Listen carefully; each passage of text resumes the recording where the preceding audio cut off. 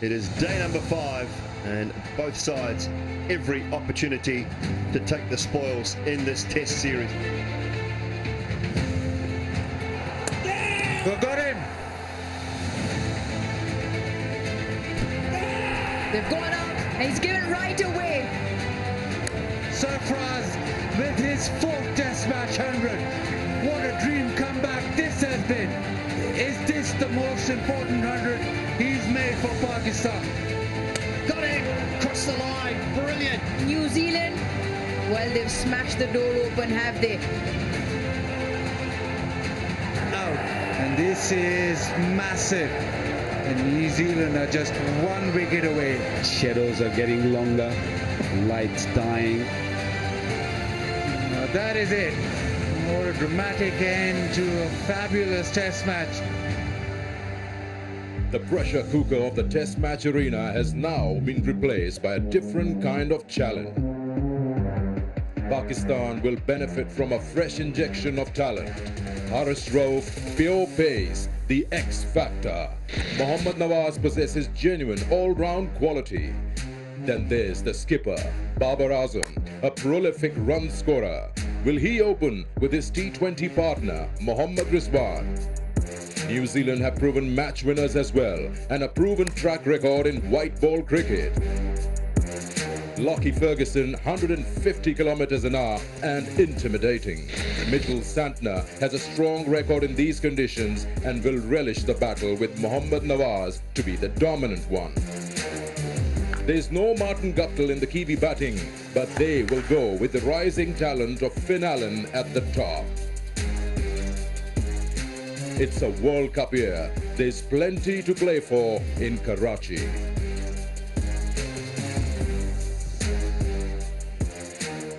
Hello and good afternoon from the National Bank Cricket Arena. It's Bank Alphala presents Dafa News, Pakistan versus New Zealand ODI series, and we're here at the first ODI and all the action.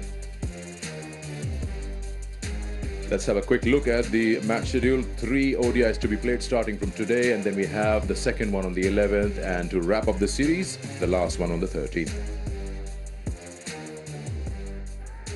Hello and welcome to Inveric Solar Energy Pitchside Studio. I'm Sikandar here with you, and welcome to the ODI series. 3 ODIs. It's been a long time since New Zealand has played an ODI, white or red ball cricket in Pakistan, so this is a big moment here. And also another big moment. Look who's joined us.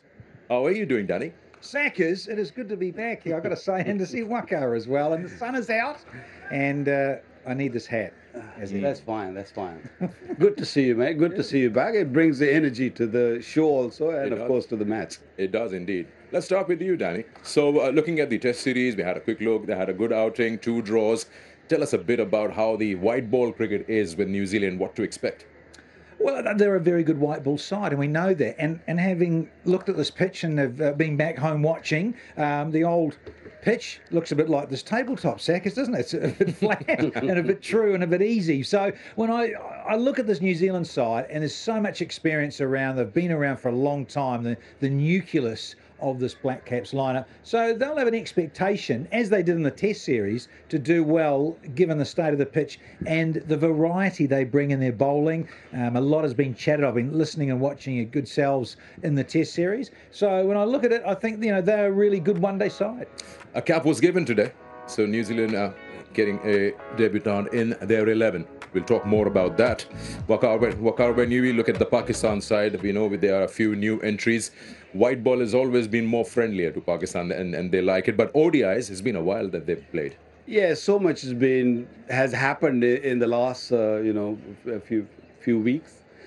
Test match cricket, we had 5 test matches on the row, and now comes to a white ball, which Pakistan likes, Babar likes, and I think Pakistan should do well. They're pretty used to playing on these sort of surfaces. Recently they played in New Zealand, but this is the first time New Zealand also playing in Pakistan after a long time. I know they're very fine side, they're very attacking side, but Pakistan have got a good method of playing on these sort of pitches. So I think they'll be well prepared. There are a few new faces in there, which is good to see. So as I said, there's so many changes being made. And yeah, there you go. A new cap, a brand new cap has been given. Sam Amir, a proud moment for him, as for his family, friends, and everyone. So that is something very different and very new. We're seeing, the right arm leg spinner, he's been waiting in the wings for a long time, Sam Amir. This could be a good start to the preparations to the World Cup that is coming later in the year in the subcontinent conditions for New Zealand and Pakistan. Look, there's so much discussed about that, but really, it's still a fair way off. Let's be realistic about it. It's October, November, and let's also be honest about it as well. A lot of these guys play in this part of the world in franchise T20. I know that's T20 versus 50 overs, but they know these conditions well, and there is an expectation, certainly for these guys wearing black, to do well every time they go out there as a group against any opposition. Aussies, you tend to struggle at home against Australia. Let's be real about that as well. But I think anyone else, England, we know they're number one. Those two really stand out for me. But I think New Zealand as a white ball side, they back themselves. Yeah. Well, we're all ready and set, getting closer to the toss. But before that, let's have a look at the pitch today. Pitch report brought to you by Inverex Solar Energy. We haven't had a men's ODI here at the National Bank Cricket Arena since 2019. That game Pakistan won by 5 wickets, chasing down to 98. But what we have seen here is that white ball cricket teams like to chase, and the reason is when the lights come on, it slickens up the pitch, the ball comes on better. If I look at this pitch, it's a typical Karachi pitch, which is quite dry. You can see a few cracks, but that won't affect much. The ball should come on to the bat, and it should be good for batting. But even so, once those lights take effect and once it becomes that way, it's even better to bat on. So teams will look at this and think maybe in the first few overs the ball will not come onto the bat, and maybe that's an advantage. But now we've switched from red ball to white ball. So let's just roll up our sleeves. Pitch report brought to you by Inverex Solar Energy. Usually when you go to white ball cricket, whether it's T20s or ODIs, we've seen in recent times that the captains winning like to chase. They feel they have a better opportunity. Do you think this is going to be a similar case out there, whatever you've seen of the surface? Look, T20 cricket I've seen over here in Karachi, most of the captains, they like to sort of, ball first and get the target in front of them. But in one-day cricket, because it's been a while that we haven't seen much one-day cricket played on this pitch. But yeah, once the light comes on, which will be around, 5:30, 6 o'clock, and I think it will spice up a little bit. It will come onto the bat a little better. So I'm with Baz on what he's just suggests, that, ball first, get it out of the way, see what the target is, and go out and bat. Finn Allen is going to be someone to deal with. He's been going great guns and a great addition to white ball cricket for New Zealand. Absolutely, Sir Kenneth. And it's exciting because the end of Martin Guptill, and then you've got a similar sort of in stature, tall right-hander, and plays a little bit like Marty G. So I've been very impressed with what I've seen in that World T20, glimpses of it. And then you think about these guys given an opportunity. And certainly Finn Allen's going to want to be playing there. The other one I want to throw out there too, Sackers, and Waka, I'll be interested possibly, is the guy Henry Shipley. Okay. Big, tall guy. I've not seen him in the flesh, so I wonder if he gets an opportunity. I know the pitches are probably not ideal for him, but he's so tall, I'm looking forward to seeing if he gets a go. And then the pace battery, Horace Rove, Lockie Ferguson, it's going to be fun. It'll be fun. It will be good to see a Snan also from the other. Naseem is most likely be playing. So there are a lot of fast bowlers. You will see the pace also. But yeah, T20 or white ball cricket is a different ball game altogether. You got to be a bit more disciplined, a bit more, vigilant, and be a little bit careful when you're bowling. Yeah. Okay, time for us to get to the all-important toss. Kane Williamson is the captain once again in white ball cricket, of course, and Babar Azam. They're out there with Basil Khan. Let's find out what the captain wants to do if they win the toss. Over to them. Toss brought to you by Inverex Solar Energy. Right, it's toss time here at National Bank Cricket Arena. I've got David Boone, match referee, Kane Williamson, and Babar Azam. Babar, you have the coin? Give it a spin. It's a heads. Thank you. Babar's won the toss. Babar, what will you do and why? We would have to bowling first, which look like good, so we will try to take early wickets and put pressure on them. And second thing is, I think a little bit help for spinners in the first inning. It's a change from red ball to white ball. Pakistan have done well in white ball. Does that bode well with the team? Does that give it confidence? Definitely, we have good in the white ball, so we have carry that momentum in this series, new series for New Year's. So we will try to win this series and playing well. Karachi, you played a lot here. You know the conditions. Will that play a part? Will you be able to use the conditions to your advantage? Definitely, I think pitch is good, and I think second time they have good to bat on and help the batsman because under the lights, ball coming nicely. So that's why Karachi surface is good. What about your team? What's the combination? We have like 6 batsmen and 1 debut, Osama Mir, and we have 3 quicks. Thank you very much. Yes. Again, a very quick turnaround from red ball to white ball. Does that affect anything, or fresh faces bring new energy? Look, it's always nice for new members to join the environment, and like you mentioned, quick turnaround. So, one training and into the next format. And New Zealand, where very rarely have played in Pakistan, what would New Zealand take out of this series? Yeah, obviously a great opportunity to be over here, have this experience against a very strong side. So, for us, it's wanting to stick to our plans, adjust our skill sets accordingly as well as we can, and try and put out, good performances throughout. Would you have liked to bowl first, or it doesn't really matter? We were going to bowl first as well, but we'll have to wait and see. It looks like I managed to bring the surface back up nicely, so it'll just be adjusting with the bat first up. What about your team combination? Anybody new coming in? One new member, Shipley, comes in, makes his debut, so a really exciting opportunity for him. Thank you very much and good luck. Thank you. So the news out here is that Pakistan have won the toss and have elected to bowl. Toss brought to you by Inverex Solar Energy. No surprises there. Side winning the toss wants to bowl first, and as you know, Osama Mir comes into the 11. It's his first opportunity, and I'm sure he's going to cash out on that because he's had a good domestic season, especially the Pakistan Cup, the one-day format at home. No surprises. They want to chase. Now, in white ball, we've seen recent times setting a total can be a little tricky, or also maybe depends on what side you're playing against. But I'm happy with that call. You would have done the same. Not anymore. I mean, it used to be the case that put runs on the board and just and have target in front of you. That's not the case anymore. White ball cricketers, these young cricketers, the modern cricketers, they back themselves to chase down. And also with the different law changes, the fielder coming in and going out at certain times, they read it quite well. So I think it's a right decision. It's all you got to do is just make sure that you don't let New Zealand run away with it. First time Tim Southee led the side in the red ball format, so lesser workload on Kane Williamson. We were fresh wearing that captain's cap there. Yeah, it's left a lot of us scratching our heads. Why has Kane given up the Test captaincy when he's such a great Test player? But again, the workloads, you play all 3 formats, something's got to give. And I agree with both what you're saying. I think whoever wanted to bowl, spinners can grip the ball better. Is it going to be quite slick under lights? Is there going to be a little bit of a dew factor? Possibly. Let's wait and see. I'm very excited too. I mentioned Henry Shipley. So debut for him. I'm excited to have a look at this kid. Okay. Time for us to take a break. When we come back, we'll have a look into the 11 on each side.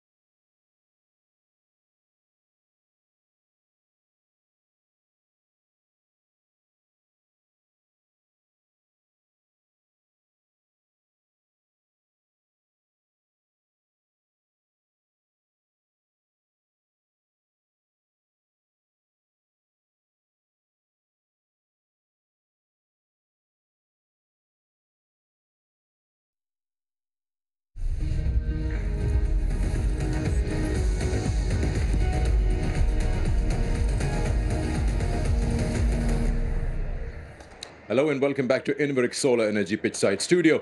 And for those who've just joined us, Pakistan have won the toss and they've decided to bowl first. Let's have a look at the two sides, starting with New Zealand. And we get Danny into that. That's the 11 that is playing today and representing New Zealand.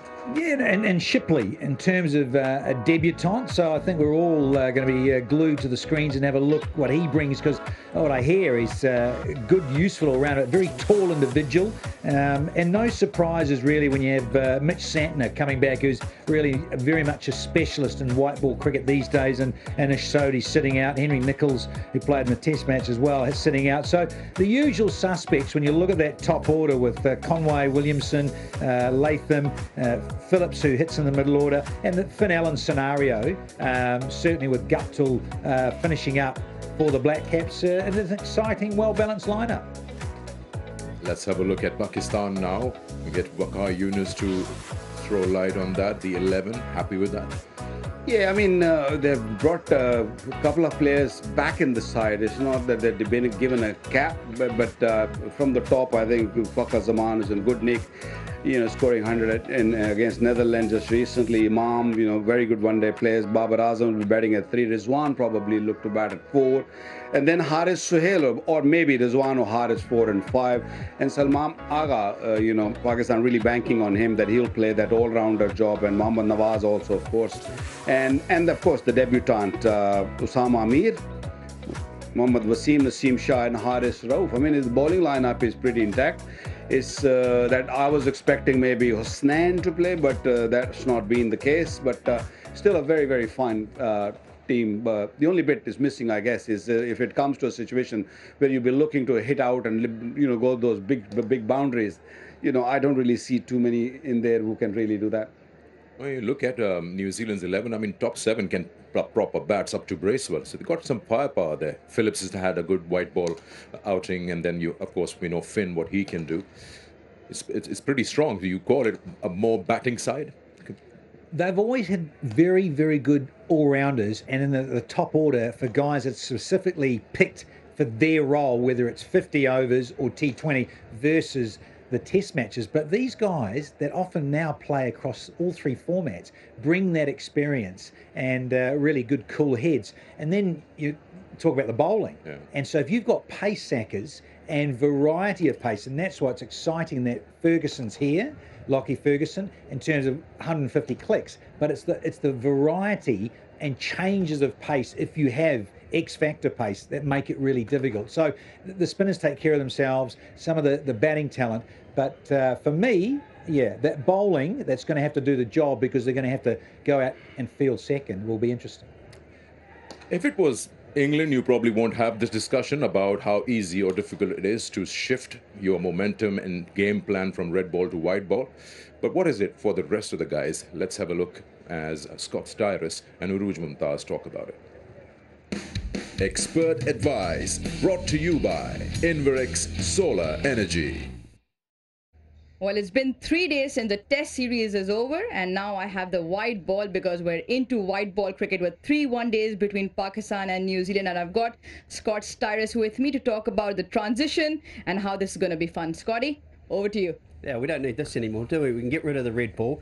You're quite right. I think the important thing in this masterclass is to look at the transition and the fact that there are only 3 days between the test series and the one-day. So what is those 3 days going to look like for these teams? If we start with the bowling, then it's the really defined skills, and that is the Yorkers at the death. How are they going to bowl their change-ups? Something we don't see too much in this test series. But the advantage, I think, then is with Pakistan. And the reason I say that is that we got to see a lot of the white ball cricketers bowling these deliveries out on the practice surfaces in preparation for the series. New Zealand won't have made too many changes. I don't expect too many changes from a bowling perspective. So those test match bowlers have to make that adjustment quickly. Can they do it? It's important because it is in a World Cup year. We talk about the surfaces. How much does that play into effect with the change-up, especially because the surfaces don't offer you much, and we got 2 real quicks. 150 plus, Lockie Ferguson and Harris Rauf. How's that going to play out? Well, that's one battle I'm so looking forward to. Who's going to bowl the quickest delivery in this series? But you're bang on right, because there is always the right way to bowl on any given surface, whether it be the pace and bounce that you often see in Australia, or you can get here when there's moisture in the surface, or it's the slower balls, mixing it up, making the batsman guess. That's what the players really need to ascertain and work out quickly to find their success on subcontinental pitches. We talk about batting then. It is so almost an amalgamation of Test cricket and T20 cricket. Sometimes you sort of get stuck in there, build a partnership, and sometimes you got to put the foot on the gas. How important is it as a mindset change for batters to customize to this format? Well, that's the trends and things we're likely to see in T20 cricket. You're right. So whilst it's Yorkers with the ball, it's the power hitting that we often see. Batsmen in Test match cricket, it's all about where's my off stump, leaving the ball well. Of course, in 50 over cricket, 2020 cricket, you don't want any of that. So it's rotation of the strike. How good can your clean hitting be? And that, I think, will be where the teams are closely matched, because we see maybe a couple of changes for both sides in the top six, and therefore those players who are coming in will be more, I guess, ready for the fact that they're going to need those skills on this ground, and what is quite a warm day now. Yeah. You spoke about Harris Rauf and Lockie Ferguson. Let's shift that to batting. Finn Allen and Fakhar Zaman up front. How are you looking at that battle? Well, I'm intrigued as to whether Finn Allen will play. I personally think he should, because this is a World Cup year. New Zealand without Martin Guptill doesn't have that power hitter at the top. I really like Tom Latham through the middle, and the way he rotates the strike, has a lot of success in the subcontinent. Fakhar Zaman has had his lean trots as well, so I'm looking forward to him coming back. Asia Cup was a big one for me, and he didn't play that well, got left out, didn't he, of the World Cup squad. So I think, there is a battle of two players looking to really cement their spot in their teams. Fantastic. It promises to be an exciting one. Keep watching. Expert advice brought to you by Inverex Solar Energy. Okay, let's hit the expert advice. Expert prediction brought to you by Inverex Solar Energy. Sorry, advice is done. It's prediction time. Let's start with you, Danny. Batting first, New Zealand. What would they keep in mind and feel secure? Well, you don't want to get too carried away and think, 300 should be a given. You still got to assess what's out there. And there's been a lot of cricket. Waka and I were chatting as I arrived here today, got off the plane and straight in here, is that this pitch, this ground has had a lot of cricket. So you just got to be smart about how you go about things. Certainly Finn Allen, we know what he can do. If he gets going, it'll be fascinating. And Conway, what he brings to the table, can get underway quickly, can manipulate you well. So there is class there, but I just don't think you get hooked into what we must get. It's a good pitch. Let's go out there and get on with it. Pakistan's perspective, lesser the better, but what is the more realistic target to chase? Look, it's very hard because we've been playing, we're going to be playing one day after a while. So I think it's all about new ball. I think looking at the New Zealand side, they come really aggressive early on. And if you can get early wickets, couple of wickets, and I think put them under pressure, and then what Danny's saying about 300 runs, if you can just get them under 300, I think Pakistan will be a lot more comfortable. But for that, you have to really bowl well. It's got to be Naseem, Rauf. They're going to be the key to begin with. And then, of course, the spinners. Don't forget Osama Mir is making his debut, so he's going to be under a pump. Yeah. Okay, there you go. That's the prediction. Expert prediction brought to you by Inverex Solar Energy. It's very, very close to the action. I guess you mentioned Osama Mir first time. I think Haris Sohail is coming in to the 11 after a long time, so he'll find himself just blending in nice and easy. We'd like to see some fireworks. We'd like to see some action, as we know that New Zealand has been asked to bat first, so it's going to be fun. It's going to be a lot of action out here in the 3 ODIs that will be played. So we'll take a break. When we come back, we have lots and lots of cricket lined up. Thank you, gentlemen. Let's enjoy.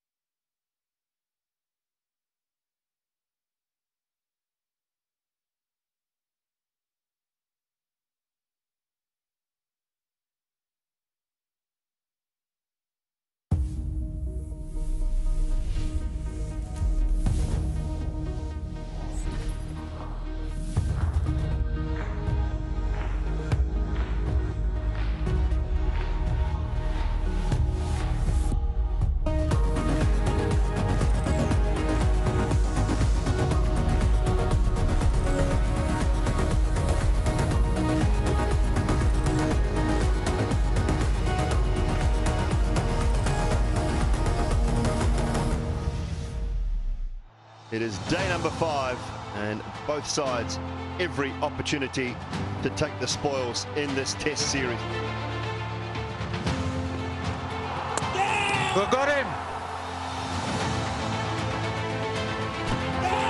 They've gone up, and he's given right away. Sarfraz with his 4th Test match 100. What a dream comeback this has been. Is this the most important 100 he's made for Pakistan? Got him. Cross the line. Brilliant. New Zealand, well, they've smashed the door open, have they? Out. And this is massive. And New Zealand are just 1 wicket away. Shadows are getting longer, lights dying. Now that is it. What a dramatic end to a fabulous test match. The pressure cooker of the test match arena has now been replaced by a different kind of challenge. Pakistan will benefit from a fresh injection of talent. Haris Rauf, pure pace, the X factor. Mohammad Nawaz possesses genuine all-round quality. Then there's the skipper, Babar Azam, a prolific run scorer. Will he open with his T20 partner, Mohammad Rizwan? New Zealand have proven match winners as well, and a proven track record in white ball cricket. Lockie Ferguson, 150 kilometers an hour and intimidating. Mitchell Santner has a strong record in these conditions and will relish the battle with Mohammad Nawaz to be the dominant one. There's no Martin Guptill in the Kiwi batting, but they will go with the rising talent of Finn Allen at the top. It's a World Cup year. There's plenty to play for in Karachi. Hello and welcome to the National Bank Cricket Arena here in Karachi, Pakistan for this first of a 3-match series between New Zealand and Pakistan. The Bank Alpha presents the Duffer News Pakistan versus New Zealand ODI series. We've just seen 2 very good test matches which ended in a stalemate. But we now turn to the coloured clothing. 3 ODIs, just a day in between each match, and all 3 will be played here at the same venue. One of the new faces for New Zealand is the now vastly experienced Lockie Ferguson, who's downstairs with Rouge Mumtaz. Yeah, in conversation with probably one of the quickest going around in the modern game, Lockie Ferguson here with me. Lockie, welcome to Pakistan firstly. Tell me, how does it make a difference when you come onto surfaces? You've probably been watching the test series that don't offer you so much, especially when you've got the pace. Yeah, look, it's part of travelling the world and playing cricket, and certainly coming to a subcontinent brings in different challenges than we get back home, but that's, you know, the fun of it. I think I haven't played here obviously before, but I'm looking forward to seeing how today plays. I think it's the wicket they played the test match on, which I've not come across beforehand, but hey, look, it's a new challenge, so really looking forward to today. Now, Trent Bolt not in the side, Matt Henry returns home injured. How much responsibility does this come on to you? Yeah, look, 2 quality world-class players that will definitely be missed, but at the same time it breeds new opportunity for new players and opportunity for myself, I guess, to step up into more of a leadership role. But at the same time, we've been playing together as a team for a long period, and there have been some games where we've missed our big dogs, as they say. So looking forward to today and the challenge it brings. Fantastic, lovely talking to you, and good luck for today. Cheers, thanks very much. His battle with Haris Rauf will be one to look out for, but both teams are out in the middle getting ready for the national anthems.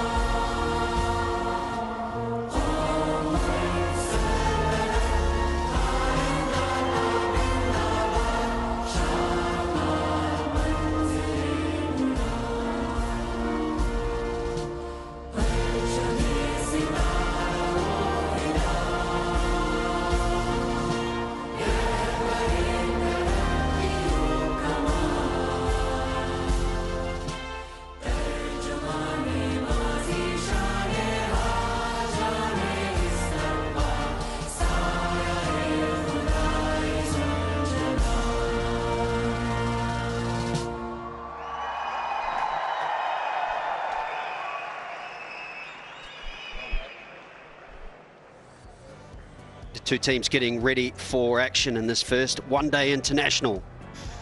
It was an interesting toss because both teams were looking to field first, but that is the New Zealand side. The big news, Henry Shipley on debut, the talented bowling all-rounder. A lot of changes in that bowling lineup. Santner, Shipley and Ferguson come into the side. Tim Southee, even with a heavy workload in the test matches, retains his spot, although he will not captain. And this playing 11, that will be Kane Williamson, and Finn Allen at the top is one to watch.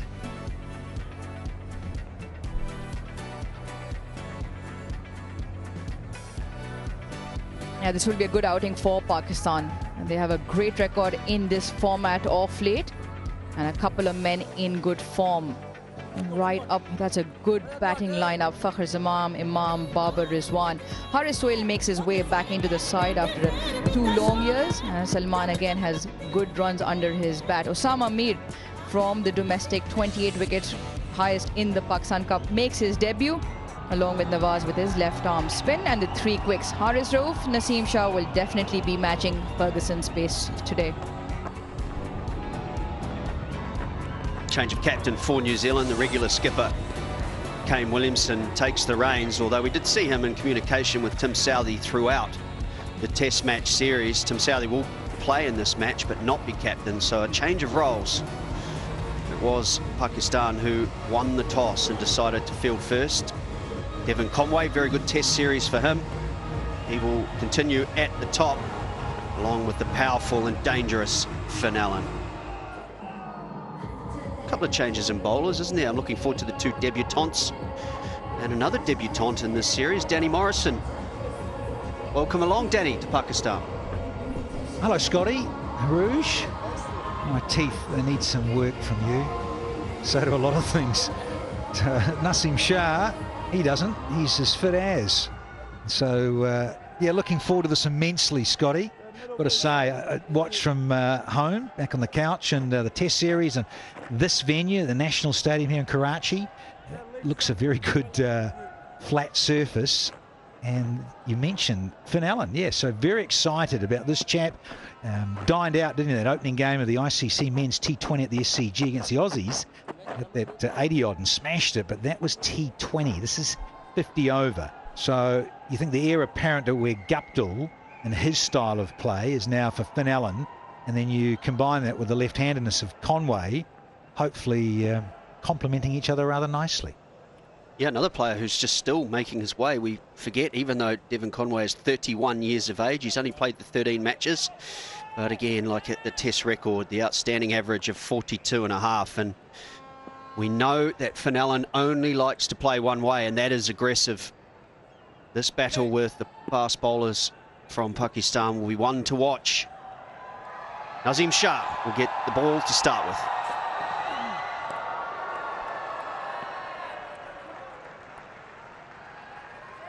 One of the changes too for Finn Allen is he's used to playing so far in his career on Western nation pitches with a bit more bounce. You can hit through the line. The cricket pitches we've seen on this ground have shown us that they are quite slow and low, and that will take some adjustment. The successful batsmen so far have been punching the ball rather than hitting it, and that's one of the changes he will have to make.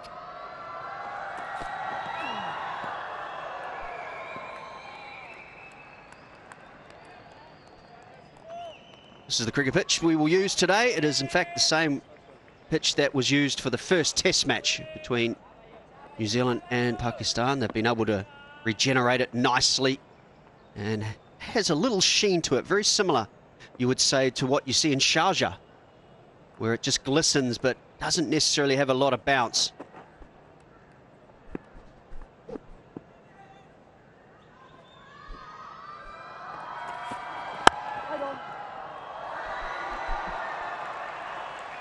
Yeah, you spoke about Finn Allen, heard him speak to one of those media interviews, and he said in this part of the world, especially on the surface that he's seen so far, it's more about holding shape and getting that balance right for a little bit longer.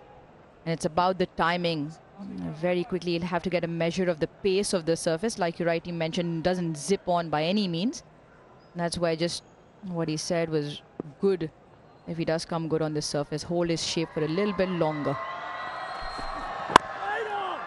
On the money so far, Nazim Shah. No real timing as yet from Finn Allen. It's exactly what you're talking about. Look to time the ball early. I'm sure as well, Danny, New Zealand will be looking to make the most of these first 10 overs in the power play. Yeah, it's been handed some good info to Finn Allen. Strike rate, the power play, at 96.4, which is interesting. You think he has to go better than that when he gets more comfortable in terms of appearances and experience batting inside the first 10. That's brilliantly fielded. We'll keep it to 1. But New Zealand are underway. Yeah, because I really think in terms of getting away from the even shorter format to now 50 overs, and you've got so much more time, and we all appreciate to build an innings and create. So let's see in terms of how he goes about things, given this little 3-match series here in Karachi in Pakistan. And then, of course, they head across to India for 3 T20s and 3 ODIs as well this month. You've got to say that's perfect preparation for a World Cup later this year to be played in the subcontinent.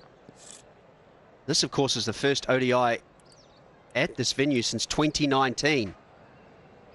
So even Pakistan will be looking to ascertain what the conditions are like. Got him! First ball! That is a great start. Pakistan strike early. And that's Naseem Shah. Rattling the stumps to Conway, very first delivery, and he has got him round his legs. So Pakistan are up and about.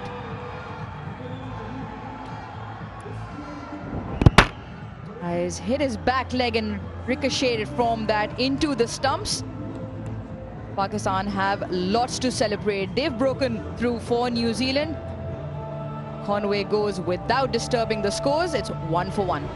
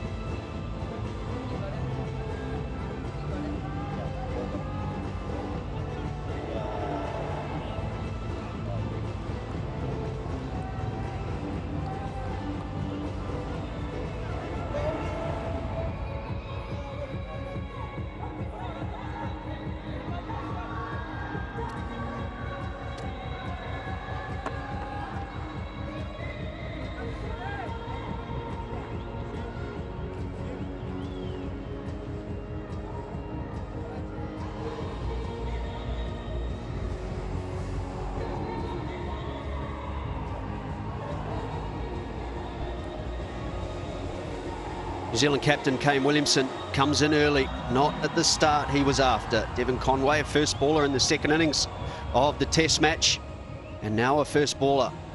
Little unlucky, you have to say, ricocheting off the, well, almost the back shoe. But another player with an outstanding record, that is a high quality average, strike rate is more than fair, and 1300s as well.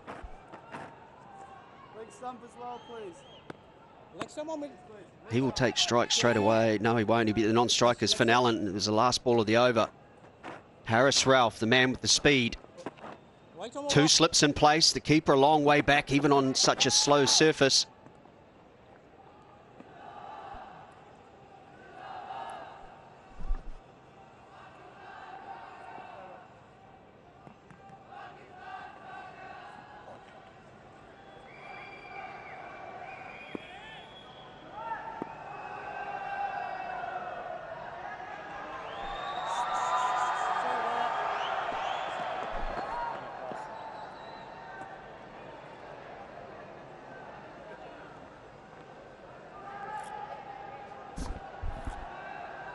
You need a bit of luck in this game, they keep saying.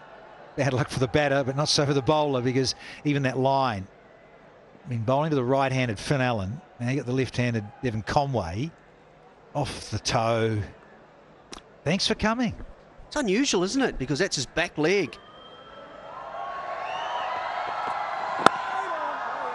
Good start as well, Pakistan. Right on the money to begin this one-day international. watch the back leg here. It goes outside the body. And that is usually a strong zone as well for Devon Conway. Likes to whip the ball through the leg side. He'll be disappointed that he missed out, if anything.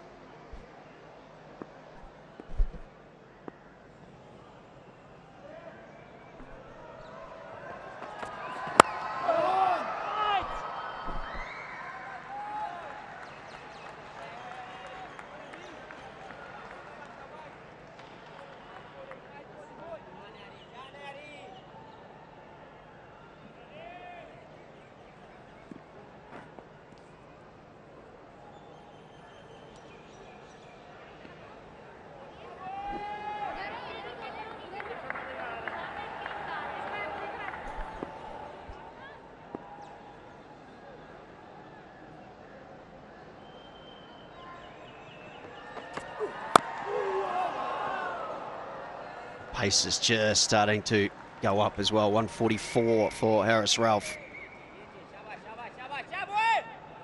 Pakistan can sense they can get on top of this New Zealand side. We talked in the pre-match about Pakistan getting a couple of wickets early, putting some real pressure on this middle order.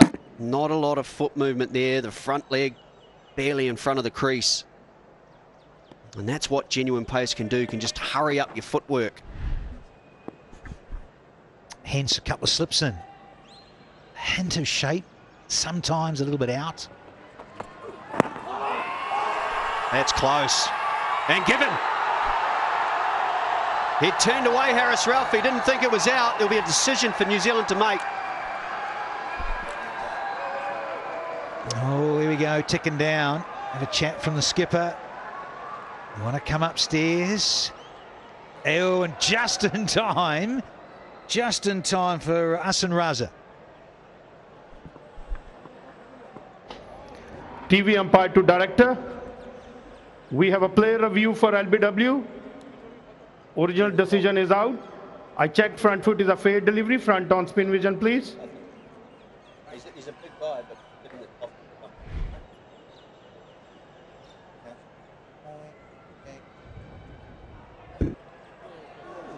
Appears to be no bat involved. To confirm ultra edge, please.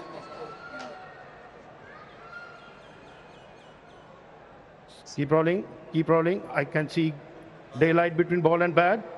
Satisfied, no bat involved. Go for ball tracking when ready, please. Asif, stand by. Waiting for ball tracking.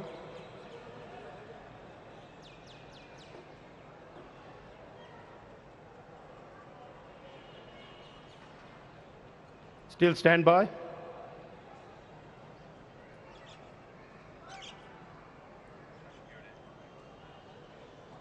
Ball tracking coming up. Original decision out. Pitching outside off. Impact in line. Wickets missing. Can you go back on field, please?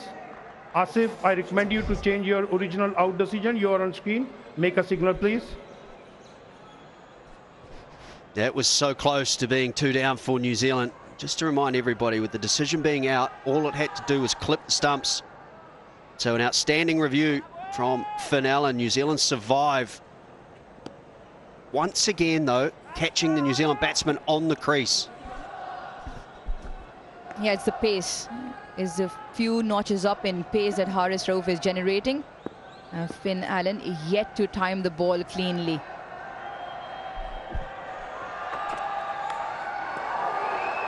Tentative once again. This is a terrific start from Pakistan and Harris Ralph. 147 kilometres an hour. It's done him for pace again. Huge gap between bat and pad, but the other thing, 147 clicks, and look where the keeper takes this. It's a lack of bounce as well. Usually, Finn Allen, we saw in the T20 World Cup, enjoys extra pace. The way he got hold of that Australian attack with Stark, Cummins, Hazelwood.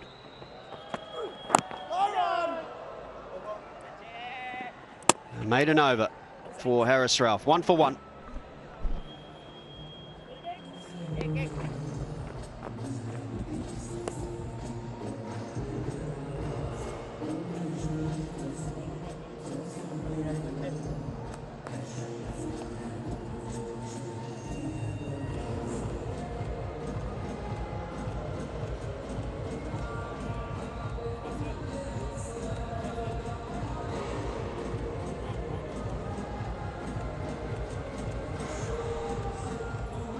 Kane Williamson yet to face the delivery. That first ball dismissal of Devon Conway, setting them back. Finn Allen at the top is there to generate a strike rate, as they say, get the innings going. And just 1 off 11. Successful bowler Nazim Shah will continue. Plenty of fans in the ground. A few more than what we saw in the Test series, and which is good to see.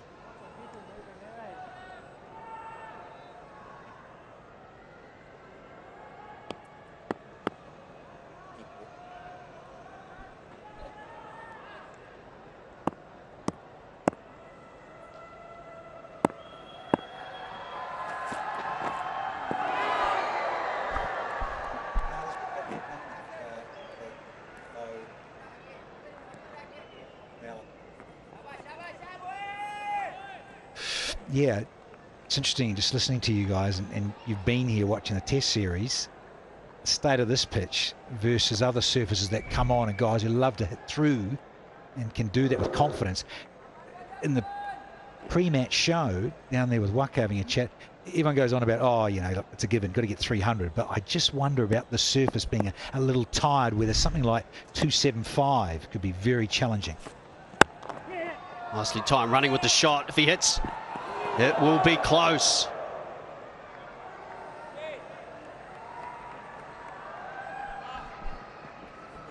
Yeah, tight single, and he had to run around Naseem Shah, Kane Williamson. Babar Azam at mid-off. A good piece of fielding. It just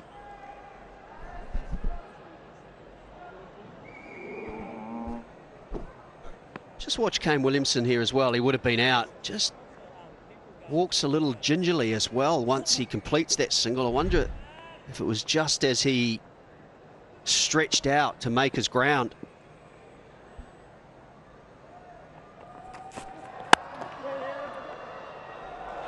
Another brilliant piece of fielding. One of the umpires, Alim Dar, vastly experienced, is just warning. Must be the batsman, is it? It's not the follow-through of the bowler. Finn Allen just getting in the danger zone. Yeah, thanks, Kenny.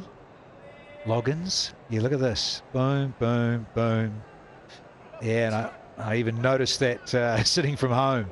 The Test match just recently finishing, and Alim Dar was front and centre stage in the Test series as well.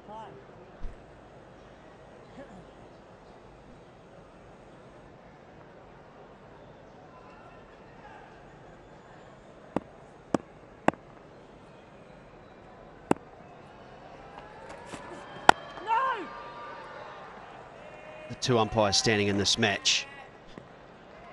As we've just seen Alim Dar in the action already.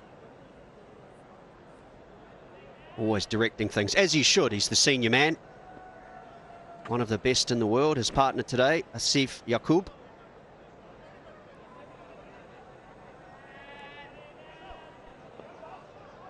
Make a good point though, Danny, I think, with the two batsmen. Their role in the middle obviously is to score the runs, but it's also to provide information back to the dressing room about how the pitch is playing and the score that they need to move towards. You never really want to limit yourself. That's one thing I know that, say, former New Zealand captain Brendan McCullum used to talk about. He was 50-50 on that sort of thinking, because if you say 250, then you could leave 20-30 runs out there. But I think the ground staff, they believe 300 was the number, but just watching the pitch so far, I think you'd have to bowl pretty poorly for that to be the score. And we've mentioned at length already, even, you know, the Test series and the nature of the surface. As ever, we've got a little bit of fun and games with the sight screen and people getting organised and standing behind it. And people to the sides, and Bubba's just gone down to have a wee chat. You don't blame the fans here, do they? They want to get in behind the bowler's arm, trying to move across. It's one thing that happened in the Test series as well, Danny. Very few bouncers bowled. and as a fast bowler yourself, it must take some change to not have that intimidation factor. I think Pakistan already have shown that they've been more than comfortable just leaving the ball back of a length, bowling dead straight, asking the batsman to take a risk.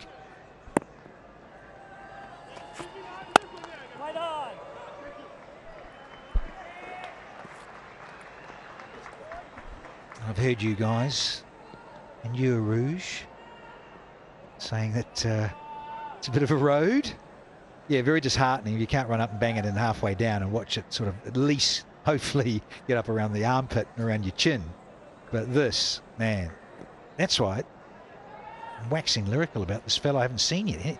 Henry Shipley, but like Kyle Jamieson, apparently. Very big, tall timber, and that extra little bit of bounce, courtesy of your height and your stature, I like to go a long way, given this surface. So excitement around Shipley. See later on, once the sun goes down.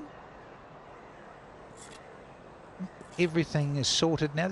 We're looking, there's a bit of a gap between the top of the advertising and the sight screen, but I don't think so bad for Williamson at ground level, but it'll be disconcerting.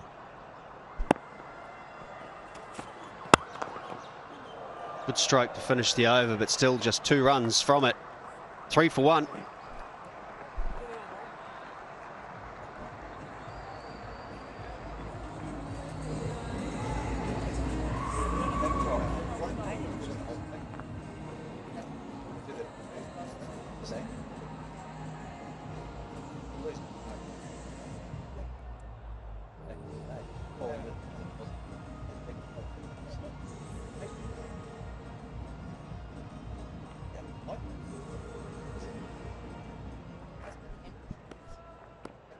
Made an over for Harris Ralph to start. Still that battle I'm looking forward to with the power hitting of Finn Allen. Hasn't timed a ball yet.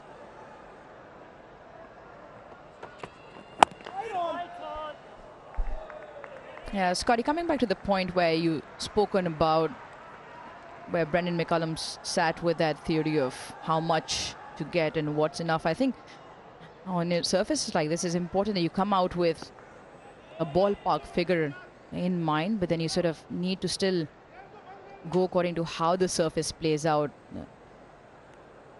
Yes, it might be a flat surface, but the lack of bounce sort of alters plans.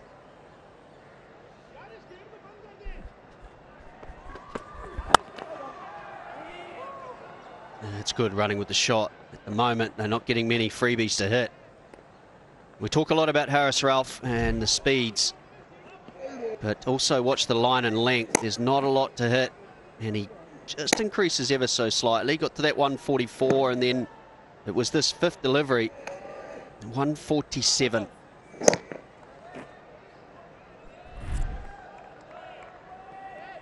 Yeah, 147 very quick and skids through, but doesn't get very high. Probably something that Finn Allen is getting troubled with. You said he likes the bounce and the extra pace. It's not there at the moment.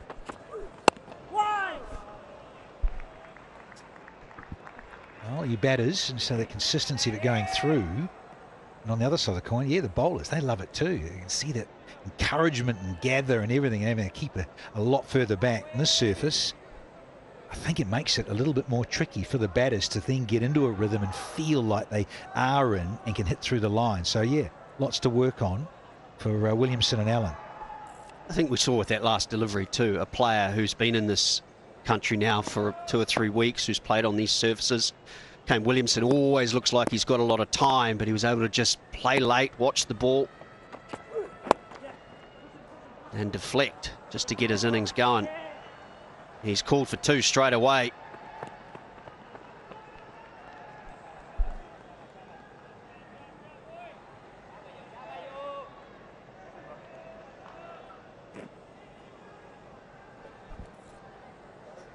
He's coming back from injury, Harris Ralph, and I believe a bit of a niggly thigh. So this is impressive in terms of his lines and his length, as you say, Scotty. You're not giving you anything to really thrash at. And that last one was just a hint of, just got a little bit offline. Not much, but just a hint.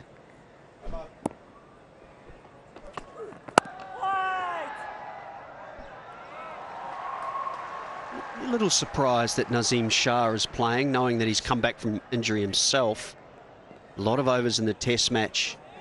Didn't perhaps get a game off to rest and not get those workloads too high? I think it'll be a matter of how he's feeling and what the medical team feels about him. I don't think he'll play all 3 games. I think Pakistan playing with their best possible side in terms of their quicks in this first game. Would be tough. I'm sure we'll see all 10 from him. Timing is there for Williamson, but not quite the placement as yet. 6 for 1.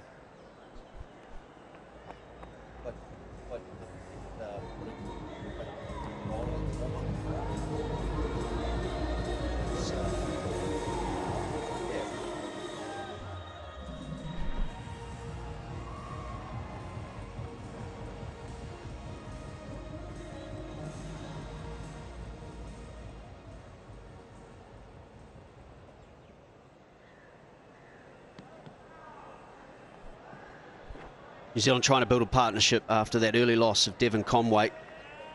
Nazim Shah, the man to pick up the wicket early. Phil Allen, 3 off 14. New into the country, straight out to the middle.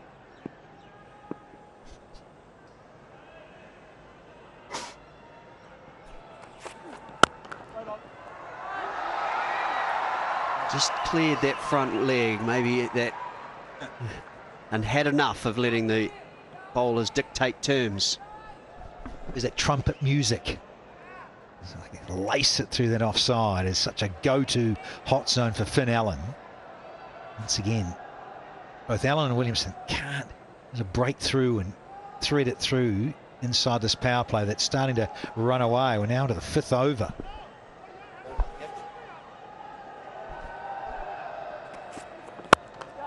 There we go. He's got the placement this time. First boundary of the one-day international. It's to Finn Allen. Yeah, this will give him some confidence. He was slightly over-pitched, and he had to angle it through to pierce that offside field. Has raced off his bat as well.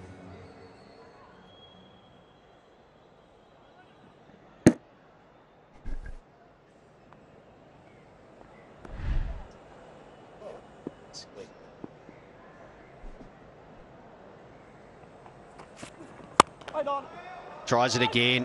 Good fielding.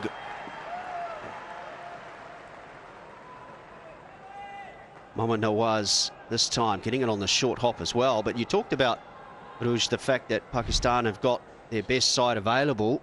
And I guess the key word is available. How good is it to see this man running in warm-ups? One of the premier fast bowlers in the world, Shaheen Afridi. We've been able to watch him throughout the Test series, going through his rehab. But it's good to see him back bowling full pace. Straight down the ground. It's a quick outfield. That's second boundary in the over. Yeah, looks like he's had enough. It's more about stand and deliver. It was in the slot. The slow one rolls his finger. Finn Allen very quick to pick it up. And he just patches it straight back over Naseem Shah's head. A couple of boundaries in this over for him.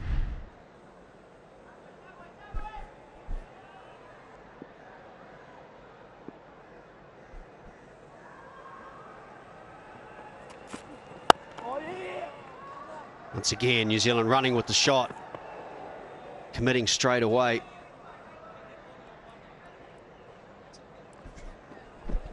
Yeah, plenty of boundaries, and that brings about the Osaka boundary contest. And every time the Osaka displays on the LED boards, the batter will be awarded 10,000 rupees.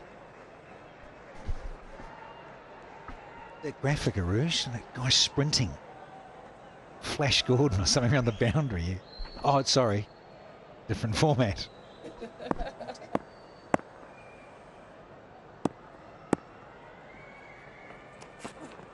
Play time.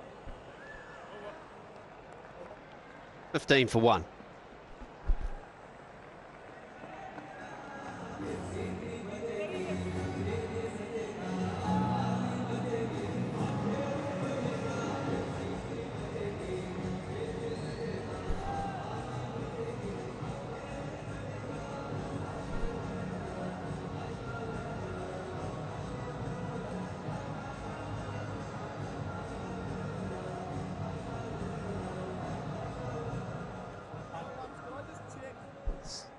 National Bank Cricket Arena is the venue for this whole tour, in fact. Unusually, the 2 Test matches and the 3 ODIs will be played at this ground.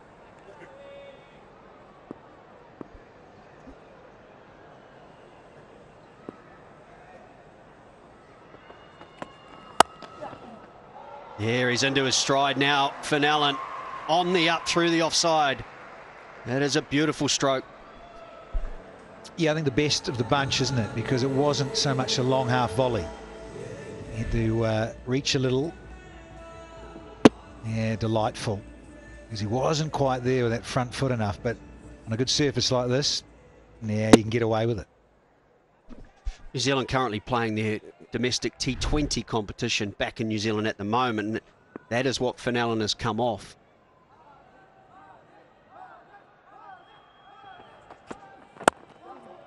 Through the leg side this time. This was that long half volley. Back-to-back boundaries. And he's raced to 20. Got a while to get some runs. Was on 1 for a very long time, and he's made the adjustment. Just waiting a wee bit now for the ball to come on. And playing it late, timing it well. As through the gap on the onside this time round. Dealing in boundaries, 4 of them now for him. And this is the beauty of putting the pressure back on the bowler as well. Getting a few boundaries away. I thought Pakistan were outstanding with their line and lengths early, but a couple of boundaries and the bowler's under pressure. And a short one put away too. 3 fours in the over. Well, they might be rocketing down from Haris Rauf, but he's been dealt with equally. 3 boundaries on the trot, this time banging in short. He doesn't get high at all. Finn Allen, all it is swivel. Another boundary. He's got some thinking to do now, Haris Rauf.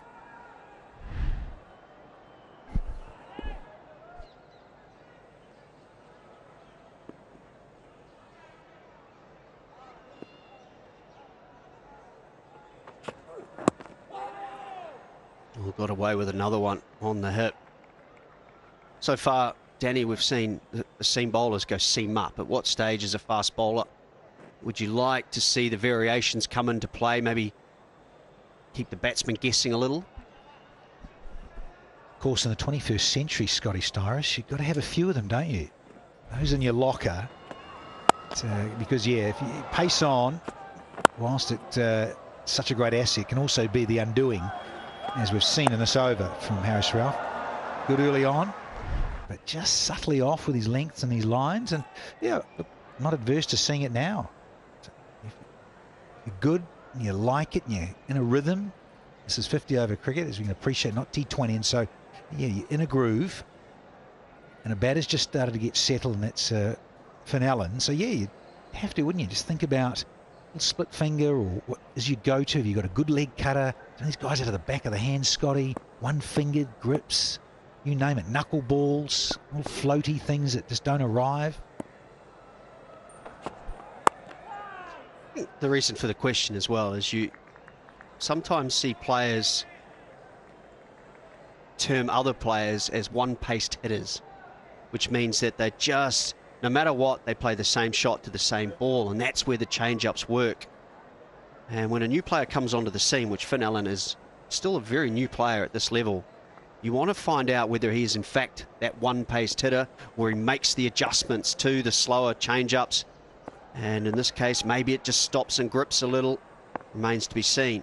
Need to find that information out. Good comeback in the over. 3 boundaries, 13 from it. It's 28 for 1.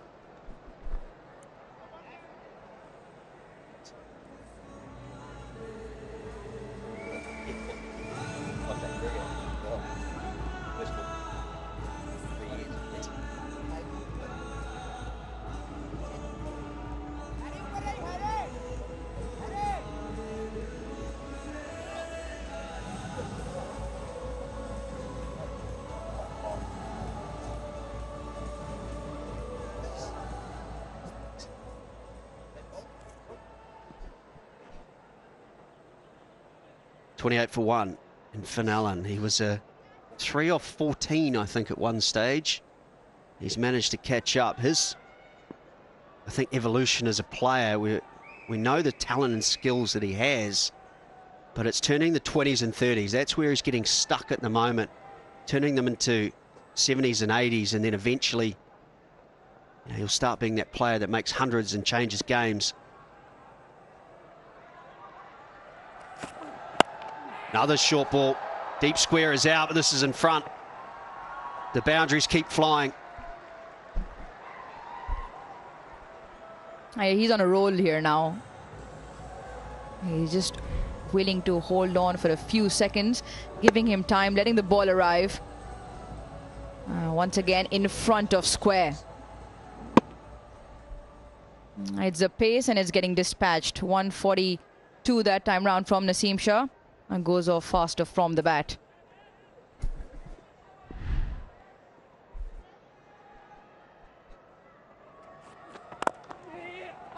Running once again. If he hits, it's potentially gone to the wrong end. That is the skipper, Babar Azam.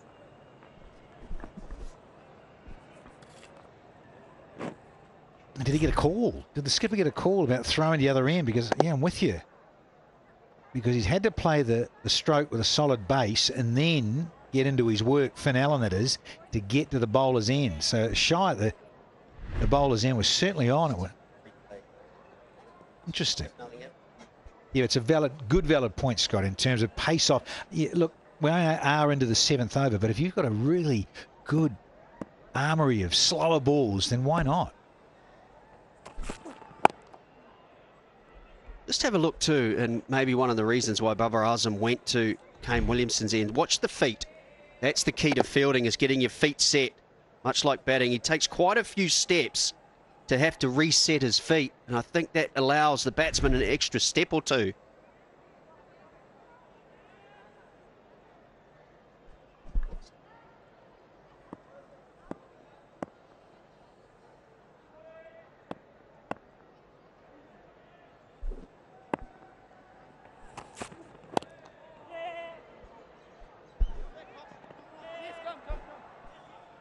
A little sloppy, but they will come back for 2.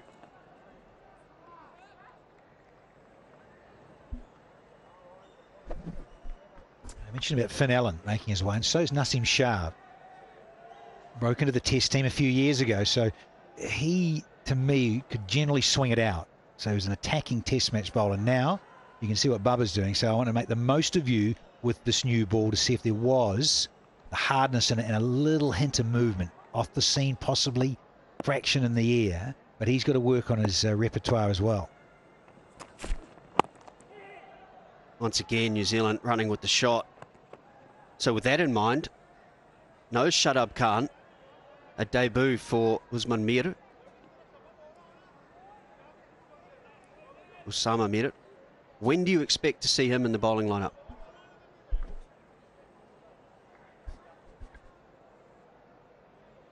I think the way things are going, it won't be long we see Mohammad Wasim Jr. from the other end. Yes, it's his debut, but I wouldn't mind the ball being thrown to him maybe over before the power play ends with a leg spinner, and if he gets into a good rhythm, he's coming off good form as well. 8 runs from the over, 36 for 1.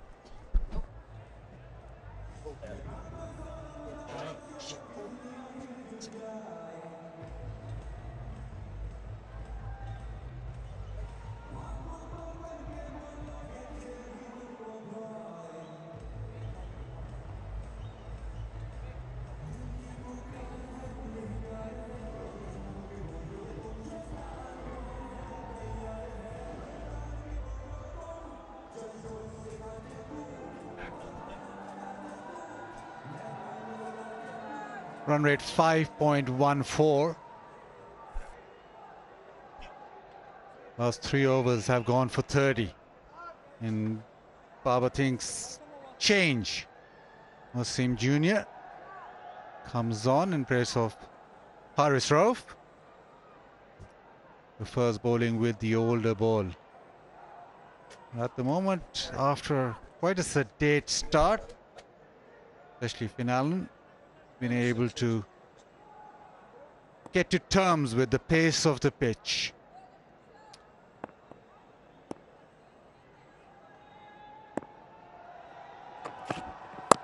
A decent start. It seems as if the pitch requires bowling very straight and short of a length. Afternoon, Harris. Afternoon, Bassett. Been very impressed with Finn Allen. Normally very aggressive. What was so impressive, just took a couple of overs to get used to the pace. Since then, he's been very destructive, hitting in good areas.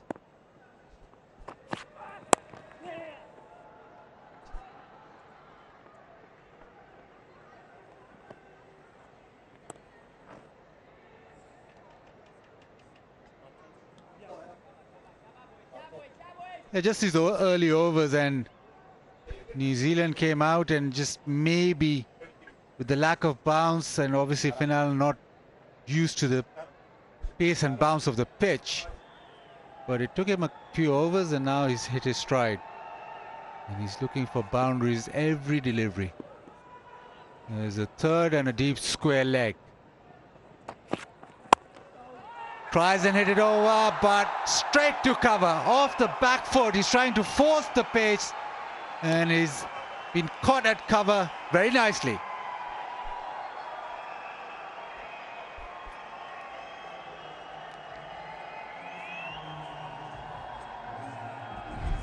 Yeah, just trying to force a little bit too much. Just getting out in front of himself. Wonderful catch at cover though. Pakistan, wonderful catch. Fielding's been good from Pakistan and capped off with a wonderful catch. Unfortunately, Finn Allen, after a wonderful start, out for 29, New Zealand 37 for 2.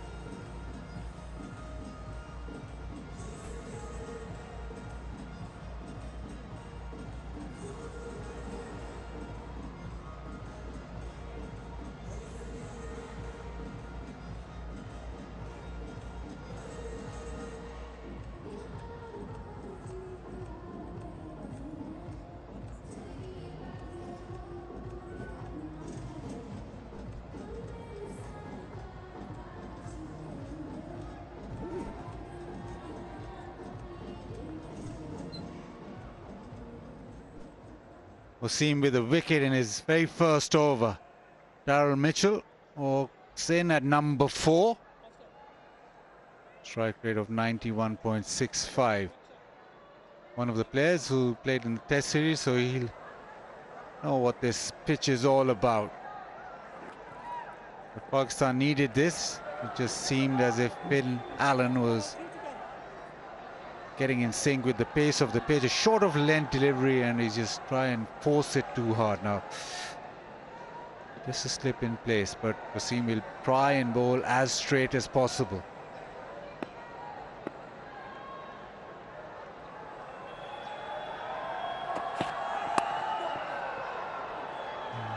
Gets it down to third, just a single. Short of a length delivery, trying to hit it too hard. Yeah, so far Pakistani bowlers have been pretty good. Even the boundaries been hit on the deliveries, on a good delivery. This one was a good delivery, good pace, good bounce, and a brilliant catch. Fielding's been spot on so far. It was never there. He was just forcing the ball to go through that cover and mid-off fielder. It was, the ball bounced a touch.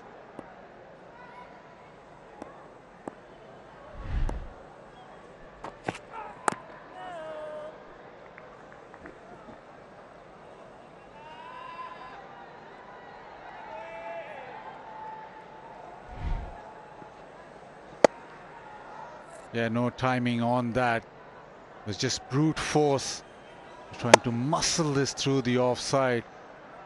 Salman Agha in the way. Yeah, disappointed, but the ball did hit high on the bat.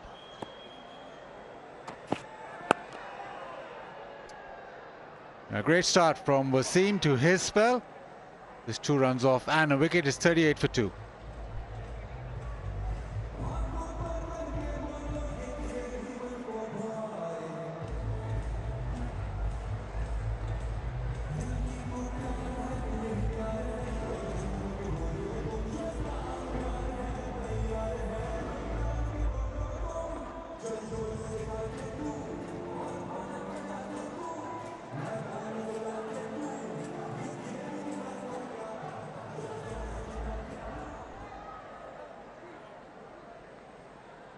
Wasim with the wicket, and that has meant that it's now up to Williamson to make sure that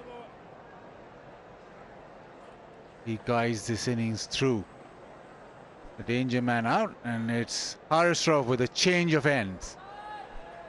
It just puts a little bit more pressure on Williamson, that loss of Finn Allen. Got used to the pace and scoring so quickly. It allowed Williamson a bit more time. Now, just a little bit more pressure to score.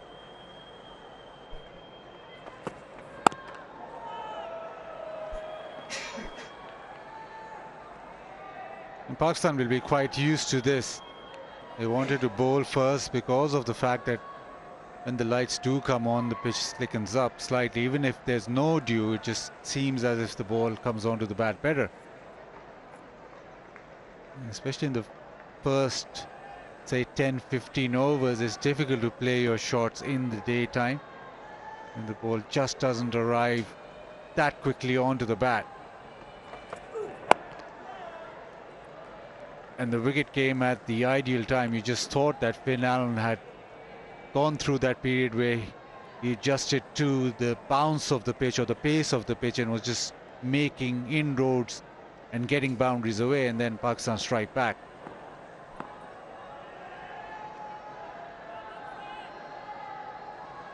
You can afford to go hard on every delivery in T20 cricket, but one-day cricket is a different ball game. You have to really look for the right delivery, and I think Finn Allen was very frustrated.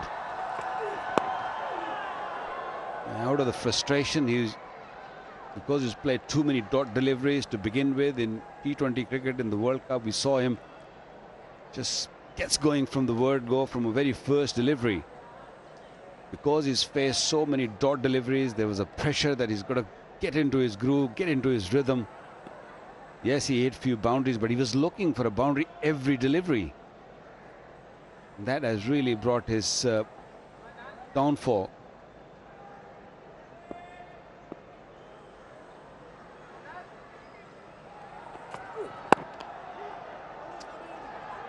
Run again. They've done this well, have New Zealand being able to just hit and run. Yeah, Barber not happy.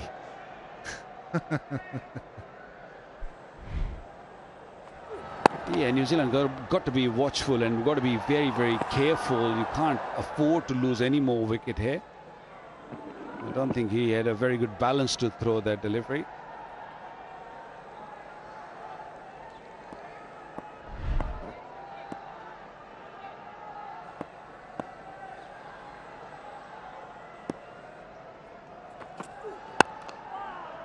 Slightly fuller. That short of a length is the way to go, especially with Haris Rauf's space. Sometimes just skids through lower and it's difficult then to drive on the up. It's the one that's pitched up or one that's banged in that is slightly easier to get hit to the fence or to get maneuvered. Just short of a length into the stumps on this pitch so far has been the difficult one. Slightly wide and beautifully played.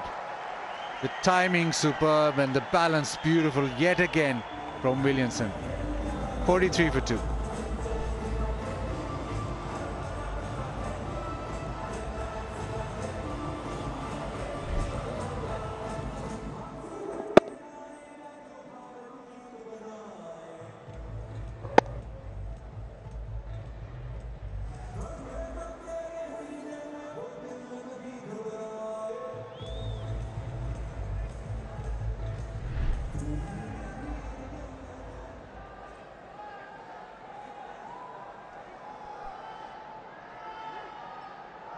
Well, this shot will do Kane Williamson the world of good. Wonderful timing. Beautifully played under his eyes.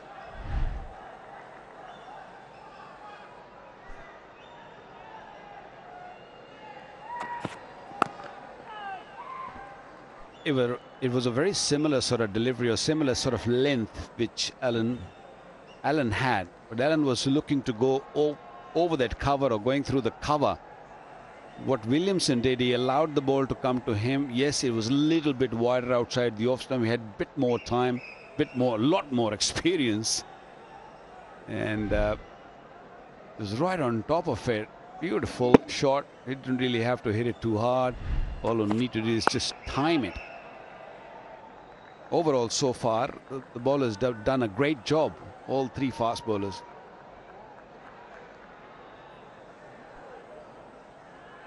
Yeah, they've been into the pitch, short of a length into the pitch. And you just feel that you just stay there and don't venture full. Then it's not that easy to get boundaries away. There you go again, into the pitch, into the stumps.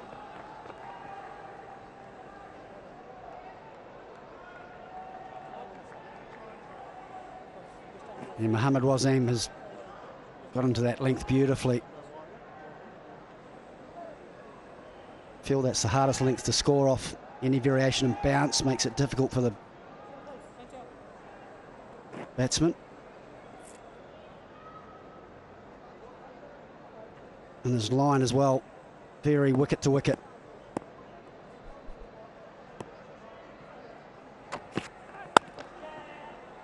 Beautifully played. This time off the back foot through the covers. He is definitely in sync with the pace of the pitch now. Yeah, don't give him any room. You allow him to just free his arms a little bit and he will punish you. This time on the other side of the field, a little bit more squarer. Excellent shot, great to watch. Yeah, that was just a little bit wider of off stump, wasn't it? And just a little bit shorter, just allowing Williamson play from the back foot comfortably.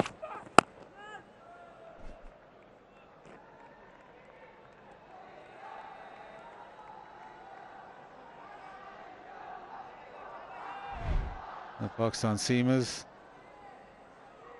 not really ventured full. It's been length balls or slightly shorter than that. And once they've gone full, that's been the easier scoring shots.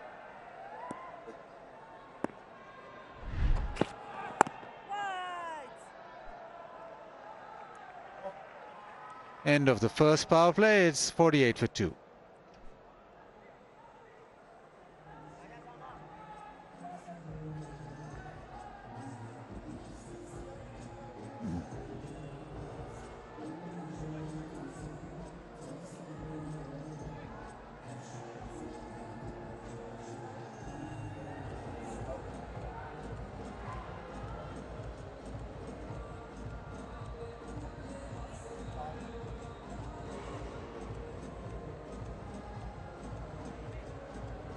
Yeah, a couple of wickets New Zealand have lost in the first 10 overs.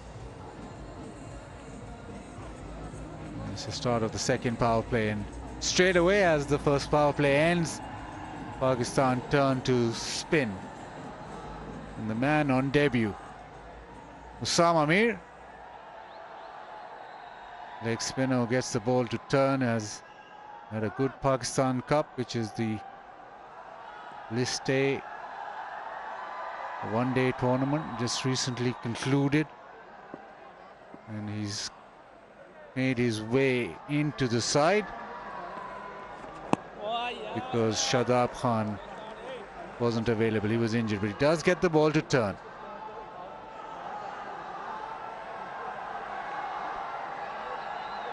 Yeah, great moment for Usama Mir, given a cap earlier.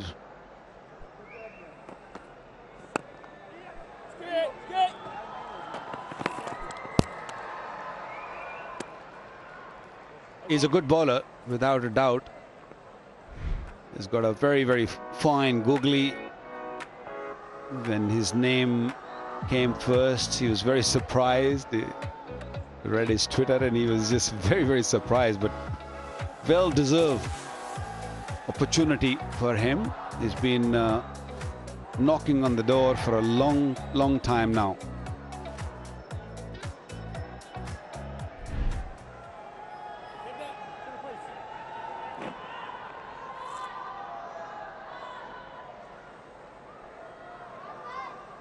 He's a tall right arm leg spinner. Must have been under pressure right now.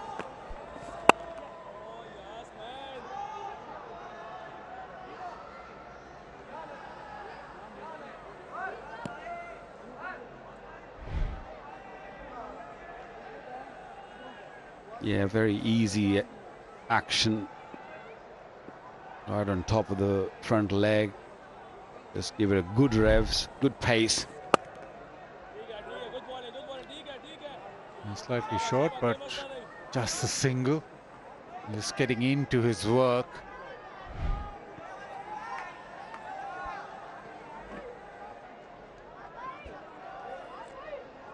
Nothing much wrong with that. He's got loads of experience, played a lot of first-class cricket, a lot of one-day cricket.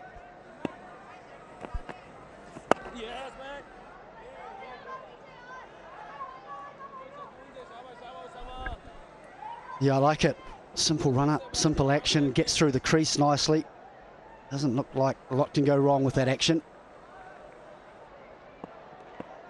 Adjusting his line there too, just needs to be a little bit straighter. Nicely timed. Wasim has a great arm.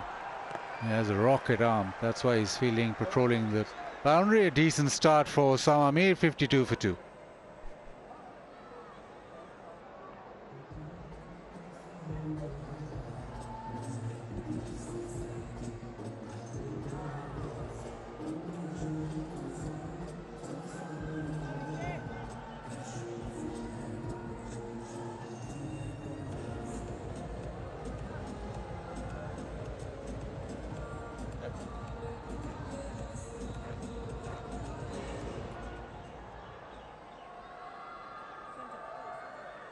The run rates in the first power play, New Zealand 4.91, Pakistan 4.78. England, as usual, on top of that list. Today they scored 48 in their 10, New Zealand.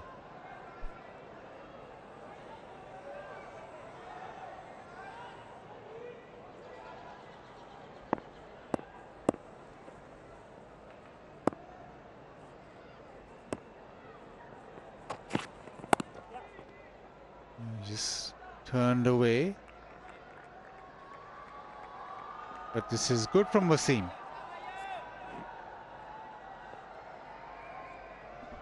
Well, early pressure from Pakistani fast bowlers. They kept things really tight, got the early wicket of Conway from Naseem Shah, ball a full-length delivery.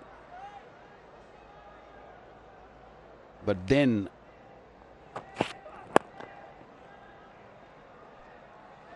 good running once again.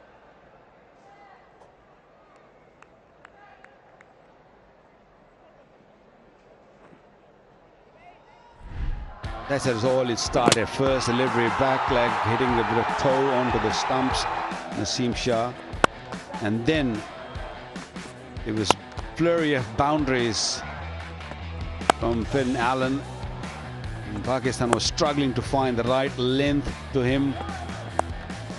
He was pulled it nicely, driven nicely. No real change of pace. And then at last, bowling change did the work for Pakistan. Wasim came on and picked up wicket in his very first over.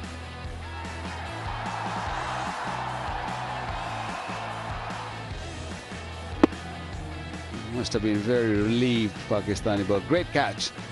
Salman Agha in the cover.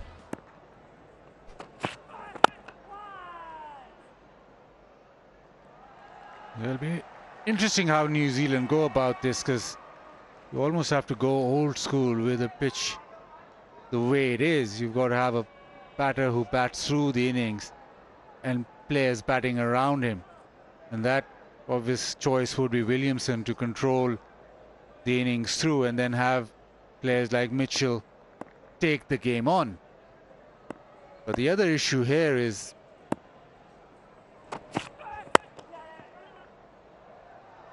call for 2, but just be 1. But the other issue here is that in Karachi, most of the time, batting second is the way to go, and it's much easier batting second once the pitch slickens up. So once you're setting a target or batting first, you have to go slightly harder in order to compensate for those 10-15 runs advantage that the team batting second has. Now that remains to be seen how much advantage it will be, but normal case it is an advantage batting second. Another decent over. Wasim has been really good. 55 for 2.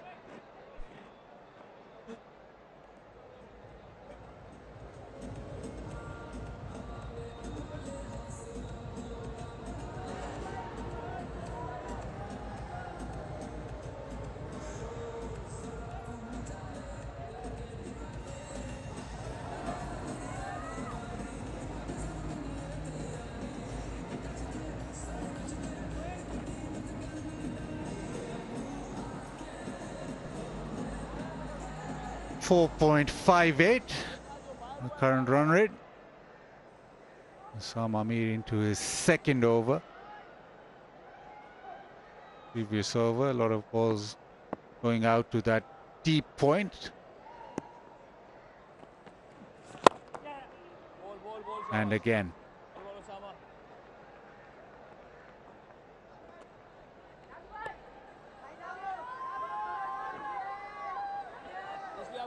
Ken Williams' strike rate in the first 10 overs is pretty low. It goes around about 62, maybe just under. And from 11 to 40th over, when the field opens up a bit, his strike rate improves significantly, 84.67. And then if he's still there right at the end, he pushes it hard. It goes to 125.67. He's a player who likes to bat long, as you were just mentioning.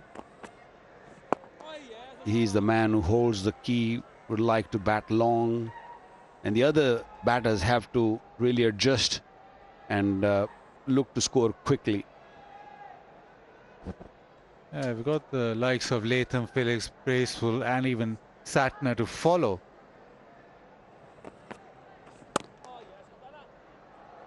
That'd probably be 2.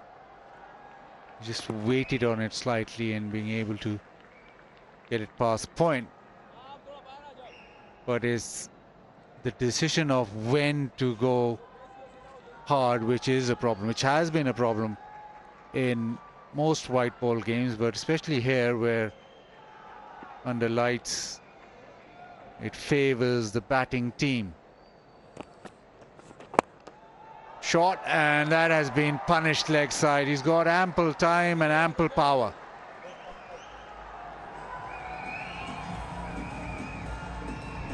Good pressure on the bowler from Mitchell, just dropping and dragging that one down. Mitchell's not going to miss out the form he's in. New Zealand's first boundary in 3 overs. And just a release of that pressure.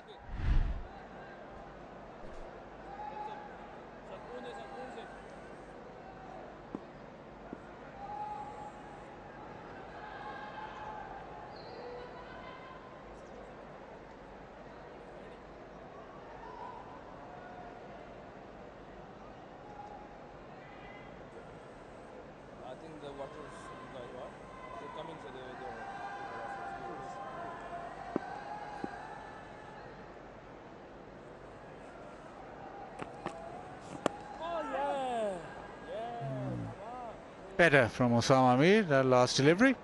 62 for 2.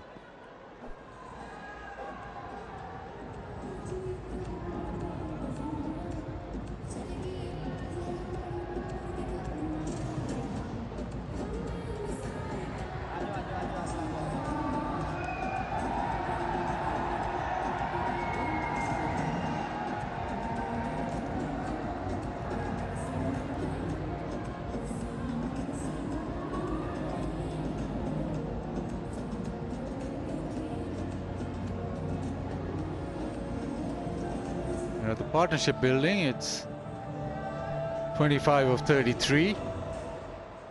And you want partnerships. You want that partnership to build and set a foundation. Bizet, I loved your rationale before. You're talking about New Zealand will have a target in mind. Batting first on the surface, you know, in that first power play is challenging, and it gets a little bit easier with the new ball under lights. So if New Zealand are thinking par 250, 260, they need to go perhaps 15 or 20 more than that. So what do you think that number is? What do you think's par on here, batting first? I think 275 par, but with that par, you still have to bowl really well, because the challenge then is that if somebody does get in, it's much easier flow to their batting. But saying that, you can't sort of decide that, okay, we go hard and you don't get to 275. You still have to make sure you build towards that. But once you lose the toss, it's a problem winning the game, and it's the harder route to winning the game. The harder route being that you have to bowl where conditions favor the batting slightly more than they would do in the first innings.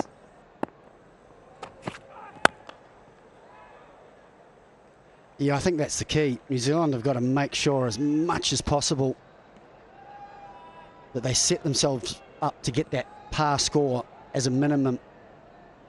And if you play well, they can perhaps need that 15 or 20 you need to try and even the game up.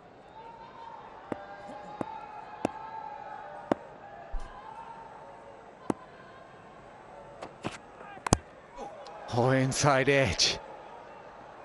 I probably get a boundary for that. Haris Rauf with the dive, but it just beat him into the fence. He's just stretching a bit. Yeah, taking a little bit of time to get up. I hope he's okay. He is coming back from injury. Hopefully it's just a wee scrape of the knee. Yeah, you can just see, didn't bounce as high as Williamson expected. Always a lion-hearted effort from Haris Rauf in the outfield. It just landed awkwardly on his knee. Good to see him back up.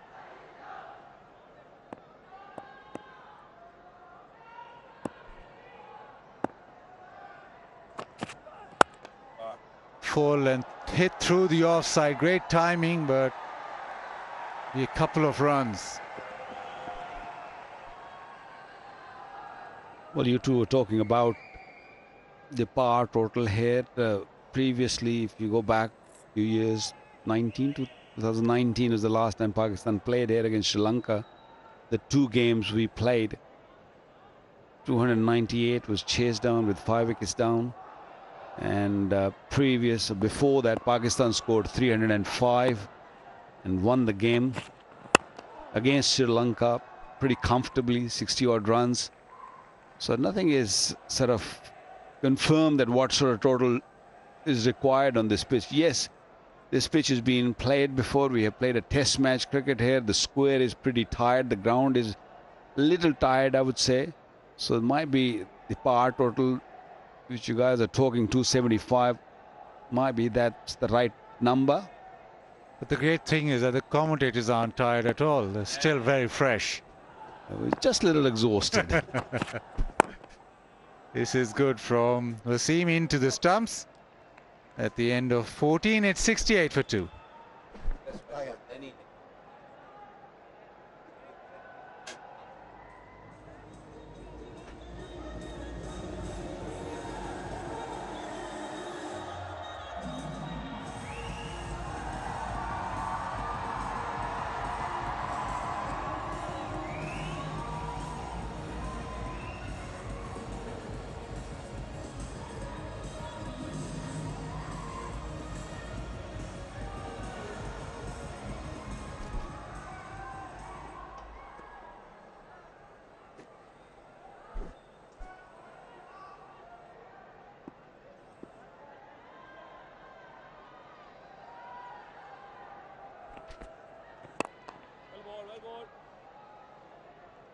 Into his third over, Osama Mir making a debut, riding on his good domestic performance, getting the opportunity and straight up.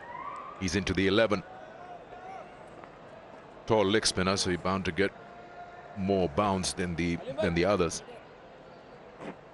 Not a bad batter as well down the order. He used the long handle when required. Those are the numbers. Oh yes, there you go. Enough turn, straightens up and takes middle. That's a big moment for Osama Mir. Gets the big wicket of Kane Williamson. What a start. And he deserves that smile as well. It doesn't get any bigger than Kane Williamson, who was just looking to up the scoring rate. He's been so good at rotating the strike. But congratulations, first ODI wicket. Osama Mir, and what a delivery it was as well. Little bit of turn, in fact a bit more than that. Top of middle and off. Good the smile from Rizwan as well. Celebrate. You certainly deserve to. New Zealand, big trouble. Williamson, the skipper, walks back to the pavilion. 69 for 3.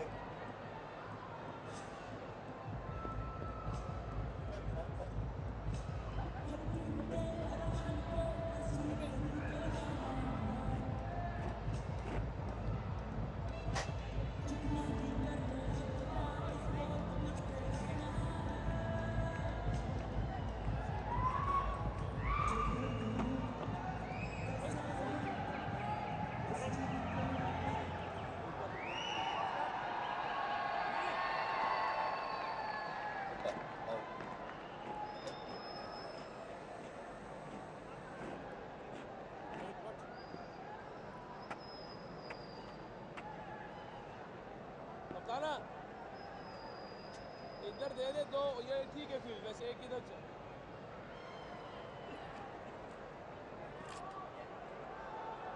अच्छा हाँ ठीक होगा, साझे हम अंदर हो जाओ।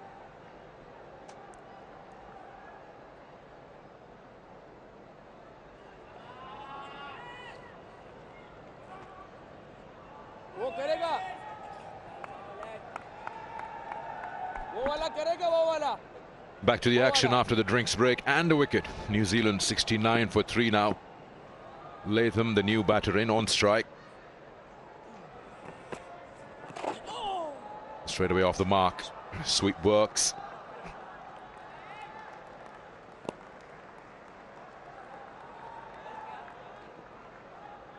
And he's here because of this.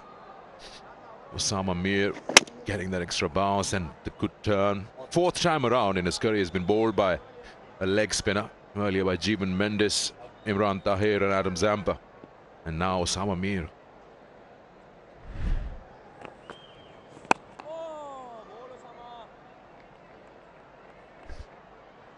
It's a little bit, I think, of Adil Rashid from England about the action too of Osama Mir. How good was this? Pitching on middle and leg. Williamson didn't do too much wrong. He wasn't going after the delivery. Just a classical left leg spinner's delivery.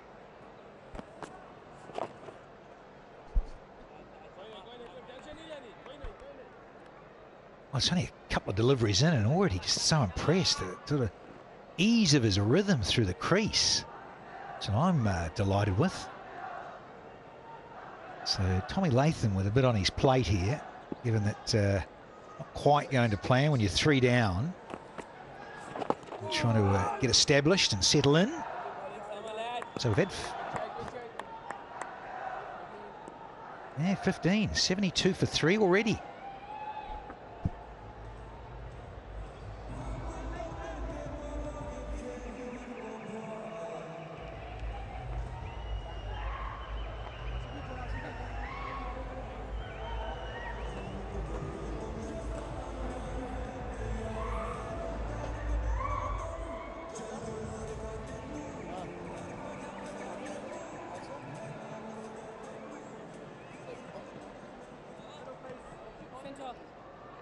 Center.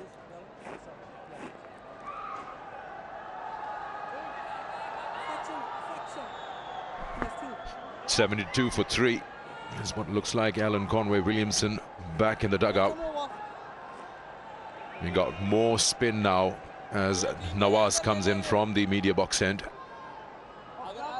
Handy cricketer to have, someone you rely on at number 6 with the bat. Usually bowls the new ball in the T20s. I think he's a really impressive cricketer too, Mohammad Nawaz.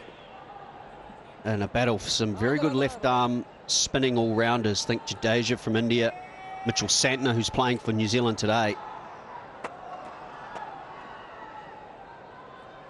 That battle of the all-rounders batting around number 7 as well. Both of those usually will be given the job to close off the innings, finish the game or finish the innings off.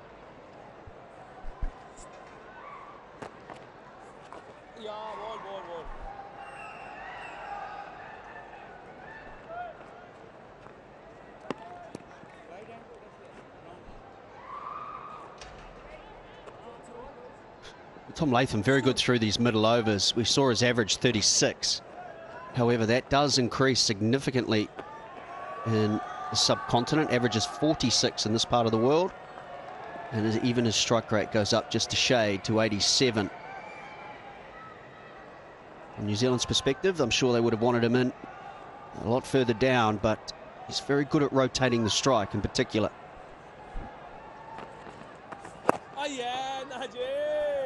Yeah, the other thing about it, it has someone with that solid nature of getting in and getting set and in that rhythm and not getting flustered. He build an innings so well, Tommy Latham. Then you've got Mitchell, someone completely different. Ideally, an old adage of see ball, hit ball. But now, the situation. Now, 50 over cricket, got to settle in. A lot more time.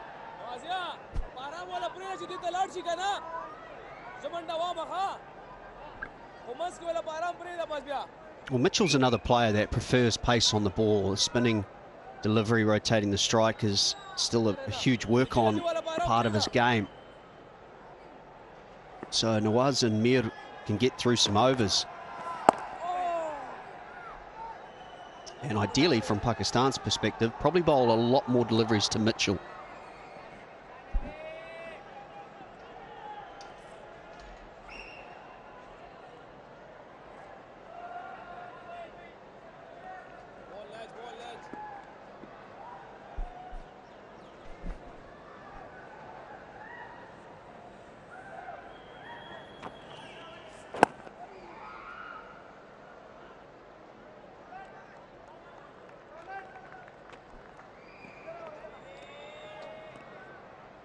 Looking to buy some official merchandise, you can always log on to shop.pcb.com.pk. Wear your passion, get those Thunder jerseys, and you're available worldwide delivery.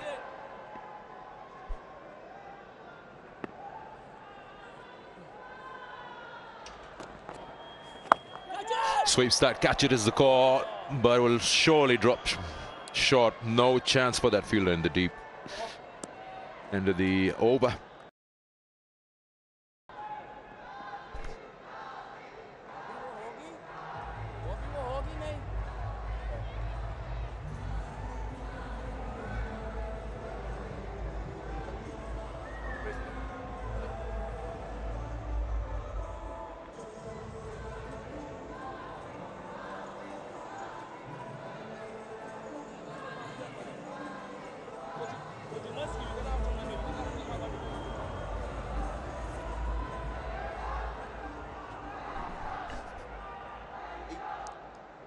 Sama will continue into his fourth. He's got 1 for 15.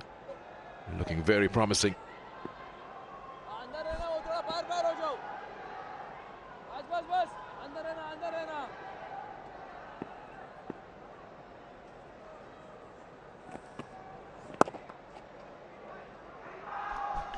Whole lot of confidence when you got Kane Williamson's wicket against your name. You just now ease out. He just gets a feeling now he belongs to this arena.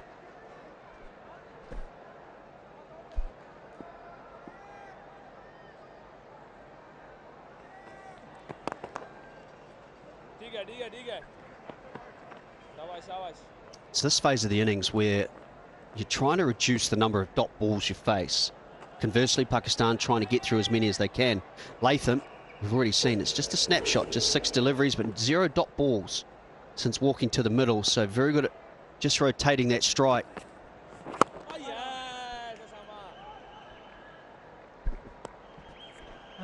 Scotty. Good stuff from Hawke. So do you get him forward, get him forward. Solid. The peach. Is it very similar? Very similar. Of course, with lefties, if you're subtly short, and he's so quick there, Tommy Latham. Enjoy to watch when he wants to go through that onside. Big bottom hand. Different ball game for the bowler. Osama on debut, and you've got a gritty little lefty. Makes it just that more different against the right-handers. Yeah, so he's just got a little too straight and fractionally too short to Latham, but the one that gets the skipper, what a beauty. Very similar, this one here. Look at this.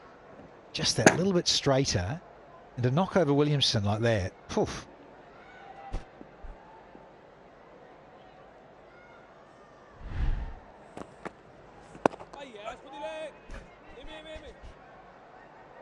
Single to end the over. It's 85 for 3.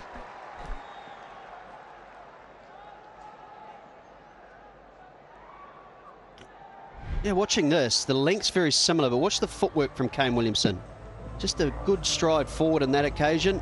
This time, caught on the crease. No movement whatsoever, allows the ball to turn. Doesn't get anywhere near the pitch of the delivery. It's very, very rare to see Williamson make a technical error. So strong in that part of his game.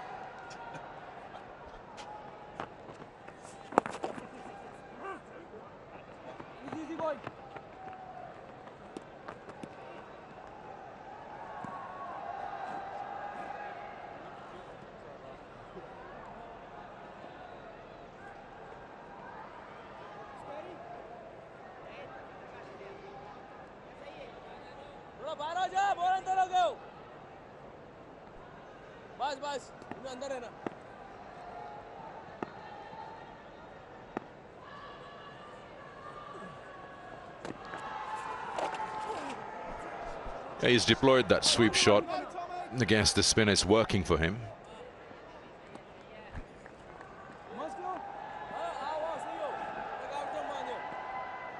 It's that moment. Sensodyne sensitivity free moment, because life is too short for sensitive teeth.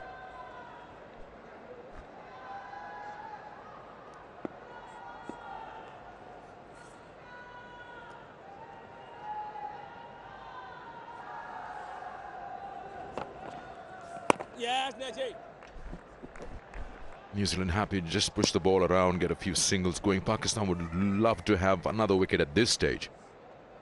Start getting into that middle order or lower middle order as quick as possible.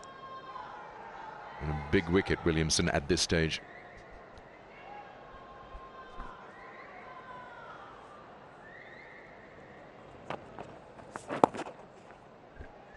Well, I think the partnerships also tell a real story of this New Zealand innings so far. 36 is the highest of those partnerships. That doesn't cut the mustard, as they say. If you want to get up around 275, and Danny Morrison, you've mentioned that as being a score that New Zealand should look to get around, then there needs to be one big partnership from here. New Zealand do bat deep. Phillips, Michael Bracewell, we saw him in the Test match get 50. Mitchell Santner more than handy as well. He'll come in at number 8, more than likely.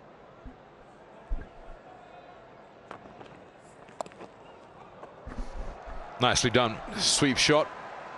Reversing it for a boundary. This is such clever batting as well. He's bowled nice and straight to the left-hander. And Latham has been happy to just lap him on the leg side. Nawaz has made the correction a little wider of off. So Tom Latham uses that predictability to his advantage.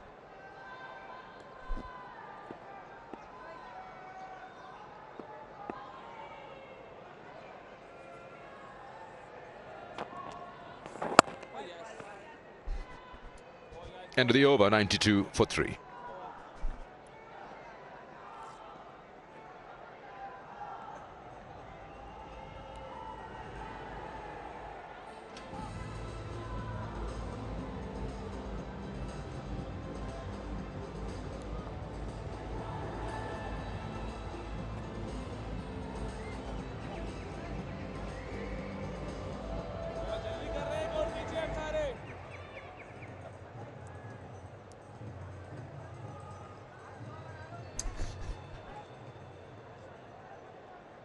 Pakistan playing Osama Mir, the debutant today, a leg spinner who's got 28 wickets in 11 outings in the domestic tournament. That's the Pakistan Cup, and earned his call.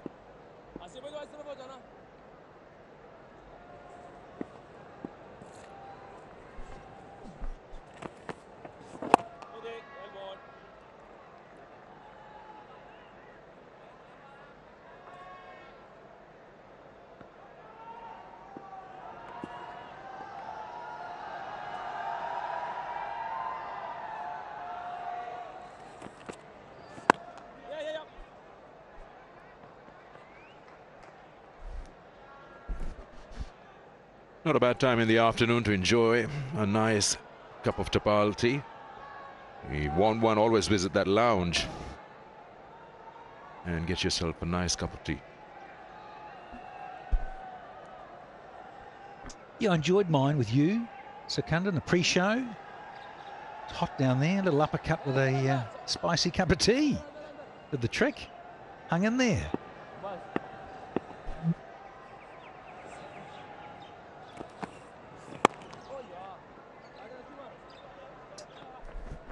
We always take good care of you, don't we? Whenever you're here, this part of the world. Stop lying. You. Smiling assassin. The specs on these days, eh? Nice. Yeah, have a problem with reading numbers now.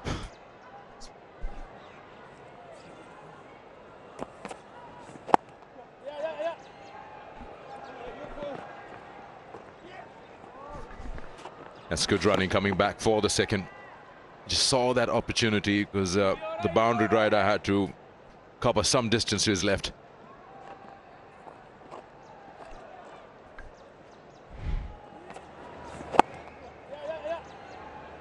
It's a fast outfield, so you need to be a little careful it will get to the fieldsman quickly, but they turned and they've trusted each other's call.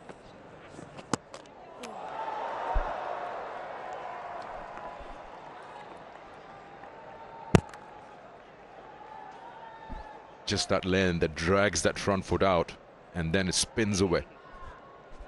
It's interesting, isn't it? He's been impressive so far in this spell, and it's a little early to be really, I guess, completely praising everything that's going on. I just wonder if he does continue to bowl this well. Here is the chance to play both Shadab Khan and Usama Mir. 96 for 3.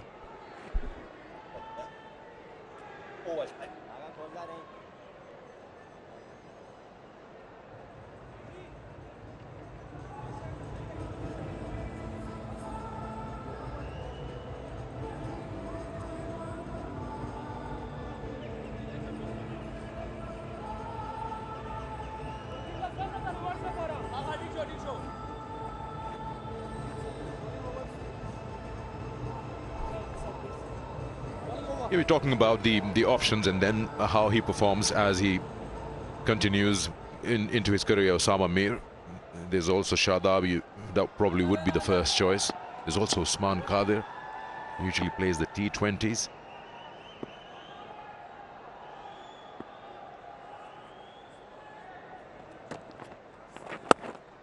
But Shadab gives you that edge with the bat. And he's quite flexible coming up in the order. I'm talking about white ball. Saw that in the Asia Cup, didn't we? I know that it was only, well, I shouldn't say only T20, but in terms of a different format, both Nawaz and Shadab were moved up the order and both had success. So plenty of options. Pakistan get behind the run rate at all. The left or right hander usually would be an option. This 11, in fact, has quite a few options. So you've got a part-time and Salman Agha, and Haris Suhail can also bowl left arm. And then you have Nawaz and Osama.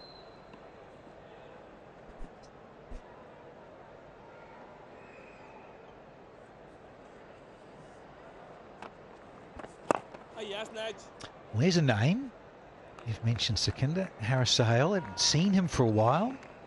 Think about white ball cricket, franchise cricket, and then back in Pakistan colours. He came out to NZ a few years ago, looked good.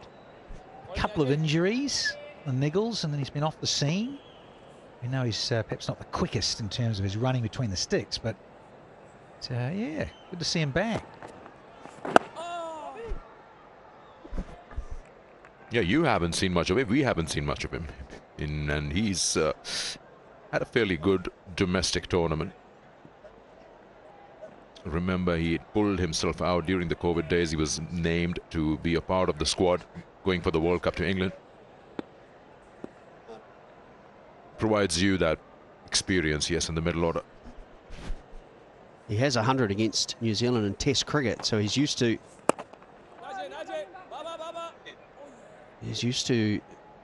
this New Zealand attack. It was in Dubai. Danny mentioned quite rightly he was impressive in New Zealand. Always just wondered why he fell off the radar. Good to see him get a chance. Maybe a little bit like Safraz. That a recall might just be what he needs. New Zealand with the 100. –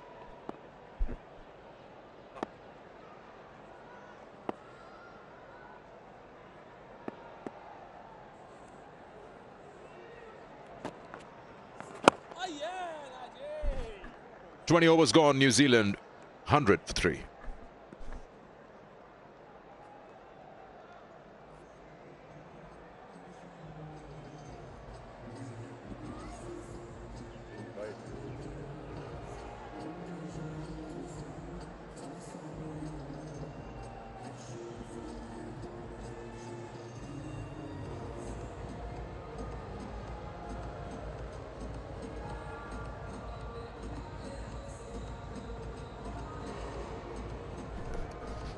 Second one's been a bit quicker. 56 balls for that 50. And at this rate, it'll be 250. Of course, that would change with wickets in hand in the last 10 overs. I think New Zealand will feel they've lost one wicket too many at this stage. Quite right, as you pointed out. You are good with numbers, aren't you? Now with the glasses on. 250 of their 50 overs. Somewhere in between the 5 runs and over and 7 would be ideal. I think we'll have a good match if that's the case.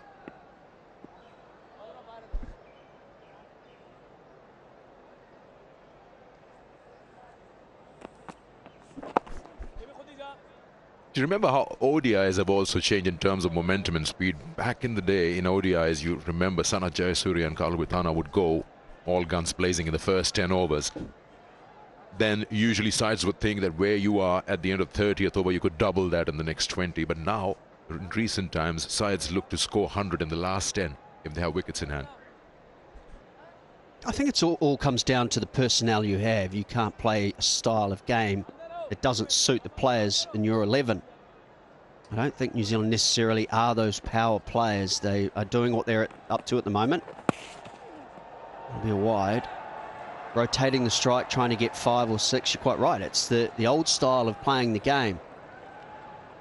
Get a strike rate going in the power play and then be really efficient with finding gaps, moving the field around to where you want the fieldsman to be. It's a skill that was just like that. Use the hands, push the ball into gaps.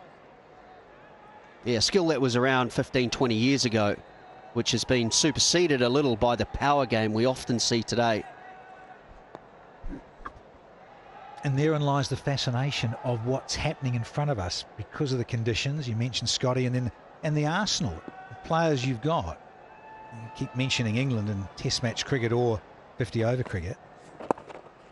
They have, as you rightly say, that personnel to do it. Here's a little stat that you were touching on, Sikander. Those last 10 overs, wickets in hand, you can go for it. New Zealand and Pakistan, they're right up there in those sort of slog death overs when you're trying to get a Humpty on. 41 to 50. New Zealand 8.5s, and Pakistan almost 8s in 50-over cricket. Ahead of India, ahead of South Africa, ahead of England. It's fascinating, really, just in recent times. Yeah, I think in New Zealand you could say the smaller grounds certainly helps that. Can they do that, replicate this in these conditions?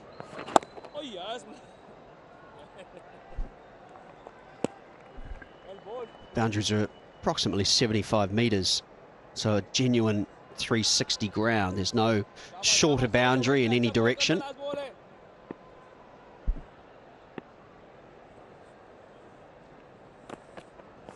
Yes, ball. Yes, Amma. 104 for 3 after 21.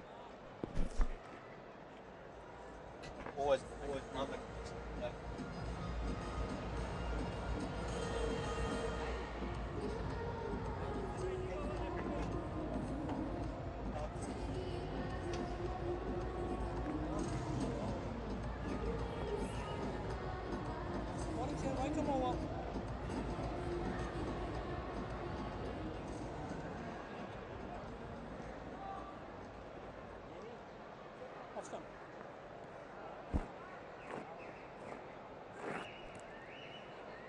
21 overs, 104 for 3, New Zealand. If you've just joined us, it was Pakistan who won the toss in this first one-day game, electing to bowl first. A wonderful start from Naseem Shah, getting the wicket of Devon Conway right up front. Very quickly after.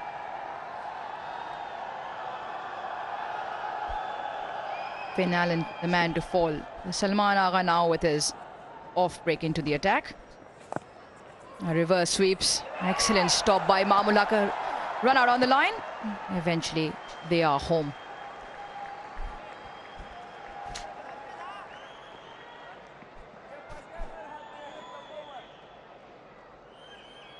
This will play into Daryl Mitchell's hands, the off spinner, which he prefers with the ball spinning into him.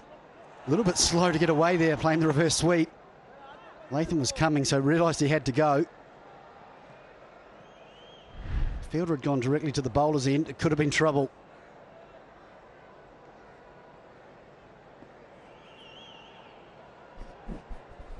And just change of personnel. Haris Rauf now comes into that fine leg where Imamul Haq was, and he's gone to point.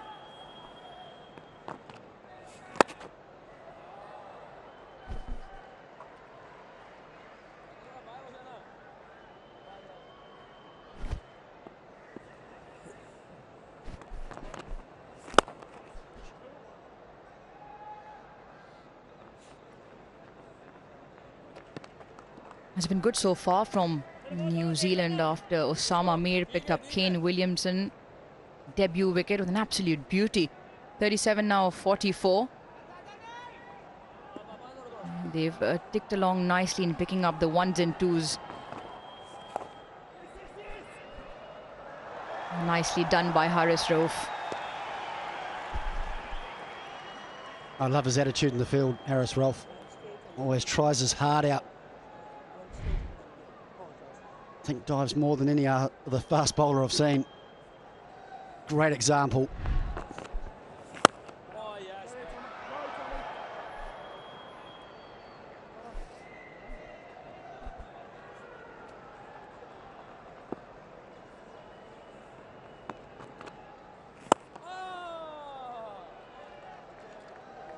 Good over, quick one from Salman, 107 for 3.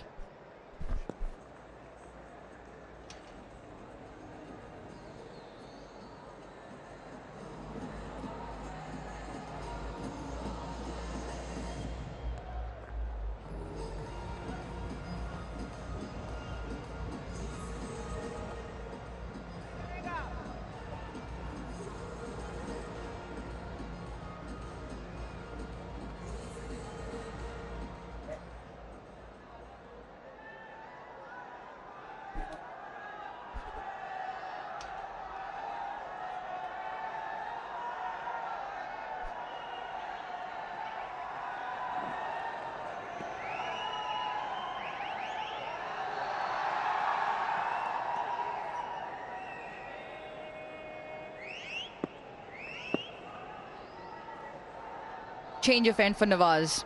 He's bowled 3 overs so far. 16 runs. Now bowling with deep point and deep backward square on the boundary. Long on, long off on the boundary as well.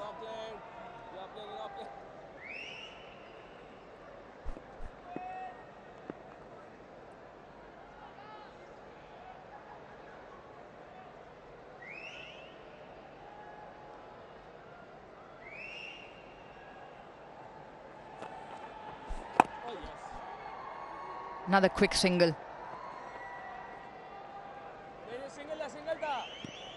Well, 3 games here of the one-day series. The second one 11th and 13th of Jan, the second and the third. And you can buy your e-tickets now on pcb.bookme.pk. Plenty of action lined up, so don't miss out.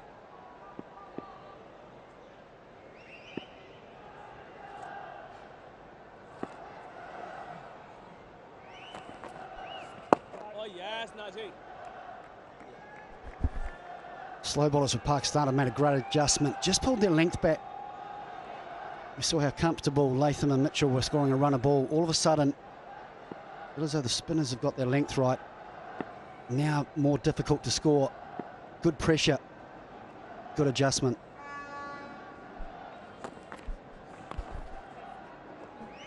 There is protection.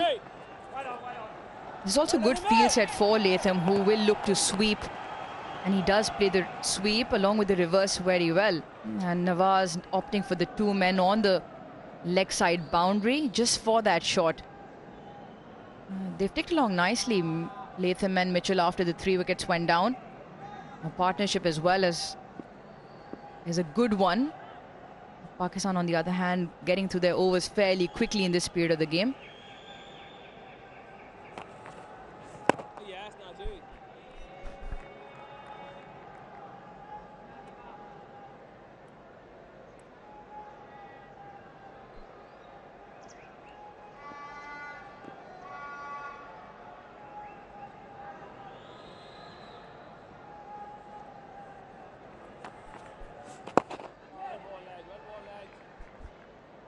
Another good over from Pakistan's point of view, 109 for 3.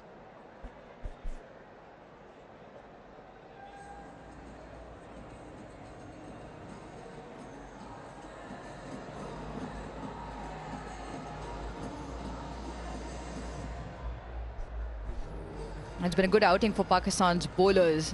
Naseem Shah picked up Devon Conway in the very first over of the match. Wasim Jr. then picked up Finn Allen, and Osama made to Kane Williamson. 3 wickets so far. 109 for 3 is where New Zealand is at the moment after 23 overs have been bowled.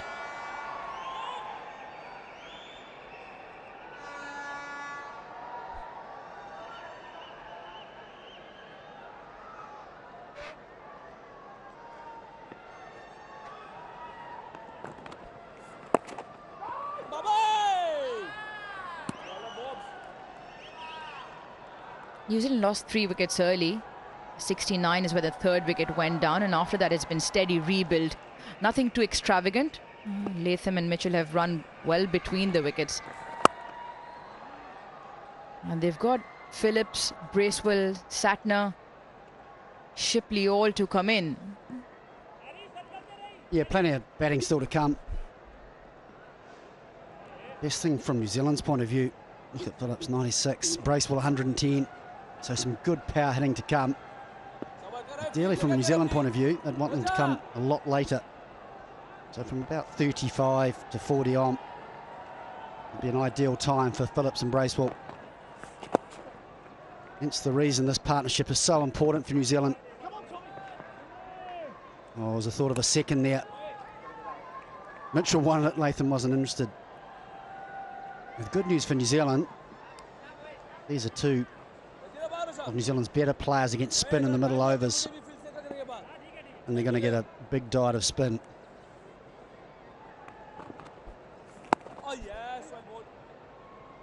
I think what Pakistan spinners have done well, if they just curtail the number of boundaries, last 30 balls have just gone for 16 runs. There was a flurry of boundaries that came earlier on. Things have just held up in terms of the odd short delivery or the odd full delivery that was being put away. It's a good period of the game for Pakistan.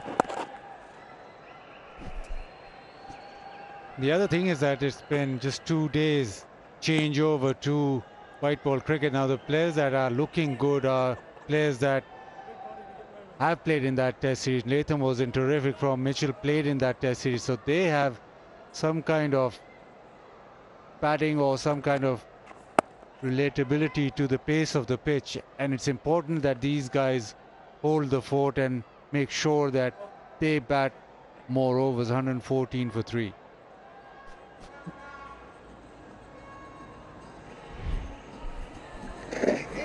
Well, here's Tom Latham. When he first gets in, you can see the lapse. As a bowler, you get a little bit frustrated, so you go searching, and this is what makes him so good against spin in the middle overs. You go a little bit wider, put your way for 4. That was with a reverse sweep, but as we'll see later, if he keeps batting, he's also got the slog sweep, orthodox in front of square.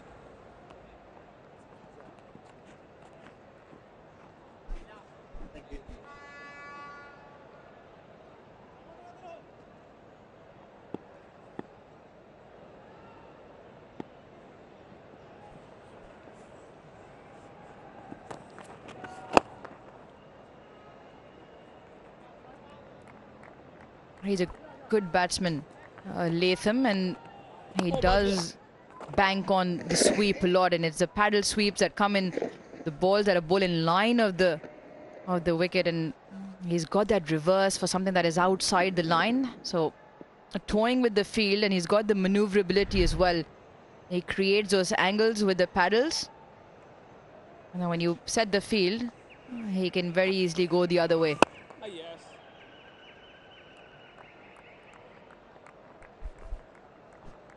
What's also so impressive about Tom Latham is I think the Pakistan spin bowlers have made a great adjustment. They've brought their length back a little bit.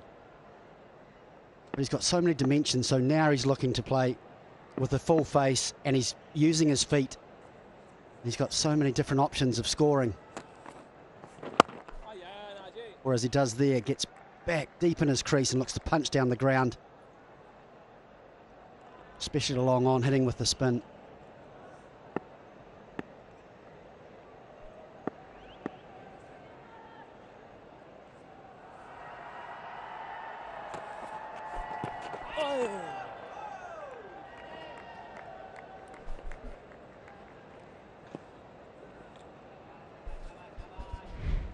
Yeah, this is good from Nawaz. Saw him advance down the track, just pulled the length back in, fired it in slightly quicker as well. He's a good reader of the game, Nawaz. And that's the hard sweep square. And they call for do on the slight fumble from Imam and get it comfortably in the end.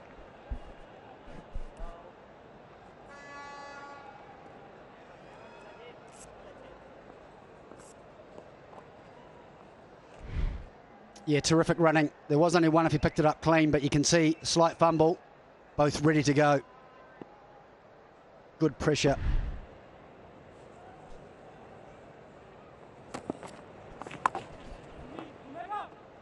A similar shot, this time straight to Imam. That'll also bring up the 50 partnership between Latham and Mitchell. 25 done, 119 for 3.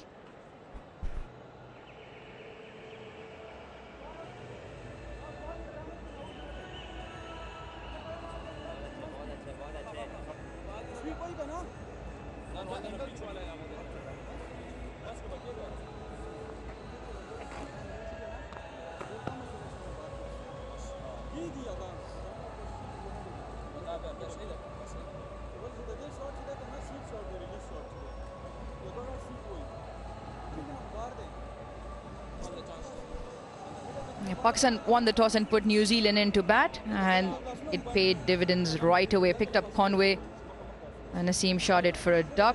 Finn Allen eventually got in with a flurry of boundaries, managed 29, and Williamson, what a dream start for Osama Mir on debut, cleaned them up with a really good leg spinner.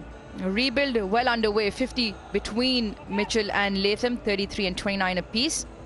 And New Zealand at the halfway mark, 119 for 3. Pakistan bowlers have done well, in particular the spinners. They've just held on to that scoring rate. Wickets for Naseem, Wasim and Osama Mir, 1 apiece. They've all been economical though, haven't they? The worst of them only going for 5.17. You don't often see that. There's normally a bowler or 1 or 2 that get targeted by the opposition, but so far all the Pakistan bowlers done a very good job.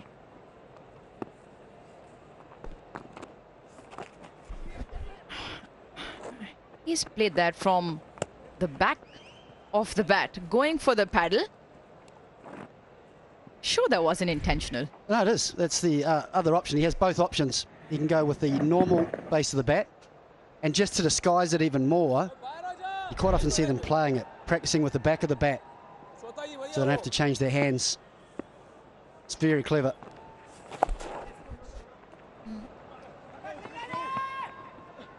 A call for 2 again, and they decide against us. Absolutely right. 2 balls ago, it looked like he came down with the paddle, and very intentional. I stand corrected. To have control of that, because the back of the bat is not a flat surface.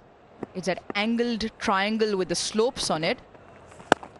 And to have control with that, quite a skill. But you do pay for the whole bat. You can use whatever part you want, don't you? Yeah, it makes it easier when you've got 3 or 4 of them, probably 5 of them in your bag. I wouldn't suggest people get in the habit of doing that if they've only got 1 bat. Yeah, and if you're buying your bat, if you're getting bats given to you, then it's fine.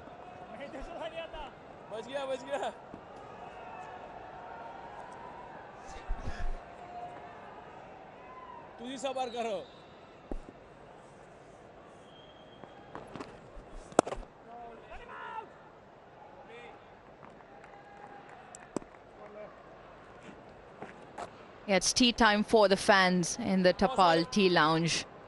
They've loved every moment of that, along with some good cricket going on.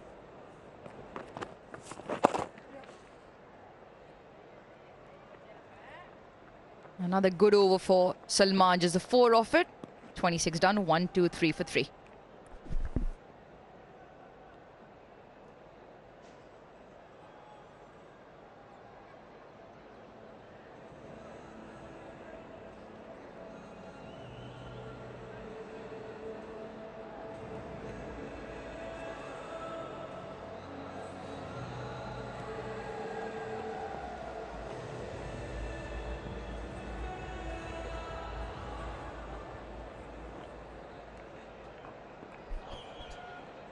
And projected scores 267 if they go at 6, 237 with the current run rate. I think they will be looking at north of the 6 and over.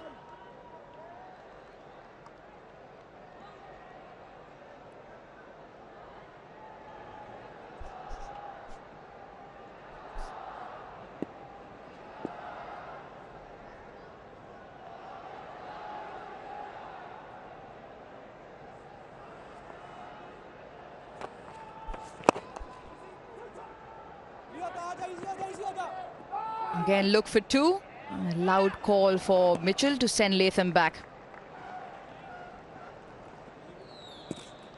Putting Pakistan fielders under pressure, the two of them. They're always looking to turn quickly, come back for the second. And it so often causes the fielder just to look up for the split second and eventually miss field, allowing for the second run being taken.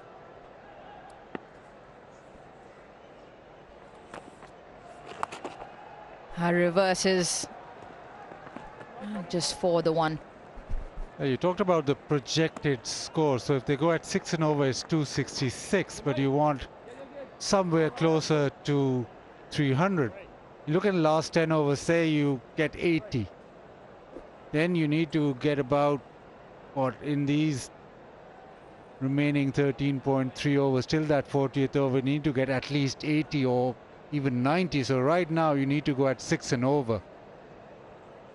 So that come the 40th over, you got a chance. If you get 80, you get to 280 to 90. But if you get better than that, you get to 300. But how are you going to work to that 300 is the key right now. Do they think along the lines that, yes, we build it up till then, but you just have to make sure that you don't leave it too late. So far what we've seen, the ball hasn't really arrived that much. So thinking that you'll get 100 is pushing it in the last 10. So maybe the pull of the trigger has to come slightly quicker. Yeah, 53 balls since the last boundary. And it's been courtesy the Pakistan spin bowling. He's cleaned him up. That is an absolute beauty from Nawaz. Bowled him all ends up.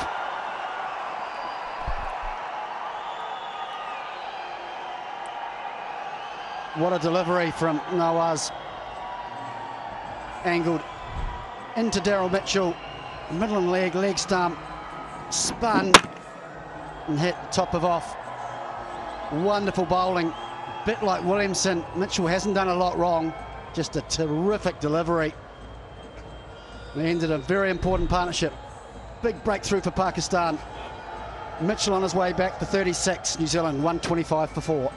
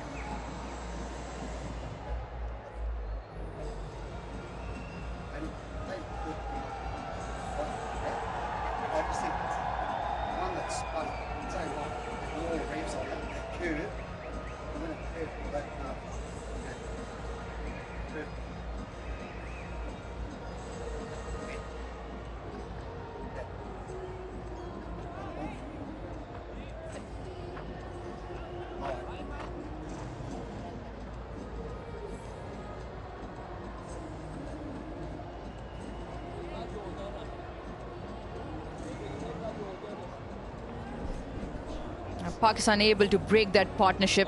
It was brewing into a good one and it needed something special. And it came from Mohammad Nawaz only to bring Glenn Phillips. He can hit the ball a long way. Still relatively new in his ODI career, 96 the strike rate. And he's got in when the spin from Pakistan is on top.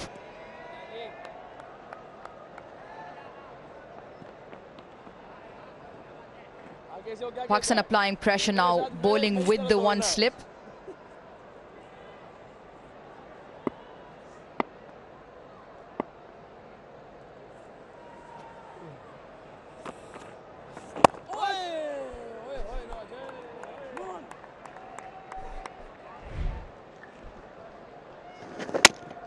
Yeah, just hits top of off again. Similar to Williamson, he's not really got forward or back playing from the crease, but it is still a very good delivery. Pakistan striking at the moment where the partnership was building, 125 for 4.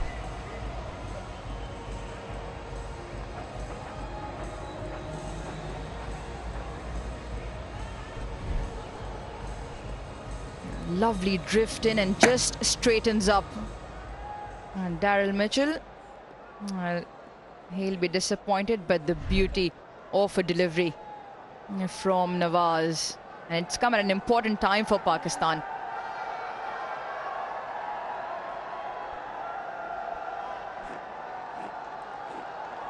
The speedster for Pakistan, Haris Rauf, now back into the attack. Went for a few in his initial spell. You can be assured now you will see a few change-ups from him. Yeah, I like this from Babar Azam in Pakistan. Desperately trying to get another wicket. Know the importance of this partnership and how dangerous Phillips is. And I think this is a wee challenge at trying to get him early.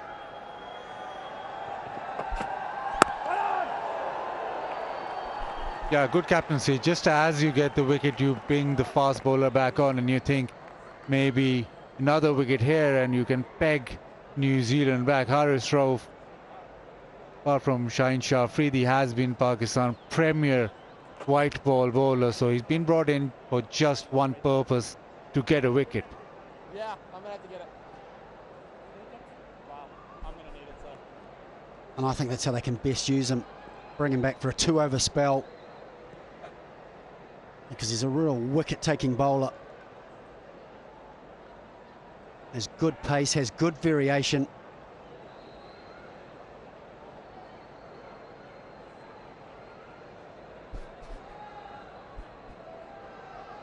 It's been a constant issue throughout this series. Movement behind the bowler's arm.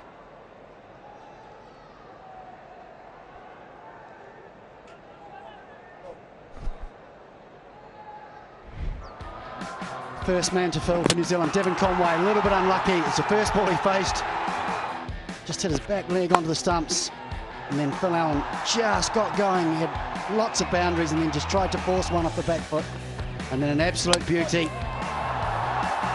for Williamson to be beaten. Sam Ramira in his debut, wonderful wicket first up. And then Nawaz, very similar to Williamson's dismissal. Two terrific deliveries to the slow bowlers of Pakistan.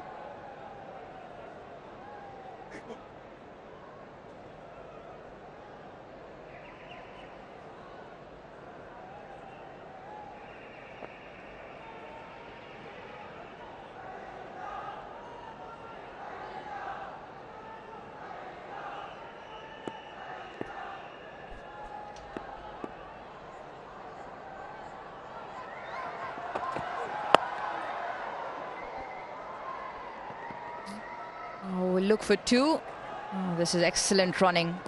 This is really good running from Latham, applying pressure. Haris Rauf has been the go-to bowler for Pakistan, especially white ball cricket, and that's why he is the one Babar Azam turns to. Economy rate 5.74, 29 wickets. Now he bowls in power plays up top and closing the innings out, so he is one bowler that does the hard yards. Flicked off his legs. That's a wonderful shot and will yield him a boundary. And that's the advantage, particularly for Latham, with the extra pace. If he gets his line wrong, Latham well and truly in now. Loves it off his legs. Wonderful balance and just incredible timing. Split the 2 men in the deep.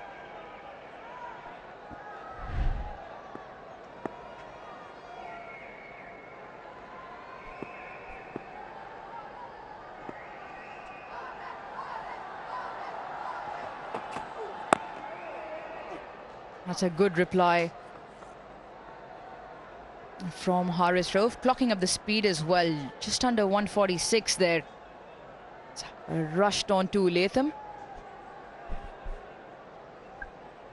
He won't mind that single. And just gives him an opportunity. Phillips, who's only faced the one ball.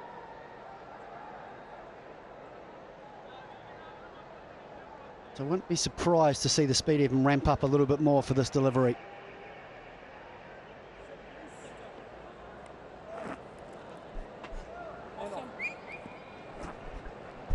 A lot of New Zealanders would have seen his wicket-taking attributes in the Big Bash. And those short spells he's bowled over there. Changed a lot of those games in a short period of time.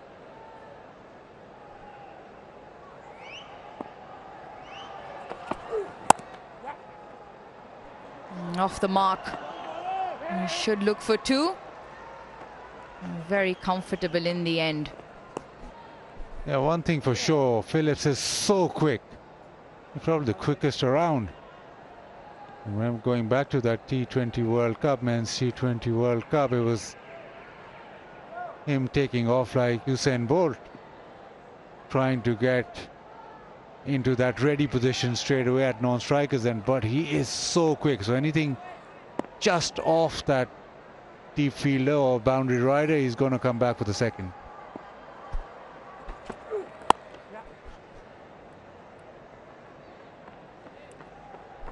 A good over for New Zealand, 10 off it, 28 done, 135 for 4.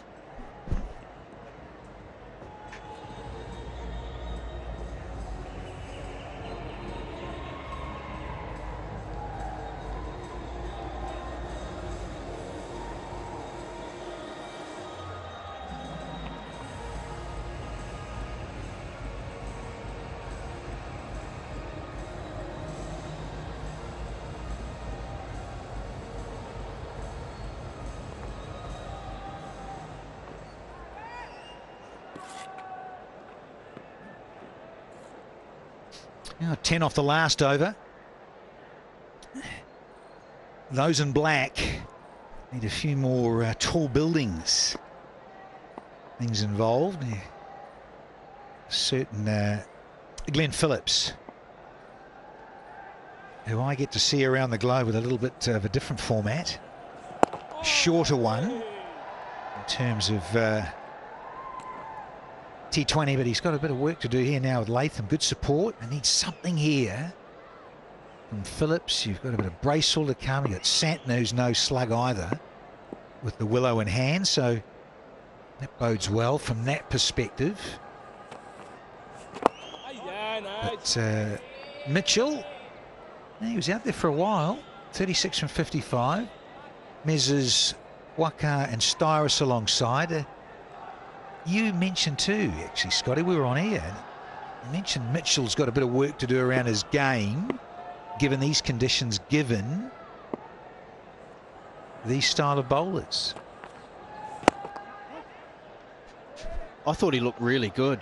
His rotation in the strike with Latham was excellent. The partnership was worth 56, but I think he'll be really disappointed with the way he played. The delivery that got him out. It did straighten, but not a huge amount. He just got himself into a tangle. So still a bit of work to do there, but I think the signs are there that everything's trending in the right direction. Once again, New Zealand look like they're getting momentum, and then Pakistan, as they did in the test matches, a lot of character.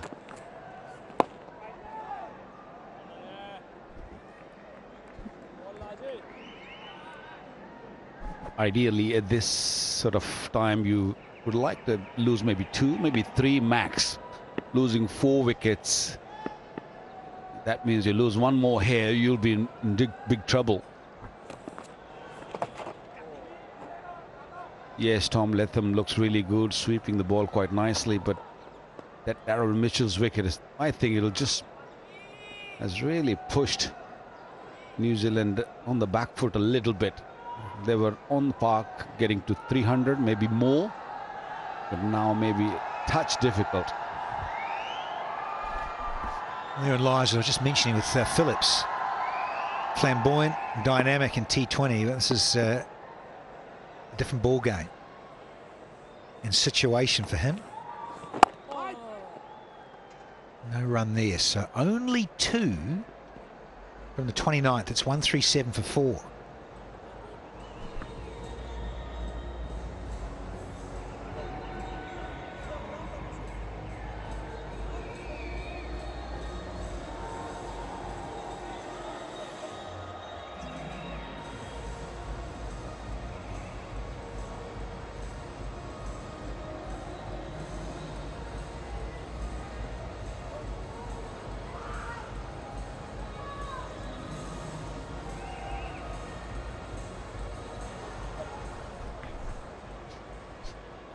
New Zealand are going at 5s. So they've just come back to 4.7s. Crowd, yeah, it's just enhanced it a little bit more. Coming through the turnstiles and local time. That's called to 5, late afternoon. Sun's starting to get a little lower, but very pleasant conditions. Yeah, I like the role that spinners have played for Pakistan as well. Just that quick burst, Haris Rauf once more. Other than that, they've got through their overs quickly. I think the New Zealand batsmen have just come in slightly earlier into a different phase of the game than they'd ideally like. I think for someone like Phillips, around that 35, 37 over mark would be, I think, plan A. I don't mind Latham at 4, actually. The way he controls these middle overs is exceptional. New Zealand's best player, no question, I think, through that phase. 5 might be just one spot too low.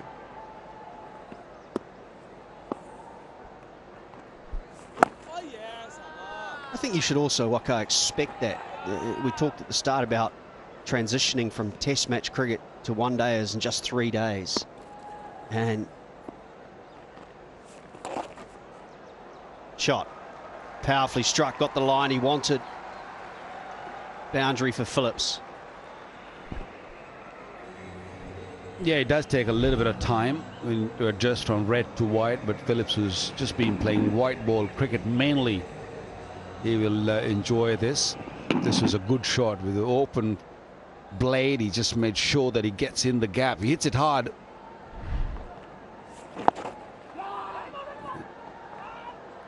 Salman Agha was bowling quite nicely. It's just that Babar decided to go with Haris Rauf for 1 over in the middle.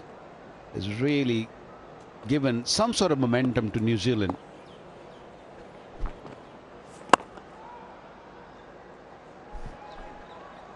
Well, Scotty, you've seen a bit of him. Glenn Phillips, that is. And I just wonder, you mentioned about guys at one gear at times. And this is quite subtly different, isn't it? 50 overs versus T20. And it feels sometimes you get that rush of blood. It seems to want to go quite early and a lot. Well, we've had 30, and the Kiwis are 143 for 4.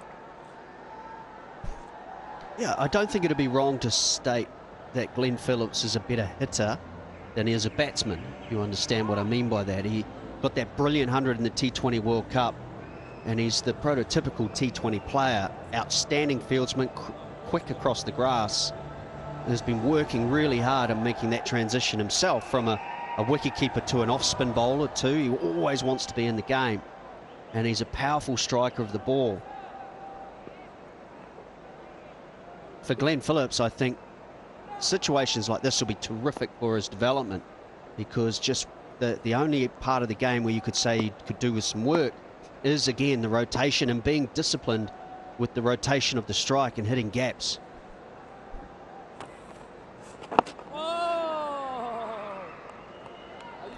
And being able to, there's your classic. Just pick the gap there and find a single, just to allow that strike, lion's share of it to Latham, just to keep that scoreboard ticking. Slippers in, so mindful here where Phillips hasn't really got settled yet. Yeah, he's hit 1-4, but he's still not into double figures after a dozen balls. Yeah, he's got let off there from Nawaz.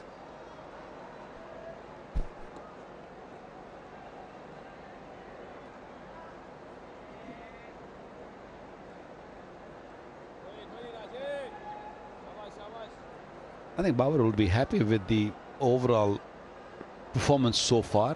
144 for 4 in 30 into the 31st over. Oh yes, Najee, good bowling. And they're still creating that pressure of bowling dot deliveries. Nawaz, so much experience, varies his pace nicely. Normally it's pretty tough when you're bowling to right-hander and then you have to bowl to the left-hander also, but he's adjusting really well. Bowling over, around, both.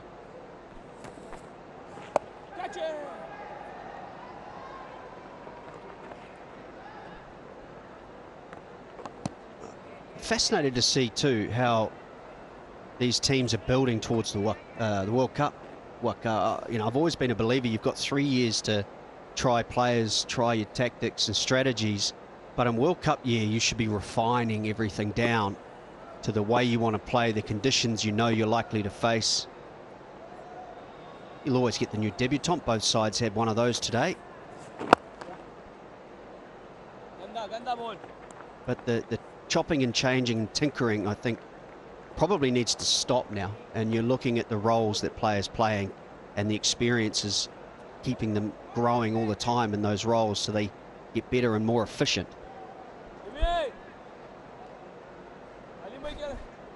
Yeah, October's going to roll around quick enough, isn't it?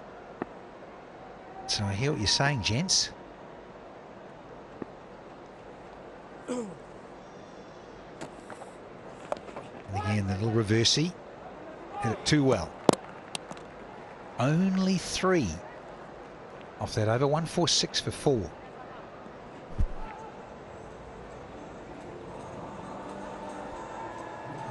Pakistan have made several changes in the last 3 years. Don't count 2023 from 2019 to now. Only 4 players playing in the 11 have survived. Others are all new. They've been given opportunities at different times. Osama is a debutant today. So there's so many changes they've done, and I think I agree with you, Scotty. Whatever you're going to do it now. And because the game is in subcontinent, you've got to look at the spinners. You've got to look at your players who play long innings, who just wants to stay out there. You can't really sort of have all the hitters, especially in subcontinent. India is, yes, there are some places where you do need those hitters when the pitches are really flat, but some pitches there are going to be like this, what you're seeing right now. Osama, no doubt, a very talented youngster. Picked up a big wicket of Kane Williamson. Osama, change of ends for him. So this is the challenge here. Phillips, who want to hustle here and think about 2. Yeah, but he realised he was slow to get going. So a good call from Phillips. This will be a fascinating period of play now with he's into his 7th. Osama? He's 27 years of age as well, and you might think, well, that's quite late, particularly in the subcontinent. It's not unusual for you guys to be debuting people when they're 16, 17, 18, 19, whatever the number. But you could... but the leg spinner tends to take longer to develop as a generalisation of the craft. So 27 is probably the right age to be bringing him in.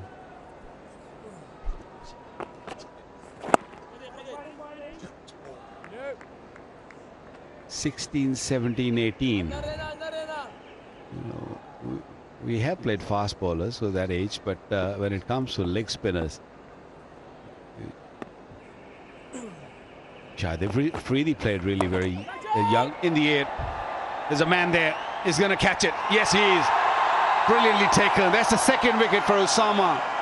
A happy debutant. Fakhar Zaman, the man in the deep. Another wicket gone down.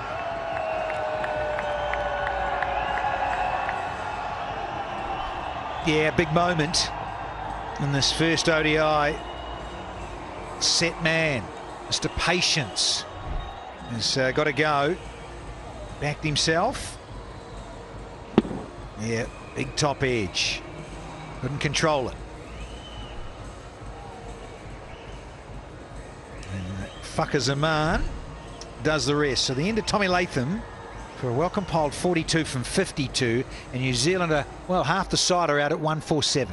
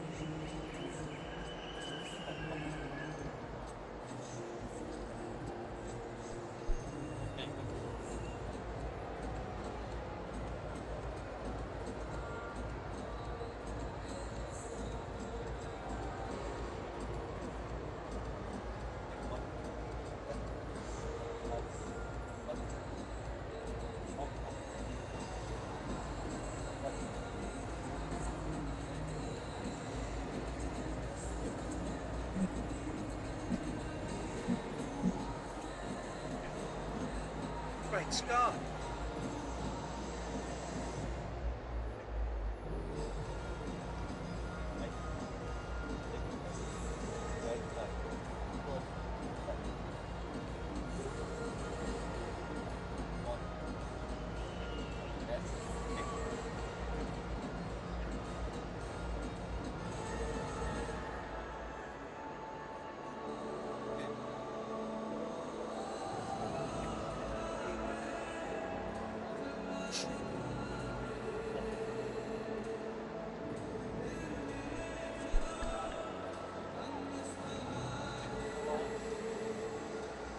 Yes. Oh.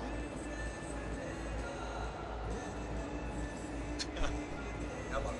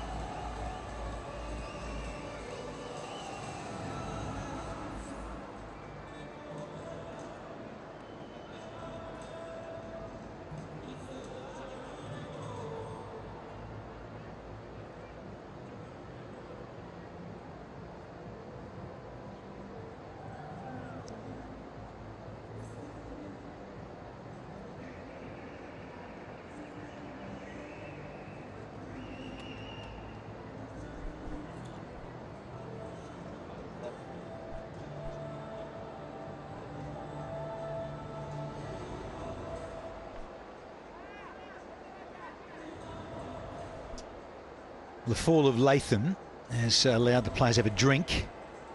So, yeah, the top five have gone. Now we've got Phillips and Bracewell. So, two relatively new guys at the crease there in terms of Phillips, who's only just got to a dozen. A little bit of Santner to come. And big Henry Shipley. Look forward to seeing him. It's a bit of a go with the willow in hand, but here's the wicket. All this is a bit of a top edge, but sure, watch the angle of the bat from Tom Latham. That's going up and nowhere but up. It's almost as if he wanted to hit that for six.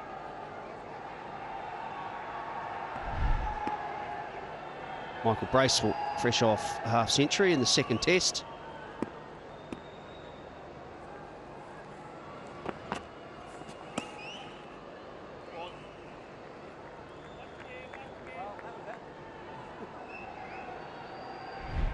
Yeah, here we go. So watch the angle of the bat. It is on the way up. So yes, it was a top edge, but he was deliberately looking to hit it in the air, which is not, again, something you normally see from Tom Latham. He's already played a couple of pull shots.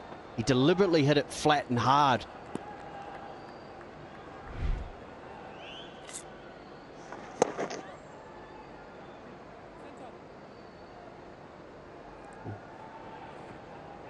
He knew it, disappointment. Had played really well to that point. I think he wanted to go a little squarer. Ball rushed at him. And you can clearly see the springs in Osama's feet. 148 for 5.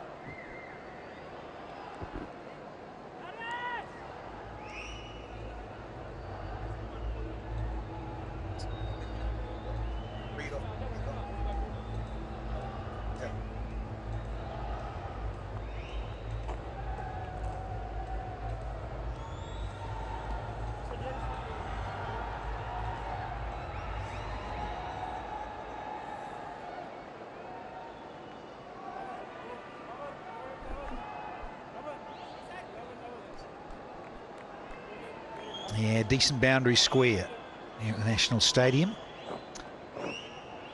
Michael Bracewell, yeah, hot off a half century in terms of the test match. So he'll know this ground. Recent times, pretty good numbers. Start of his career. See if he can contribute here in this first one. 3-match series.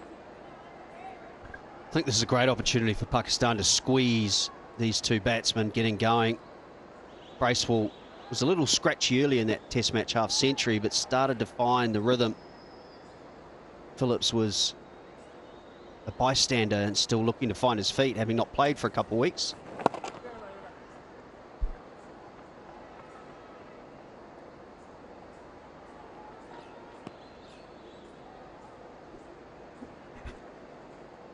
Spinner's been really good this afternoon. 19 overs ball between these 3 spinners. 81 for 3 wickets. 4.26, that's not bad at all. When you have 3 spinners who can come in and bowl in the middle on this sort of surface.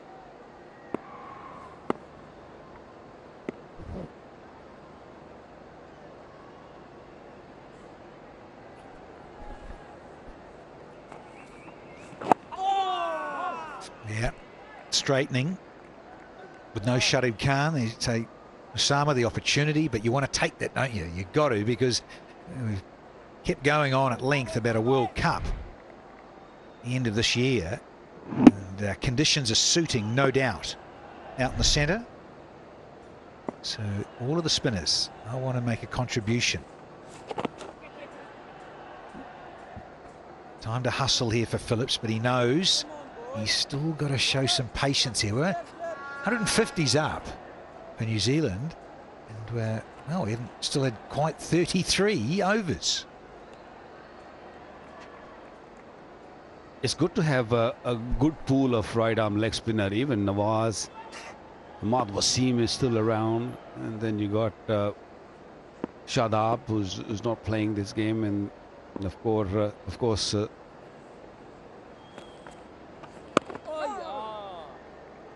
Usman Kader there, who's been regular for the last couple of years, in and out, but sharing the dressing room with Shadab. It's a good problem to have.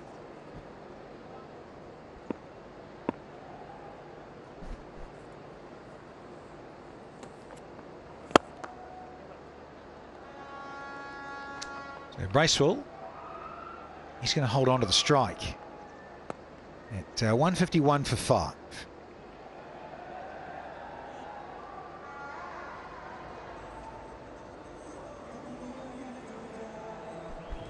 And Nawaz, he's just got one up his sleeve to go. Good numbers for him, good outing.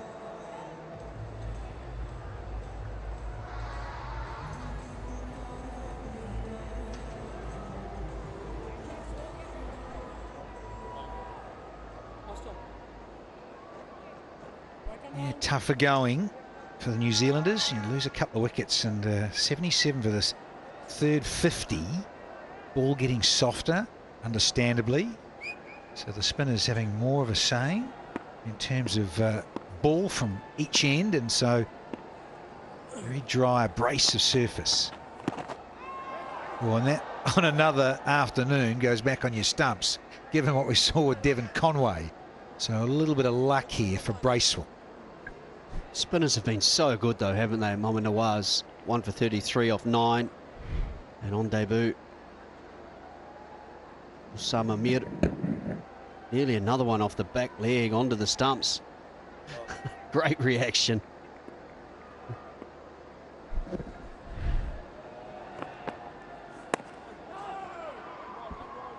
The advantage which Osama Mir got over the other right arm leg spinner is the height. He's a lot taller than the other, and he spins the ball a bit more than Shadab. Nice, very, very nice. You can see the confidence from Osama Mir. He's bowling a lot slower now. Started off with 90 Ks and now he's down to 82. And watch that bounce.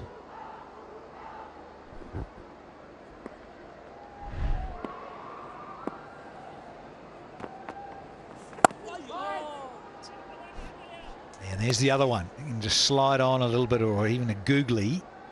It comes back knowing that Phillips starting to get in a little edgy. He's already faced 21 for 13. He's only got 1-4. He's got to hang in here for the Black Caps. He's almost a throwback leg spinner, isn't he? Osama Mir.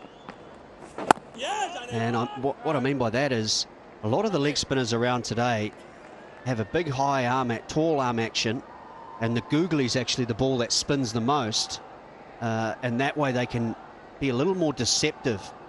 But he does really give it a rip. Turns that leg spinner, the googly not quite as much. More traditional. 152 for 5.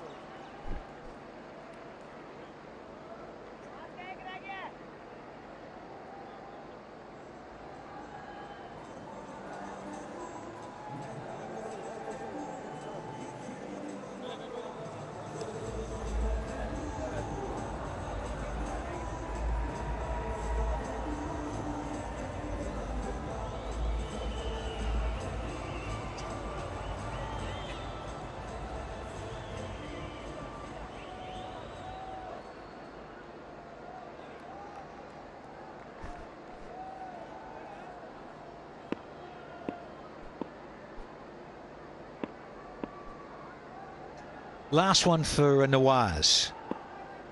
Over, that is. 6 to go. Make that 5 balls.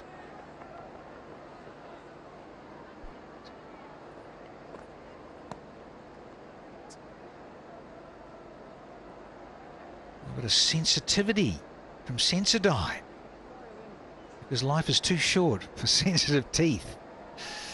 Yeah, used to try that stuff. Yeah, Sensodyne. Not anymore, though. I thought it was a great decision to bring you in, Danny, with those pearly whites of yours. You're just saying they're looking a little grey and nasty now. A few of our colleagues over the years have had the veneers done, haven't they? Some quite bright.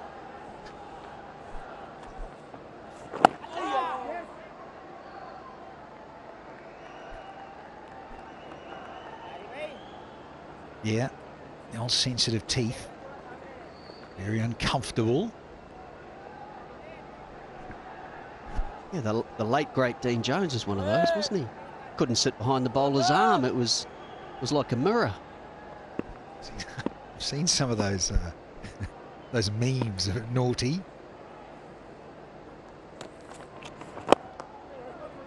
Some very shiny pearlies. The great Jeffrey Robert Thompson, Tomo, old 2 up. He certainly had the veneers done. Very bright.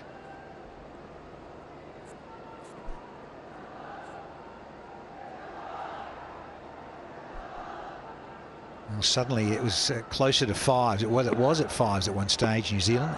The run rate now it's under 4.5s. Going the wrong way.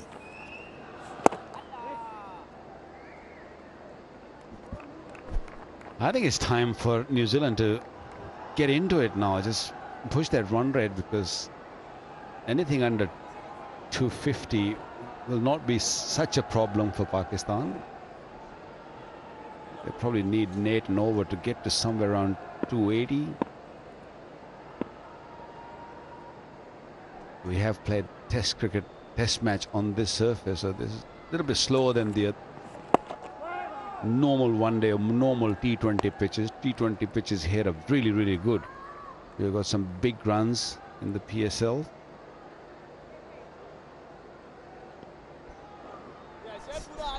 Well, someone's going to have to cut loose for New Zealand in those last sort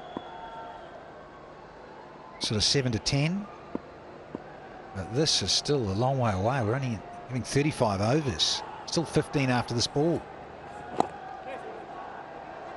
So it's a very good spell from Mohammad Nawaz. He finishes as 10, 1 for 38, and New Zealand are 157 for 5.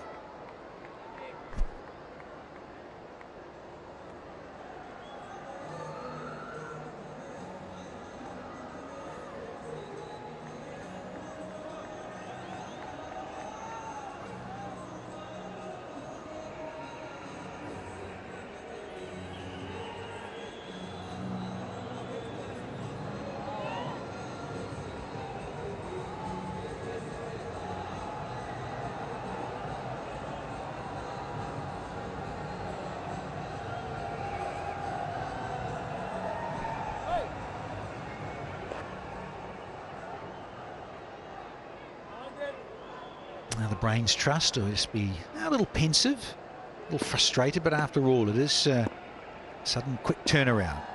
Test cricket now to white ball 50 over cricket. It was only on Friday Test match was finishing. It's a very quick turnaround, and players are going to get their act together.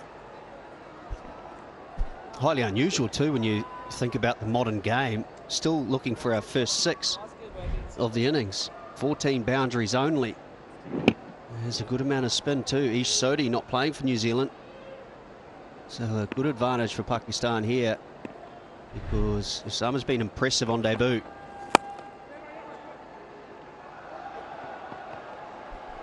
There's a friendly full toss. It has been put away through extra cover. But yeah,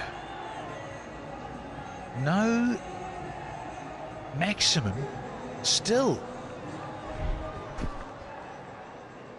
Yeah, if you bowl in a good area, especially spinners, it is very difficult to hit out those big sixes. Yes, buddy, good bowling. And every time they look settled, they've lost wicket, New Zealand. Well, just on that, Wake, and about the great sixer from Bank Al-Falah, trying to give away cash, folks. Hit a 6. And a certain $1,000 for the flood relief for every 6. Great CSR initiative, but yet to get a Bank Al-Falah sixer so far from New Zealand. I hope you don't mind, Waka, if I wish for New Zealand to add a couple of $1,000 to that flood relief fund in the next 14 overs or so. Well, they can get into their pockets and maybe give it away. I don't really see that these bowlers are just going to give freebies to get those runs. Players, come on, you're right. You're right, Wako. They were happy to dig in. What's a peach? That is a really good one. Modern era, dig deep. Deep pockets, haven't they? We've had 36 overs and New Zealand are 163 for 5.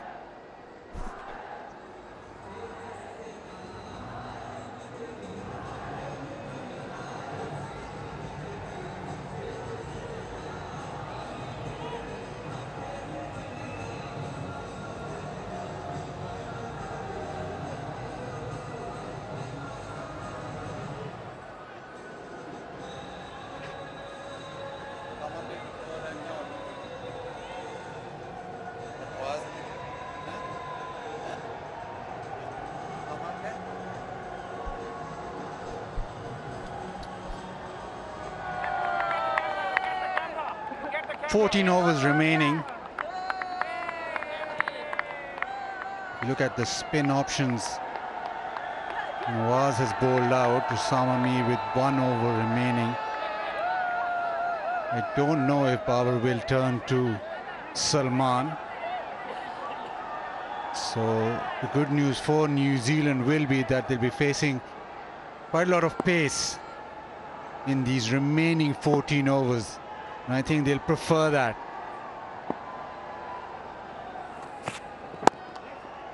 Into the leg side. He wants to. He's so quick. Comes back easily, does Glenn Phillips. Yeah, I think this will suit Phillips with the pace of Wazim coming back in. Normally very good against spin, but had his challenges tonight. So all the bowlers, Pakistan, slow bowlers have bowled beautifully. Well, they all have. And Nawaz, terrific spell.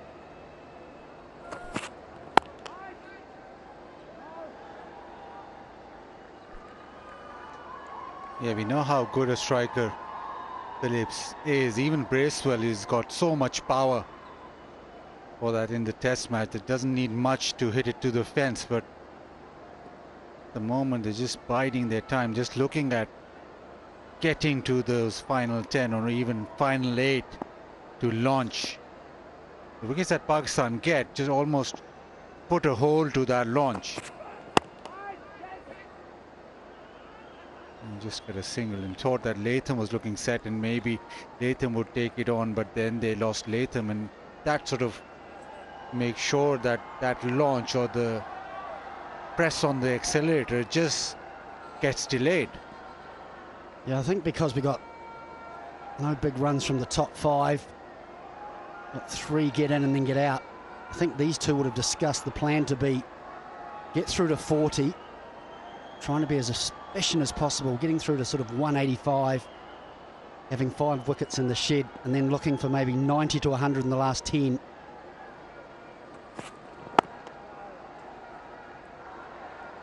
Which will get them in between 8 and 10 and over, around that 285. And I think they'll feel as though that total, if they bowl and field well, will give them a chance. Probably only just par though.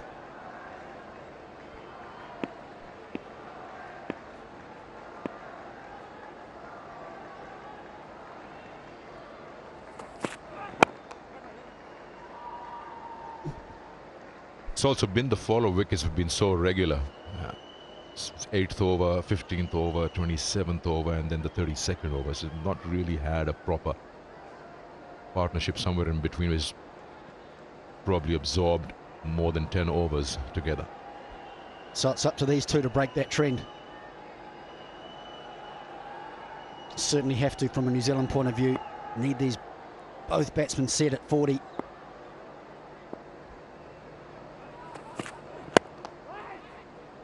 Very good from Wasim, bowling as straight as possible. 37 done. It's 167 for 5.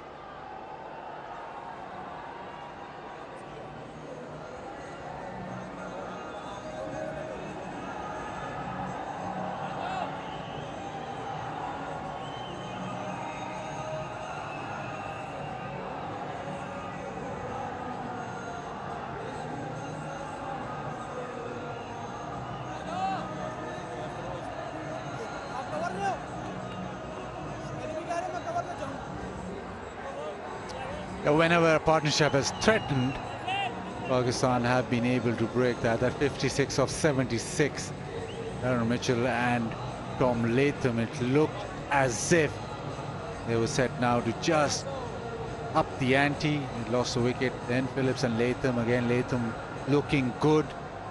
And just when they thought that maybe now they'll just increase the scoring rate, lost another wicket. Osama Mir, his first outing's got 2 for 40. He's been impressive. Always gets bounced. That's nicely done. Imam at short third. And I think Pakistan's fielding today has been excellent. Seen lots of diving. Lots of good stops inside that 30-yard circle. So we know here how fast the outfield is. I think the fielders have really supported the bowlers. Been excellent.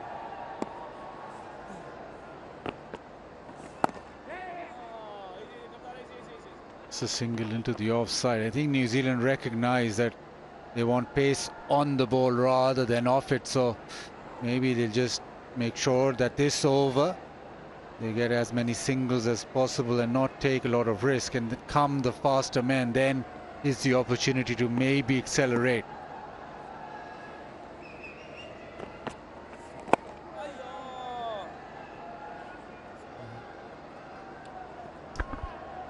Also, you're talking about how New Zealand have progressed through the 37.3 overs. The first 20 overs they faced, they had 12 boundaries. Since then, just 3. Played 50 dots since over number 20 to now.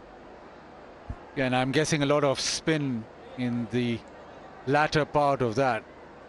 Sama Mir is mainly leg spin, but he's got his leg spin to turn and bounce. That's the googly there, but his leg spin has turned and bounced, and that's why he's been effective. It's been a really good start for him in his international career.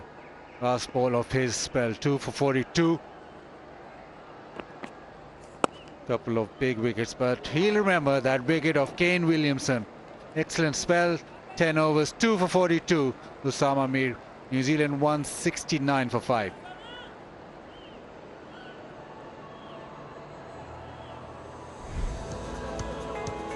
Yeah, at the moment, in the afternoon, he got his cap, then he started off.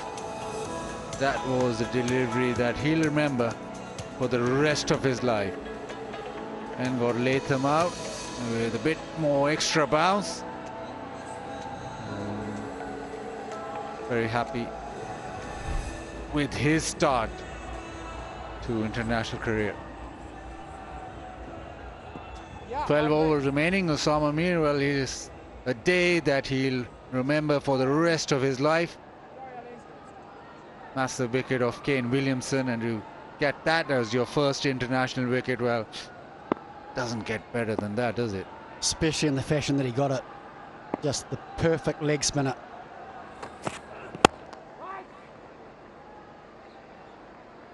Now, for New Zealand, a decision to make. If it was like, say, England are on a different playing field altogether, they'd think that, okay, now 11.5 overs remaining, we'll try and get to 300 no matter what, even if we get bowled out for, say, 220. Doesn't really matter, we want to get to 300. The other way of looking at it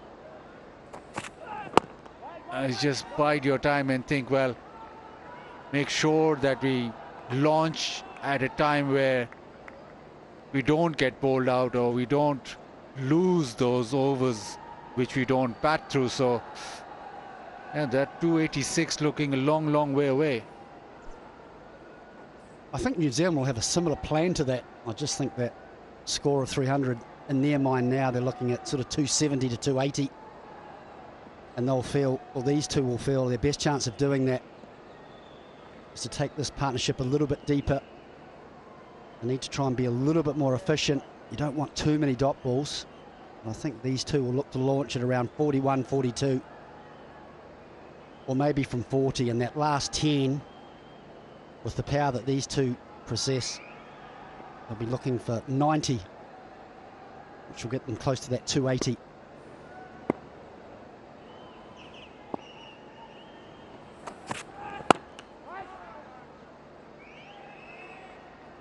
Yeah, and with T20 cricket, it's almost forced the batter to make up his mind and go for it all the time. So even if you lose 5-6 wickets, you're still going at it. So you get bowled out, so be it. In one-day cricket, especially one-day cricket on pitches that don't really come on, you have to assess, reassess all the time. That brings a different dynamic to it.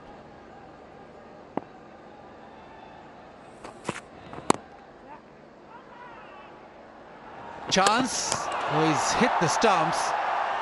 It seems as if Bracewell's in.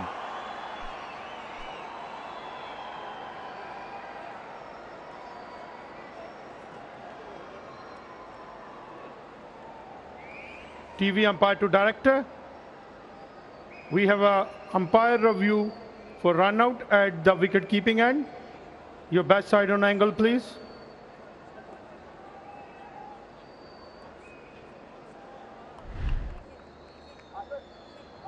Keep rolling. Keep rolling. Bat is inside the popping crease, then bails remove. Satisfied. My decision for big screen is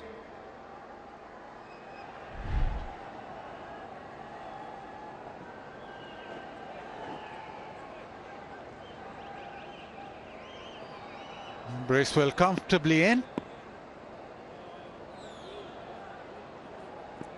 But just making sure that the buggy cam is out of the field of play.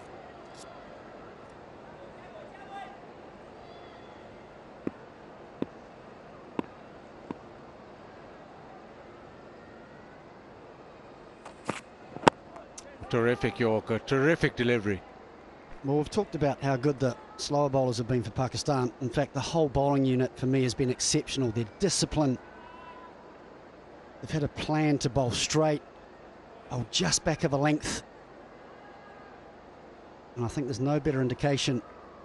2 extras, 1 wide and 1 leg by, almost 39 overs. Been very disciplined.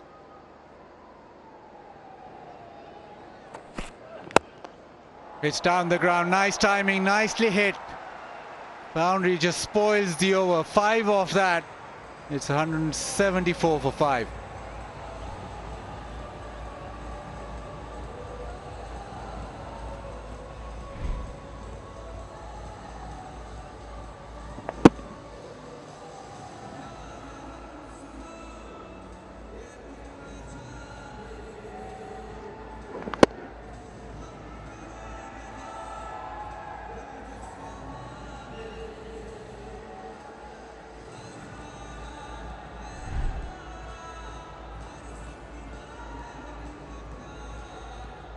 Bracewell with a controlled hit to the fence.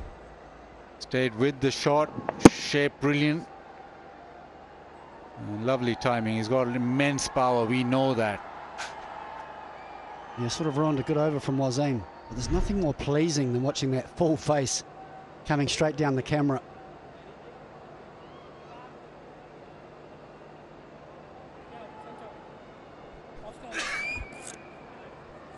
Just finishing off on the discussion you guys were having about what score could be possible and how New Zealand have progressed. So Danny had made a point earlier that New Zealand and Pakistan are not so far away in how they play over number 41 to 50.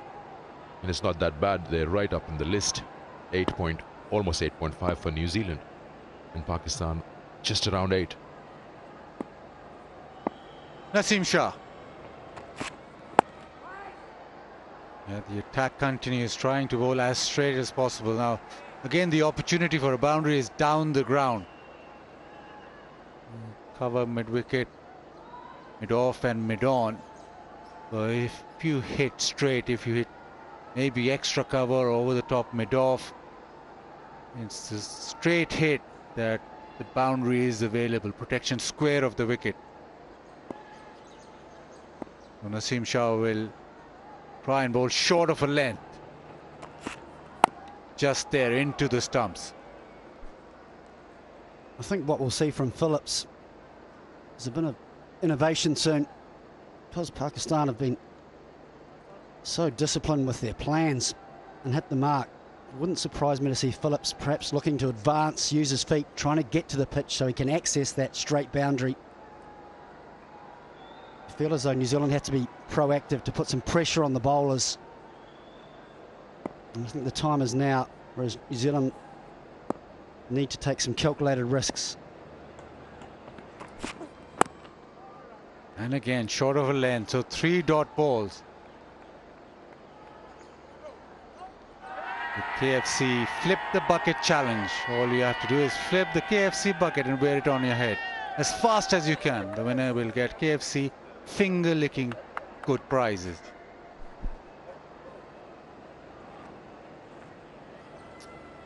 Yeah, they're getting better at that. You've probably seen your tutorial.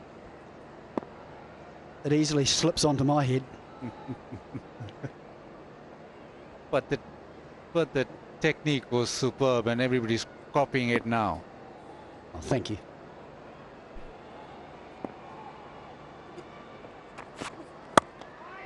Another one. So 4 dot balls. This, remember, is the 40th over. You can just feel that pressure mounting, can't you? You can see Phillips talking to himself, trying to keep cool.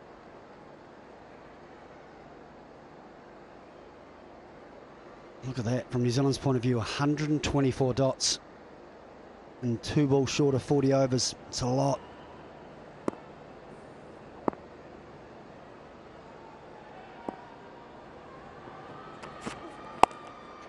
Takes it on leg side. That has gone all the way. Just a bit of length provided and it's helped on its way. That's the first 6 of the innings, and that 6 means that Bank Alphala will donate $100 to flood relief. $1,000. And that's quality. It's a wonderful shot because Phillips was under pressure that over. And he showed good discipline, waiting for a ball in his area. And that's an area he loves. Off his legs, so good at the pickup.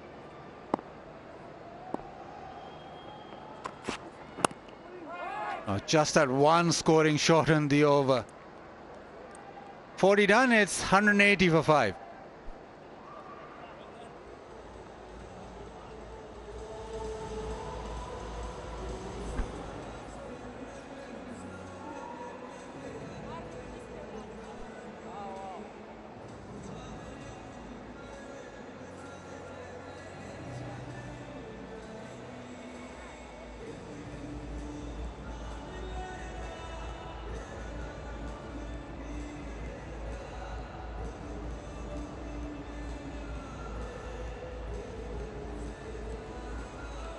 Final 10 overs.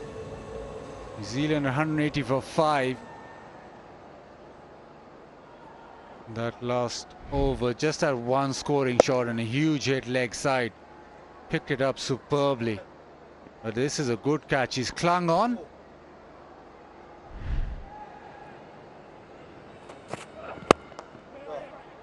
Nicely hit, but just a single.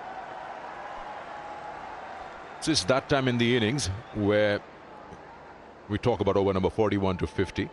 So New Zealand would be, I mean, by the numbers, would feel that they're in a good position. That's a good catch. He was blinded probably by Osama Mir. He hangs on to it. Did well, didn't he? Kept his cool because he fumbled it. He's pretty happy with that effort, isn't he? Big smile on his face. He'll be hoping a lot of his friends saw that.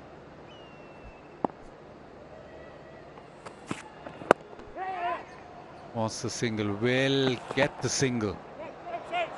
Maybe another one, the overthrow. And yes, they'll come back. He really did well because he went really far away backing up in the first run and just turned around, saw the opportunity, and he made his ground, just sprinting down from the far end.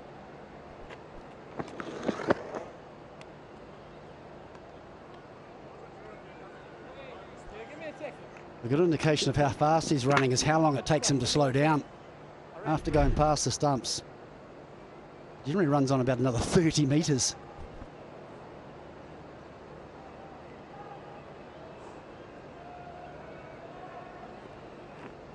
So in that scenario, he was too quick for his own good. Yeah, he had to run a pitch and a half for the second one. So one into the offside. Definitely come back for the second that time around.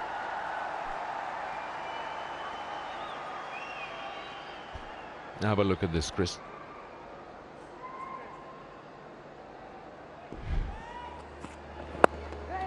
That's the first run, and you see the non-striker, how far down he goes, and then he turns around from there, and there his sprint starts. Yeah, I'm not quite sure why Glenn Phillips ran so far through, because he wasn't running to the danger end, so there was no need for him to run 15 metres past his stumps. Full toss, but straight to the fielder. Some vehicles don't stop immediately. So by this, New Zealand should be all right. 8.5 runs. They should get 80 odd. in the last day. Well, they're going to need to at least match that, if not better it, I believe, tonight.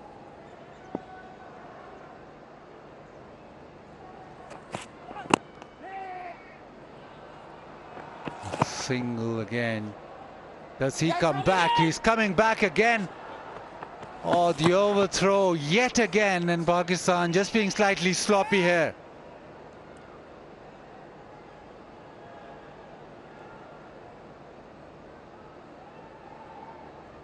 You know, Phillips so quick. Single there, the throw, and it's nowhere near Rizwan. Naseem has to come in, but by that time Glenn Phillips is so quick that he's back in. Yeah, perplexed. What might help New Zealand get that 80 or 85 plus in the last 10 is Glenn Phillips' strike rate between 41 and 50 is 150. Through the offside, but straight to the man in the deep. A single, and that's 8 off the over, 188 for 5.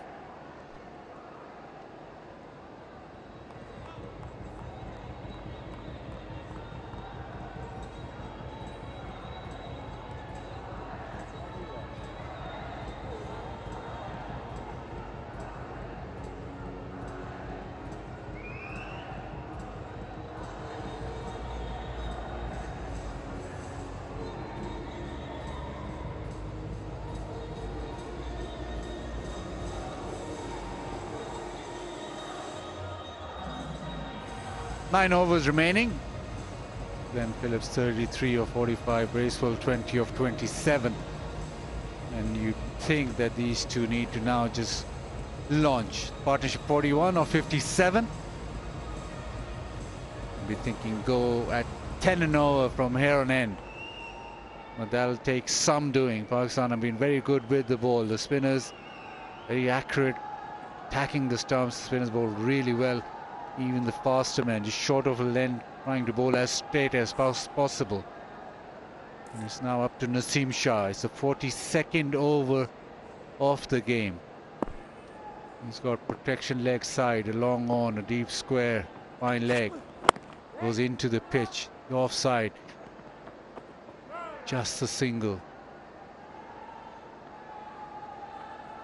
Now where's the option for Bracewell? Left-hander.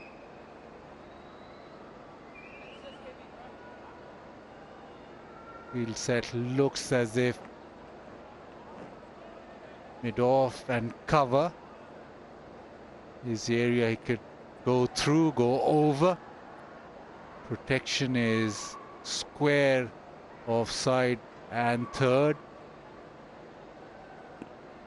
With the angle across, he could hit through the covers or over the top of mid-off.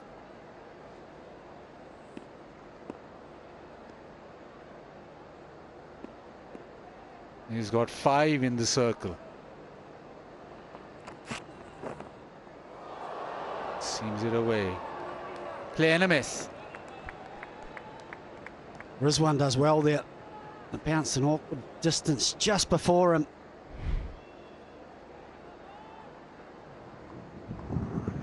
Wonderful areas from Naseem Shah. He did well to stay down. This is good from Babar Azam. He's got 5 in the circle. He doesn't need that extra man, but he's got 1 extra man. And just over. You wanted him to hit over mid-on, and he did exactly that. So concedes a boundary.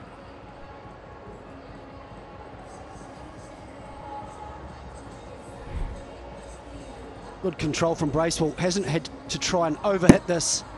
Just stayed nice and low and swung through with control. He's not trying to hit it for 6. He's just trying to make sure he clears that man at mid-on. Wonderful batting. Now mid-on does drop back to long on.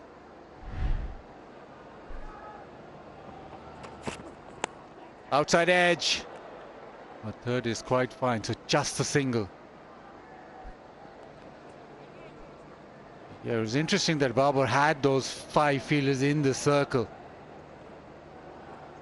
Normally, at this stage of the inning, you're just content with a boundary rider and that one fielder extra trying to save a single or trying to keep Bracewell on strike. But Bracewell up to the task and just shipping it over.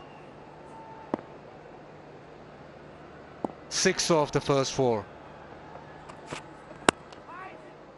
It's hit straight to cover. Dot ball.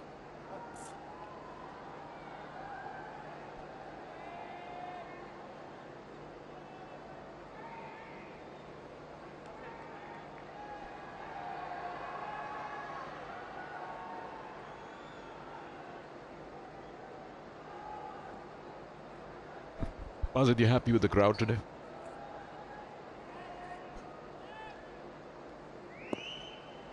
Is that a trick question? One-day crowd. Dot ball to end the over. 42 done. 194 for 5.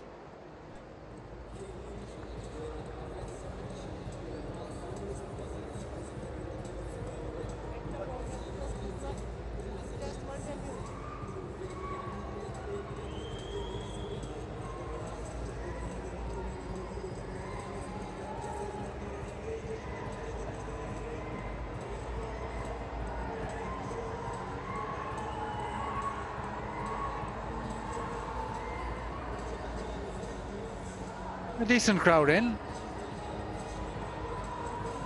White ball cricket.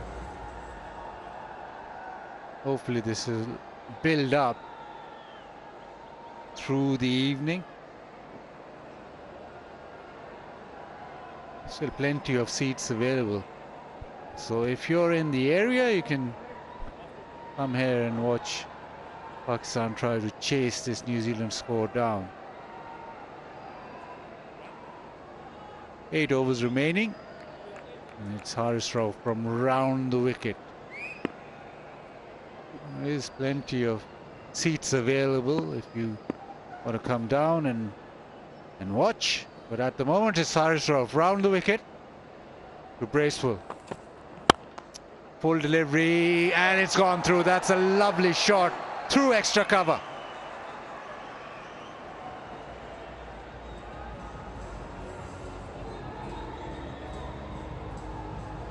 Well, brings up the 50 partnership between these two, and it's Michael Bracewell's shot of the night. First ball from Haris Rauf.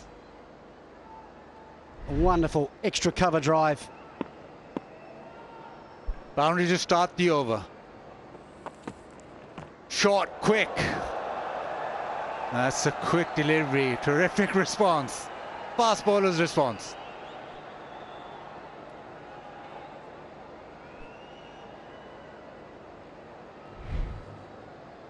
Wonderful bouncer. Feel as though he might have followed through and said try and cover drive that one. A little bit of anger in that bouncer. And well directed.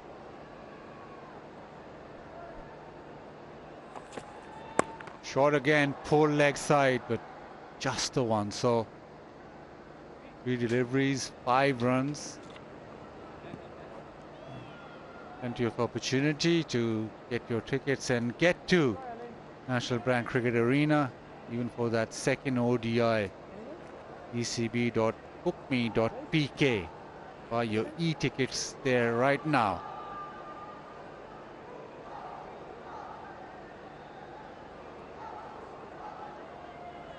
The boundary to start the over, 3 deliveries, 5 runs, and you're thinking New Zealand will be wanting a huge over here.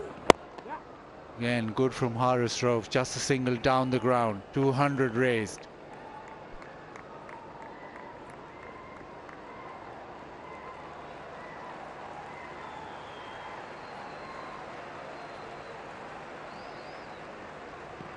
Second one being the fastest.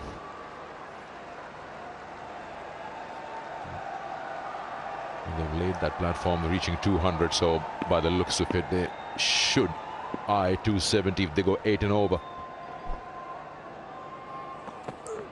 Short again, this is hit, and it's gone all the way. It hasn't been hit too high. It's gone flat where it adds power.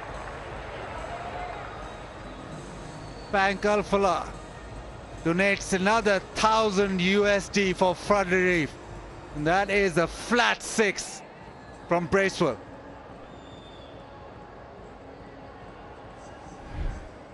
Shows the strength of Bracewell. Got a terrific bouncer earlier in the over and said, no more, I'm going to take you on. And a lovely flat 6.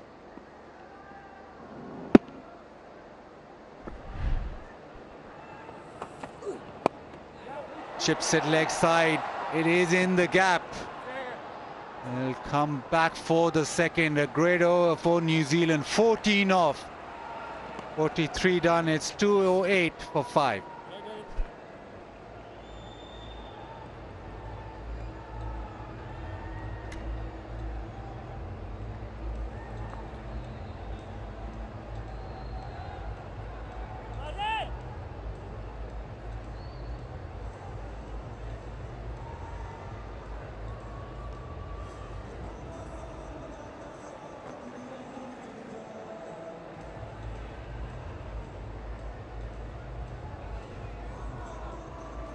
And New Zealand just stepping on the gas, 14 off the previous over. The one that has gotten the most amount of runs in this inning so far. It's time for the skyscrapers to come on for New Zealand in order to get a good first inning score here. 61.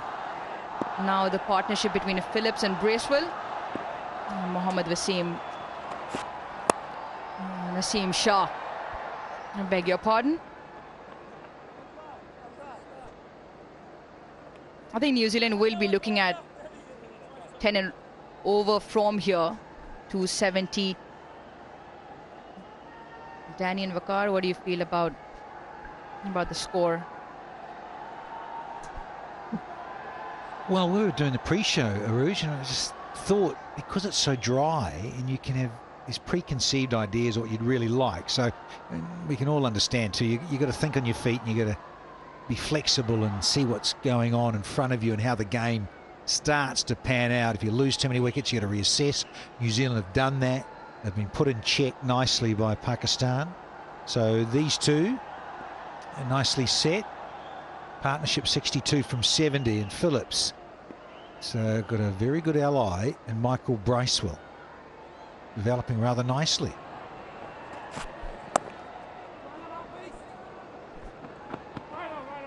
Well, I'm not taking anything away from the Pakistani bowlers. I thought they were just superb from the word go. They were outstanding with the new ball. The spinners came on. They really kept the lid on.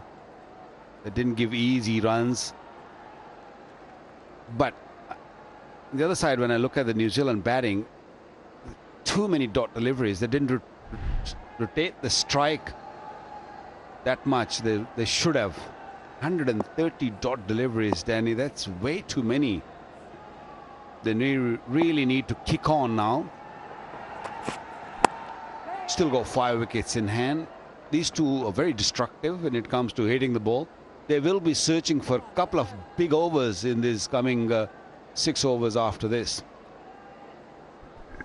Yeah, projection, you're mentioning Aruj, yeah, 10s gets you to that 275 we've just touched on. But I'm also hearing, yeah, graphic there on screen of 130.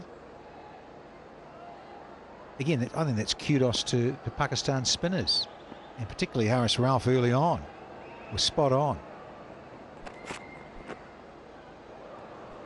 That's a great change up. Just Asif Yaqub signaling a wide and reckons he's gone over Bracewell's head there. Was it the head high wide or was it just outside the off stump? He bowls a really good slow delivery. He bangs it short and it doesn't arrive.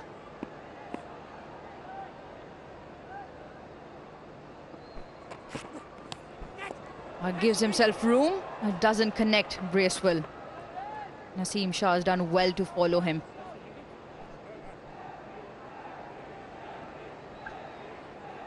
Well, we mentioned earlier on about repertoires and having maybe 3 or 4 slower balls in your locker. This one's just seam up. It's got a bit of a tangle. He's seen that earlier on against the spinners as well from Bracewell, but looking to invent, understandably, looking to get it into different pockets of the National Stadium. And you've got Phillips. Change the line, change it up, and a wonderful striker he can be.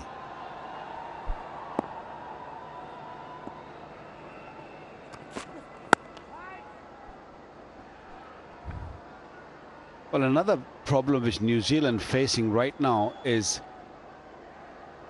the daylight sort of going away and the tower lights taking over. The toilet, what we say, is not easy to bat against someone of this pace of Naseem Shah, and the ball's old and it's all gone little grey also. Multicolored cricket ball. It's very difficult. Unless it's a real flat pitch, it's a different ball game, but because the ball's stopping at times. In the air. Who's underneath this? Is Barber here. Easy, no problem. Seen it many a times in the Test series. And once again, Naseem Shah getting his second.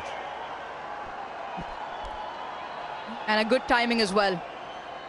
Just when you thought Phillips will start teeing off, he top edges one.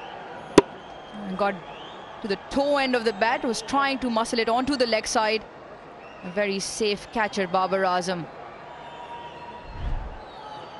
Pakistan pick up the 6th wicket here. Glenn Phillips goes for 37.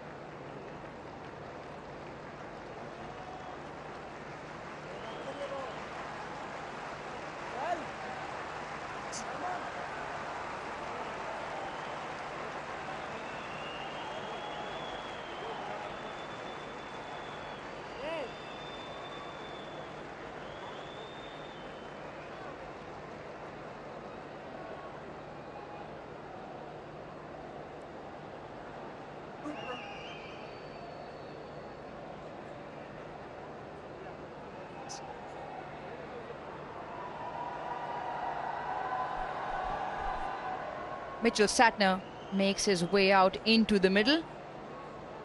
And he's there because Glenn Phillips, in trying to get a move on, has lost his wicket. 67 his best, strikes it at 87. Even if he does do that, he'll have played his role nicely with Bracewell on the other end. Pakistan have done extremely well. Every time a partnership is brewed and got into a place where you just felt New Zealand was wanting to get a launching pad ready, they've picked up a wicket.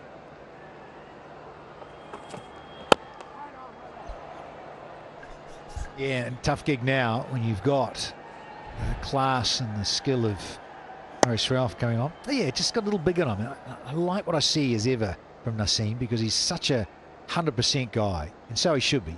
Young, keen, and as keen as that fellow too, to keep learning. But he was into the surface, it was seam up, it hurried on to Phillips. Good stuff, good energy from Naseem.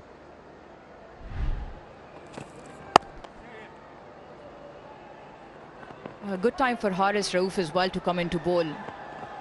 He's gone for a few runs, but let's not forget he does bowl difficult overs in both white ball formats, in the T20 game, within the power play, and then towards the back, and even in the one-day game. So it's not easy by any means. Yeah, I totally agree with you, Ruj, because every time when things are tough, he's the man the captain goes to. He's a go-to kind of a bowler for Pakistan. He has won Pakistan a lot of games. But you can go for runs at times because of those difficult overs you bowl. And he's also playing after a little while. He's played a first test match against, that was a way back about 6 weeks, 7 weeks now, when he played against England. And then he had a bit of injury. He left out of the team for the next 2, 3, 4 test matches, and he's back again. Started off really well with the new ball, but just been a little expensive in the last over.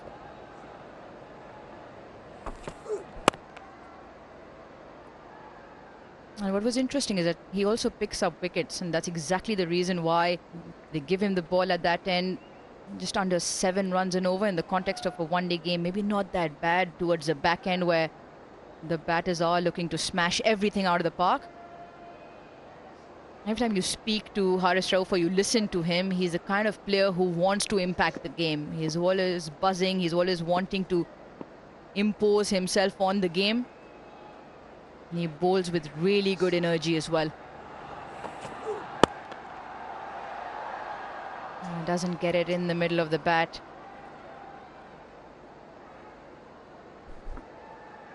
He's all energy, isn't it, Danny? You know him. You've been part of the Lahore Qalandars also. Remember those dances you... Rat bag.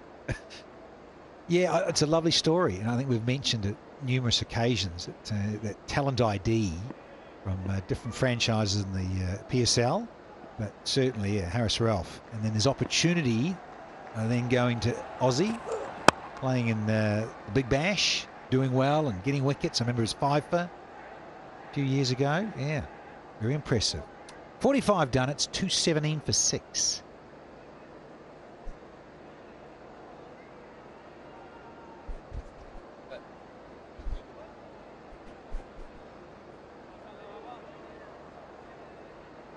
Oh, what a darling, eh? Did you make that at home and bring it? Your little one made that, didn't she? She did that, I'm sure. Once again, have no idea. Why is it you every time? That's what my question is. Just kidding, Aruj. You are #1 commentator. There's no doubt about that. And you are the queen. You are, and funnily enough, oh, you're from here. Oh, that local girl. Oh, you got it now? Put 2 and 2 together. 5.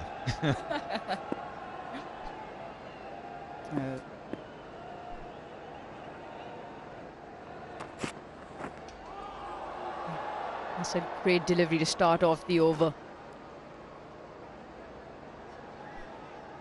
With a 2 new cricket ball, when you use it, sometimes the one swings more than the other. And I have a feeling in the seam is getting a bit of luck with him bowling from the pavilion end. And this ball, this cricket ball, is having a little bit more say than the one Haris is dealing with.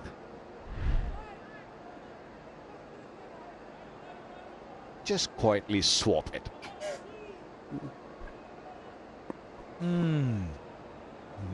Shades of the 20th century.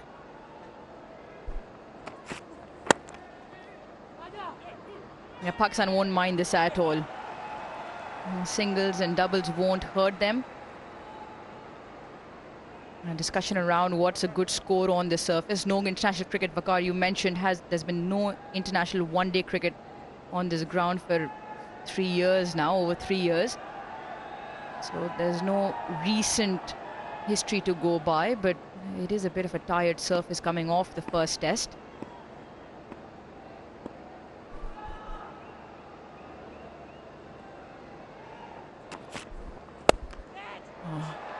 Oh, just drops in front. He tried the slow one, or the change-up, and didn't come out quite right, Naseem Shah. Well, in the recent past, we have played so much test cricket, and these pitches have been used so many times. We wanted to just smoke it over the mid-off, give it a good try. Babar is normally very good at it and got a little hand on it. Ball just sort of swung, that's what he's saying it, after maybe pitching. But yeah, I'm totally with you. This pitch is not ideal when you talk about one-day cricket. But one-day cricket, you do need a bit more pace and less spin, because this pitch is a lot slower. Pulled him. He drags it on, and Naseem Shah has his third. Yeah, well deserved. I'm making the point about the balls from either end. You look at the way Harris Ralph goes about it, more into the surface, bumpers, he's at you. And by contrast, this young fellow goes fuller. This one he's tried to bang in. It's a healthy bottom edge. And Bracewell have fouled. He should have done better with that delivery. But persistence and passion as Naseem Shah has undone Bracewell for 43. And New Zealand lose their 7th at 220.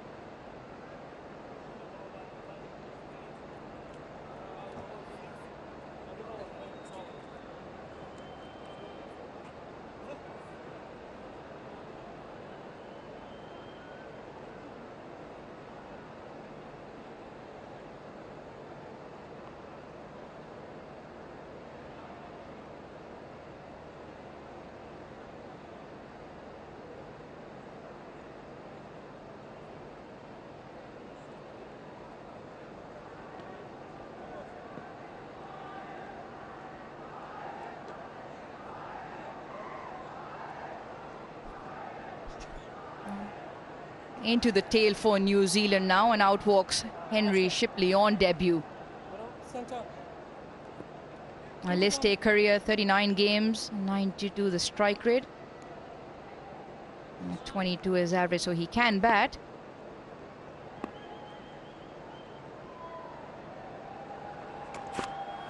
Oh, cleans him up! Oh, what a ripper from Naseem Shah.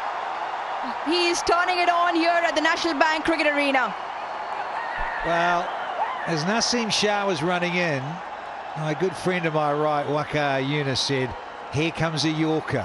Look out, bang." And sure enough, yeah, the great Yorker specialist, Waqar Younis, says it was perfectly delivered in the timing. Look at that tail. What a beauty. Welcome. Oh, he's lucky that he didn't got a bit of toe.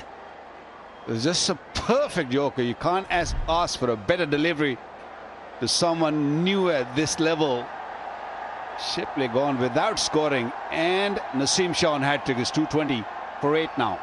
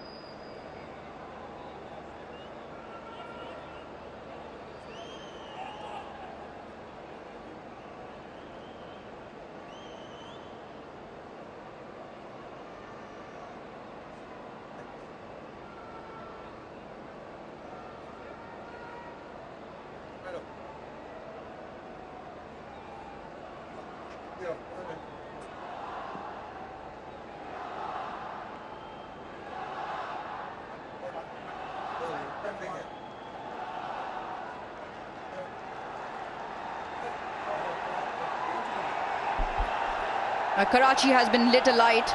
Naseem Shah bowling some thunderbolts.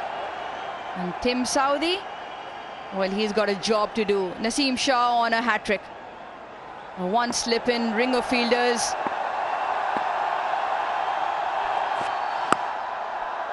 He does well. He does well. Tim Southee, it's a great over for Pakistan and Naseem Shah. 2 wickets back-to-back. 220 for 8.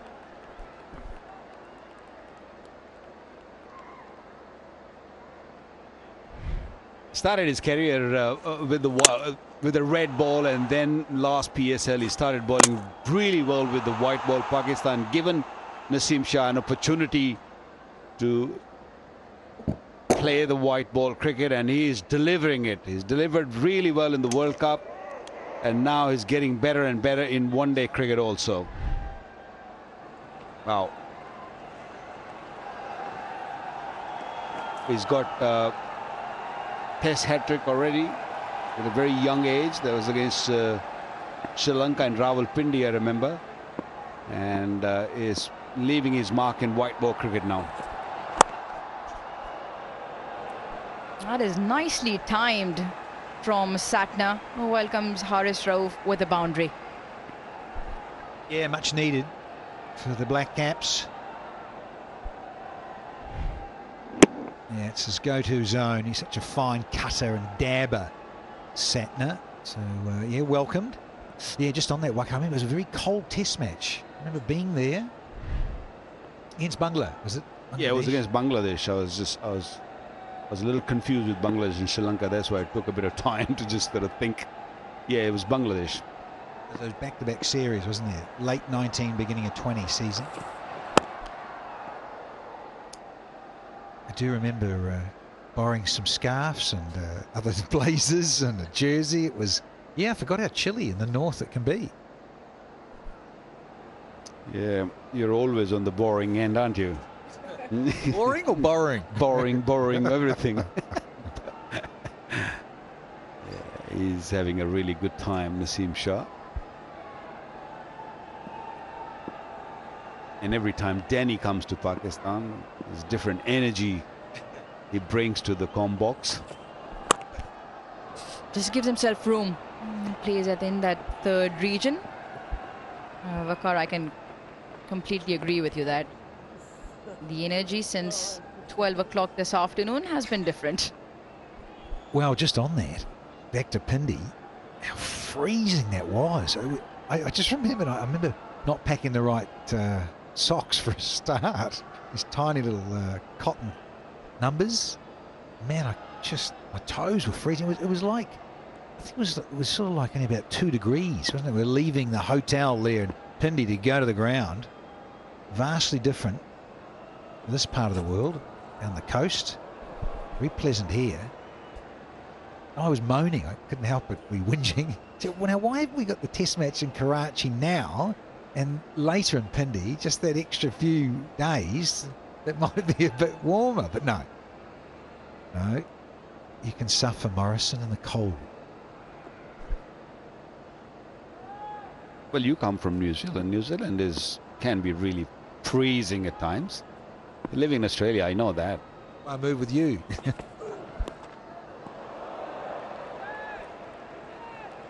The warmer climes, I know. And when it's winter there, we come here, and it's winter here. You're so lucky that you've come here in Karachi.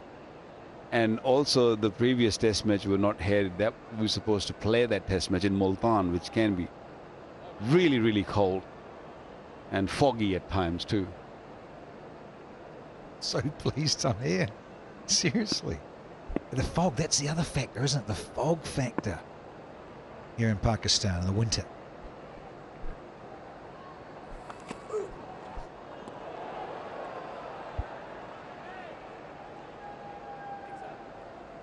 Yeah, good over from Haris Rauf. 226 for 8.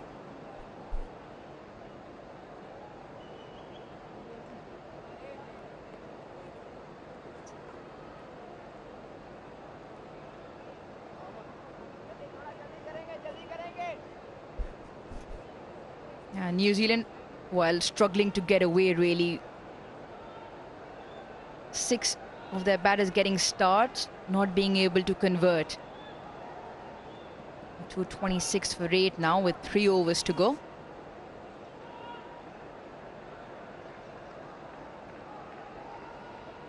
It's been a good outing so far for the Pakistan bowling unit. He's been the star performer, Naseem Shah, looking for his 5th. Just leaves the Saudi.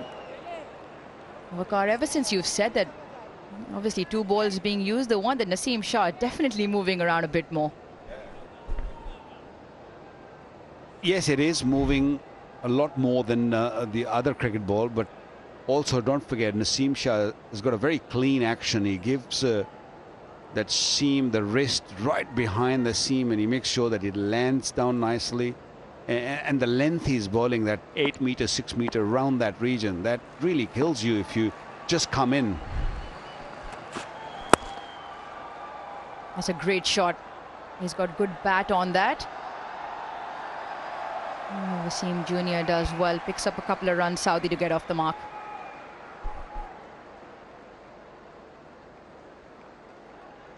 There's another young fellow making his way. Impressed with him. PSL last year. Mohammad Wasim. So yeah, the stocks in terms of pace bowling department as ever, this part of the world, very healthy.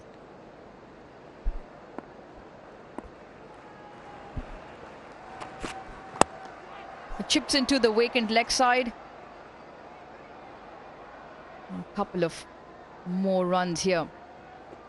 And New Zealand will obviously have to rethink that first innings total now with Satner and Saudi at the crease. Just about 2.5 overs left to go. Around the 250 mark, they feel from the position they're in, that'd be a good first innings score for them. Well, if they get 250, and if they bowl really well with the new ball and pick up early wickets, especially Babar's wicket, might be a different ball game. Who knows? I mean, this pitch is slow. Yes, over the years, which is 3 years or more, that we have seen that this pitch gets a lot better in the evening. It comes onto the bat nicely, but we've been also talking about the test matches, so much cricket being played on these pitches, those bare pitches, and it might not skid on that well. So the new ball will be very crucial. First of all, they've got to get to a total where Pakistan will feel that, you know, we've got to really play sensibly. Now, at the moment, I think Babar and company, they'll be very comfortable. They're happy with the effort of the bowlers. Up and over. Gets him a boundary. This is good from Mitchell Satner. Indeed. Once again, he's looking for the cut, looking to go a little inside out. He gives himself room and opens up the hip. It's a big go-to zone for Mitch Santner. Osama, no price.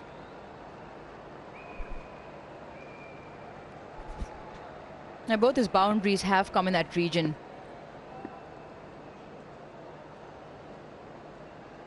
There's a big gap on the boundary. Just chips it into the leg side to pick up one. A good over for New Zealand. 10 off it. It's 236 for 8.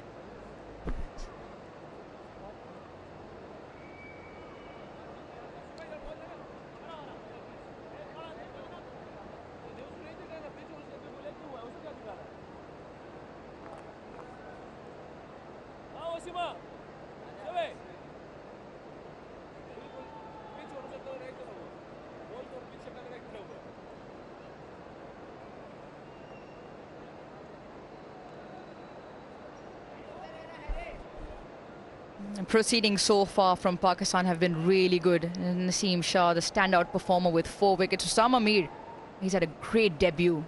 His first wicket in his international career of Kane Williamson. He'll remember that one for a very long time. Wasim Jr. with 1. Couple of overs now in this first innings.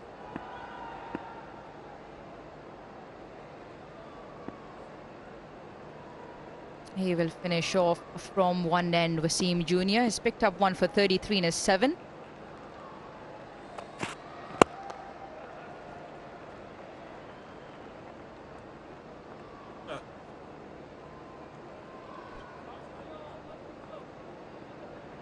The other thing that New Zealand will take from the surface and the slowish nature is the amount of help it's provided the spinners. Both the delivery from Osama Mir and Mohammad Nawaz getting turned in line with the stumps.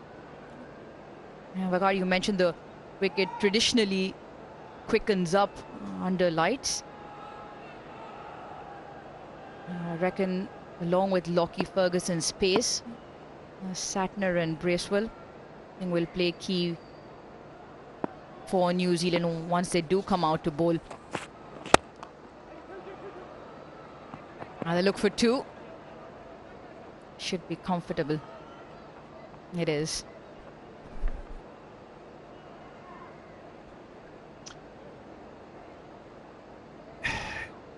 As you alluded to, Waka in particular, yeah, that first stanza, the first 10 overs, Erosion, using that new ball, and can Saudi get just a hint of shape, just to wobble a little bit. You think about Ferguson with his pace as well. You got to get Bubba out early, it's key. And Rizwan as well. Imam would like to dine out and take his time, knowing what you're chasing. So then you set your stalls out and think, well, it's nothing outrageous. No, it's a bit slow, but yeah, wickets in the bank in terms of accumulating. So yeah, it'll be interesting to see how Kiwis go about it.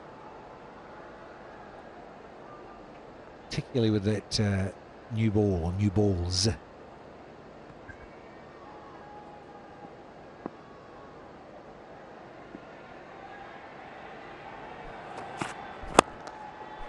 Up and over. This is a really good innings from Mitchell Satner.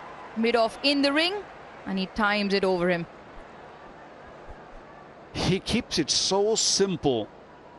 He hardly moves in his crease, just move the front foot and make sure that he just gets that bat come through the line of the ball and keeps his head really still. Very nicely played. Well, I know you love your golf, Satner. I think he's up there, isn't he? I think he's a scratch handicap. He's incredible, wonderful golfer in his own right. He loves it.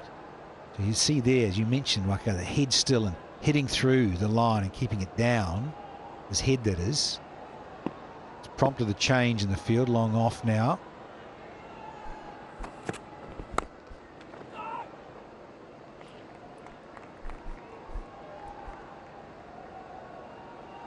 Yeah, the change in field. Just Wasim Jr. will have to be careful. Satner does like to give himself room for the dab down third, with third and fine leg both in the ring. That shot is well and truly on for Satner.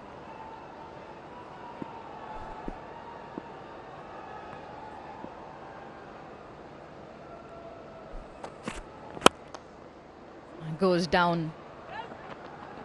They look for 2. Satner running hard.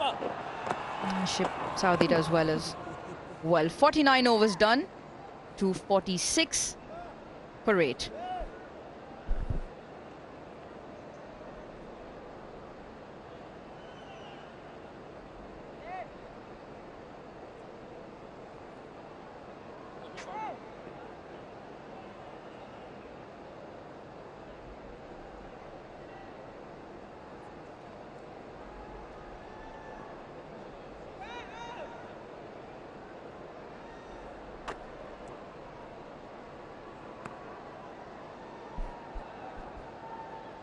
Last over of this first innings, this first one-day international between Pakistan and New Zealand.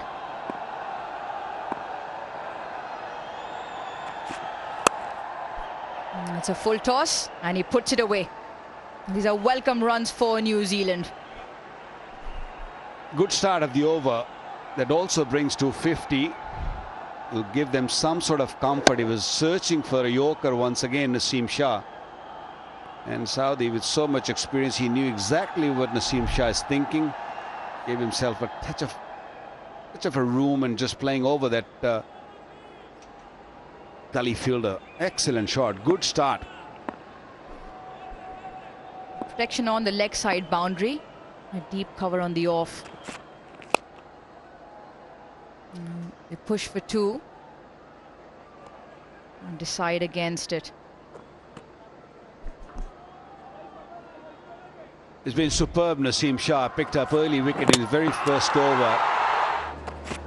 A little bit of luck there. This was a good delivery. Just ball held its line, just a little bit off the seam and getting Phillips out. A bit more luck for Naseem Shah, but this, I can watch that again and again and again. Yes, you can. Shades of Sharjah. Those early 90s. I remember limping off. Dog. A slow one is chipped in the air. A fielder settles underneath and takes a very easy catch, Nawaz. That is the fifer for Naseem Shah. Second in his ODI career, and he has been spectacular to watch tonight. Yeah, he's been very impressive. He's right on the money from the word go. On a slow pitch, there's not much help for the Pacers. He's picking up 5 wickets, bowling it beautifully, bowled with good pace.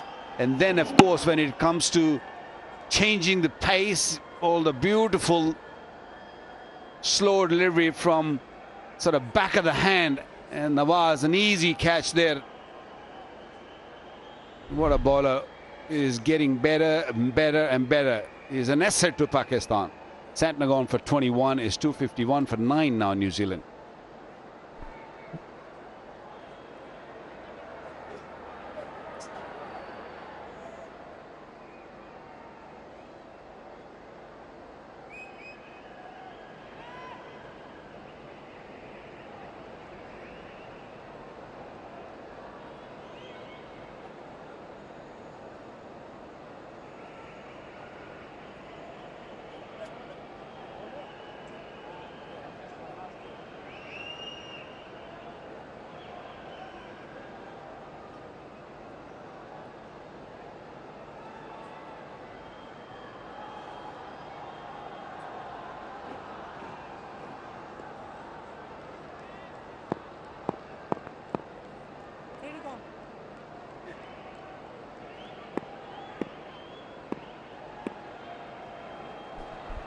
Last wicket for New Zealand, Ferguson.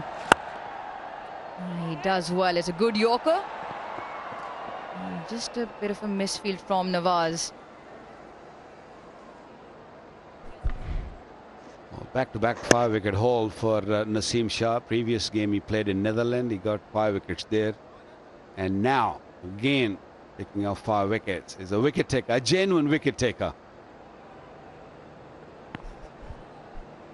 And you'd imagine he's played a lot of one-day games. This is only his 4th one-day international. Broke on the scene in test format. The latest to debut was in the one-day game. What a spearhead he's been for Pakistan. A slow one once again. I'll have to run hard here. This just makes it the throw not good enough from the boundary. Mohammad Nawaz. He got there quickly enough, but the throw it lacked a bit. A bit of urgency all round. Let's have a look. He got in the position. We've got a nice bounce too. What is going on, Aruj?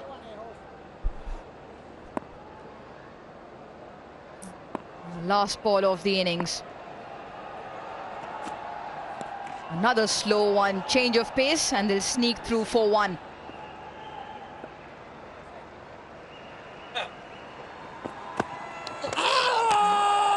Still not done. A little bit of a cat and mouse. And he's called it buys eventually. That will finally bring a close of play here for the first innings. New Zealand end with 255 for 9. And the star of tonight on your screen, Naseem Shah, with his second 5-wicket haul. Back-to-back 5 wickets for him. Bowled with pace, bowled with a lot of steam, picked up 5 wickets. Pakistan camp will be delighted with this effort. There was a few counter punches, there were a few good partnerships of 50 plus, and every time New Zealand felt they had a launch pad, he was there to break that partnership up. Winning the toss and bowling first, and the bowlers responding is outstanding. They were all really, really good with the new ball. And then when it comes to the debutant Usama, I thought he bowled beautifully. He got that bounce which Pakistan was searching for, got a bit of spin also, got a very good googly. There is no doubt there is more experience in the pace line, but the spinners bowled extremely well. Deserves that, Naseem Shah, leading the pack out, picking up his second 5-wicket haul in ODIs. All the camp on their feet, praising the effort. Deserves all the applauding. Yeah, tremendous effort from Naseem Shah. In the end, the New Zealanders went to 255 for 9. They'll feel a little bit short, but as the colleagues have rightly mentioned, those starts, they felt they could have pushed on and they couldn't because of certain Naseem Shah. And Osama on debut was very good indeed. And a bit of Mohammad Wasim right at the top there. But Finn Allen, so 255 with 5 extras.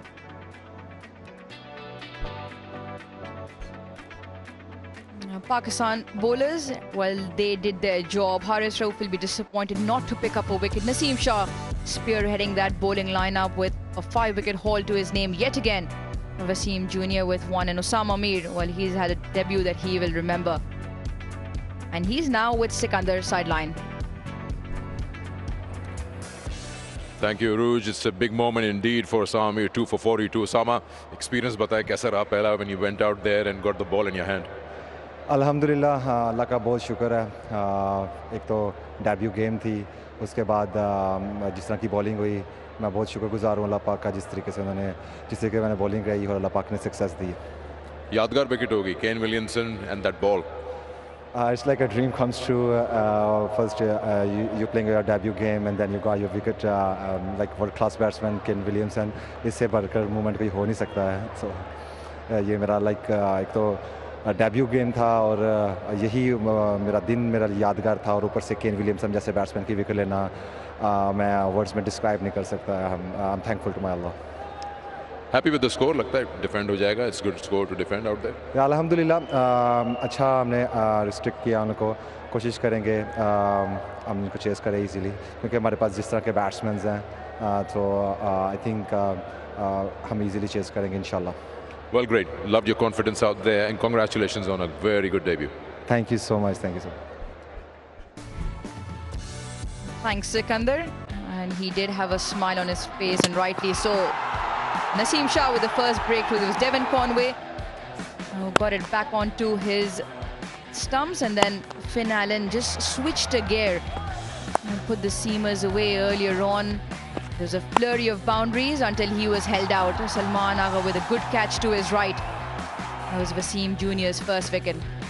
Well, that's why he had a smile, Osama Mir.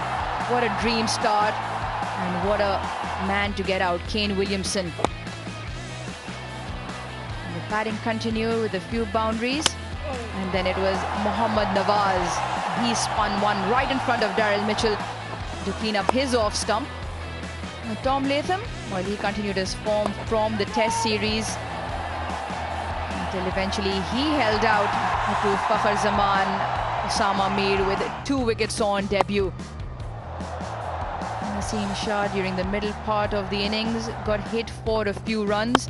It was when a partnership was building between Phillips and Daryl Mitchell. A couple of sixes in the New Zealand innings until Glenn Phillips was held out. Simple catch to Babar Azam. It was Naseem Shah show after that. Michael Bracewell chipped one back onto his stumps. And what a beauty of a delivery. A full-in swinging yorker from Naseem Shah. A debut Shipley will want to forget. Got a few away. Mitchell Satner, I thought he played really well. He timed the ball well down the ground.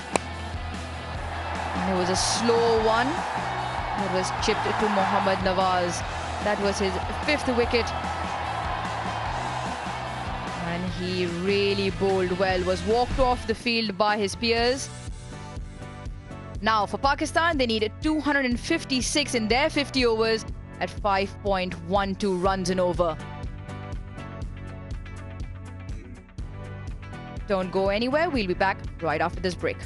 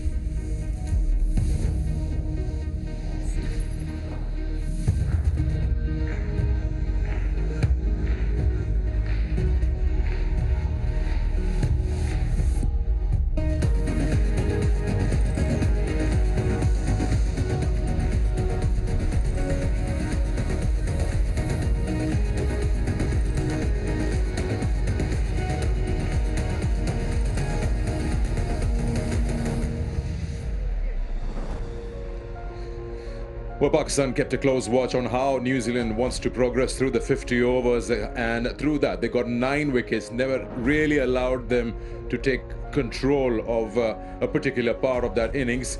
And of course 5 wickets for 57 for Naseem Shah led the way, and it was a brilliant performance from him in the first ODI. Quick look at the batting card here. 255 for 9 in New Zealand, and the partnership that's important for and that worked for New Zealand was Bracewell, who got his 43 of just 42. Phillips played an important hand of 37, and up in the order 36 and 42 from Mitchell and Latham. And the bowling, of course, as I said, Naseem Shah led the way, 5 for 57 on debut. Osama Mir 2 for 42, and a wicket each for Wasim Jr. and Mohammad Nawaz. Hello and welcome to Inverex Solar Energy Pitchside Studio. I'm Sikandar with you, and we've got the first inning out of the way. 256 is the target. I've got Basit Khan and Chris Harris alongside me. Start with you, Basit. Pakistan's bowling has been good, and the use of resources by Babar. You're happy the way they've gone through the 50? Yeah, look, once they won the toss and bowled first, the first thing was what lengths they would hit. I think the spinners did a job, but the fast bowlers, them too, made sure that there was nothing to hit for New Zealand all throughout that innings. And whenever New Zealand, as you said, took charge in a partnership, they were able to strike back with a wicket. I think it was very good from Pakistan. Their fielding was pretty good as well. I think overall, with the first part of the match, I think Babar will be pretty happy with what happened. You feel that the New Zealand now at the innings break were playing maybe 15-20 short, or they will be satisfied this is good enough to defend out here? No, I think New Zealand will feel as though they're 30 or 40 short, to be honest. But I think the reason they were short was because how outstanding Pakistan were, not only with the ball, some great decisions from Babar Azam, and also the support they got in the field. Obviously, Osama Mir, exceptional on debut, bowled beautifully, and Naseem Shah, wow, what a performance that was tonight. So, yeah, New Zealand will feel as though they're at least 30 or 40 short. We talk about the opening, Finn Allen, of course, we know how explosive he is, but it took a while to get going. I mean, the first 4 overs, there's just around 6 runs for no wicket. He got that opportunity where he hit 6 boundaries, and just felt like he started off when he lost his wicket. Yeah, I was actually really happy with the way that Finn Allen started. He gave himself a bit of a chance, a couple of overs, and then he played some really good cricket shots. Some wonderful boundaries off both front foot and back foot. And I mean, just as soon as he got the length that he wanted, he just put it away. The unfortunate thing from New Zealand, just as he looked as though he was going to take the game away, he got out at an important time, trying to force something that wasn't quite there to hit.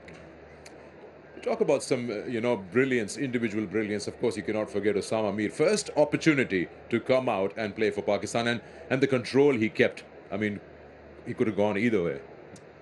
Yeah, the important thing is that we all know that he can turn the ball, and that's why he's so good. With that delivery, that's a perfect leg spinner, drifts in, and you get a man of the stature of Kane Williamson as your first international wicket. Well, it hardly can get better than that, then extra bounce, but all throughout that 10-over spell, it was a leg spinner that was turning and made the issue. He does get extra bounce because he's a tall leg spinner, but you look at that performance and you think as a debut game that is exceptional. Sorry, just quickly, the key thing for me was he got New Zealand's 2 best players to spin out. One was Kane Williamson, who's the best, and he got him out playing a defensive shot. I mean, it was just an exceptional spell. And then Tom Latham, we know how good he is at playing spin, and he got 2 key players for New Zealand out, which I think partly turned this game. When you talk about Osama Mir, the delivery was beautifully bowled to Kane Williamson. Have a look at that again, and just tell us what Kane did wrong here. He didn't do a lot wrong, to be fair. There was a ball before the one that got him out that just pitched on middle and just sort of continued on. This one, for me, he imparted a little bit more spin, and where Kane got in trouble, and it wasn't his own fault, you can see it curving in the air towards leg stump, which opens you up as a right-handed batsman, and then just the grip off the surface. You can see Kane hasn't followed it. He's played with a straight bat. The ball was just that good that there wasn't a lot he could have done. If anything, you could have said that he might have got slightly further forward, but it was just an exceptional piece of bowling to a great player. Yeah, exceptional bowling. Reminds us of Naseem Shah, 5 for 57 in his 10 overs. He's our top performer. Let's have a look at the wickets. Top performer. brought to you by Inverex Solar Energy. Yeah, started off right at the top of the back leg onto the stumps. And then this just short of a length. He's kept banging in short of a length, and that's been the forte where he's not been able to be hit around the park. Then that was sheer pace, just short of a length again. And it was that length was different. That was a brilliant delivery. That's probably the best that he bowled all spell. Then the slow one with a little top edge or a little mistimed shot into cover. But that length bowling into the stumps made sure that there was no width provided throughout that 10 over spell. He was very accurate in terms of just back of a length and aiming back into the stumps, which made things difficult for all New Zealand batters. I thought the whole Pakistan bowling unit today was so exceptional in their execution. I think there was only 3 wides, but I must say, I think it's worth commenting on.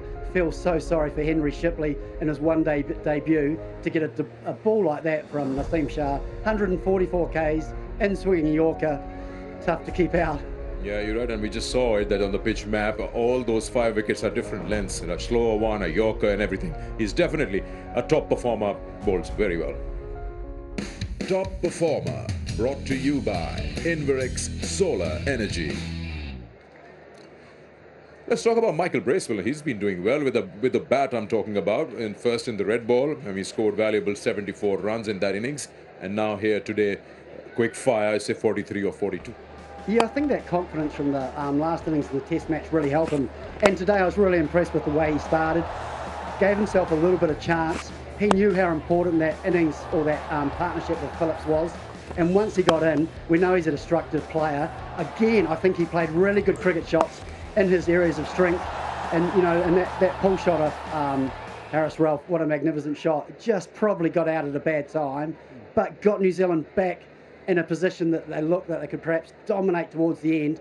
And unfortunately just lost his wicket at a valuable time from New Zealand's point of view. Okay, time for us to get the expert predictions. Expert prediction brought to you by Inverex Solar Energy. Positive average first inning score here is somewhere around what they have on the board, but that was back in 2019. You feel that this score is of course gettable, but New Zealand can defend this? They'll need everything to go their way. They need wickets up front. They also need a period of time where they can slow Pakistan down and apply pressure, but wickets throughout the innings, as Pakistan did. They got wickets throughout that innings. Otherwise, I think Pakistan, with the type of batting they have and with the surface that they're playing on, they're very used to such type of surface, and I think it's almost, for them, the conditions are absolutely built to a T where they can chase a target which is not 300, which is in their grasp. But for New Zealand to get into the game, they need wickets up front, wickets in the middle, and wickets at the end. A couple of guys are coming back after a layoff. Fakhr Zaman, Haris Sohail has been away from the side for a while now. So these are the things probably you feel they can exploit and try to put pressure. Well, I think they have to. I think Baz is right. I think New Zealand, we know, are 30 or 40 short. Everything's going to have to go their way. We know that New Zealand generally are going to bring it in the field, so they're going to support their bowlers.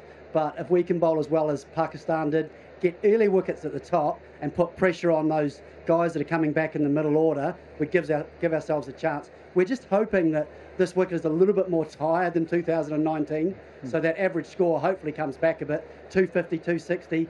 Hopefully, with good bowling and good fielding, we can get close to defending this. Okay. We got 9 wickets today. Let's have a look at all of them. But before that, expert predictions from our guests. And I hope you guys got it, that there is a chance for New Zealand to come back and come back strong. Expert prediction brought to you by Inverex Solar Energy. Okay, now 9 wickets fell today. 5 of them go to Naseem Shah, 2 to Usama, and Wasim Jr. and Nawaz also pitched in. Let's have a look at all of them. All of wickets brought to you by Inverex Solar Energy. Well, Conway was a little bit unlucky. It came off his back foot onto the stumps. Awful way to get out. And then this is the start. Finn Allen, who was smoking it, just played a little bit early, got one to cover. And then the big one. This one on there, what a delivery. The big wicket of Kane Williamson. And then another one, Daryl Mitchell. Nawaz bowled superbly today as well. Thoroughly deserved that wicket.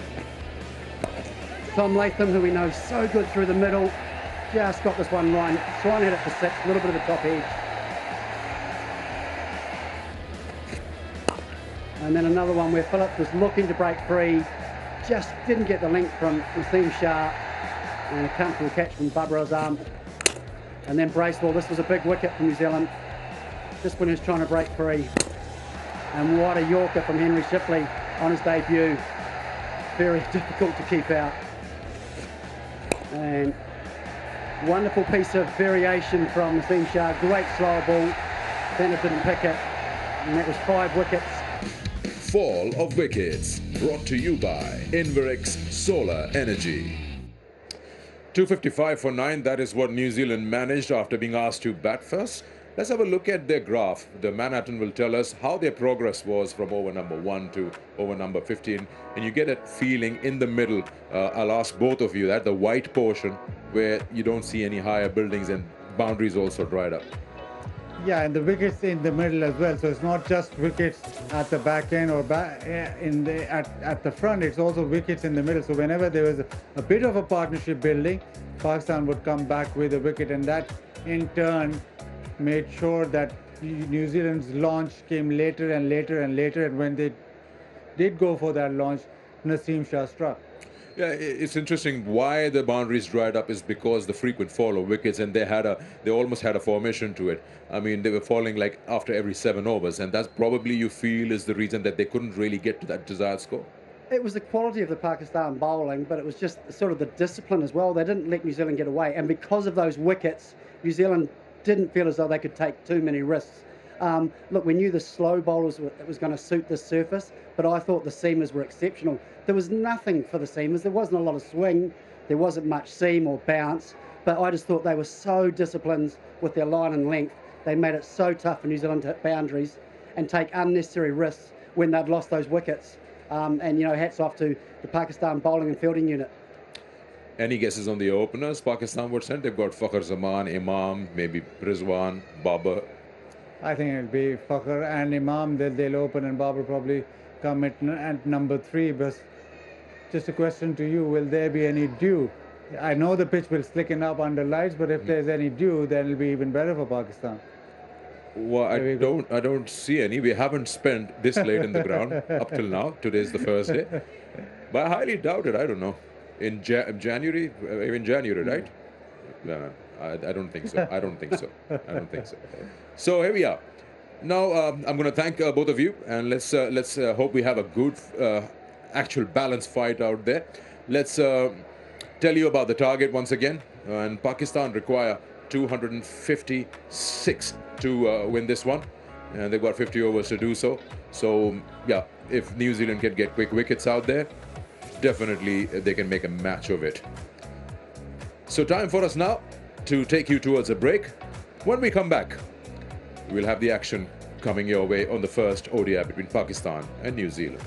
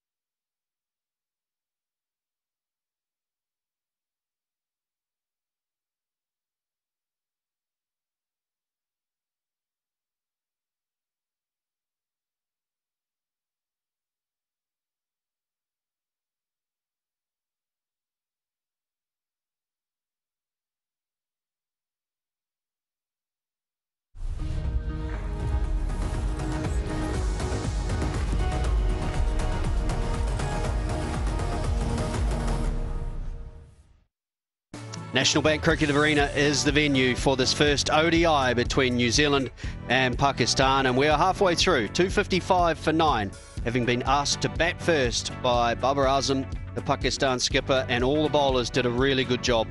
No one did it better though than Nazim Shah, who just ripped the tail apart, broke crucial partnerships, and they ended up just stymieing New Zealand a little when 280, 290 looked like a possibility. 5-wicket haul it was for the fast man from Pakistan, 5 for 57. Expensive for Haris Rauf, but on debut, Usama Mir was impressive, 2 for 42, picking up the crucial wickets of Kane Williamson and Tom Latham. And I thought in conjunction with Mohammad Nawaz, they really did control those middle overs.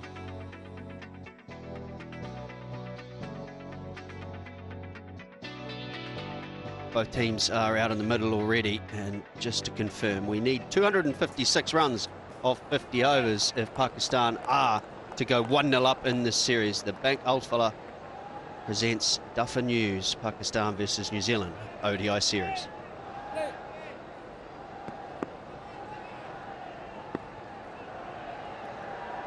We're underway. Tim Southee with the new ball, and that's got to be close. That's going to be close. Alim Dar. Did he get a little inside edge?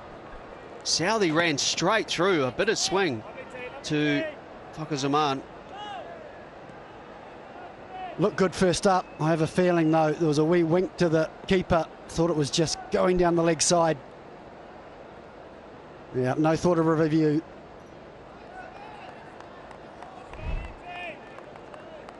Swing from Southee, though. Yeah, comfortably going down the leg side.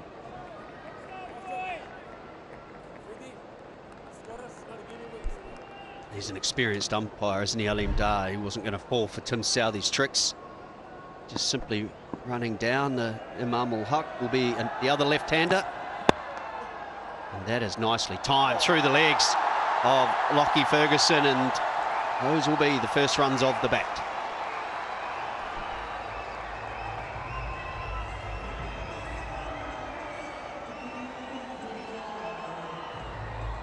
Again, lovely swing from Southee. Lovely shot from Imran. I just talked at the halftime break about how good New Zealand will need to be in the field, and that's the worst possible start. There is a bit of shape though, which will encourage Southee. I think the impressive part too was how accurate the Pakistan fast bowlers were to begin the innings. So New Zealand will have to try and replicate that.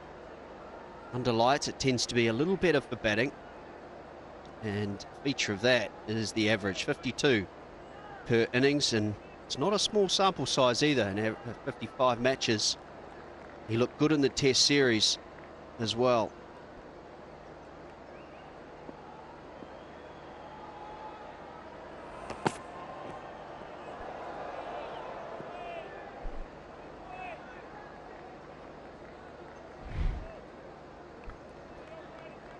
Yeah, swings back in, going down leg. Southee appealed as if it was crashing into middle stump, but yeah, just down leg. And once you go try and swing it back from off stump, it suddenly doesn't swing at all.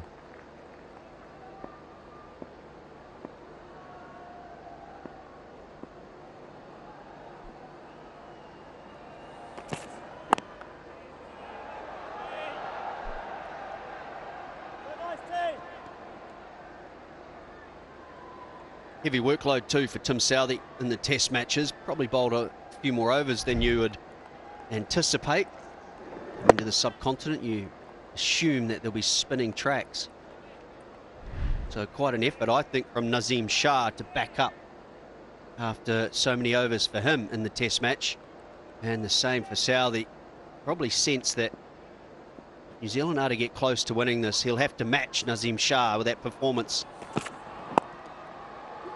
That's nicely clipped away as well. He'll come back to 2.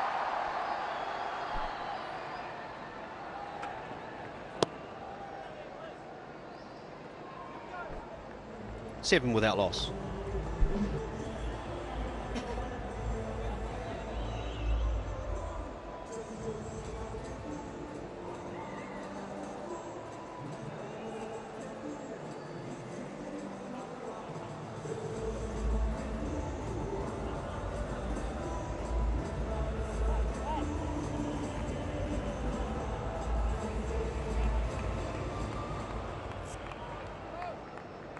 Action.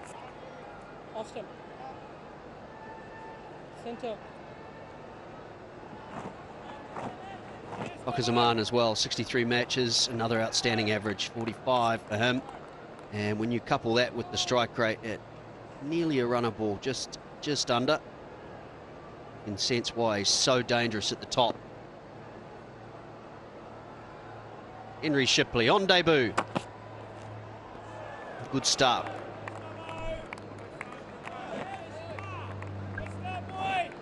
Yeah, it's a good feeling to get that first ball out of the way and go roughly where you want it to. What a ball he got first up from a batting perspective. Wonderful in-swinging Yorker from Naseem Shah.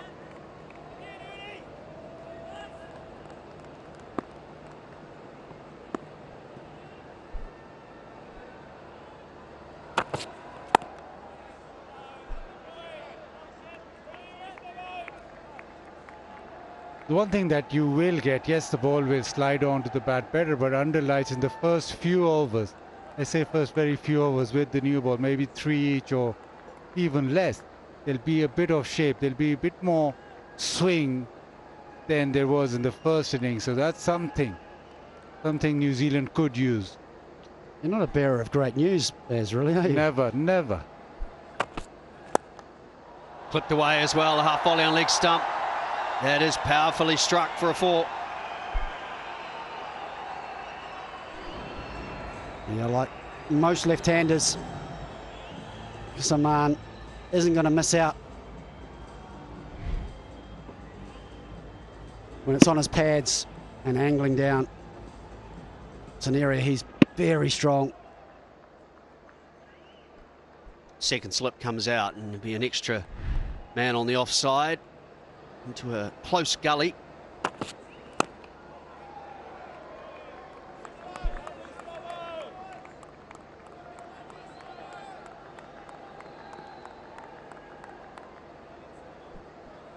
I think too, Buzzard, Pakistan will be looking to avoid the mistakes New Zealand made. A lot of starts from New Zealand, a highest partnership of 66, and that is it. No two players really controlling a significant part of the innings. I think in this run chase, Pakistan will be looking to break the back. One big century stand, and I think that will be enough. 255, middling total, you would say. It's certainly not something that will scare Pakistan. We saw a stat, the way that New Zealand and Pakistan shape up in one-day batting. They go slightly conservative up front and then they catch up with the rate, and it's almost because, especially with Pakistan, the conditions that they play in, it's almost like one of your players has to play that anchor role. It will be another single, so 5 runs coming from Shipley's first over in international cricket, 12 without loss.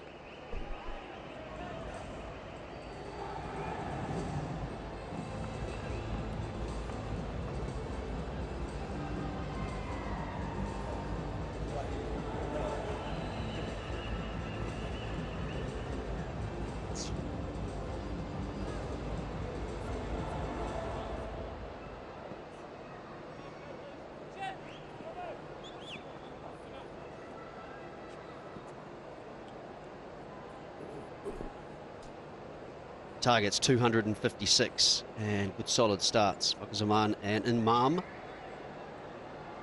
Southey will continue. Buzzard, do you think 3 overs will see a little bit of movement? Southey got some swing first up.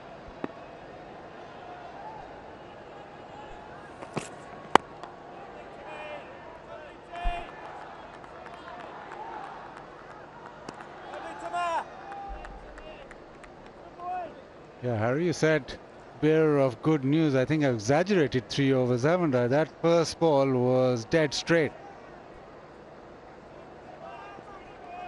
I just wonder what type of delivery that was. We saw in the test match Tim Southey likes to bowl that 3/4 ball, which is the one that just nips away from the left-hander.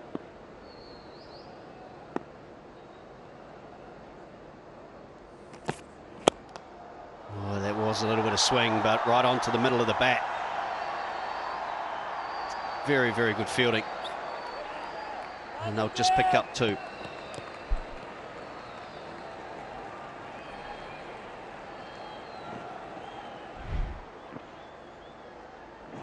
Well, still a little bit of shape. Unfortunately, Salman's hitting area. Oh, wonderful from Conway.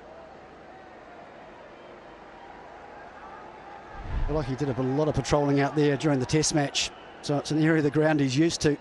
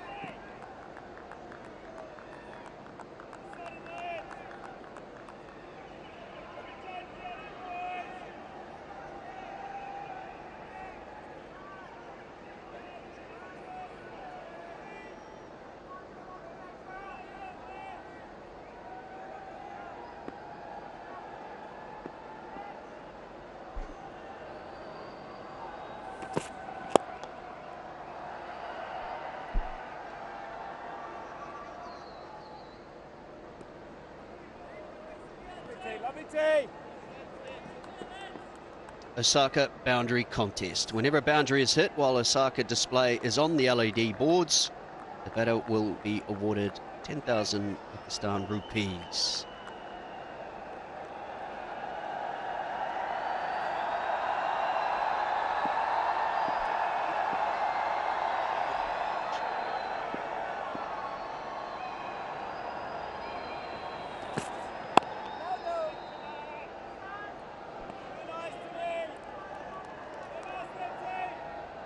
Bigger crowd too has turned up for the one day to what we saw at the test matches.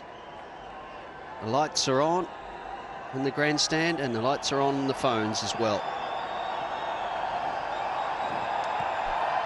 Where were they during the test match, Scotty? Would have kept playing.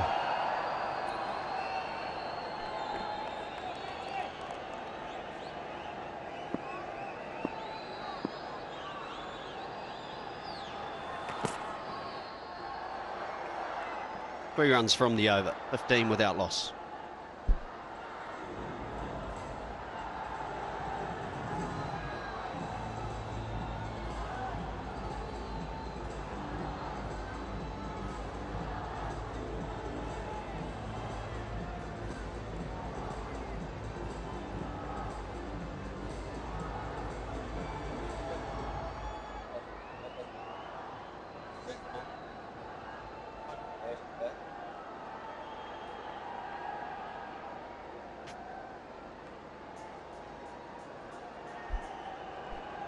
Strong top order for Pakistan here. Babar Azam, skipper, we know how good he is with the one-day game. Rizwan at number 4.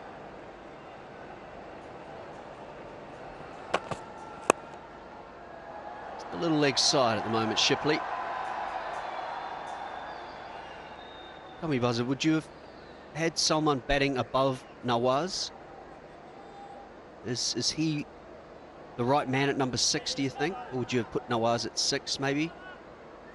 The reason I asked the question is I watched Nawaz bat at the Asia Cup. I thought he was impressive.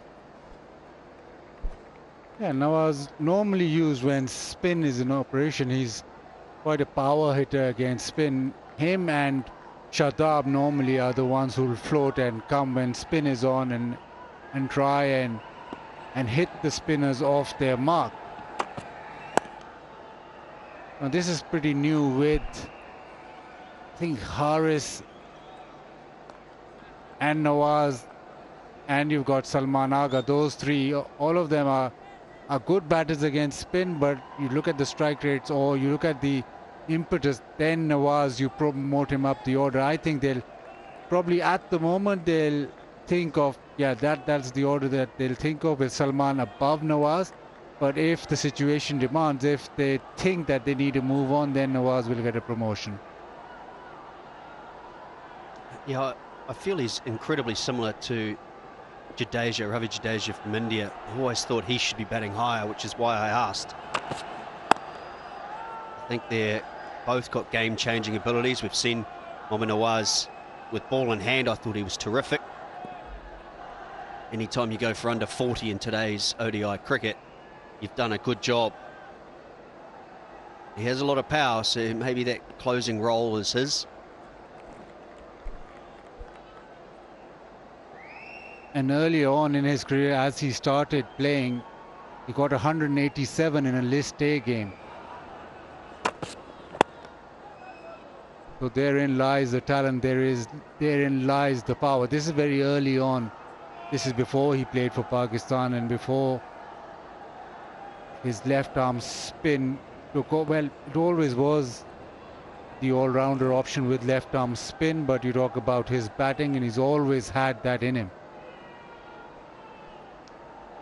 Yeah, a lot's been talked about with the battle between Haris Rauf and Lockie Ferguson for the fuss in this series. I still believe Santner versus Nawaz is a big battle. That is a nice shot. Down the ground, fast outfield. And that is another boundary.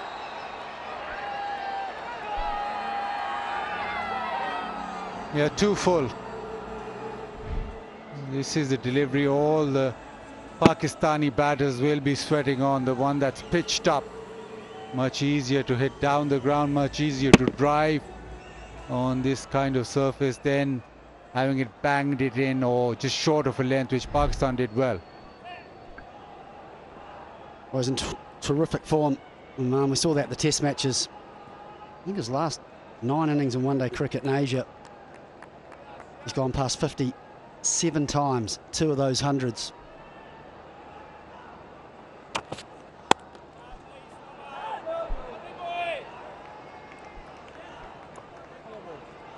.22 without loss.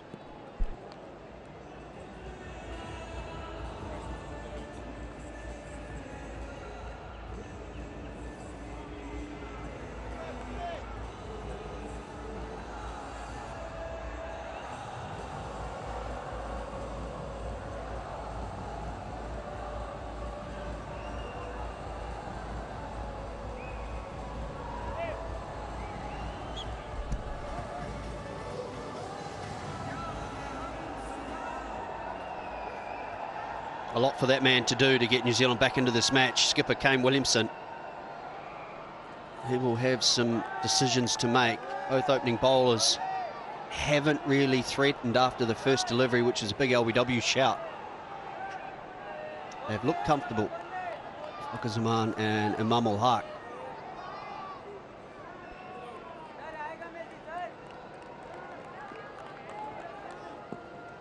Saudi around the wicket.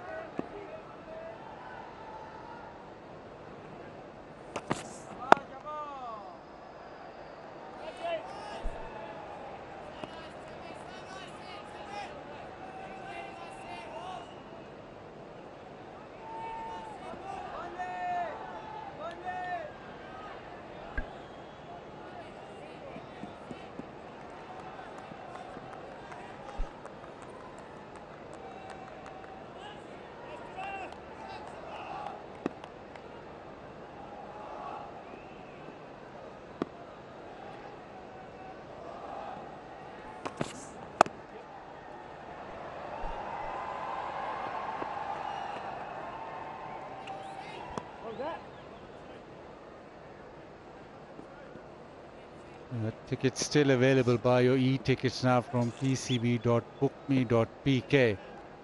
11th January, 13th January. You can still, plenty of place right now. There's still seats for this ODI as well. Tell you what, if you come along to that second ODI, you can celebrate my mother's birthday as well. Beautiful. If that doesn't sell tickets, I don't know what will.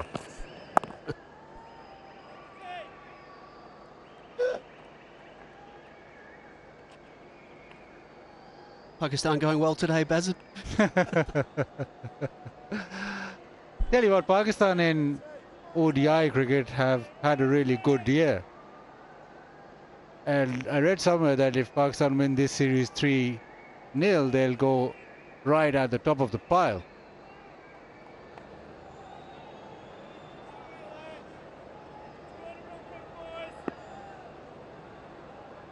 To look a long way down to find them.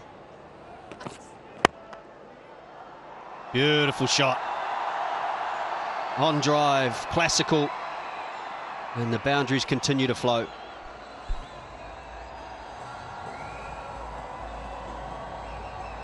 Yeah, New Zealand, as with their World Test Championship, just fell away.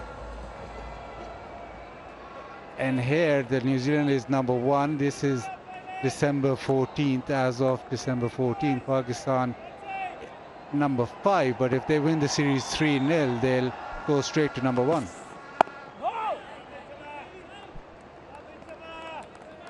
Really? You get that many points for winning? Yeah, that's what I've heard. Only 13 points, or 12 points. Not even that, 10 points.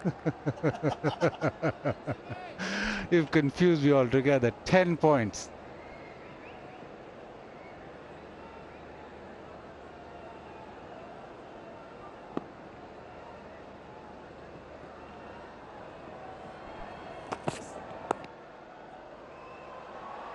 Nicely run down to finish the over.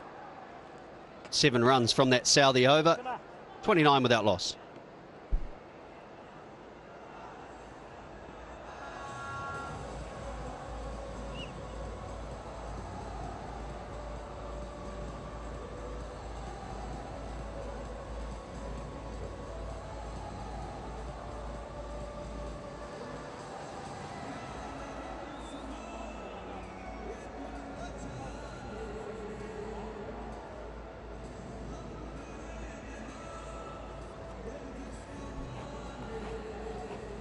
First change of bowler for New Zealand, just the 2 overs for the debutant, Henry Shipley, who steady enough. 1 for 12 off his 2. And with 2 left-handers at the crease, Kane Williamson says time for my off-spinner. Had a very good test match the other day to Michael Bracewell. Got some good runs today. But Williamson needs wickets. Pakistan cruising along at the moment. Long off is back, deep square as well. Both sides of the wicket covered.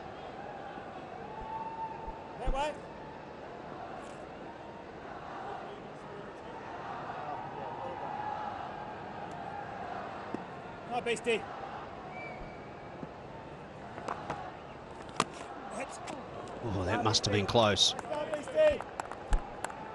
Looking forward to seeing Pakistan's approach against Michael Bracewell. Only 2 men out.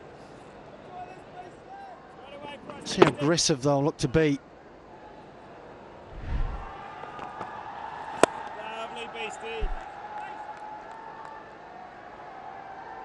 Yeah, Fakhar just gets off strike, but Fakhar will probably take spin on, especially in the first power play. He's not shy of going over the top.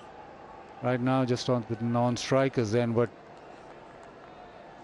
once Bracewell is on, once he gets a couple of deliveries to Fakhar, Fakhar will take him out. Imam also inclined to come down the track. He'll be looking go over extra cover or go straight over.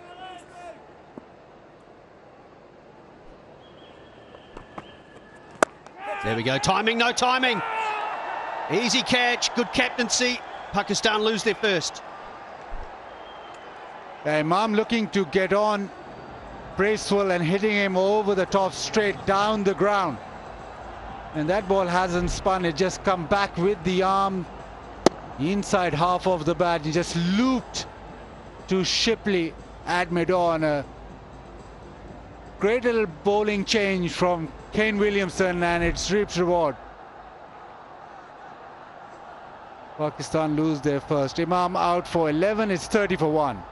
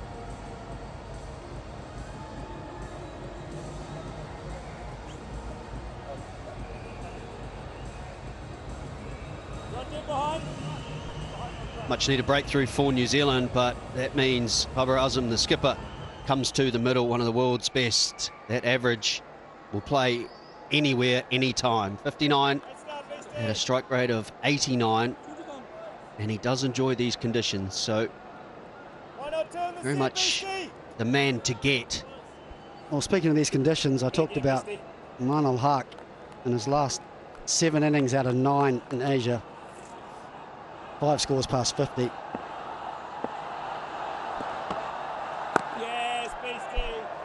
In Babar Azam's last 9 innings in Asia, he has 400s and 3 50s. A little bit of an understatement to say he likes these conditions. He loves them. Oh, beautifully stroked. Successful over for New Zealand, 30 for 1.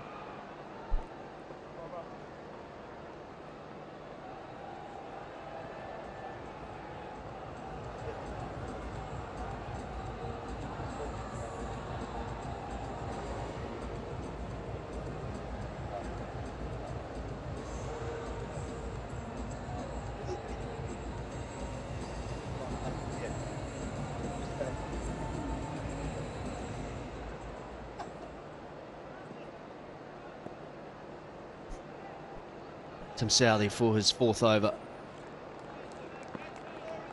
Just wonder whether Williamson will make another change. Got the sense that with Bracewell that he was there to get the left-handers. Now that Babar Azam is out in the middle, there should be a couple more at least. Conway's quick.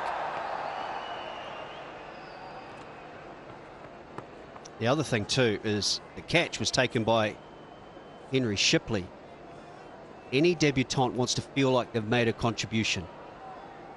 So far, just a couple of overs with the ball. Got a ripper from Nazim Shah. But this will just calm the nerves a little bit. Safe hands. He took it easily. He's a big man. I'll tell you what, there was a few nerves when it was on the way to him. It's a scary feeling. But he did well. It looked comfortable. So it will make him feel better about things. It's always the first question you have. Do I belong at this level? Am I good enough?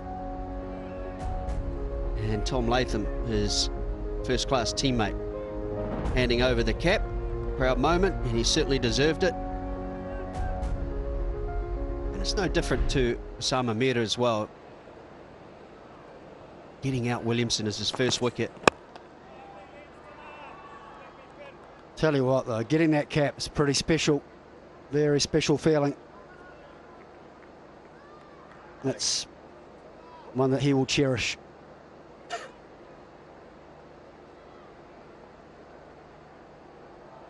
Osama Mir got Kane Williamson. For him to replicate that, he'll have to get Babar, won't he? Yeah, I think so. But it's, I don't think you'd mind as long as you get a genuine dismissal, as Osama Mir did. He bowled that beautiful leg spinning turner that hit the top of off. Always nice to get a big player like Kane Williamson, like Babar Azam, like a Sachin Tendulkar out for your first wicket.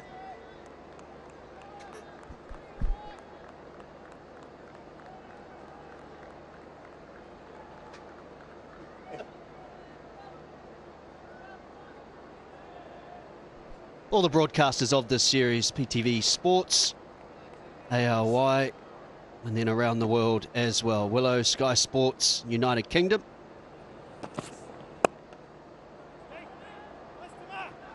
In New Zealand, Sky Sports as well. So shown all around the globe. Fox Sports in Australia. Super Sports South Africa. Sony. And let's not forget the radio partners as well. Just interested, Scott, you mentioned that maybe Kane Williamson might look to remove Bracewell now that Babar's in. Who would you go to? I wouldn't be afraid to a Mitchell Santner. we've just highlighted how Babar Azam was probably the main man to get rid of, get the ball turning away, if you can. Remains to be seen. 33 for 1.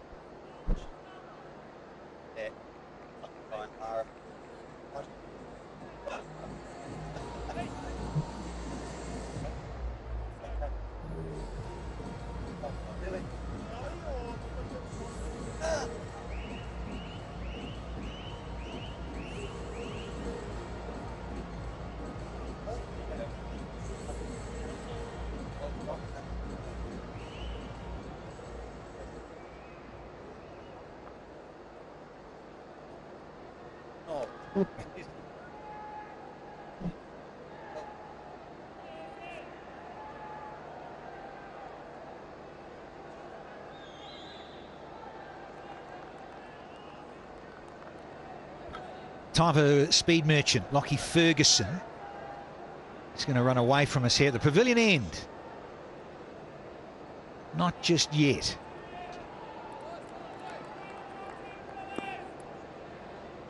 It's, almost got a very sort of short gully.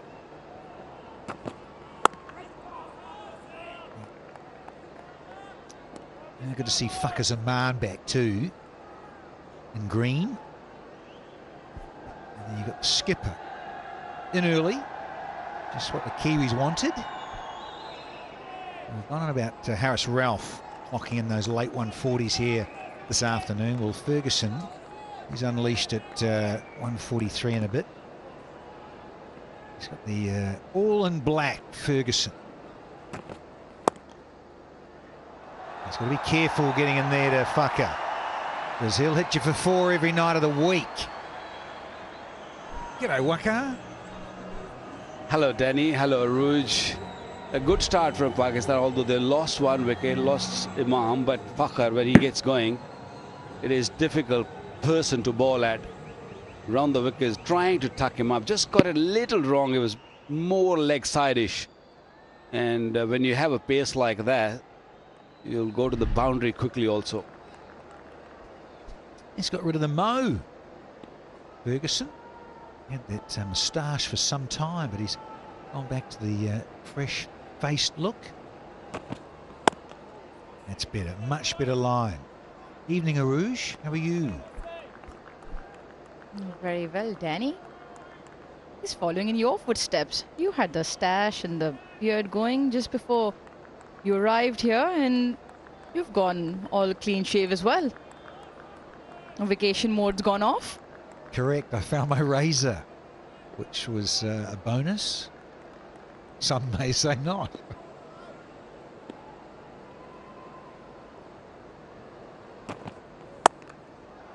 Oh, with on. With some sparkling fielding. Good stuff from Finn Allen. Yeah, that's what the Kiwis need to do. Need to frustrate Fakhar. Don't give him easy runs. Get those good fieldings, good hands in. And Fakhar do get frustrated at times, and then try to go for a big shot.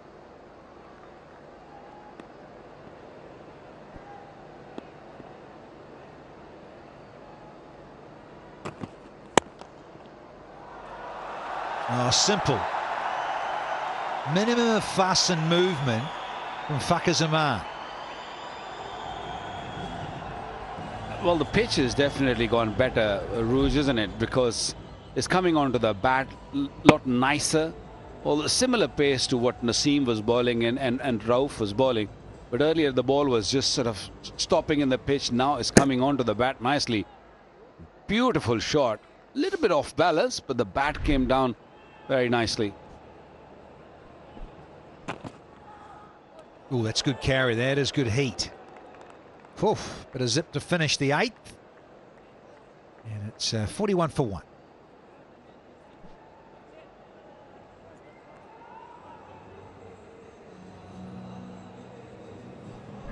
Yeah, good carry. Last one from Ferguson. Just started to maybe get that rhythm right. Just started clicking in terms of hitting the surface and getting it to hum through.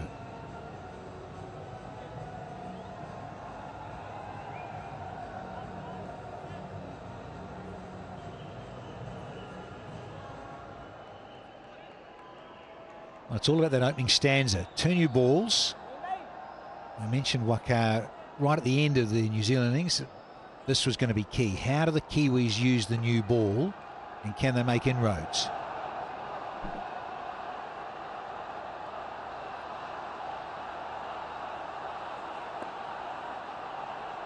Yeah, a bit more extra hum in the crowd.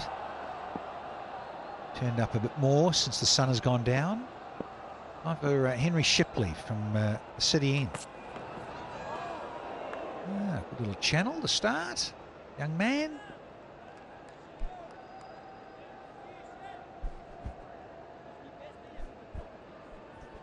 Lovely crowd in tonight, and I recognize those two beautiful ladies. Waqar Yunus's daughters. No, they can't be. They're far too lovely looking, Waqar. What do you mean they can't be? They're taking after their mother, is what I'm trying to say.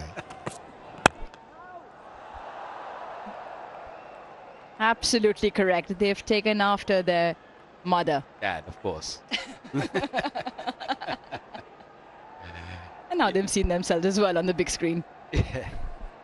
They especially have come for to see me. I haven't seen them in a long time because I've been just traveling a lot. A lot of cricket's been going on around the world, so I've been commentating and all. Especially came for me, so thank you. Great to see them.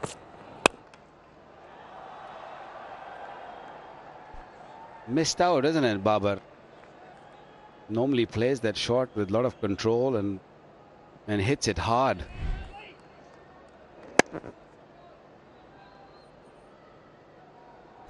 Sounded very clunky in the bottom of the blade. One of his go-to areas. And as ever, so much riding on those shoulders.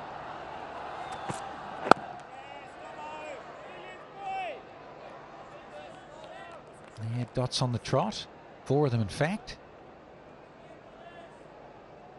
So Williamson's just rearranged his bowlers and just changed things up and swapped ends for them. Oh, very dapper skipper.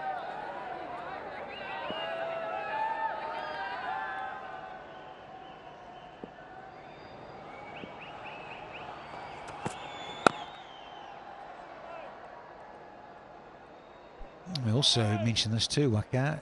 Rouge, yeah, get used to the pace. Very slow, dry pitch. But you've got to give yourself a start. Get in, get set. And I think that's what plays into Pakistan's favour. The target, which at one point we were discussing, 270, 280, is the target which allows Babar and company to set in.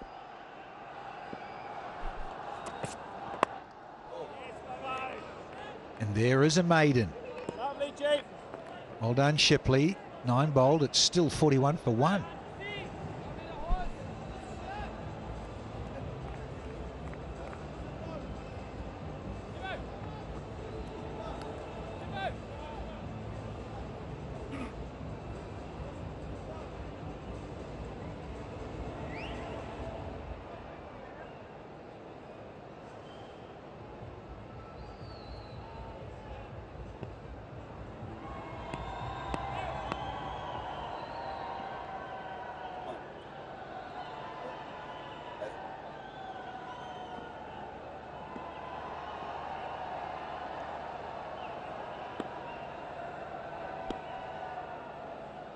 Ferguson again.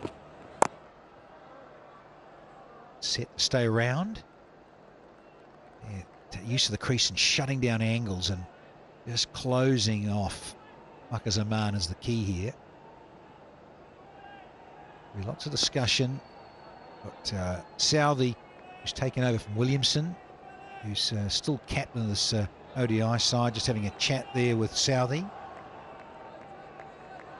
A conference of possibly what's to come, who to bowl next maybe. Oh, it's good. Good heat. Good effort.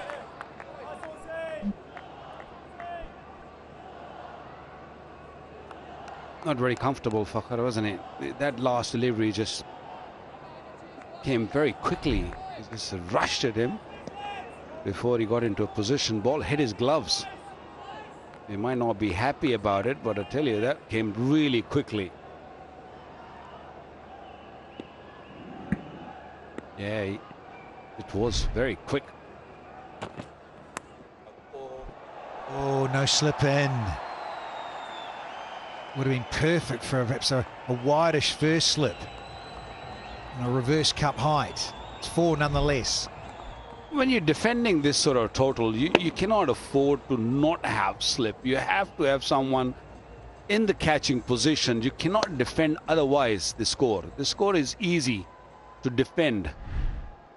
But you need a slip cordon, maybe one odd fielder at a second slip. Just give yourself a chance. Because without picking up wickets, it'll be difficult for New Zealand to win this game. Yeah, 100%, Waka. Got to be brave, creative, and also back your skill set, which is Ferguson with good pace and good areas. Look at that, he's warming things up rather sweetly here. Almost 148 there. That one that hit Fucker on the gloves was 146 and a bit. This one's almost 148 here.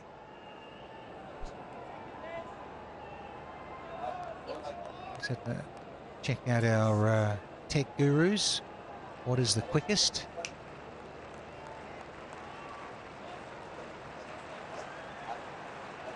It's Harris versus Lockie. Back over now to the captain. And he's got 2 straight. And bowled to the left-hander. Now the right-handed Bubba. And it's a comfortable 3-0.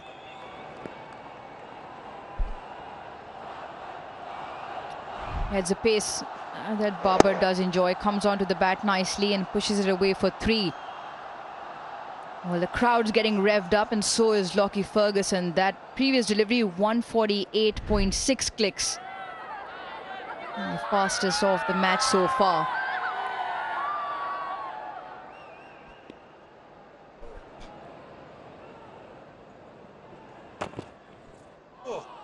No, and this one doesn't really bounce too much. Maybe a subtle change in pace. 49 for 1.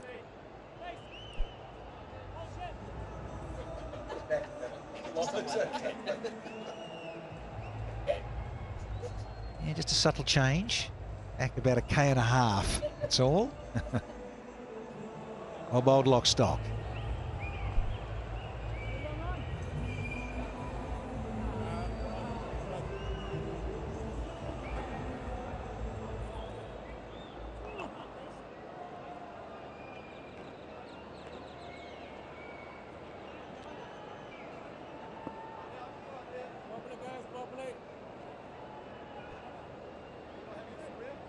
First 10 done. So Alindar with the signal. Now back to Bracewell. So that seems to be the order of the evening so far. Williamson just shuffling his bowlers, changing it up. Not allowing or not wishing these two to get into a rhythm against a certain bowler.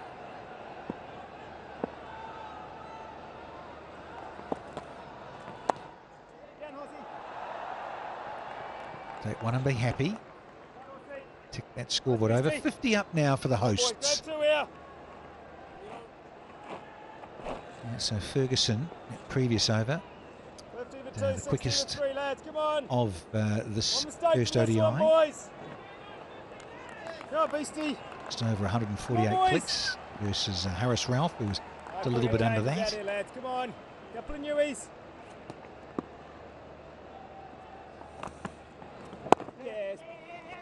What one? Good communication, good hustle. What are we now? 205 and 39.4. So asking is only just over 5s.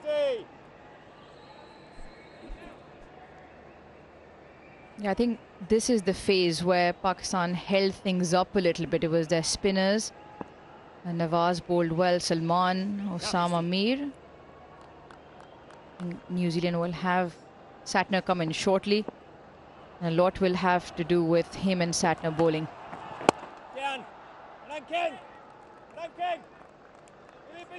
Babar, a great player of spin as well, and very used to getting a measure of this surface. So this partnership will be key for them. Lovely, Beastie. That's lovely, boy. So nice, Beastie. So much homework done in this modern era. Bracewell will know what Bubba's about. He likes to slide across the crease a bit and work those wrists to get the ball on the onside. Go with the tie, but that is beautifully bowled. A little bit of hang time. Just a little slower through the air. Enough here, lads. Come on, enough here. Well, previously, talking about the ODIs played here a few years back, we never used to get this, especially in the evenings. We never used to get that grip. We used to get a lot easier to bat on. No real spin. 51 for 1, Pakistan.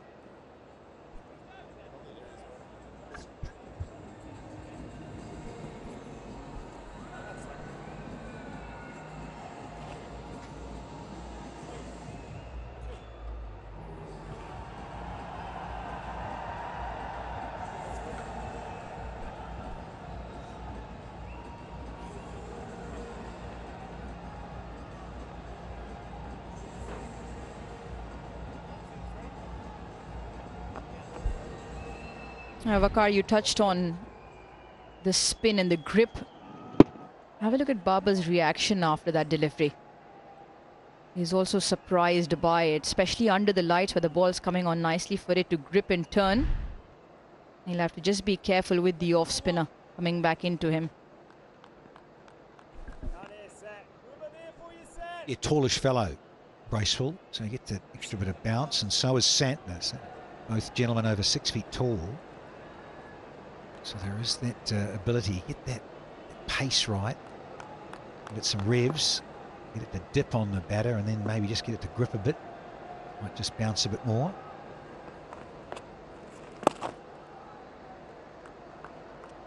Yeah, so really important here from Santner to follow in tandem with Bracewell for New Zealand's cause.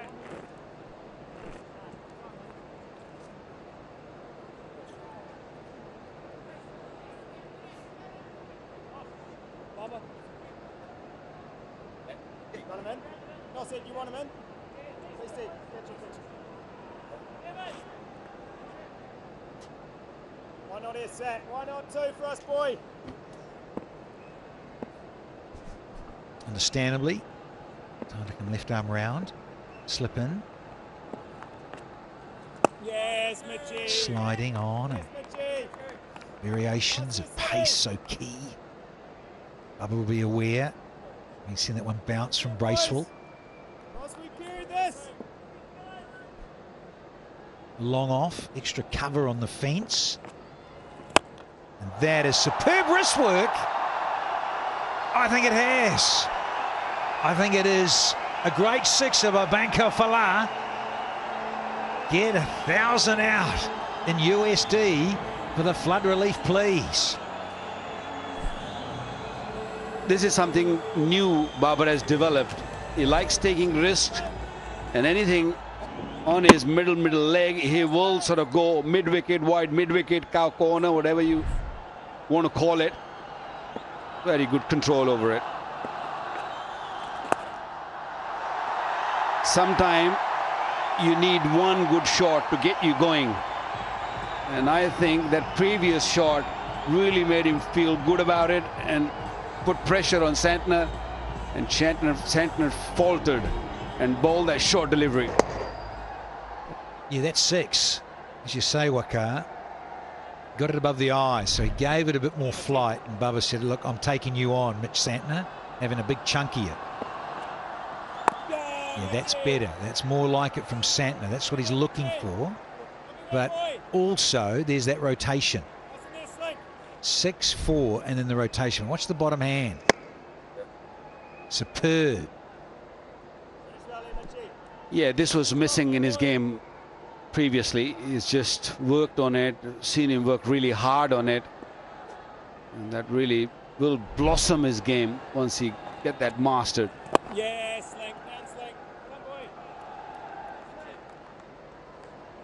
Good over for Pakistan. 12 off it, 63 for 1.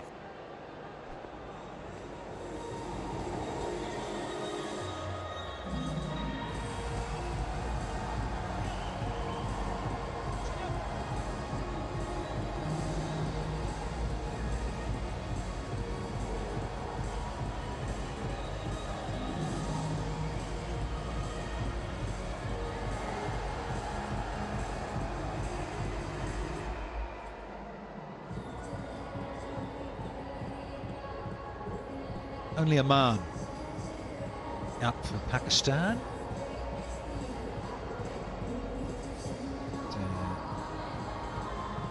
Good lineup, Pakistan. Rizwan next. Haris Sahel back into proceedings. Salman. Yeah, there's a lot of that little left, right sort of scenarios in there. It's good. It's what you ideally love. But also that flexibility. You don't have to always have that scenario. Could have a couple of lefties out there, a couple of right-handers are doing the job. Just depends who's your bowlers and who are up against. And the coaches these days think on their feet. Say, no, why don't you go in?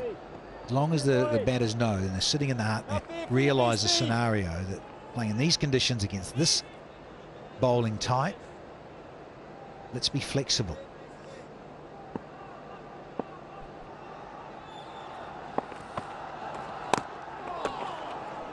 Ooh, already seen a couple of chop-ons today.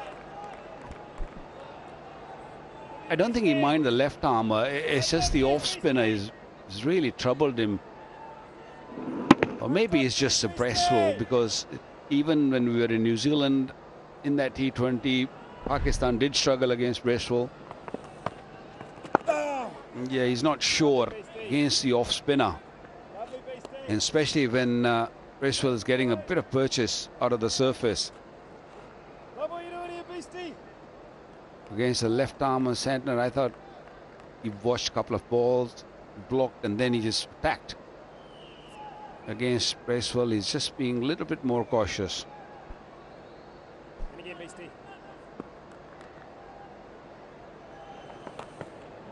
Yes, Beastie. Yes, Beastie. Run, Larry. Run, Larry. Having this beast. Previous over went for a dozen. Sit, boy. Now Bracewell's hauling it back a little bit for those in black. Just a single so far. Can he finish it well?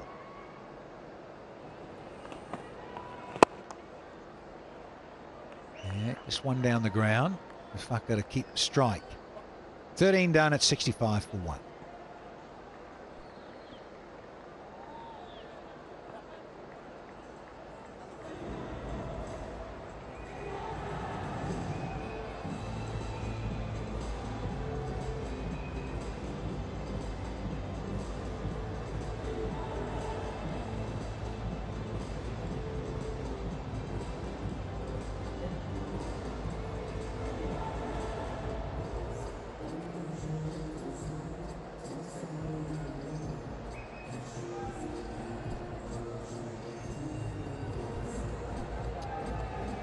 Skipper Williamson, the discussion here at length with Santner.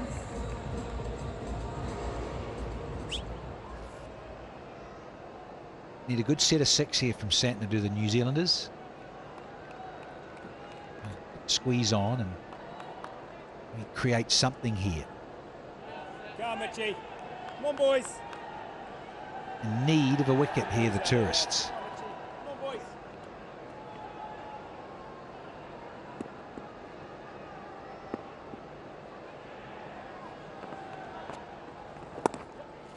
That's all they need to do, really. Simple. Rotation. It's not on. Yeah, from a Pakistan's point of view, the asking rate just over 5. And they're going at 5 with Fakhar looking well settled. They really don't have to try anything funky.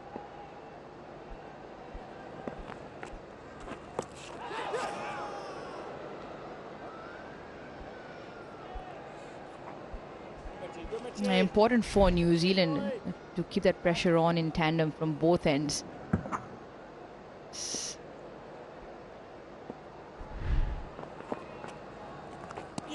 Oh, lovely. A lovely reply here. Well, there's enough in this pitch for the spinners. All you need to do is just land in a good region. You don't need to try to do anything different. Yeah, good bowling. Very, very good bowling. Oh, unfortunate. New man too, the debutant Shipley. Just when they're trying to create some pressure here, Black Caps. Big release valve. Oh dear. Done by a bit of spin, and I know it's a long way down, Henry. But mate, got to stop those.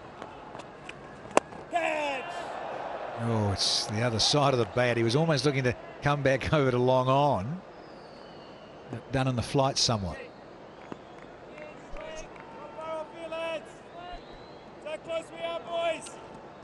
So asking some questions here. Bracewell and now Santner in this over. One to go.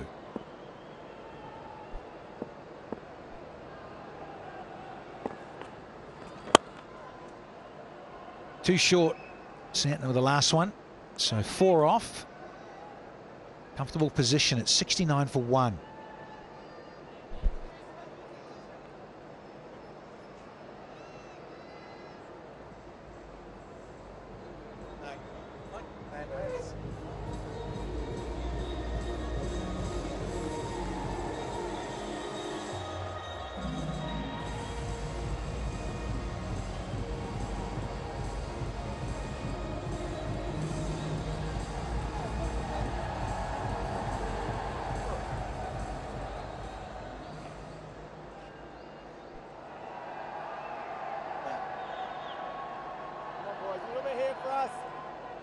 Run rate 4.93 required, just over that. So Pakistan ticking along nicely.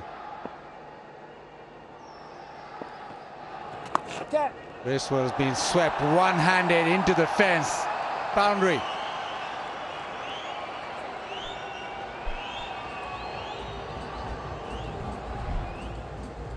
Great option.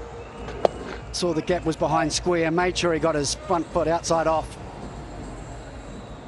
which allowed him access to get the ball behind square. Wonderful batting. Good option for us there, Beastie. Discussion with that extra fielder inside that 30-yard circle. Now he's just going back, deep squares going back.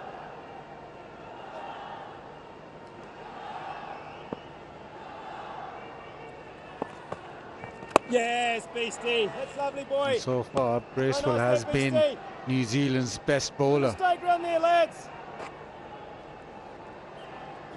All well in the Test series. 100 for 2 and 3, boys. And just carrying on from there.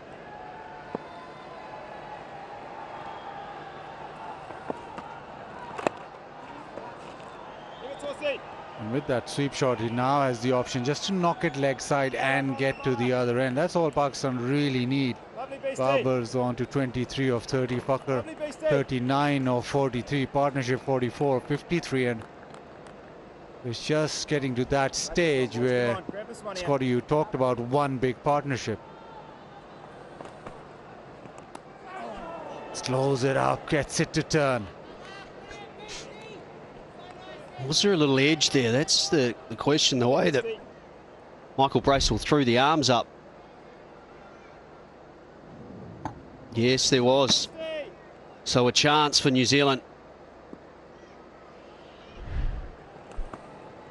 Yes, Beastie. Lovely, boy. So nice, Beastie. It was nicely bowled. He slowed it up and it pitched and turned away. Lovely, boy. And it's an edge.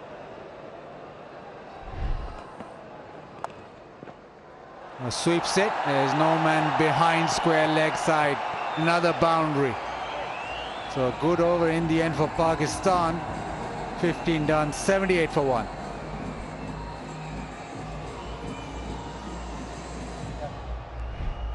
Sweep shot is profitable for Pakistan tonight. Good option. Both players, the left and the right hand, are looking to go behind square.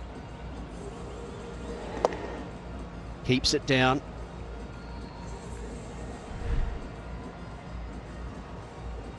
Just shows you can do it either way, don't you? Babar Azam deliberately hit it up and over that man. Whereas Fakhar Zaman rolled the wrists nicely and kept it on the ground. But both sides currently at the same run rate, which is all Pakistan need to do. New Zealand lost wickets throughout, and that was their problem.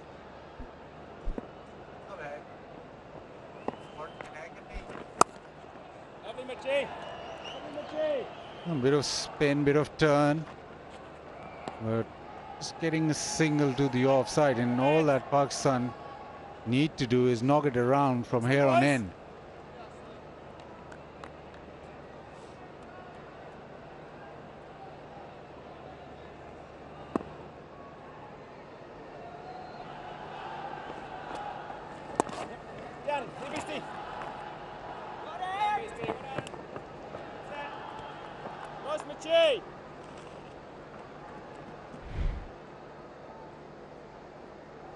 This is glove, but no real chance for Latham to get underneath that.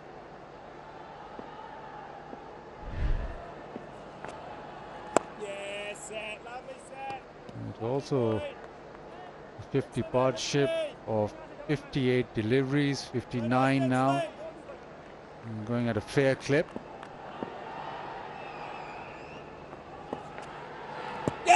Appeal, that looks pretty close. Satna, yes! Finger raised.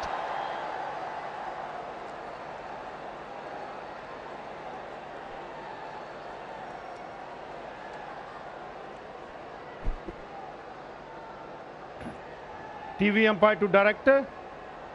We have a player review for LBW. On-field decision is out. I checked front foot is a fair delivery. Front on spin vision, please.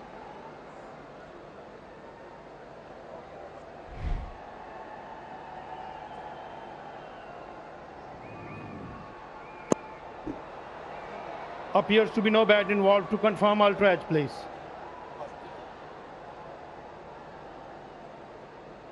Keep rolling, keep rolling, keep rolling. Satisfied, no bat involved. Go for ball tracking when ready, please. Original decision out. Pitching outside of, impact in line. Wickets missing. Can you go back on field, please? Asif, I recommend you to change your original out decision. You're on screen. Make a signal, please. Drama here at National Bank Cricket Arena. Satna with a delivery that holds its line. Umpire goes out, thinks about it. Finger raised, review, and the ball's missing leg. Very similar to the first innings, wasn't it? The LBW decision to Finn Allen early.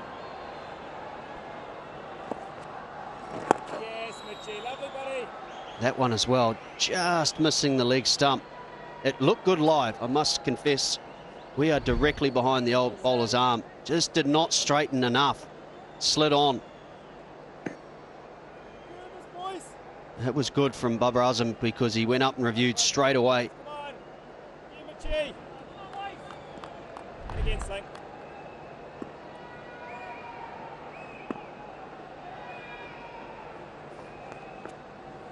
Yes, down.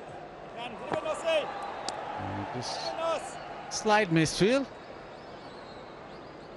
It's 16 done, 82 for 1.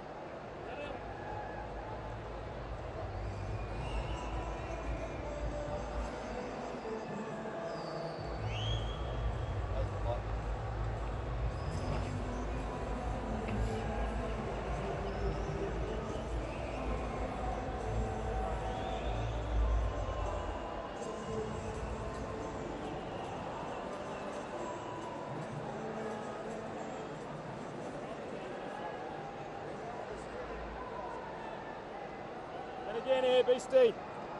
Love what you're doing, boy. Bracewell with 1 wicket. He's probably looked the most threatening. He's got the ball to just turn. Down, Nossie, down, Nossie. Come on, boy. I've enjoyed Bubba Azam's innings too because at no stage has he panicked. He was 0 off the first 9 deliveries he faced, 4 off the first 15. And he's just caught it up. 25 off 34, strike rate of now 73. Didn't play a big slog Lovely, Beastie. because he was in a bit of a hole. Too much experience and class for that to happen. So good, Beastie. And he's found the boundaries whenever he's need them, and this partnership is now 52 off just 64 balls. Leave it, Beastie. Leave it, Beastie. Yeah, and he'll be looking at the bowling unit. You've got Bracewell and Satner bowling right now. Isodi not playing, so then they'll have to go to a part-timer to get spin on. Well, there are an option or two. Glenn Phillips no longer keeps, bowls off spin. Yes, Beastie. Lovely shape, boy. That's exactly what Pakistan did as well, didn't they? They had Nawaz, Osama Mir, as well as Salman as well. It may be an option for Williamson. Little paddle sweep. Linda just walks away with the inquiry. I couldn't see. Just waiting if Williamson will go upstairs. There's a discussion. Going upstairs.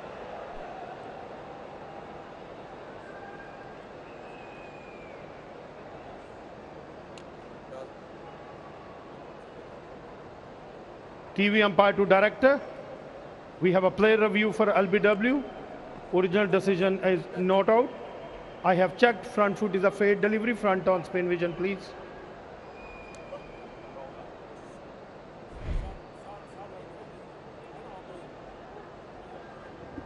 Roll forward nice and slow. Ball is close to the bat to confirm ultra edge, please.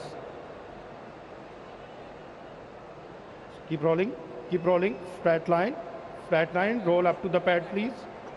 Satisfied? No bat involved. Go for ball tracking when ready, please.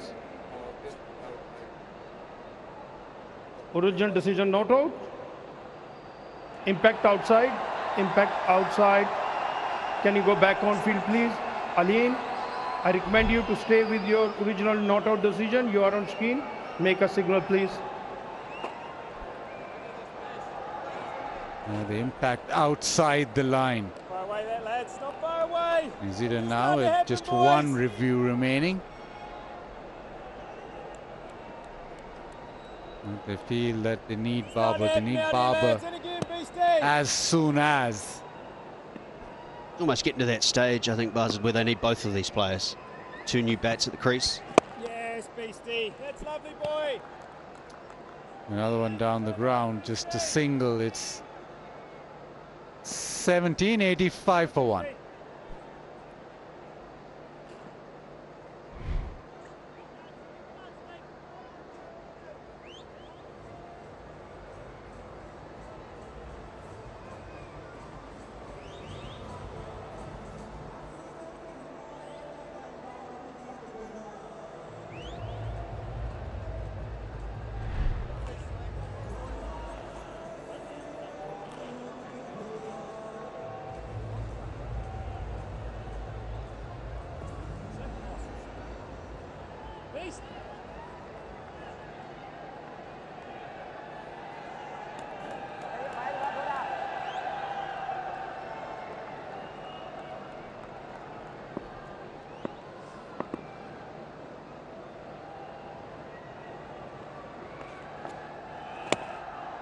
Lovely slang.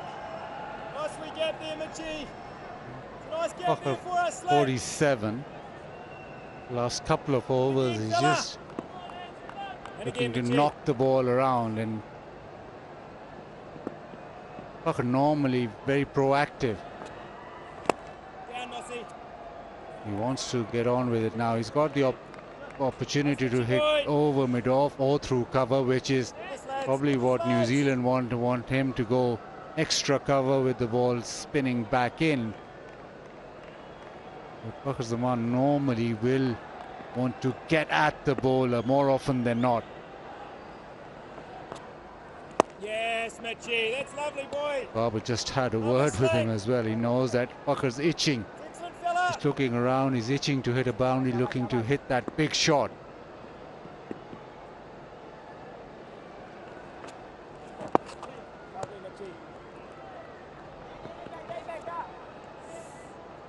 Single into the leg side, and as this partnership develops, it's time for the Tapal Tea moment. Fans enjoying Tapal Tea in the Tapal Tea Lounge.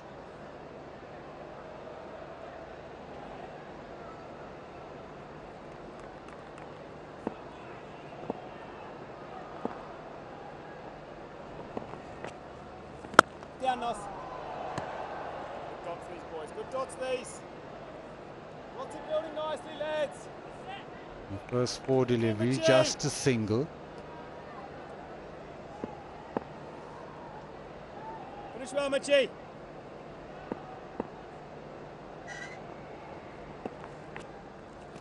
Yes, Mitchie. Yes, Mitchie. Just turn leg side. Babar will get a single. That's just 2 off the 18th. Is 87 for 1, and time for drinks.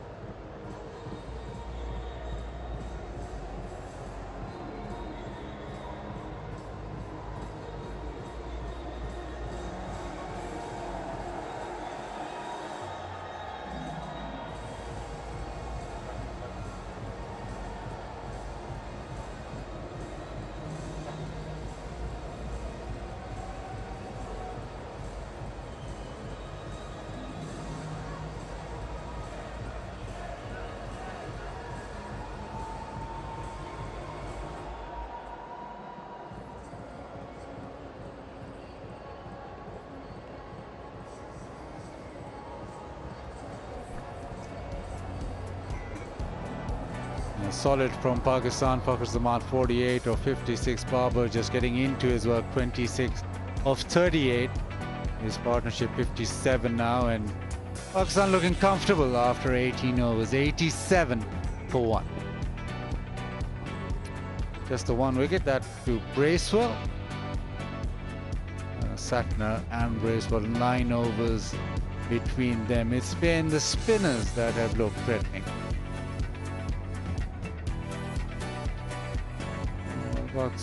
New Zealand 255 for 9. Naseem Shah 5 for 57. There was some quality bowling from Pakistan. Osama Mir on debut 2 for 42. Now Pakistan required 169 of 32 overs. Again here, Beastie. Bracewell into his 6th over. Down. Nice. He's bowled well, Bracewell, on the back of a good over from Mitchell Santner, just 2 from it. So I'll have to try and build some pressure through this period. Otherwise you feel Pakistan is going to run away with it. Pulled away, he's got the gap. Very quick to pounce on that, Babar Azam. It's beautifully played. He deliberately tried to keep it down. Almost the opposite to Tom Latham. He rolls the wrists. And that is the difference, making sure that he takes the catch out of play.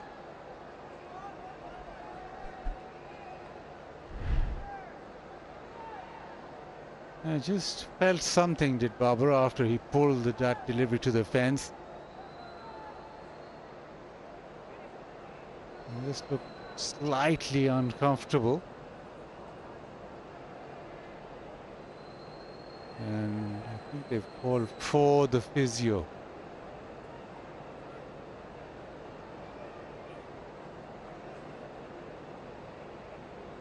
It's an interesting one, isn't it? Because he's saying it's an abdominal muscle or intercosta, which is down the side.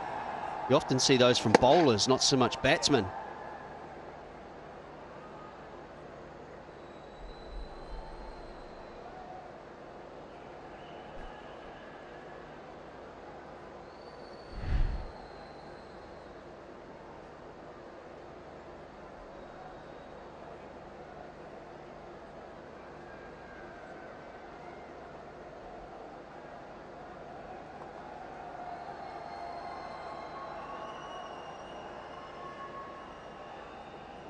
Just a little conversation.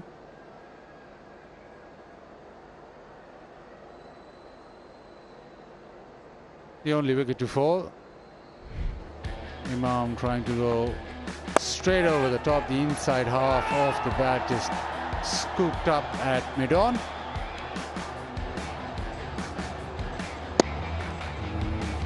Imam trying to hit it straighter than that, the inside half of the bat.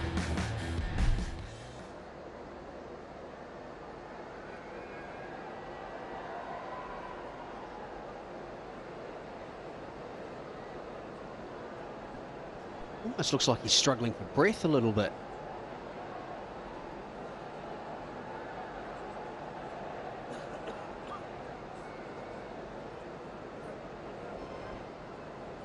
He's going to try and continue by the looks, which is a good sign.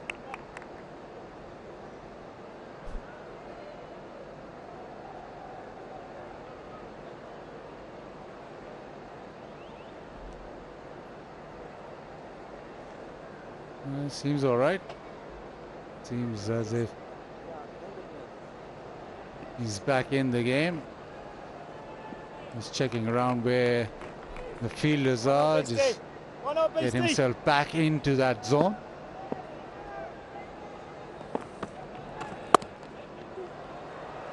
Cuts away offside, wants to. Says no, a loud call of no.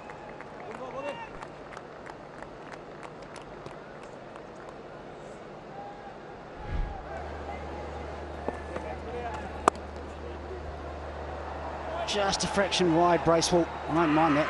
You can hear that loud squeal from Babar Azam. His first thought was to run. That's the reason he screamed at his partner. He slows it up. Once he slows it up, he does get some purchase off the surface. Earlier he slowed one up, which caught the edge. Latham put that down.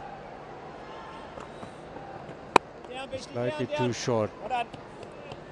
Buffer has slowed up considerably.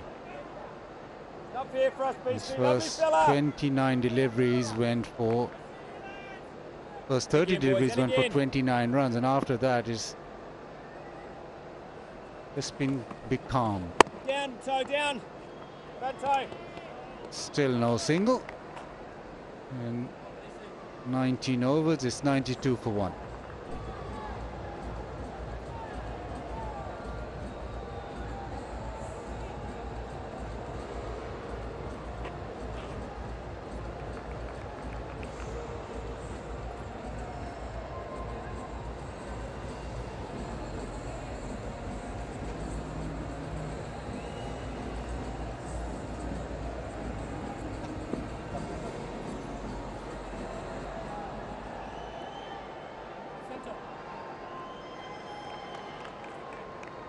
Time off for Uruj Mumtaz. Just having a chill.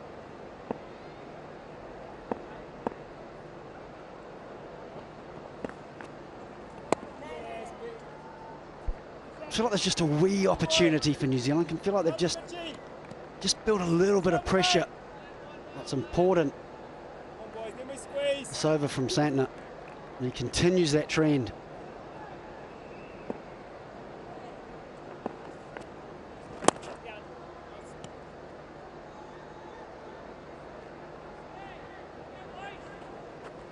You just feel, especially to Fakhr, if it doesn't like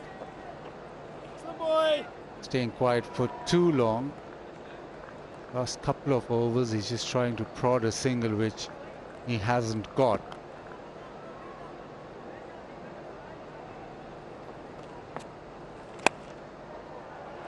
To the offside, he'll want two, definitely get two, he'll get more. He'll get a boundary, and that boundary takes Fakhr Zaman to his 19th ODI 50. His 5th against New Zealand. It's a side he likes batting against. 550s for him in just 9 innings.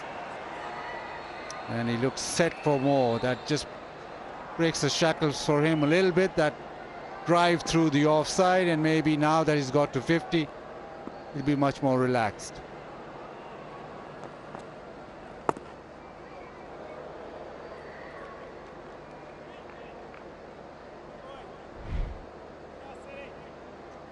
A lovely shot from Zaman, just too wide from Santner, but beautifully put away.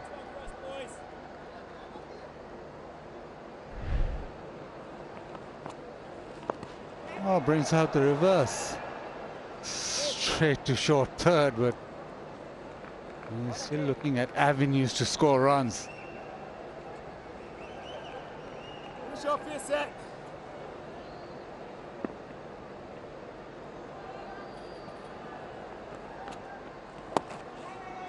Stand by, Steve. 97 for 1.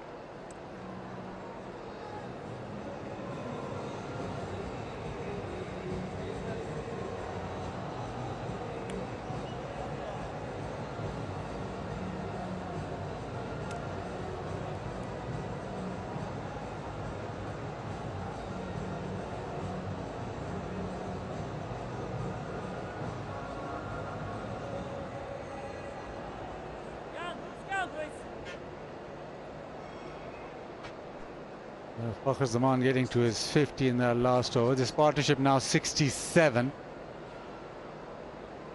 Pakistan require just 5.3 to the over.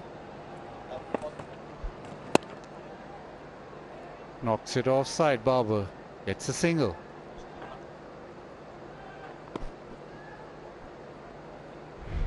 Just have a look here. Tom Latham looking to hit the ball up and gets a top edge, and that was his dismissal. And similar sort of shot, but he rolled his wrists really well, and that is why if you mistime it, if Bubba mistimes it, he's not going to get out, and that's the difference between the two of them. Would love to have seen Tom Latham play the same thing. Hit this down instead of looking to hit that into the crowd for 6. Get the placement right, take your 4 and be happy. That's lovely, Beastie. That's so nice, Beastie. What are you doing, boy? Similar bat swing, but he does not look to hit that over the fence. He's happy with 4.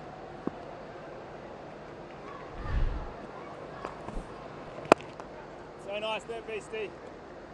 That's lovely, Beastie. It's excellent, boy. Partnership just building, carrying on. Quality, Beastie. New Zealand want something to give.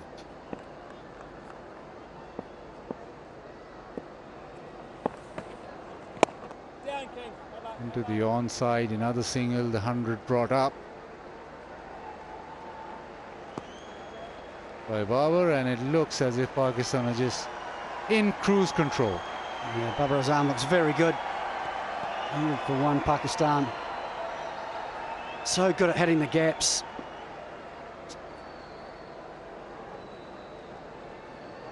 He just looks in a mood. Babar now.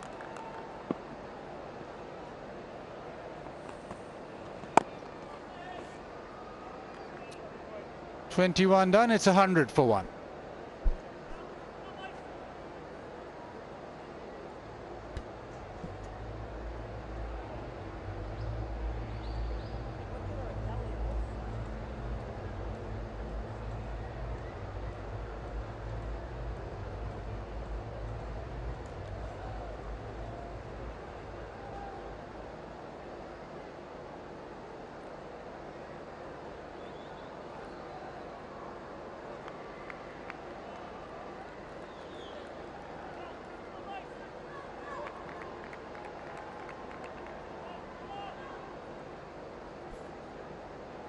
$100 for 1, Pakistan. A good partnership here, 70 between the two.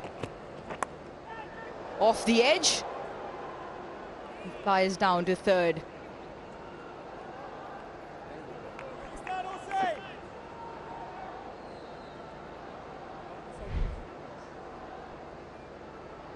was just the change up, closing the face of the bat.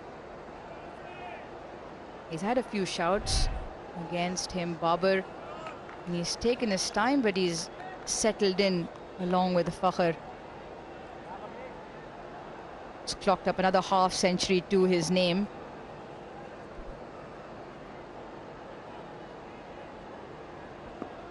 Yeah, key right now with Ferguson. Really do have to get, talk about 1, you get 2. This is what New Zealand will be honing in on. Bring back Ferguson now. Have to get a wicket, and that's what Williamson will be saying. It'll be foremost of his mind. They're cruising at the moment. Now the home side. Partnership well into the 70s. Just wonder now, what can Ferguson do here? What can he produce?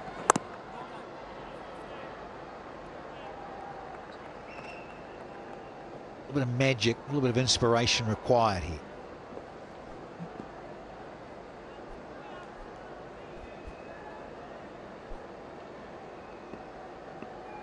Babar does have a habit of scoring the big runs once he gets in. We've spoken it at length during the Test series. He loves his ground as well. He's got a good record here, so important for New Zealand to keep things tight, even just maybe dry the scoring rate up and cause the false shot. From both ends, keep that pressure on.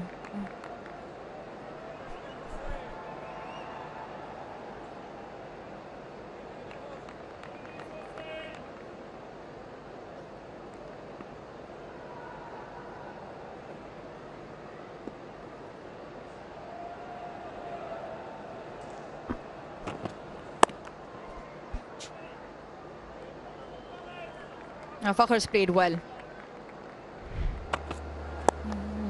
The pace, he was undeterred and he timed it well. The faster it was bowled, the faster he put it away. Now once he got in, he played some really good strokes. Another 50.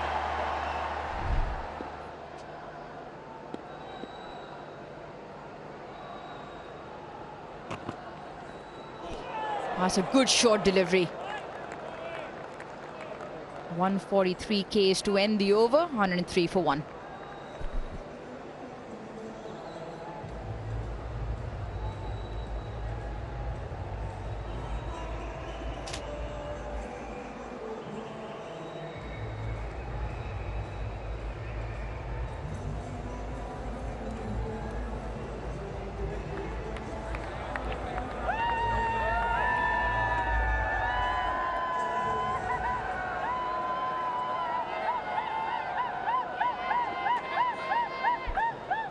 Karachi's in with some numbers today with the white ball. That's the ODI series starting off, and of course the time suits them.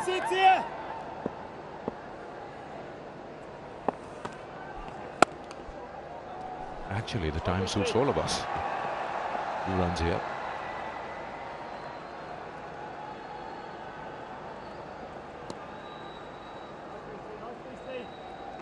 This is lads. What's this here?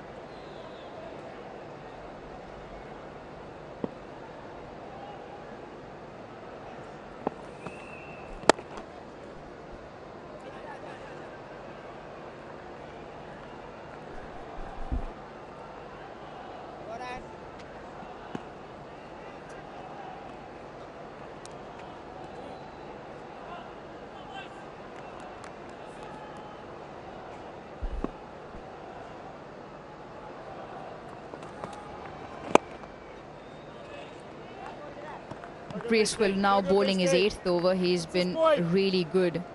He's been the pick of the bowlers so far for New Zealand. He's bowled with good control and got the wicket of Imam. Sweeps.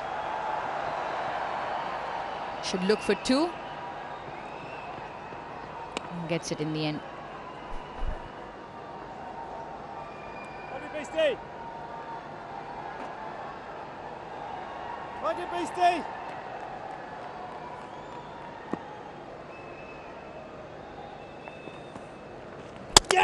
Bowled him. A big sweep across the line.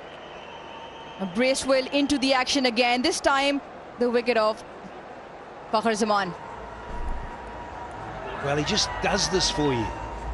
There's Bracewell, that is. It's one of those guys that creates something. He's deserved this. He's got a little bit of inward movement, a little bit of drift fractionally, and then it just straightens on Fakhar Zaman. Fakhar thought, yeah, I'm going to have a big chunk of this, and has come second here this time. Half century, got set and got out. 56 from 74. Pakistan lose their second at 108.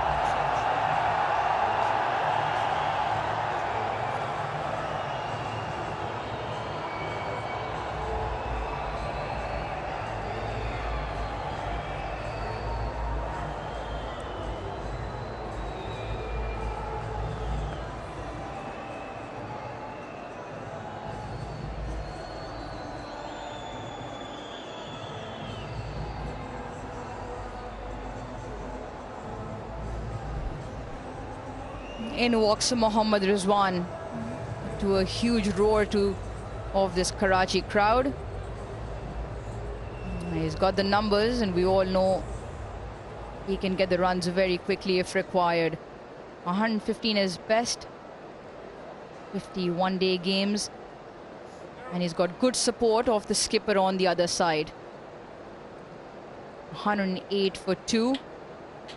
Both wickets to Bracewell.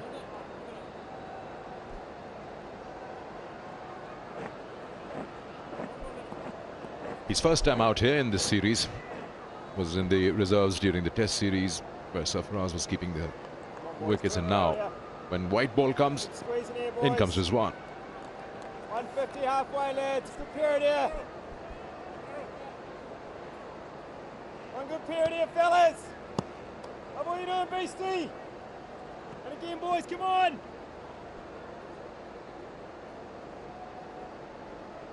Last ball of his 8th over, Bracewell.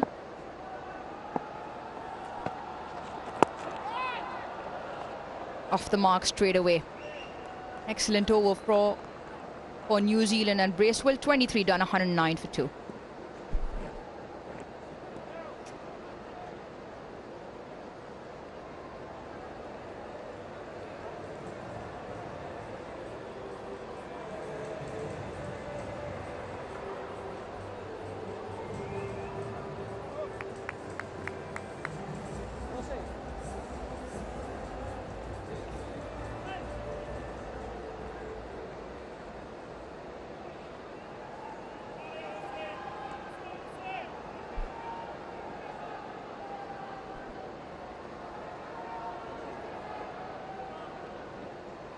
New Zealand to continue with pace.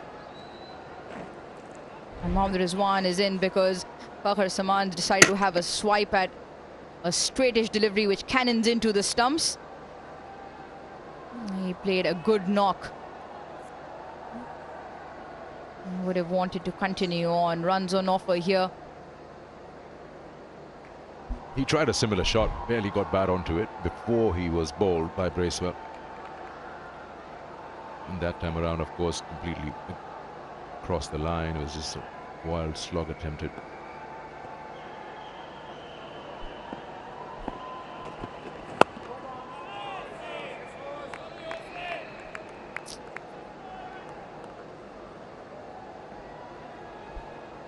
Well, the door ajar. Just fractionally, given that Rizwan is out in the centre, I think.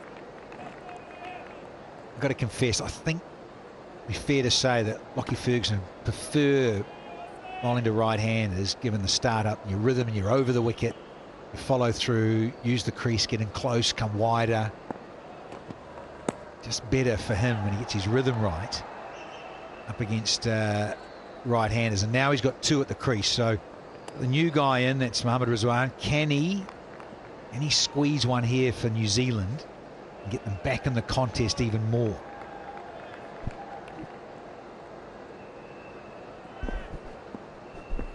Not far from each other. Exactly the same, in fact, 110 at the same stage. It's just the wickets. New Zealand lost 1 extra. Nice up and over. Hasn't timed it as well as he would have liked, Babar Azam. Now picks up to Ferguson, clocking up some serious heat, 148.4.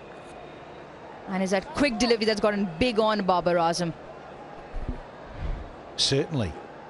Spot on, Raji. I think he's beaten for pace a little. He probably thought it was coming a little bit more into the surface from Ferguson, but yeah, it hurried the skipper. Clothed it somewhat. Got away with it.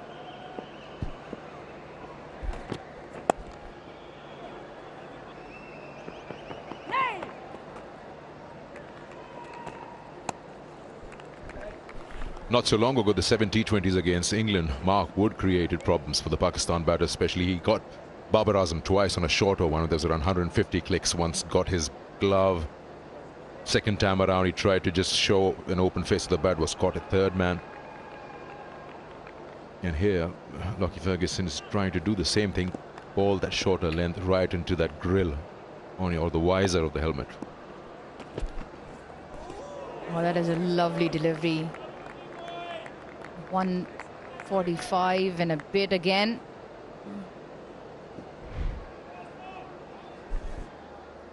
Yeah, that's what he does. That's what players with X Factor, and you're on about Secunda, Wood, Ferguson. To get a bit of Mitchell Stark when he's got his rhythm right and gets it through, that extra little bit of zip carries through, and as batsmen caught on the crease, a bit nonplussed, sparring. Got away with one there. Rizzy. He times that one really nicely. The outfield is really quick. Beats both men with the chase. A good end to the over with a boundary, 117 for 2.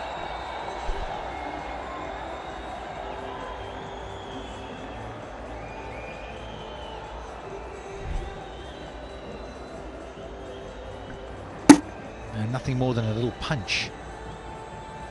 Mohammad Rizwan, a classic from him. Just relying on the pace of the delivery and a little bit of timing. Speedster after it. Save your legs, chaps.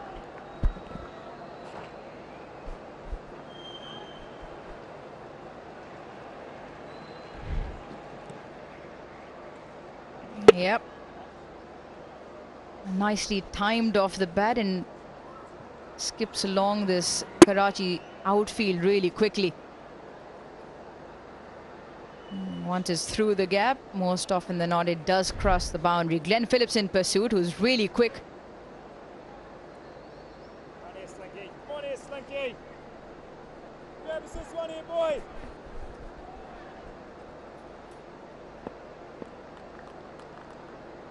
Stop to smile up there, boys.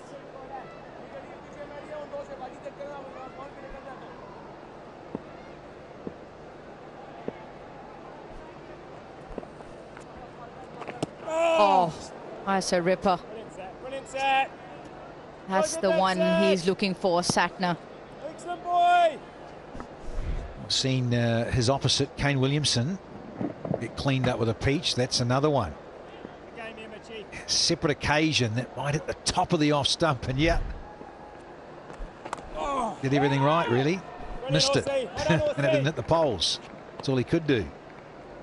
Yeah, we've seen a couple of these very, very useful deliveries throughout the afternoon and now this evening. Oh, UT, says Bubba. Not only missed that outside edge, also was very close to that off stump.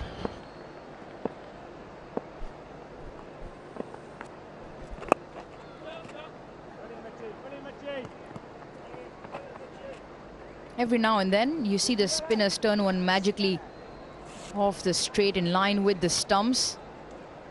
That's good to see. Appreciation from Babar Azam. Not many go past his bat, and not many are able to turn one in that fashion outside his off stump. 120 for 3, lads. 140 for 4. Slip in 4 is one. One good period at 150, lads. Halfway 150, Fielder boys. closer in the circle, looking to cut off that single. Oh, big shout. New Zealand confident appeal. Aleem Dar not interested. I'm sure they'll have a chat here. Gotta come upstairs. Yeah, you're right. That looks like a very good shout. Yeah. Just in time.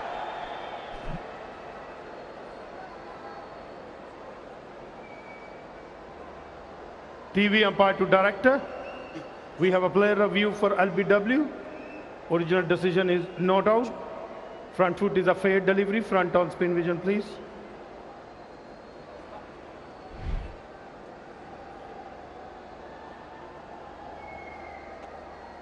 Keep rolling. Appears to be no bat involved. To confirm, ultra edge, please. Keep rolling. Keep rolling. Flat line, satisfied, no bat involved. Go for ball tracking when ready, please.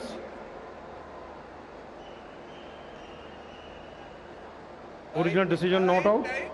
Pitching in line, impact in line. Wickets, umpire's call. Can you go back on field, please? Aleem, I recommend you to stay with your original not out decision. You're on screen. Make a signal, please. The huge roar from the Karachi crowd tells you a story. It was umpire's call on impact. And New Zealand retain that review. And Mohammad Rizwan lives on for one more go here. Yeah, it's just a decision of the on-field umpire that has saved him. Was always going to clip. All boils down to where the on-field umpire thinks is going. Down, Richie. Lovely, this boy.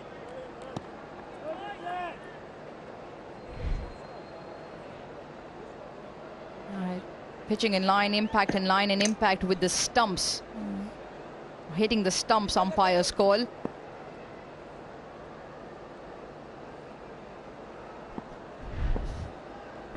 Danny, to see what the spinners are able to do over here, especially the new boy Osama. That edge. We'll come back to that. It's the end of the over. It's 119 for 2.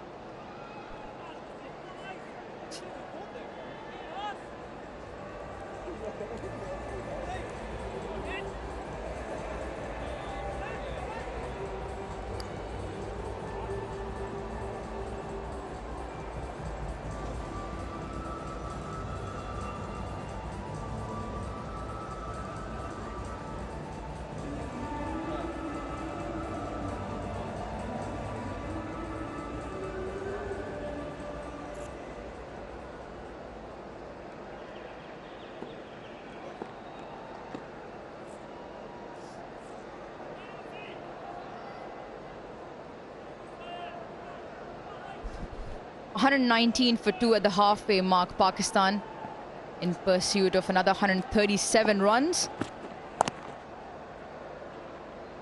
This will be an interesting contest because both Babar and Rizwan played the short delivery in different fashion. Rizwan likes to get into the line of the ball and open up the leg side. And Babar Azam, we've seen him, he likes to stay outside the line of the ball to open up the offside so he can have the slash over third. There is a fielder stationed there. Deep fine leg and deep square on the boundary. So does he take the short ball on?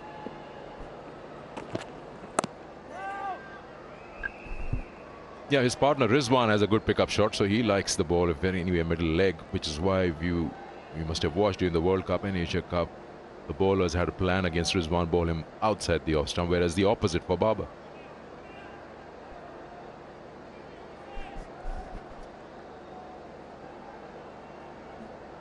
And Rizwan did fall or lose his wicket to that channel just outside off stump on multiple occasions in that World Cup you're referring to.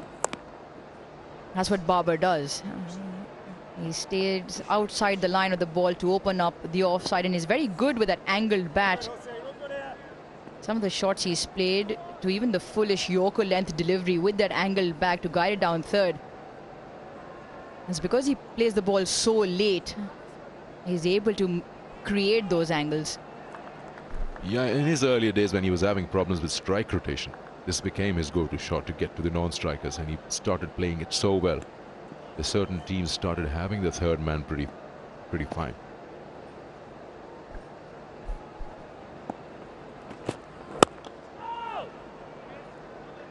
The other aspect of the game that Babar's developed on, and Waqar touched on this earlier, is the release shot.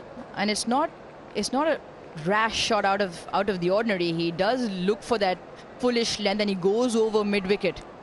And we even during the Test series, number of times we saw that when the pressure was on, he picks the delivery and he goes over mid-wicket just to break the shackles a little bit. Yeah, last delivery, Rouge, is getting close to 150. So yeah, I just wonder, I haven't seen enough of them. Maybe this is just the time to try a 2-card trick posse. You got a really good bouncer, or maybe 2 of them, and then get a Yorker in there. Get it very full. He bowls a great Yorker when he's in form. That's Ferguson. And he also has that one out of the back of the hand and a variety of slow balls. But just think for me on this, particularly against Rizwan, who's only just got in there. 10 balls for 9, and so he's just trying to settle in and give the strike back to his captain. And yeah, confirmation, getting close to 150 here. Lucky Ferguson. Yeah, you're right about that. That clear example of that, about the variations, is the 5 wickets that Naseem Shah took. And you saw the pitch mat, and all 5 wickets are different lengths, extremely different ones. There's the short one, Babar Azam.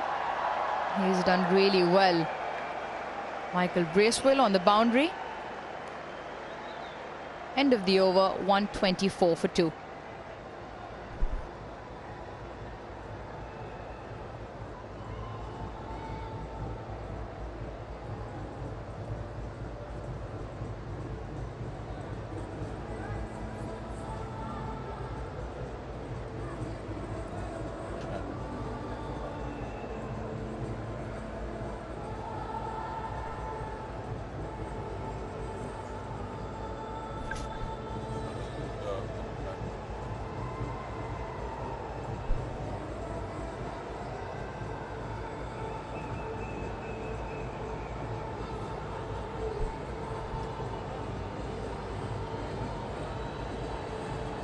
Just touching on what you just mentioned, Danny, about how you'd like Lockie Ferguson to mix it up. You've seen a lot of pace deliveries, maybe a Yorker or the back of the hand. I just wanted to show you what Naseem Shah did earlier on. And it just gives you an idea, the 5 wickets that he took and the lengths that they were at. Those red balls are all different ones. You have a shorter one, you have a Yorker, you have a slower one as well. Come on, boys. You can take the hard options here. Come on, Mitchie. Yeah, he bowled some excellent channels and was rewarded with another fifer, back-to-back fifers for him. The previous one against Netherlands, August last year. And he bowled quick. One mistake, boys. Come on. Was the reason why Pakistan were able to restrict New Zealand to that score. Slip in now. Catch. Well done, horse. Well done, horse. Brilliant, horse. Brilliant, boy.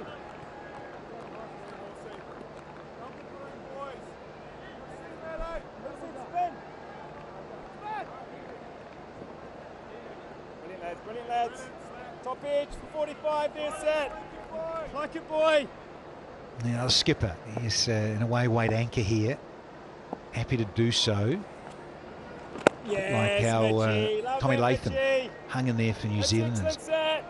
Characteristic sort of innings, slow pitch, had to manipulate and work it around, and Bubba the same. He's just, he just sort of showed some glimpses, hasn't he? A little bit of flair and timing, and then gone back into his shell, and it's found it more difficult when the bowlers have got it right, and made it difficult and restricted the movement.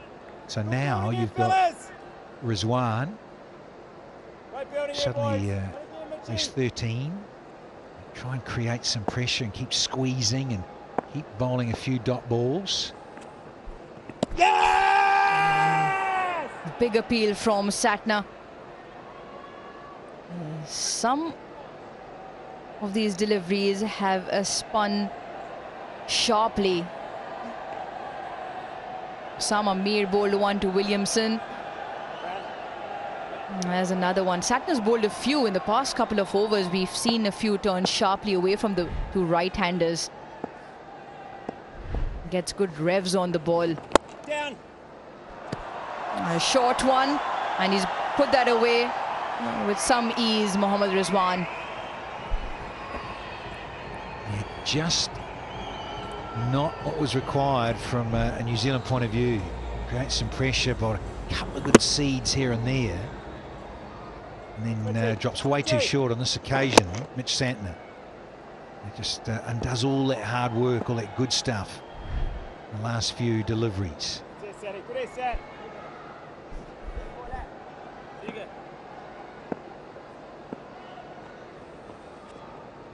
Oh!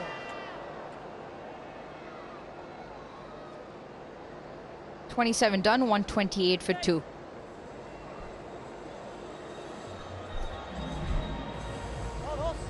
Yeah, just a few deliveries ago, definite purchase, and you get that pace right and that flight, and we've seen it grip and go off this very abrasive pitch. Big shout as he comes through and clip his boot or pad there. Nothing there, clear daylight. You know, Latham was excited, more so than the bowler, Santner. But yeah, that flight and that pace when he gets it right, Santner. A little unnerving at times.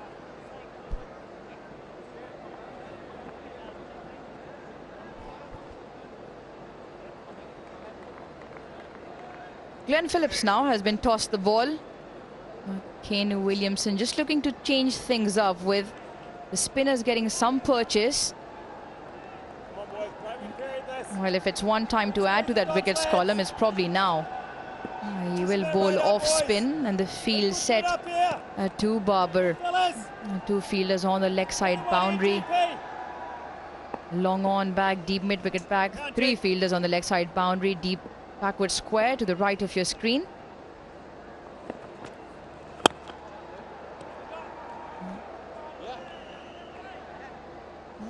Barber now has moved to 47.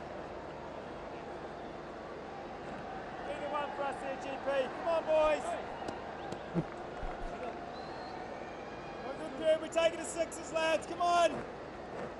One good period here, lads. Couple on, it goes to sixes, boys. Come on, GP.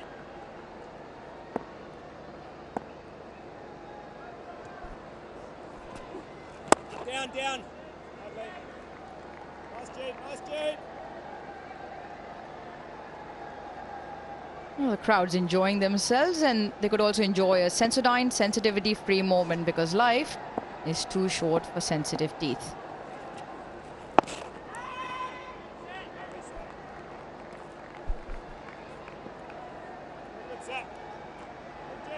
So one of your sponsors, Arush, the clinic, is it? Would you like to throw that up? Have you got? You recommend? #1 recommendation. Good toothpaste. It's worth a try, Danny. And the natural stuff.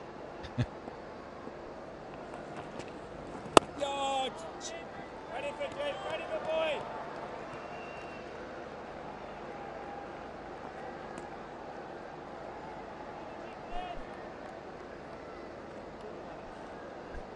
Danny, what do you call that dive?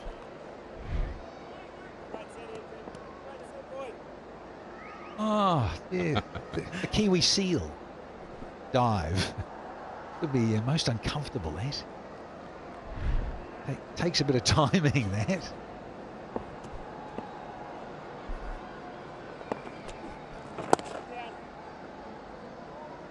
He's clipped off his legs for one.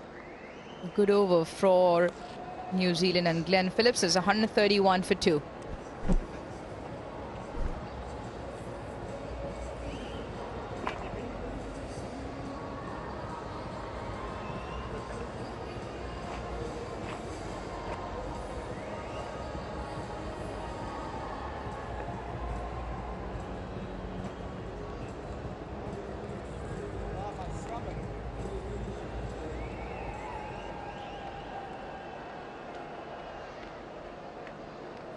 Sixes here, come on. Back. Mitch Santner will continue. He's threatened without picking up a wicket. New Zealand desperate there to get back in this game. It's all a little too easy.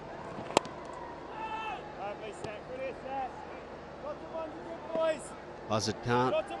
Waka Yunus alongside me. Gentlemen, pretty pleased with how things are progressing right now. It's pretty even, isn't it? It's not. Pakistan's not running away with it. Yes, Mitchie. Yes, New Zealand just need 1 or 2 wickets and things can turn around very quickly. At the moment, till the time Babar is there, Pakistan will feel that they're comfortable. He's one of those batsmen who will take the game deep and look to win it and be there. It's nicely cut away. That's his zone for sure. 50 up as well. Babar Azam, he just loves this ground.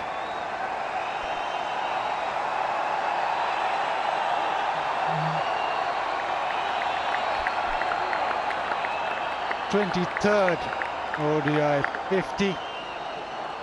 His 4th half century against New Zealand Lights, batting against the Kiwis. And he's doing it a fair click. Strike rate around 80. I've got a feeling you're being nice to me, Waka. Yeah, very nice. Yeah, I've got Pakistan way in front at the moment. I just spotted that you were feeling slightly low this time. Today, you've not been yourself, Scotty. It's been the opposite of the test matches, isn't it? Correct. I've seen you smiling for the first time. Yes, lovely, that's set. I'm sitting here with a frown. Yeah. Sit now, Mitchie. How quickly things change. Couple of days. But good on Waka. Surely we Good must be on going Waka, off soon Yunus. for bad light. This can't be good. Catch. Through the mid-wicket region. Sunk nice and low. High quality stroke. And that is a nice boundary for the skipper. It doesn't matter how nice I am to you. Babar is not nice to the New Zealanders right now. He's being very severe. You bowl a bad ball to him and he just pounces on it. The problem with the Kiwi bowlers, 137 for 2. The problem with the Kiwi bowlers is it's just giving too many bad balls. You know, a couple of good deliveries and then, you know, easy pickings. That's what you got to avoid.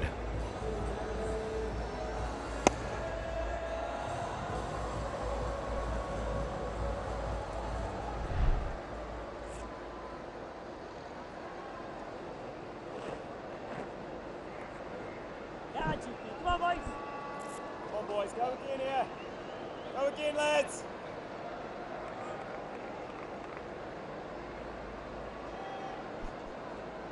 Yeah, I'm with you. Mitchell Santner's not quite lived up to the billing so far, I don't think.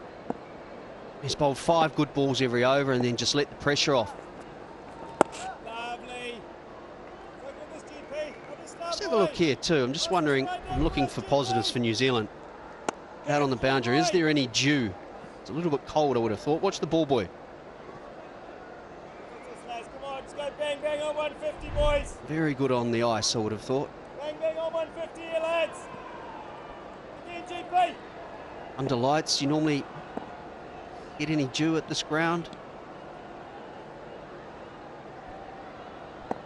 Shall I be nice to you? Yes, GP. You do get a little bit of dew. Even if there's no dew, the pitch slickens up as we have seen. And Scotty, I think there's a bit of dew in play. Yes, not as much to get the ball wet, but as much to get the ball onto the bat and disappear to the fence. Oh, GP. Would have thought it was too cold out there for the dew. Karachi, is it ever cold? Do you think it's winter here? Never too cold in Karachi. So good, GP. And again. Everybody's wearing jackets and jerseys. Yeah, there's a bit of moisture around. Not far away, lads. Maybe rain coming? Down, down.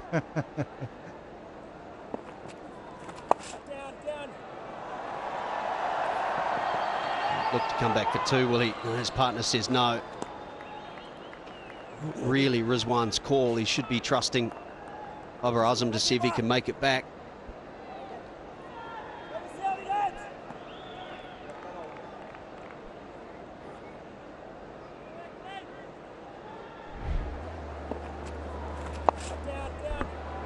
Yeah, in this situation, he pushes hard, turns quickly. And Rizwan really does need to trust his partner. He should be able to jog through to the non-striker's end.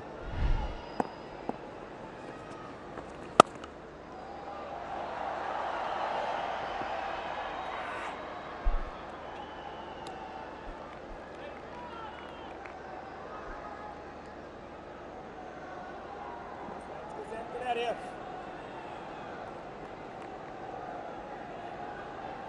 And again, boys, and again. Good stuff here, lads.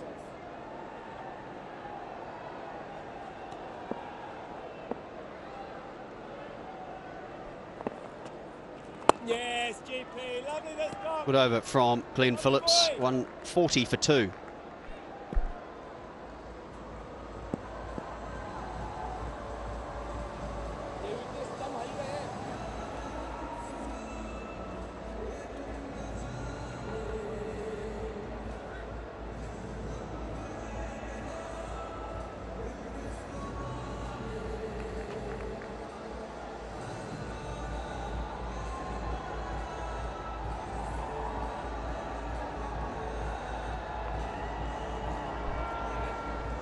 Pakistan's strong top order doing the job so far. Thought Fakhar Zaman was impressive. Didn't really look to be too aggressive, but just nice timing throughout the innings. 56 off 74. Babar Azam has continued his love affair with this venue. You would not be surprised if he's there at the end.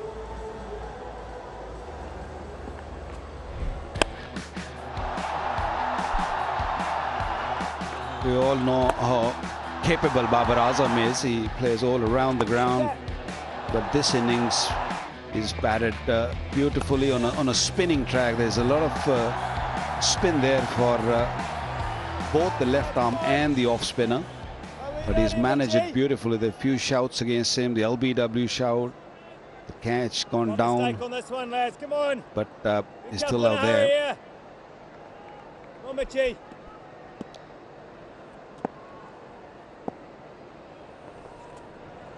Yes, sir. Yes, sir. New Zealand's task right now is to stop the boundaries. At the moment, they're coming a little too easily. And there is the point fieldsman, cover and mid-wicket are nice and close. They have to ensure those dot balls build some sort of pressure. Down, down.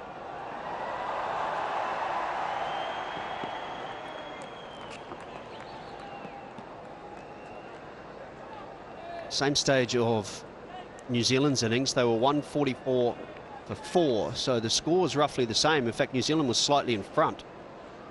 But it's that wickets column, that's the problem. Pakistan were outstanding, picking up wickets all the way through the New Zealand innings, not allowing players to get going for any length of time. Down.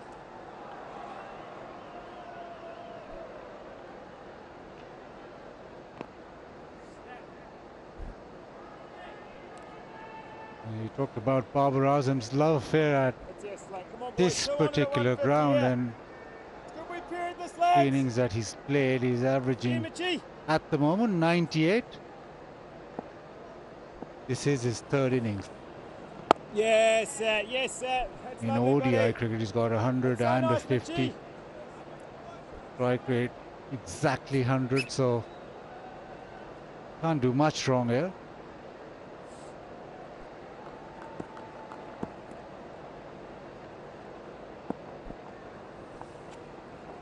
Yes, sir. Yes, Santon's getting good drift, and the odd one is spinning, and he's tall, so he gets that bounce also at times. But he's got to land in that area on a regular basis. mistake here. He does give that short delivery at times, which is kind of relief shot for Pakistani batsmen. Yes. Brilliant, Mitchie. Brilliant, Mitchie.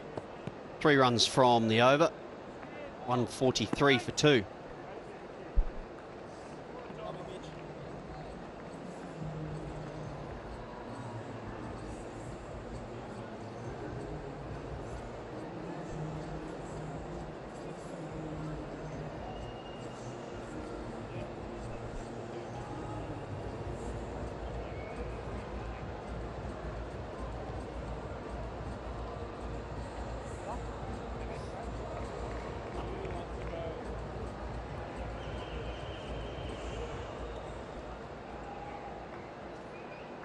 Nineteen overs left in this run chase.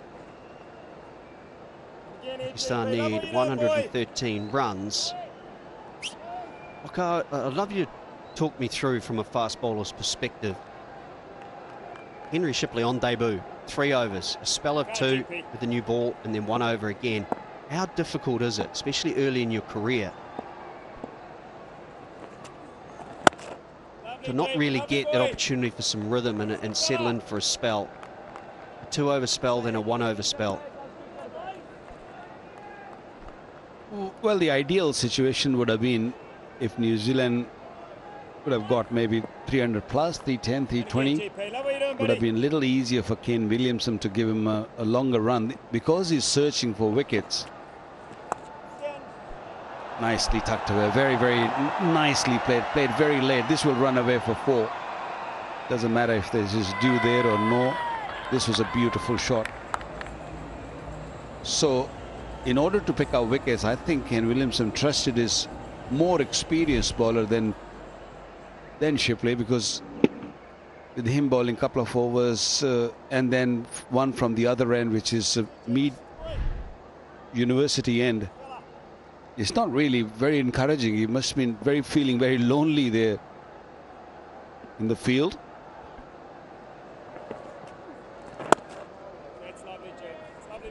So it's very important for Ken Williamson to get him involved and maybe just give him a couple more overs and see what he's made of, if he can get him a wicket or two.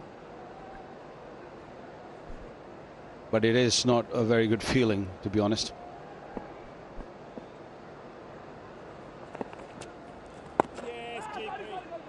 Yeah, I think every bowler is striving for their captain's confidence, that he can rely on you, that he can trust you to perform the role. At the moment, being new into the side, Kane Williamson naturally has some reservations.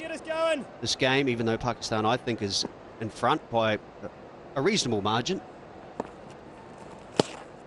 White at some stage has to try and trust the debutant and say, we need you to come back and provide a spell. Southey, to be fair, has only bowled the 4 overs himself. The spinners have done the bulk of the bowling at this point.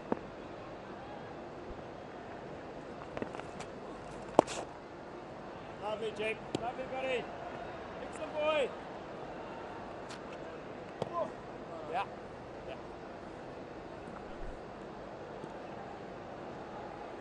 Well, the thing which I didn't understand is Shipley bowled a maiden over when he was replaced. He gave away 5 in his first over, then he was given 7 in the second, and then when he just changed his end, he came and bowled a maiden over, and then he was replaced.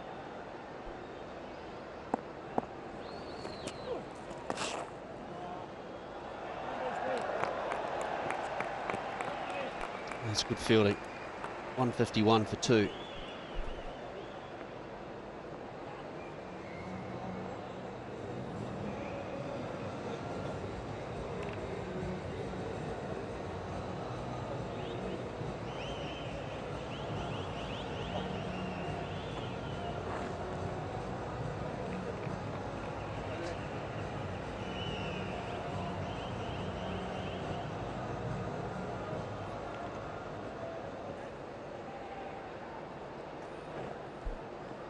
.105 needed off 108 deliveries.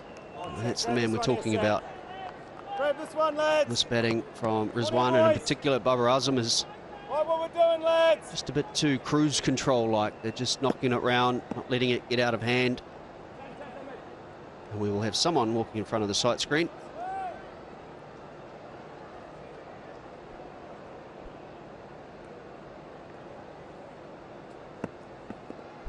Final over for Mitch Santner. Yes, that's lovely, buddy. Lovely, Mitchie. Well, it has got to that stage where New Zealand have to make something happen. Again, Mitchie. 61 to Babar, 20 to Rizwan. Yes, It's that's all so just good, a little boy. too easy. So To run a good, ball Mitchie. from here on end with 8 wickets in hand, you'd say that Pakistan, as you mentioned, is going about business pretty easily. Yes, lovely, boy. Is number 4, in your view, the best position for Rizwan to bat in this one-day side? Come on, boys. 6.5 now. Go to 6.5, lads.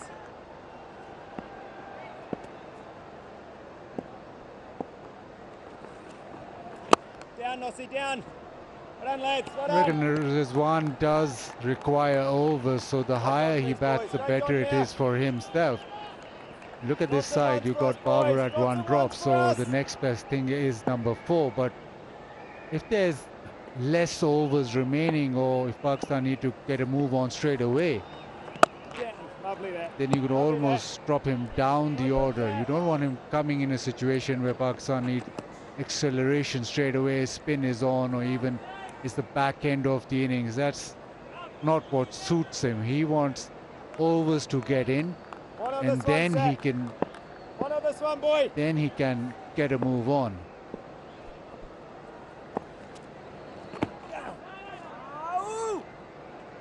Good over from Santner. His spell is over. 1 run from it, 152 for 2.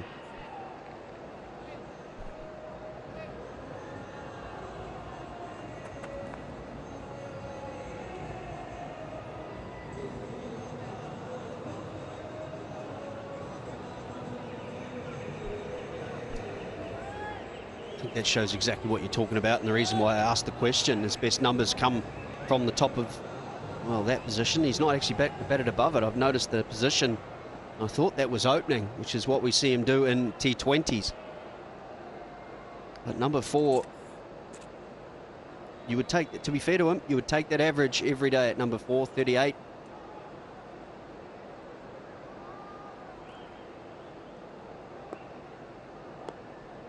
And you're right, it gets worse the lower he goes in the order. You expect that to some degree, less balls to face. You've got to take a few more risks as you get to the end of the innings. You've got 4 very good players at the top. You all can't open, can they? It's 2 we're talking about. Henry Shipley, fresh off that maiden over, he'll change ends again.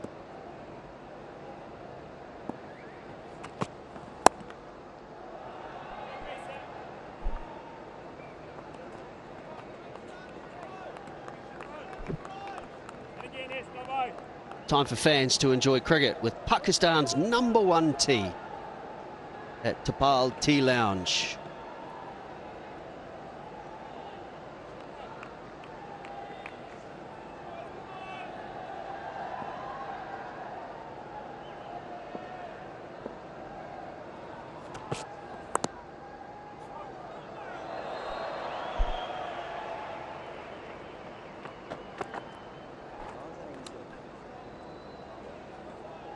Discussing Mohammad Rizwan's numbers and how good a player he is. He's been #1 T20 batsman for a long period. Opened the inning in the T20. In Test matches is batted at number 5, number 6 at times. But in ODIs, his average doesn't suggest that he should bat at 4, because number 4 is your main batsman who you really rely big on. Number 3 and number 4. Yes, his record suggests that he's done well. He's got 200s at batting at number 4. And Pakistan lost both games. 50 games, 1,000 runs. Decent strike rate. I would say number 6, Haris Sohail, who's been brought back into the team. Especially when he does the wicket-keeping jobs for 50 overs, then he has got to come and straight away bat at 4. It is not easy. It gets a little hard at times. Yeah, you're right. We have to reevaluate all the numbers. That's why it's very, very tough, I think, to compare errors. A strike rate of 85 15 years ago would have been outstanding. And a lot of that comes down to the rule changes. Up till the 40th over, you're only allowed 4 outside the circle, so there's always a boundary option open.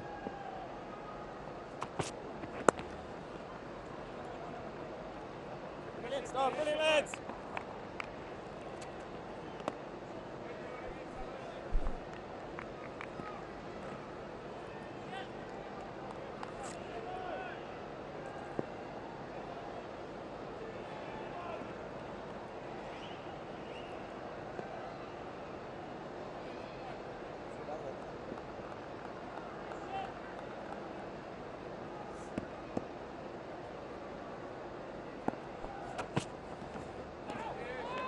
Good delivery to finish. 4 runs from the over, 156 for 2, and time for the players to take a drink.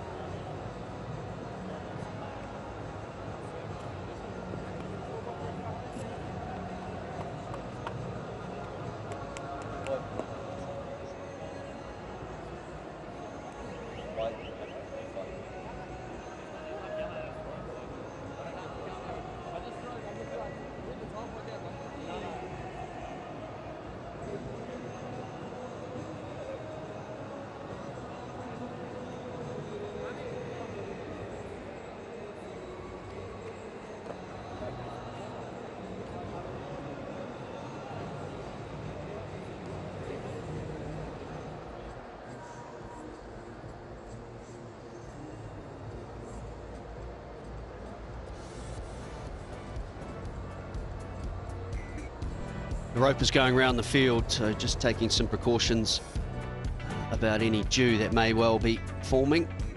That's where we sit right now. Pakistan need another 100 runs. This partnership worth 48 between two batsmen who spend a lot of time batting together, Rizwan and Babar Azam at the top of the T20 side. 2 wickets to Michael Bracewell. And they were the 2 openers. Inside half of the bats, simple catch to debutant Henry Shipley, and it was Imam ul Haq out early.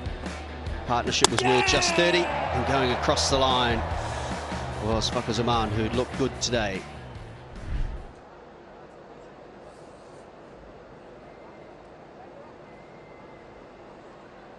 One thing that's impressed me, gentlemen, has been the discipline of the bowlers. 2 wides for Pakistan only and no balls. Just the 1 wide and no balls for New Zealand, and that 1 wide was the part-time bowler of Glenn Phillips. So Yes, GP, that's lovely, buddy. Phillips back, change of ends for him as well. We wondered about the transition from Test cricket to one-dayers. Often that's where you see change-ups, variations. The players, the bowlers, Waqar, your lot, your mob, have been very good. So good, Beastie. So good, Beastie. Yeah, totally agree that the disciplines were really good and ball in the good areas, especially in the afternoon. You think the pitch was very flat, there's no grass at all on it, no real bounce, that the bowlers will struggle.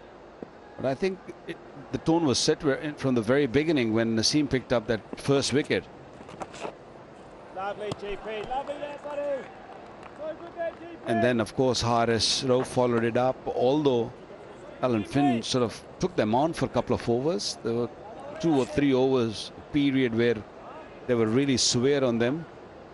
But then getting his wicket, a brilliant catch by Salman Agha, really changed the whole scenario of the game. And then, of course, the spinners coming into play. Very impressed by Usam Amir. Salman Agha chipped in with a couple of overs. He bowled well. Love what you're doing here, GP.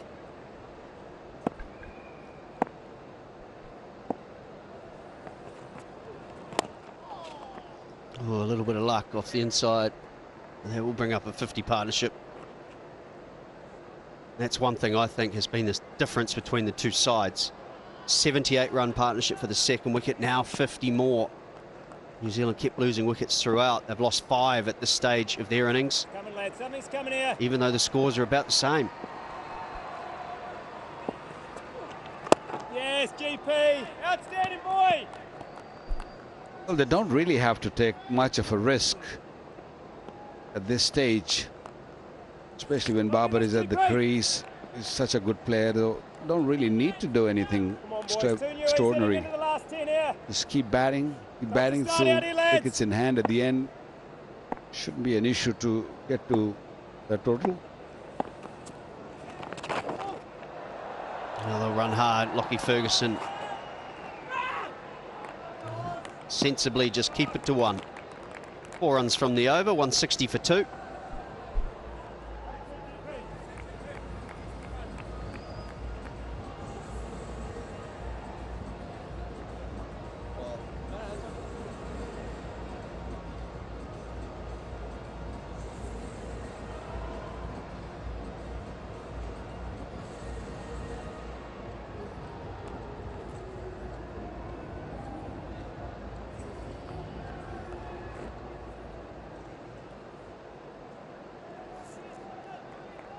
Shipley to continue, and as they've done the whole way through, they've just kept up with the run rate.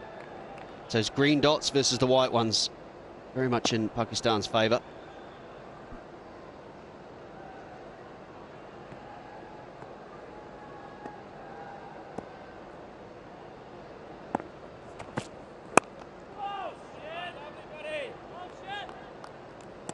Tell you one thing that's I've noticed as well today, the players who played the test match seem to be timing the ball better in this game from both sides. Finn Allen, who was new, especially early in his innings, couldn't find the timing. Now Rizwan, 25 off 43, has just struggled a little bit with getting going.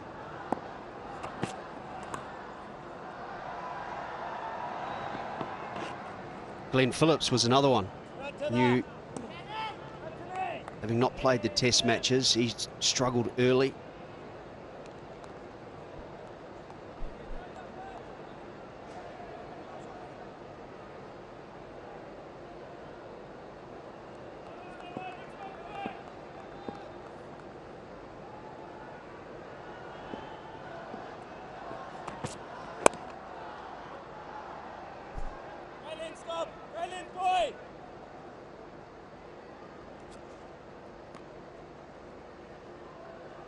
I think Babar and Men, they were all hoping that this pitch will play better in the evening at least, if not in the afternoon. And it hasn't really played what he was expecting.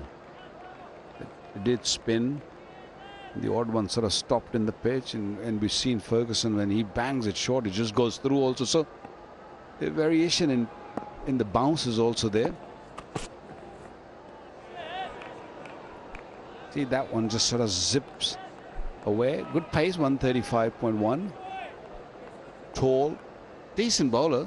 Yeah, that's the thing. I'm trying to work out the heights between the two sides. Maybe that is something to do with it. He has a tall action as well. He's a big man, 6'5" or thereabouts, 6'6". But just watch the action. His arms right up high, and that's where that bounce comes from. Nazim Shah not quite as tall, so he gets by on variations and pace. Well, he's shown really good control, whatever we have seen so far. But smooth run up, very focused. Yeah, he's not one of those who will blast away and bowl that 155, 160. He's a bowler who will probably hit the seam if the condition suits him. He'll be very, very, very effective, but very tall.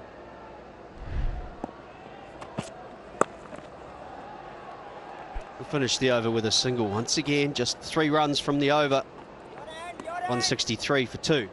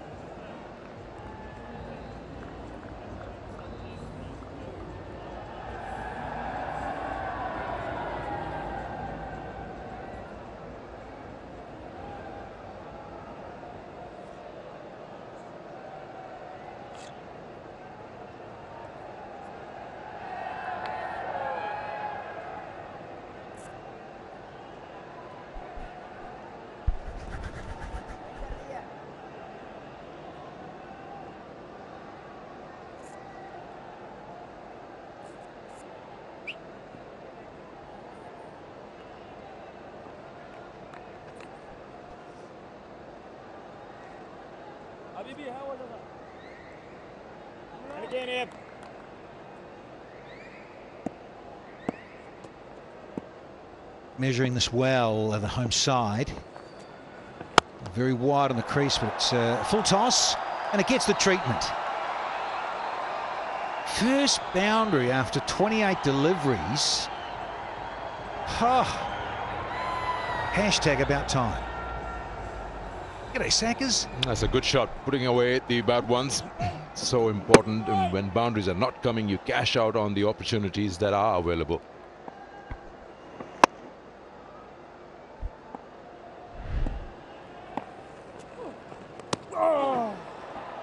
Just missed everything.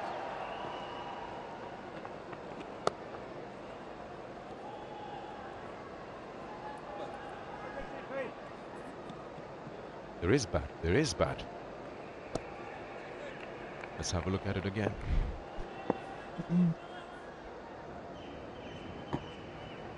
Yeah, it's off the glove. Opportunity goes begging. He's got him this time round. Dancing down the track. And they go up to have a look. And it's the big wicket of Babar Azam. TV Smart umpire to over. director. Phillips saw him coming down. We have an umpire review for stumping. Front foot is a fair delivery. Front on spin vision, please.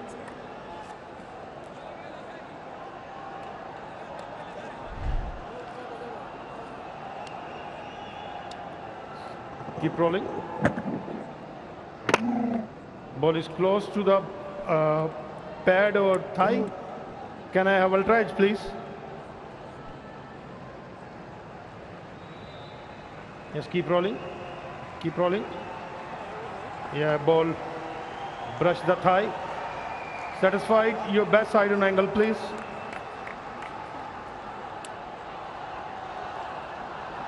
Keep rolling. Keep rolling. Battery short of crease. Bails removed. Satisfied? My decision for big screen is O-U-T. Now we got there in the end.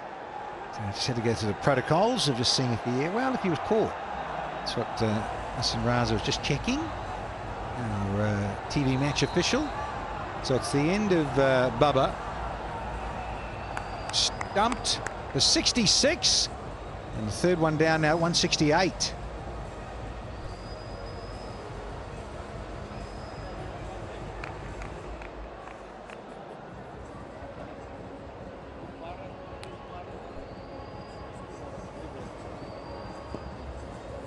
Now it's a matter of things happening. Rizwan missed by Latham previous delivery, and then all of a sudden you get Bubba down the other end and he's gone. Stumped off a wide, is it? Oh, just clip the thigh, or caress the trousers. So no wide, but a wicket. Now we've got Haris Sahal here, long time no see. He's back in Pakistan colours.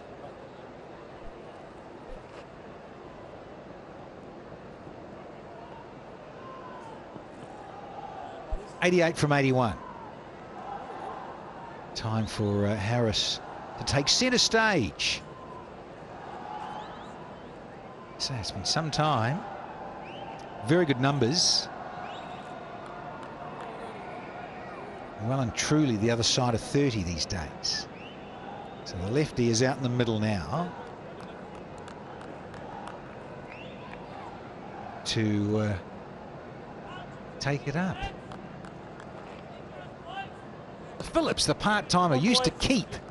He's now developing his skills with a bit of off-spin. Lovely stuff, GP. To go with his hard-hitting batting in the middle order.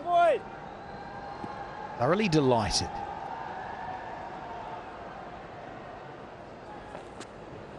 Yes, a little bit of GP, curve there, not bad. So it just shows you what a wicket can do and your confidence as a bowler. This is a beauty. Just a little clip. There you go, a little beauty. Take that down the leg side. Never see one of our commentators love to bowl wides and get people out stumped. A few pies. Oh, not far away either, this one from Phillips. That ball that he got Barber out was 93 kilometers. Bowled a quicker one. I'm not sure if they were bowling it down the leg was deliberate, but it worked for them. Pull the length back as well. Well, he could have had 2 and 2.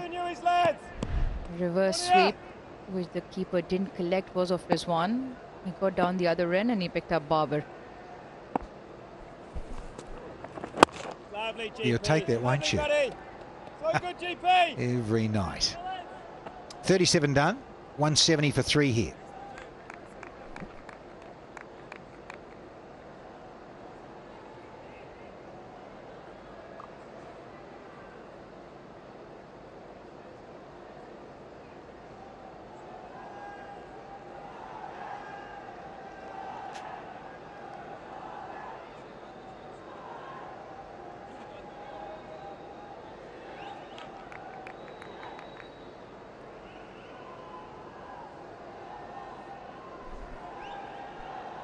Well, can the Kiwis make it interesting? rid of Rizwan here shortly, then you get 2 new batters at the crease would be the order of the evening for those in black.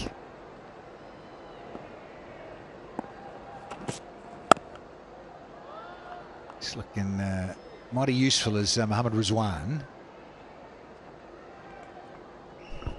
Yeah, that's an interesting thing. If they can get Rizwan now, Haris Sohail's been out of this Pakistan setup for a while. October 2020 was last he played, so he's fairly new now, so he just needs a little bit of that extra time to settle in. And that will really would put pressure if you get Babar and Rizwan in quick succession.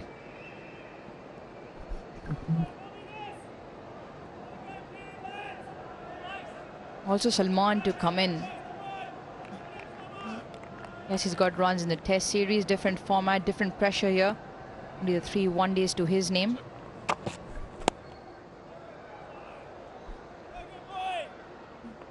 While New Zealand have got the squeeze on, the run rate also climbing just over 6.5 now. Rizwan will be key. The onus will lie on him to steer Pakistan through.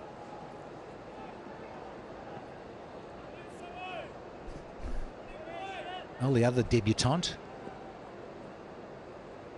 Osama, he got a couple of wickets. Let's see if this debutant can come to the party here. Pick up a key wicket. It's to rev this game up a bit more. Really taken a catch so far, Shipley.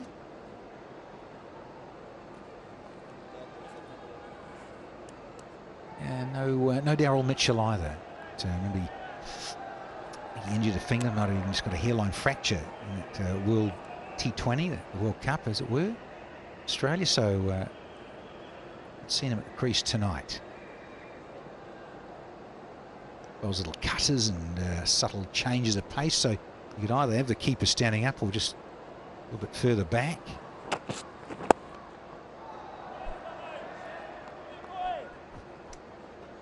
Yeah, Dan, you mentioned Osama Mir, the debutant.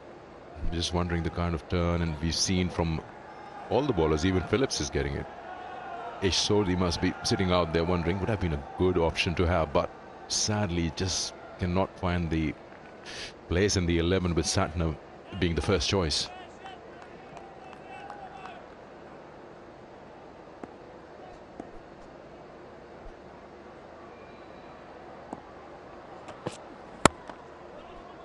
Bowling.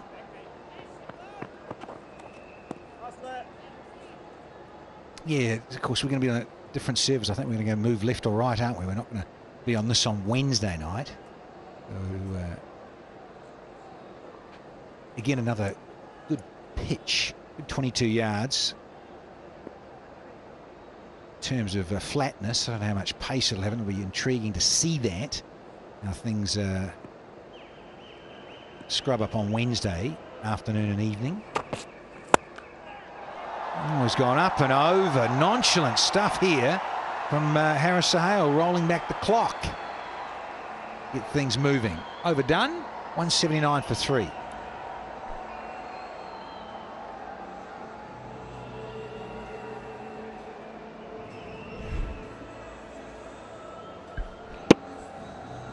It's in his arc. Haris Sohail gets it over mid-on.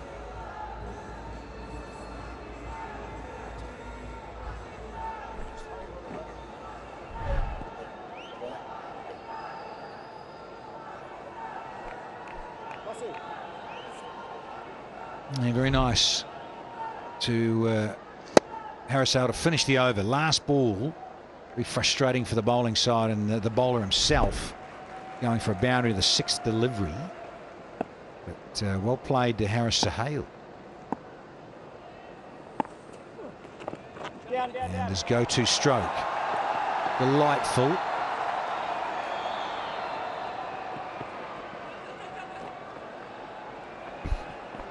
Yeah, he's been practicing that a lot while he was not in the 11 in the Test series. With a support staff, he was going, facing hundreds of balls and trying that reverse sweep.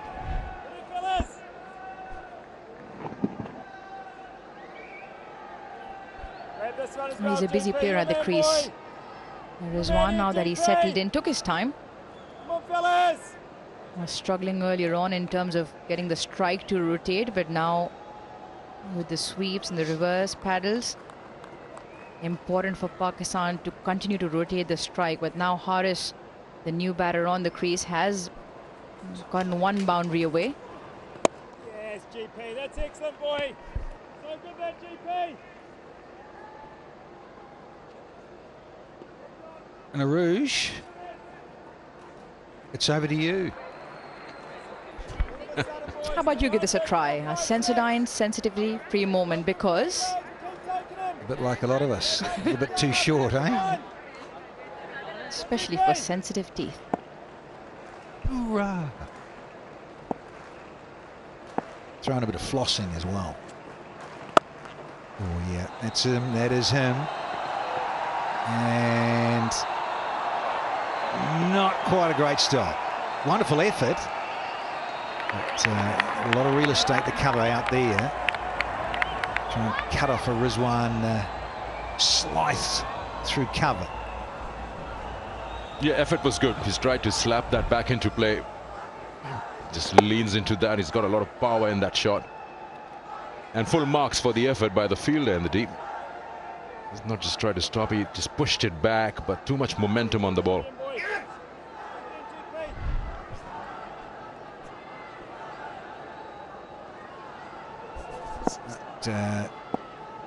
Evan Conway, we'll see keeps in the shorter format.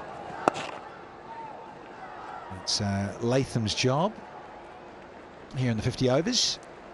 He's been busy, Evan Conway. Throw himself around. Rizzy wants a drink. With 68 from 68 for the green machine to get up and go 1-0 up.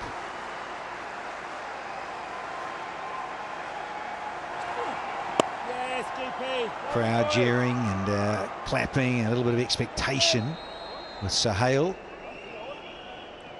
in a mood. 10 off, 1 to go.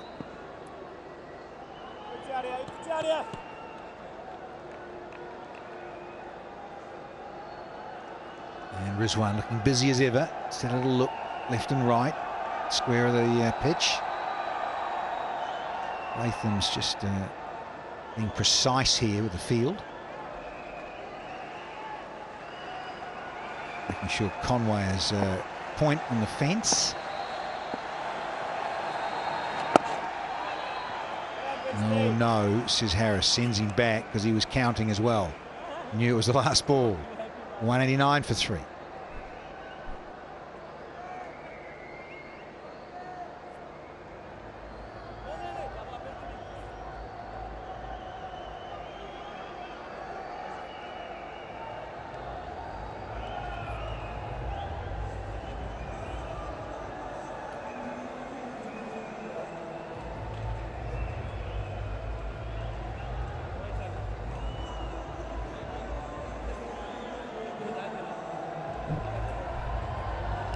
Yeah, top gone, but it's produced in terms of Fucker, 56, and Bubba, 66. And now Rizwan is on 44, so bulk of the runs, as you like, at the top of the order, doing their job. Bracewell, the pick of the bowlers to date.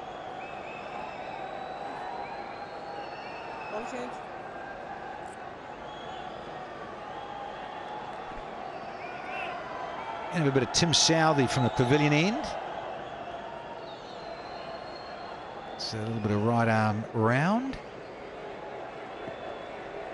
Third man's just gone a little bit finer. And spot on. Tim Southey with another over to get underway. This is his 5th. Yet to get a wicket.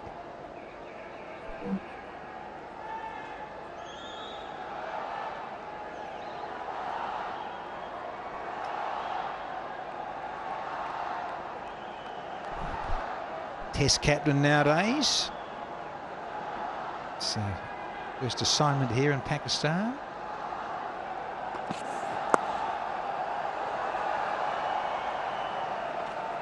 All too easy at the moment.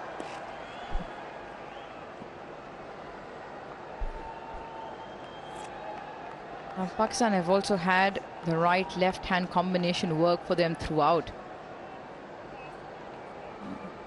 Still one more to come, Nawaz as well. Just adds to unsettling the bowlers' lines.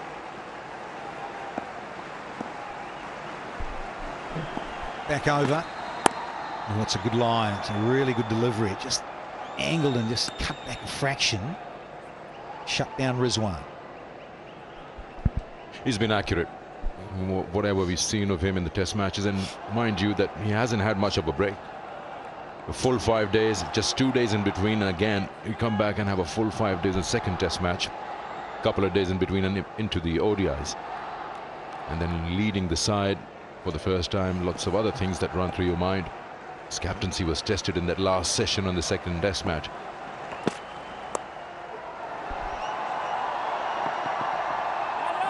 Happy with the singles at the moment, which are coming in easy. And that's probably what they need, 65 or 62. Yeah, 100%. Sackers. No stress. Only 3 down, and Pakistan's top order pretty much done the job. Rizwan, we want to be desperately there at the end to finish things off. Little red inker. And Sohail, well, he's back in the national colours. He'll relish an opportunity here to finish things off as well if he can.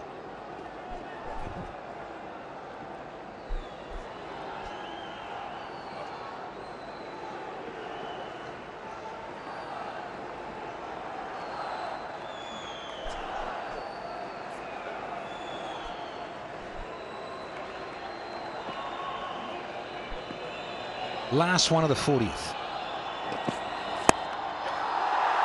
And it's gone for Biggie. The Bank Al Falah. $1,000 for the flood relief you little ripper to finish it off. 197 for 3 here.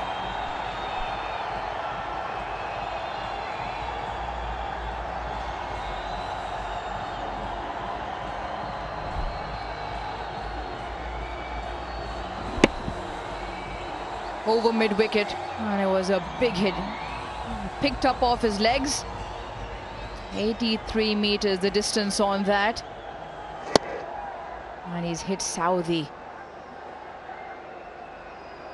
And just pushes Pakistan back in front in terms of the difference of the balls and the runs. Playing a good knock here along with Rizwan. Support at the other end. Ali Imdar now just signaling end of the second power play into the third. Yeah, less than run a ball now after that maximum. 59 of the 10 overs that remain.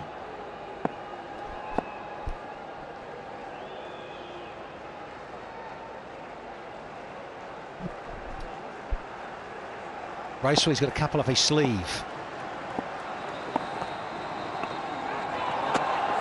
I did the right thing there. Did Rizwan got in the way? He said, look, I couldn't see where I was. I didn't know where the keeper was. Honestly, Your Honour. Truly. Yeah, just having a word with the New Zealand fielders around. Clearly, obviously, he had no idea where the ball was. It's with the momentum of the shot. It's with the momentum of the reverse sweep, where it's just overbalancing and he has no idea where the ball is. Oh, could he have still caught that? Kane Williamson, not impressed.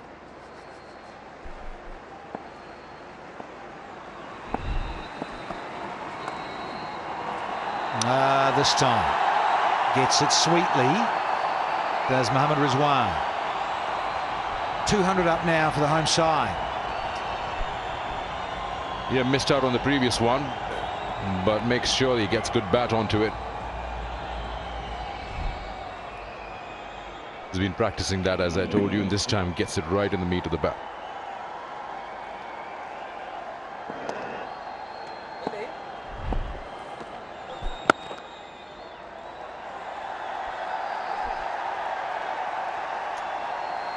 7:50, the little maestro. Shots all around the clock as ever.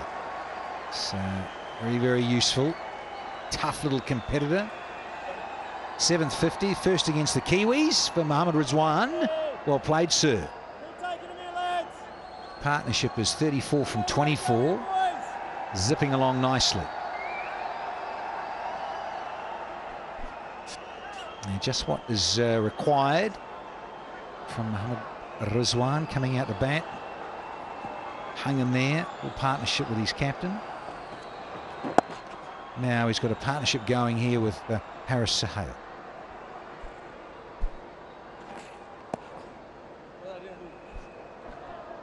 Bracewell has become such an important part of this 11. Even in the longer version of the game, got a 74, took wickets, important ones. Shan Masood, Babar Azam here again. Played a good knock today with the bat. Well, we'll have to watch that again. Is there any bat and ball? Good stop there.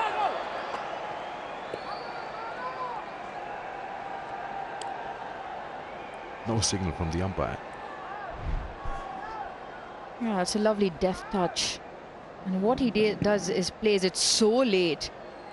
It's almost from on top of the stumps. And Daryl Mitchell with a good effort on the boundary.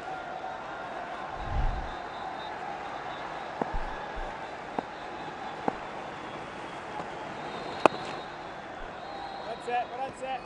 8 off, the 41st. 205 for 3.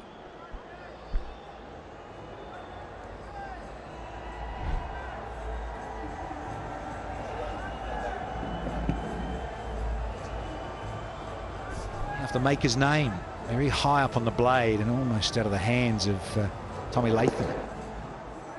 Superb.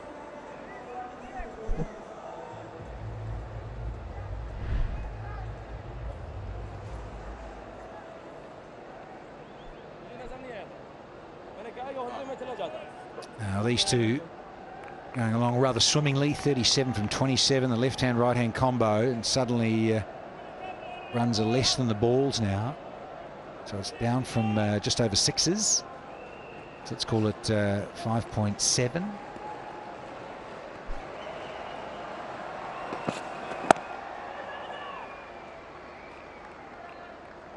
Yeah, we watched Haris Sohail a lot over the years, and interesting in white ball cricket, he tends to want to finish that over well. If he's been on strike and maybe faced 3 or 4 deliveries in the over and picked off one or a couple here and there, and then suddenly that last ball, he knows the bowler's thinking about finishing well, trying to get it in a good area, but he's just so mindful, finishing an over in white ball cricket off rather nicely.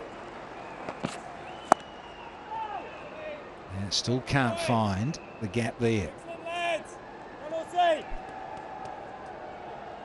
Well, the Osaka boundary contest presented like 10,000 Pakistan rupees. Yeah, good stuff. Been around for a while, Osaka, in terms of sponsorship. Another good initiative from Osaka Batteries. You think the batters are looking around as soon as Osaka comes, then we smash one. I just can't. It should be bigger. It should be like one of those blow-up balloons. This is bigger. Fatted this one. Sohail, good to see you.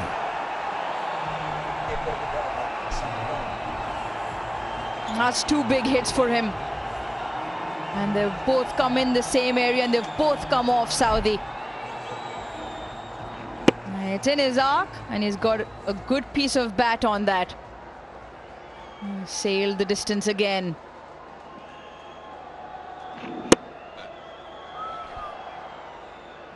Mm. 89 meters, tops his previous hit by 6 meters. Those are 2 big hits, and he is now imposing himself on the game. He's been out for over 2 years and a bit. October 2020, his last showing in Pindi against Zimbabwe. Got runs in that match. He's 71 to his name. Now some return he is making. Southey under pressure. And field is set. Tried the old tennis ball bumper. Quite arrive.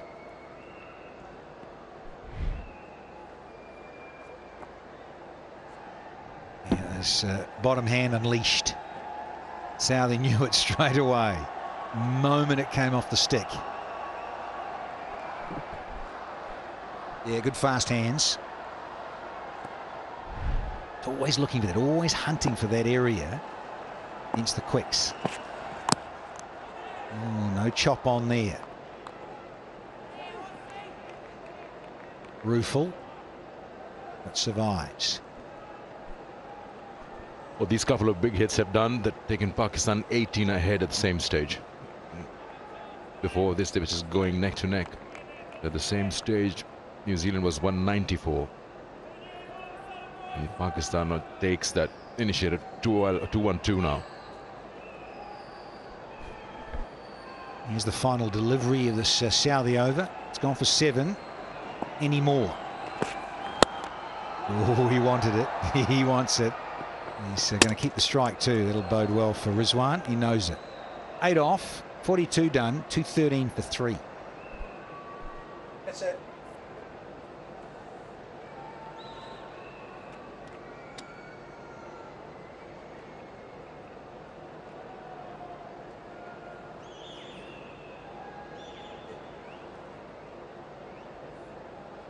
I've had enough.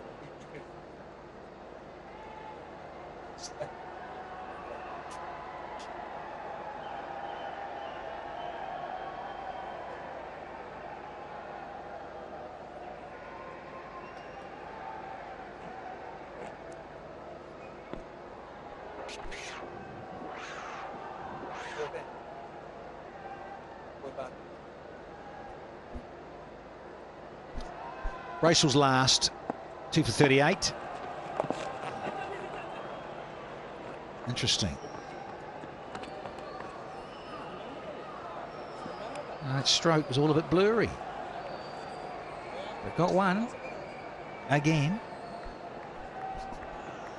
He needs to put those specs on.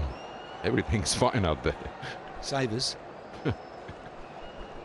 I've sponsorship from you, Sackers. Already. Have another one here, Michael Bracewell. Just another one here, just to annoy. These two are going rather nicely. The partnerships are creeping up to 50 already. Yeah, Williamson bowling Bracewell out here. Had 2 before this spell and looking for that wicket. He understands and realizes the importance of this partnership. And Pakistan running away with the game now.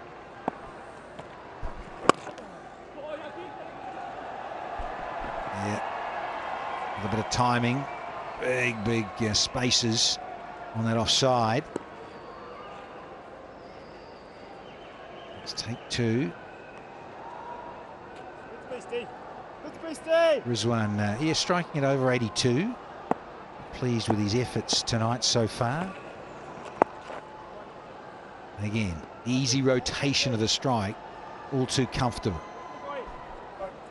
50 partnership between these two now.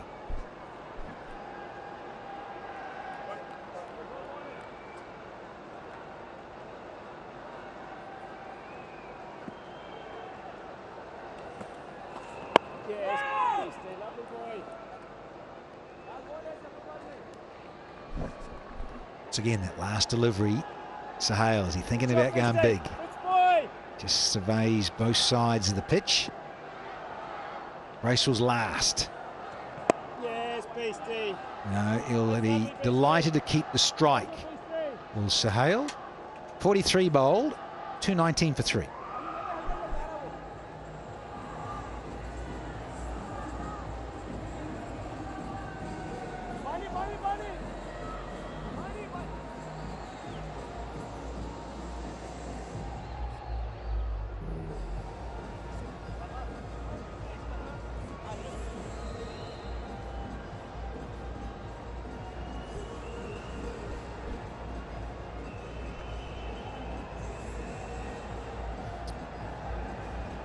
.37 now needed.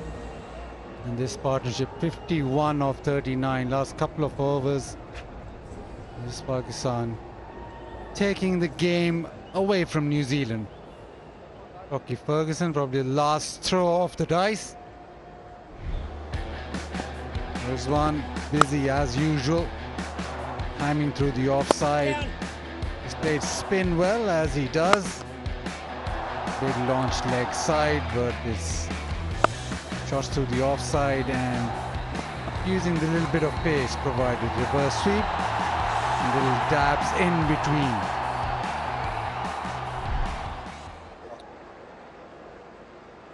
Irish Soil 26 of 19, a couple of big hits. Now it's Lockie Ferguson. Got ball angled away. The singles. Pakistan being able to just now get that required rate to 5.27. Sort of easy in hindsight, but I might have thought that Lockie Ferguson might have had a little go at this partnership a few overs ago. But I guess now New Zealand know last throw of the dice. Have to break this partnership. A couple of quick wickets to keep themselves in this contest.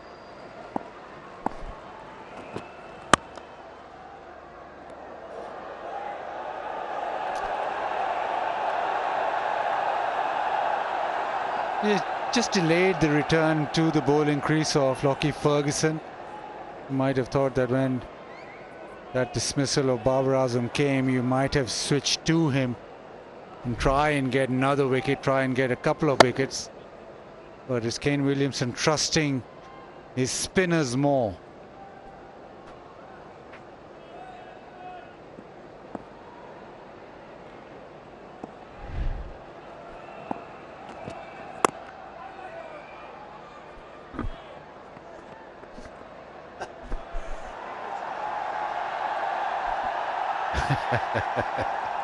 But Rizwan always have a big smile on his face. He always likes to chirp around and wants to talk, wants to just relax himself. I guess that's the way to he sort of focuses more or relaxes more at the crease.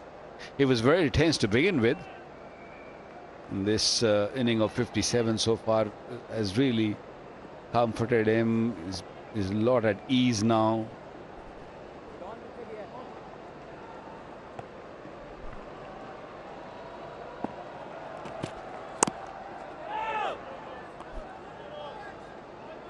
But I enjoyed watching Haris Sohail bat today.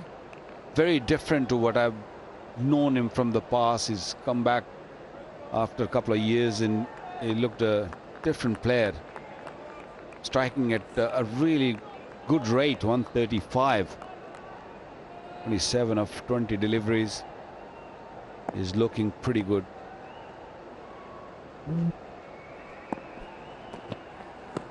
Oh, short ball, and somehow he's managed to squeeze it over the keeper. Ungainly, but a boundary.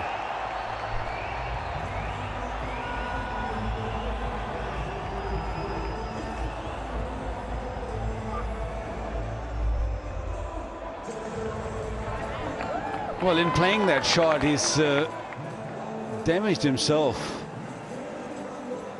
I'm not sure if he's getting some cramps or is he pulled something, but straight away I think they're just cramps because he's being very careful. What a shot. Just trying to get away, trying to move away from the delivery, and the last second decided to just have a little poke at it.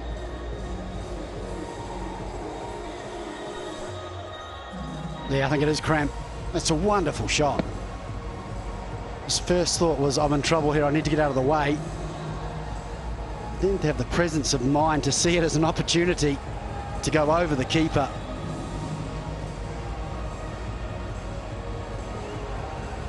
Wonderfully played in the end.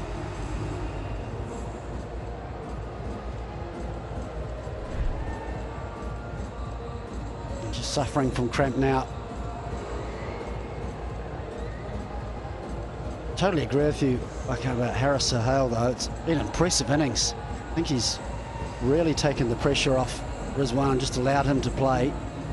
And he's just come in and effectively dominated and just made this chase, which I think Pakistan were always going to chase down. It just made it a lot more comfortable.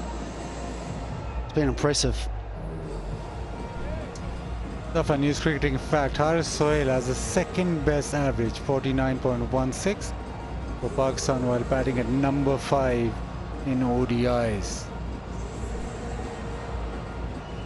Yeah, he's always been a very fine, very organized, a very smart looking, good looking batsman, but it's just the injuries that just set him back a little bit. Been out of form at times, but it's mainly his injury. He had a massive problem with his knee. He had to sort of go through a long rehab, and then he came back, and then another injury. Been on several tours, but couldn't really sort of move on and go big. That's why he's played only handful games. He's 34. Could have been easily a very fine test player also, because he's got heaps of runs in first-class 4-day cricket also.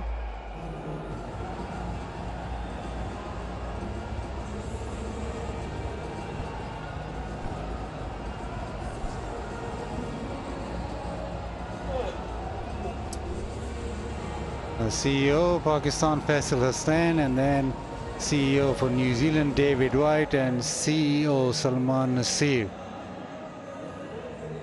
The officials just having a look at cricket. Well, at the moment not much to look at because Rizwan is getting a bit of treatment, but it's been a good tour.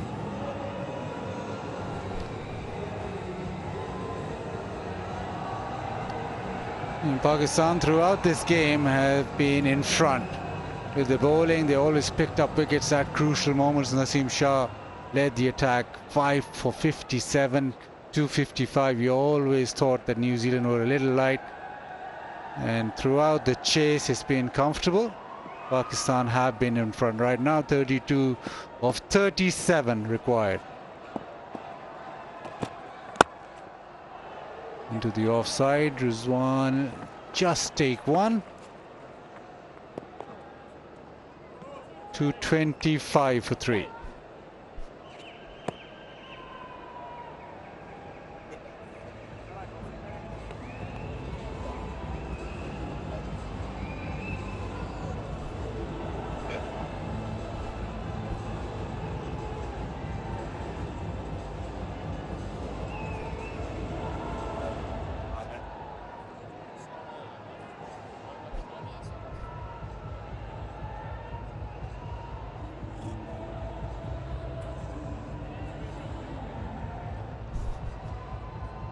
Pakistan, after winning the toss and electing to field, have been in front in this game throughout, and it seems as if they will cross the line in front as well. Tim Saudi, can he pull something out of the bag? Mid off, mid on, cover and point and mid wicket in the circle. Advances, doesn't get any timing. He's got another cramp, has he? Yes, he has. Once they're set, they just keep going, don't they? It's an awful feeling, that every time that leg gets in an awkward position, you can just feel all the muscles tighten.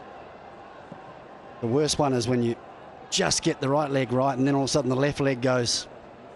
It's not pleasant. Need some pickle juice. Yeah, that's all a physio can do. He can't really help him. He has given him a bit of stretch, but they're coming again and again. It's not really helping Rizwan at the moment. When you haven't played cricket for a while, I mean, he's been on the bench for the last couple of test matches, and it can happen, especially if you're a wicket keeper and you have done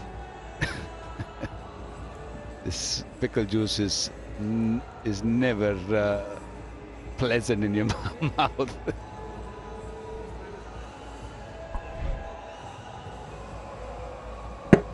Yeah, he goes down the track and straight away he knows.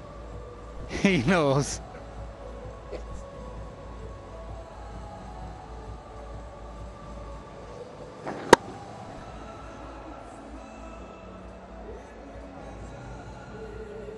They're never pleasant.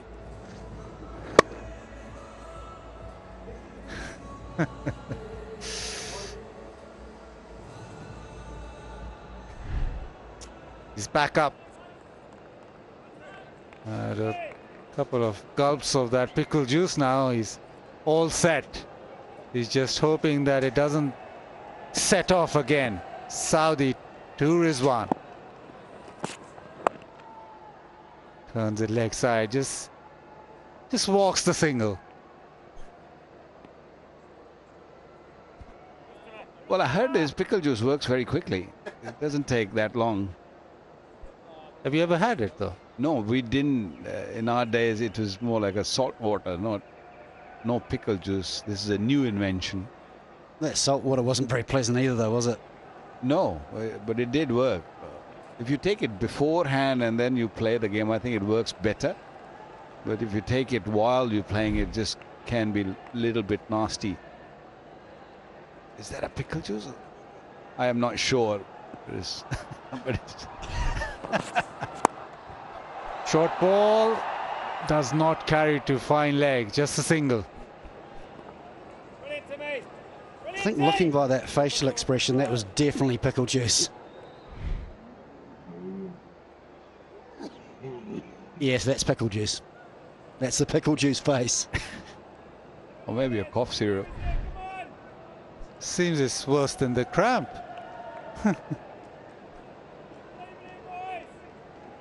But he's fine now. He's ready to go. And he's searching for a big over here. Mohammad Rizwan. Yeah, Paul's leg side protection. So just a single. Yeah, I think they're both looking, just trying to make this a little bit more comfortable. Obviously in a very strong position, but this is about the time. Oh, cramp juice. Same thing. Look at the main ingredients. Pickle juice.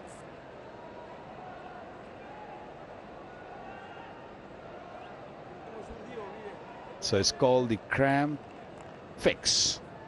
How quickly has it worked? It's amazing. Short ball, dragged leg side, gets to the fence, boundary. Yeah, he was searching this shot earlier also when he got a little cramped for room. This time he just moved away a little bit, Haris Sohail, and he just allowed his arms to sort of stretch. Midon was up in the circle. This was going for a boundary any day of the week. Beautiful shot.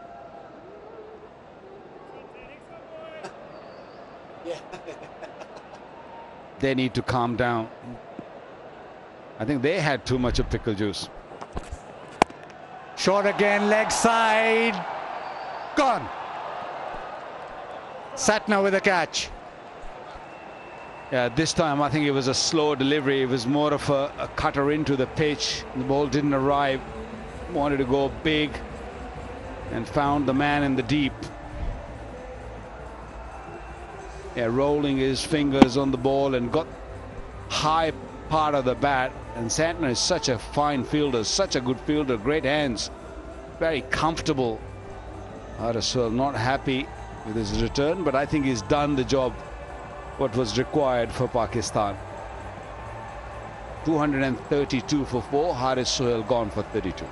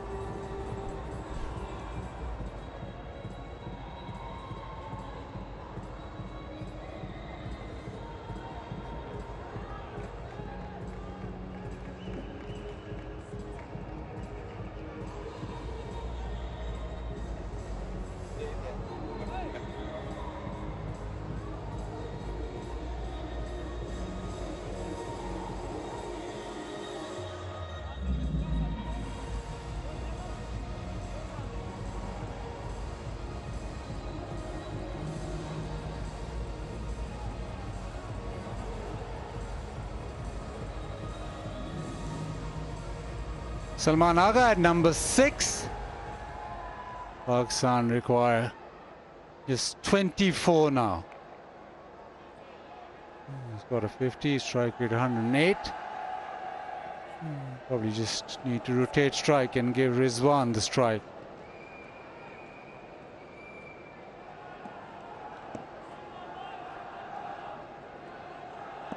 Ferguson.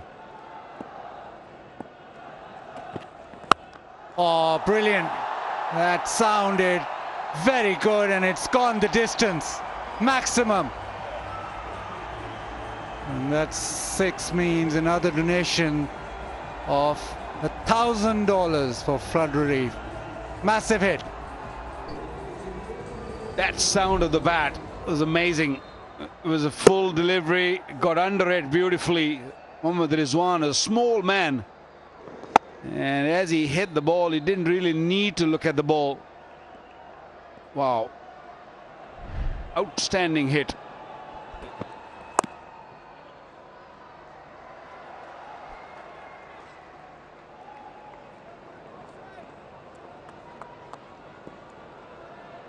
A massive hit.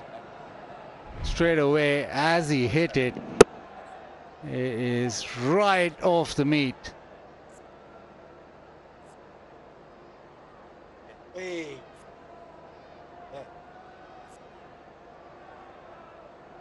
Looking leg side, got the length and just smashed it away, and then had a little cheeky look at Ferguson as well.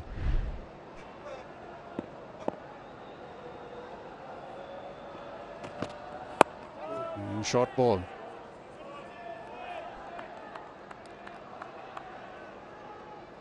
And Pakistan throughout this game just seemed the better side, just seemed in a better position throughout.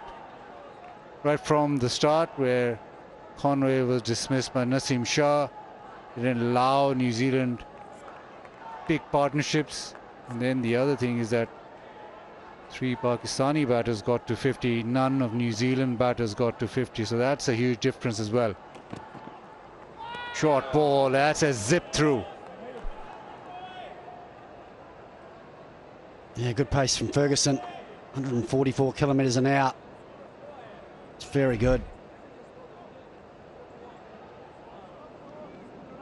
Yeah, not only pace, but that bounce. Not seen anyone getting this sort of steep bounce on this pitch. He's bending his back, is trying to bowl quickly.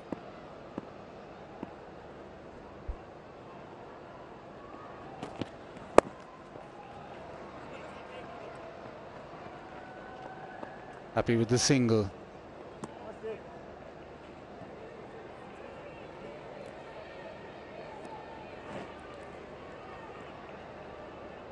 Rizwan looked leg side again.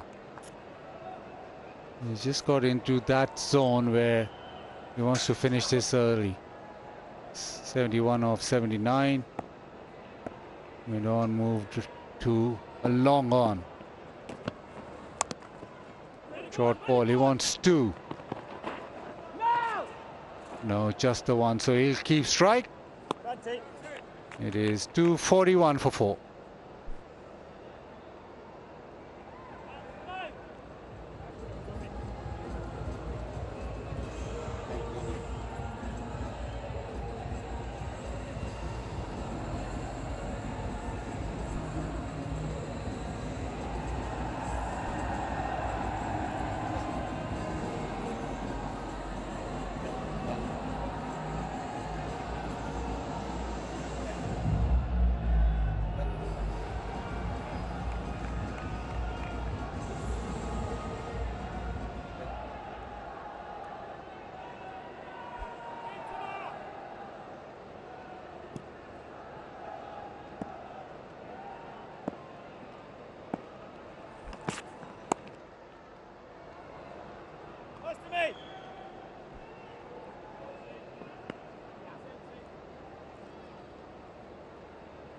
It's now Salman Agha on strikes.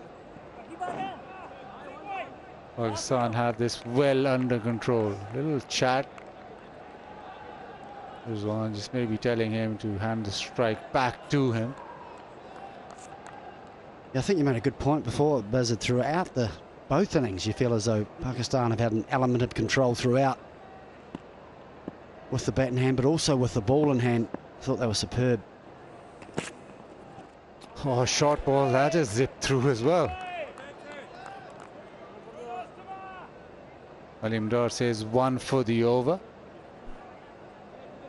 Well, that little bit of dew is making the ball go a little quicker.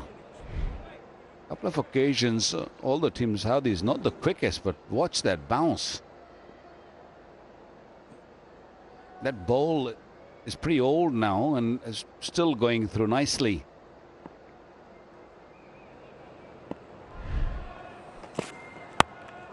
Goes short, that's bottom of the bat.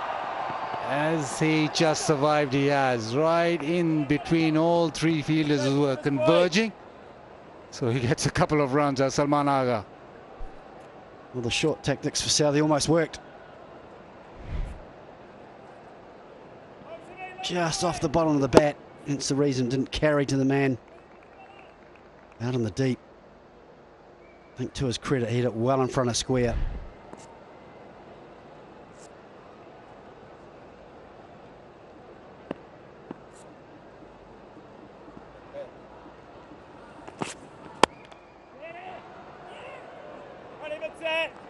Perry allows the single.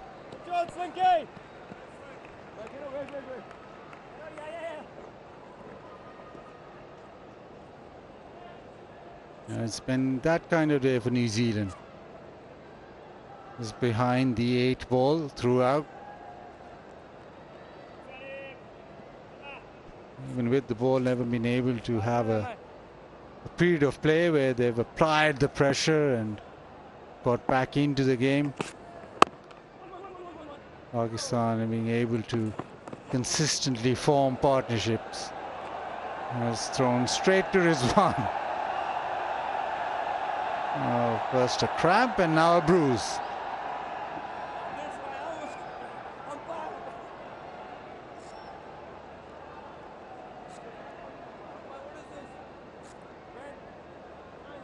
I think you've got to give credit to the New Zealand bowlers. I think they've done a good job.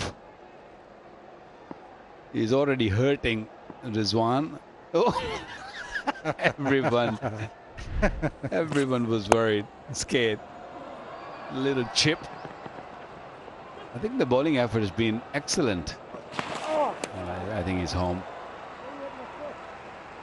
Don't think you can blame the bowling. I think this is the batting which has really let them down. 47 overs been bowled, 248 for 4.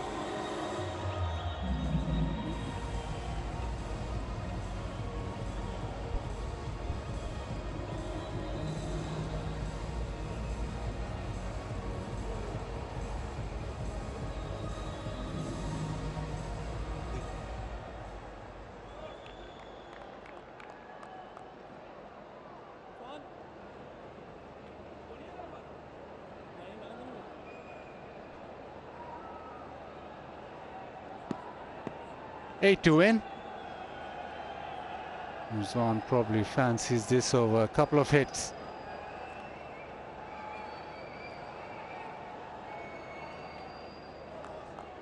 Lockie Ferguson.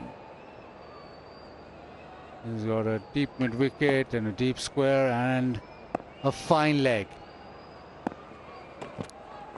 Goes short outside off. That's time through the covers. Rizwan will come back for the second. Oh, that might have been close. Salman Agha just having a word with Rizwan. Salman Agha suggesting that they're probably running right into each other. If he'd taken that, I think Salman Agha might have been run out by quite a distance.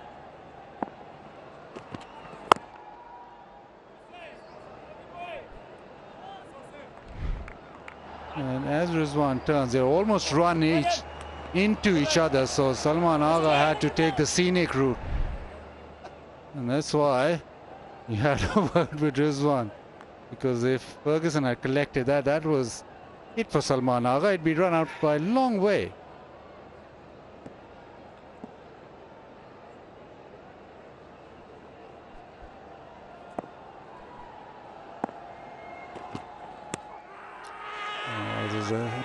tail, but probably going over.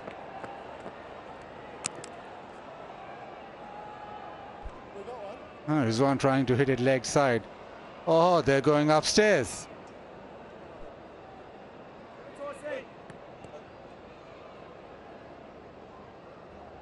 TV umpire to director.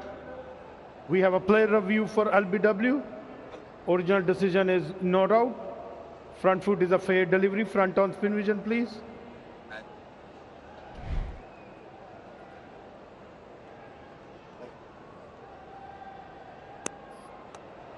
Ball is close to the bat to confirm ultra edge, please.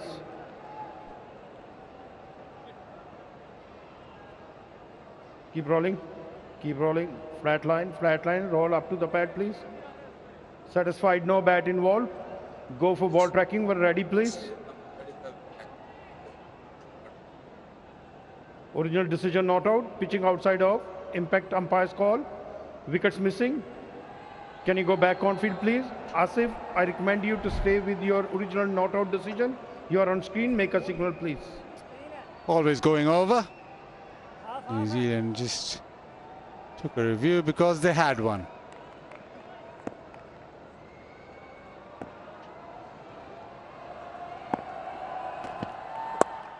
Short ball, turn leg side. He'll walk the single, so countdown. 5 runs now to win.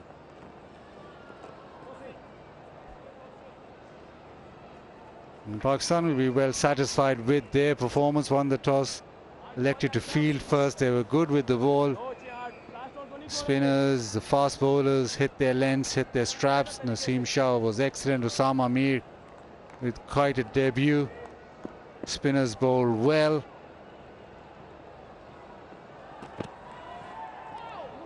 Short ball beaten.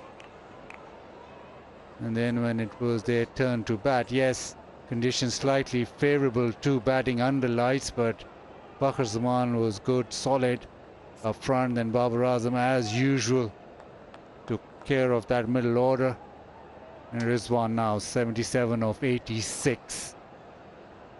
Haris Sohail also with a contribution, a quick fire contribution, and it's been all too comfortable for Pakistan. Let's turn to third, another single, so Pakistan now requiring 4 of 2 overs, 252 for 4.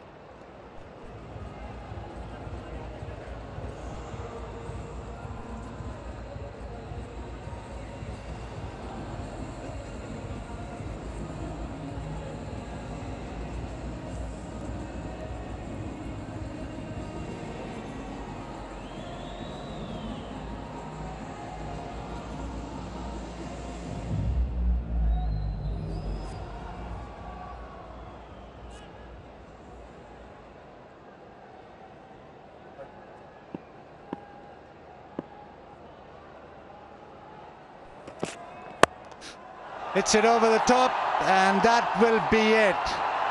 Maximum to take Pakistan to victory. Salman Agha going over mid-off, and Pakistan win this first ODI by 6 wickets with 11 deliveries to spare. It's been a performance which has been professional and which has been, from the word go, clinical. Won the toss and elected to field first. The bowlers did their job. Naseem Shah exceptional. New Zealand always chasing the 8 ball after having scored 255. Then with the bat, Pakistan guided by Fakhar Zaman and Babar Azam, and finished off by Rizwan. Rizwan remaining not out on 77. And Pakistan, comfortable start to the one-day series.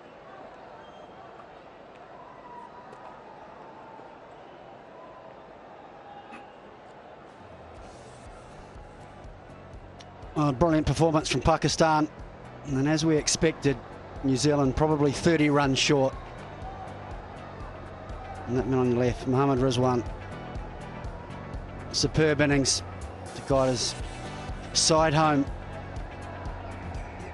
Pakistan just did all facets of the game well today, better than New Zealand. Terrific with the ball. Thought they were great in the field as well.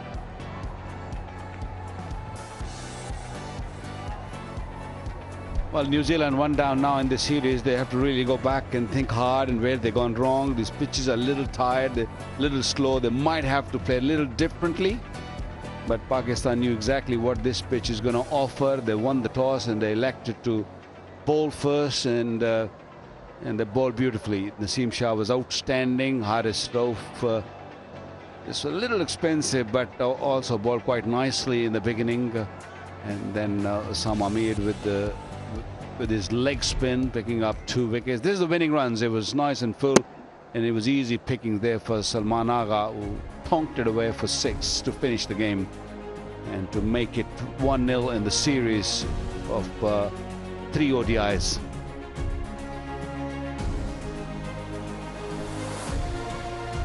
They're all very comfortable for Pakistan. Performance that they like. It was clinical. And the contributions with the ball and bat all worked out for Pakistan. Kane Williamson, well, he'll feel that New Zealand have underperformed and they're beaten by Pakistan, who were better all the way through. 56 of 74 for Fakhr. Imam Ul-Haq ball fell quickly, he was out for 11. Babar Azam 66. Haris Sohail 32, but the star is 77 of 86. And Salman just provided a maximum to end the game off. 13 of 10. Pakistan chased the total down in 48.1 overs. And all the bowlers for New Zealand toiled well. Southey won. Bracewell was the pick of the bowlers with 2 for 44. Santner none for 43. Had a couple of close calls. And Phillips, the other wicket taker, but just not enough runs for New Zealand to play with.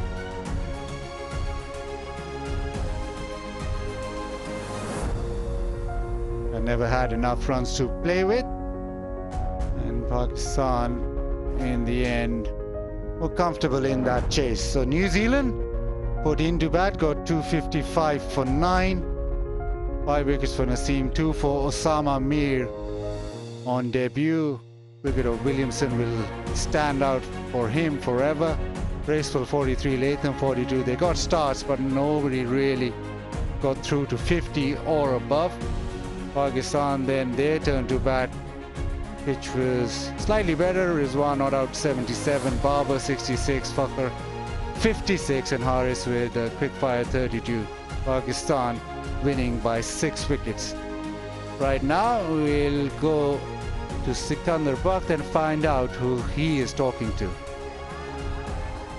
तो thank you Wajid Salman, सबसे पहले तो मुबारक हो, team जीत गई match. अगर यहाँ पहले batting करते, क्योंकि हमने फील किया 255 करीबन कोई 30 रन कम है, कितने रन का विकेट है अगर पहले बैटिंग कर रहे हैं? आई थिंक थोड़ा ट्रिकी पिच तो है, लेकिन 250 260 अगर आप पहले बॉलिंग करके स्टिक करते हैं दूसरी टीम को तो आई थिंक अच्छा टोटल है, लेकिन अगर यहाँ पर 280 290 हो तो आई थिंक वो टफ टोटल होगा चेस करने के लिए। सेकंड टाइम अराउंड बॉल ज़्यादा इजी आ रहा था बैट पर या सेम ही था जैसे फर्स्ट टाइम? आई थिंक जो फर्स्ट टाइम था ना रिवर्स का, मेरे ख्याल से वो सेकंड टाइम में वो नहीं था, टर्न तो सेम अमाउंट का ही था और मेरे ख्याल से शायद थोड़ा ड्यू थी, उसकी वजह से शायद वो जो रिवर्स पहली इनिंग में हो रहा था वो दूसरी इनिंग में नहीं हुआ। आज फिलिप्स ने बॉलिंग की, आपने भी बॉलिंग की और आज यहाँ ग्रिप और टर्न नज़र आ रहा था, बाउंस भी मिल रहा था। जी बिल्कुल, थोड़ा ट्रिकी पिच था, मतलब अगर आप अच्छे एरिया में बॉल करते हैं एज ए स्पिनर और बॉल को स्पिन करने की कोशिश करते हैं तो काफ़ी स्पिन हो रहा था बॉल, और अगर अच्छे एरिया में बॉल करें तो आप पे रन बनाना एज ए स्पिनर आप पे रन बनाना थोड़ा मुश्किल था और उसी में आपको विकेट मिल जाती हैं। 3 मैच की सीरीज़ में बड़ा इंपॉर्टेंट होता है कि पहला विन मिल जाए, क्योंकि फिर मोमेंटम आपकी साइड पे होता है। तो in respect to the series अच्छी जीत थी कंप्लीट, दोनों डिपार्टमेंट्स में आप कहेंगे पाकिस्तान ने आउट प्ले किया है? जी बिल्कुल, किसी भी सीरीज़ का पहला मैच जो है ना वो एक टोन सेट करता है, तो हमने यही बात की थी सुबह के इस मैच को जीतेंगे तो ये सीरीज़ का टोन सेट हो जाएगी। तो I think it was a complete performance from our side and hopefully we can continue in next matches as well. चलिए, thank you for talking to us and good luck with the win. Thank you very much. A pretty complete performance from Pakistan. Pakistan started off with Fakhr Zaman, boundaries through the onside, a lovely straight drive. Then Bracewell with the first wicket inside half of the bat. Imam getting out, Shipley with the catch. But Fakhr Zaman carried on, timing through the onside was very good. Babar then launched one over mid-on. And then a one-handed sweep shot which went to the fence. He was looking good. A big LBW shout. Probably the moment of the game. Umpire gave it out. Then on review, the ball just going down leg. After that, it was all Babar Azam with shots through the onside and offside. Fakhr got to his 50. Very controlled 50 from him. And shortly after, he succumbed trying to hit leg side across the line and got bowled. Then Rizwan walks in and his timing was really good. Very good off the back foot. And he got into his innings pretty quickly. Babar carried on, yet another 50 for him. And then this moment of brilliance from Tom Latham, stumping down leg side. Glenn Phillips with a huge wicket. After that, Babar's wicket, and then Haris Sohail, and Rizwan just took control. Rizwan punching one down the ground to get to his 50, and things were under control as Haris Sohail launches it leg side for a couple of times. Then he succumbed with the same shot, caught in the deep, good catch by Satna. And Pakistan carried on a massive hit. Rizwan over leg side for maximum, and then the winning hit from Salman Agha over mid-off for a maximum. So as it panned out, his first ODI, New Zealand put into bat, got 255 for 9, Usama Mir 2 for 42, Naseem Shah 5 for 57, Pakistan chasing it down in 48.1 over 77, Rizwan 66, Babar 56, Fakhr Zaman. That meant that Pakistan win the first game by 6 wickets. And we will take a short break and we'll be back with the post-match presentation.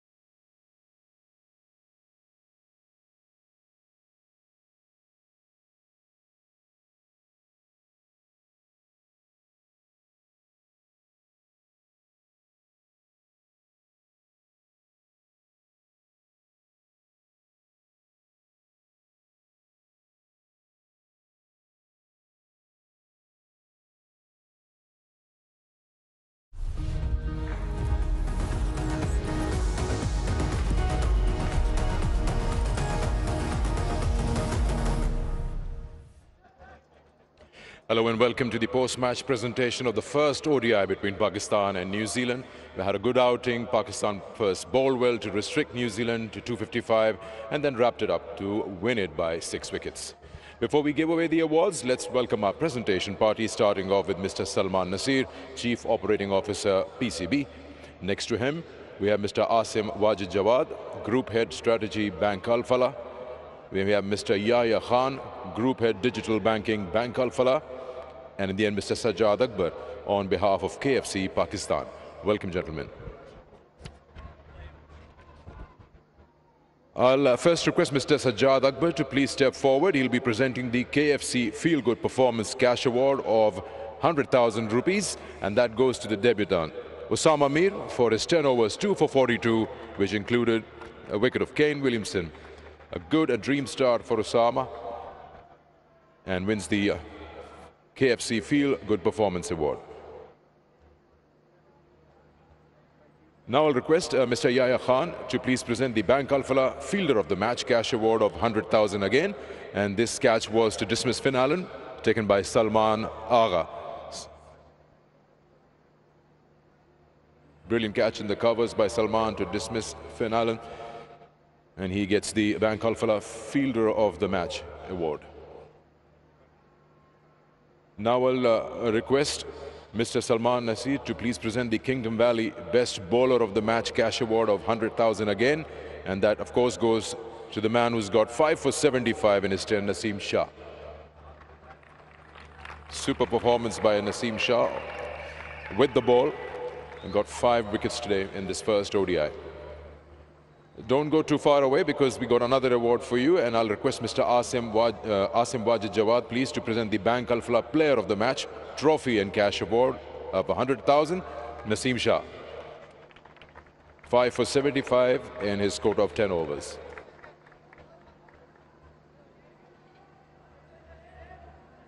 Naseem, आपसे बात भी करेंगे, so please come and join us.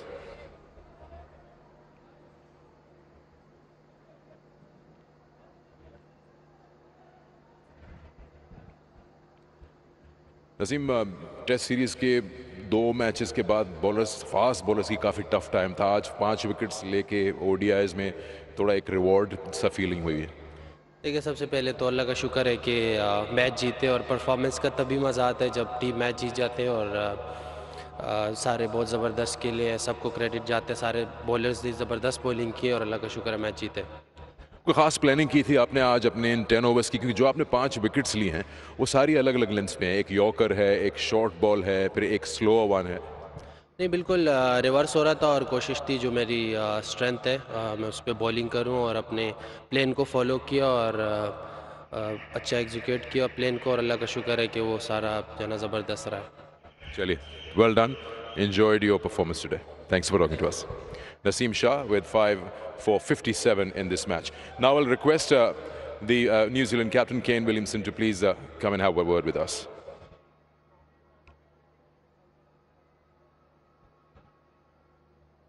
Game probably just boils down to not enough runs on the board for this game to be lost by 6 wickets.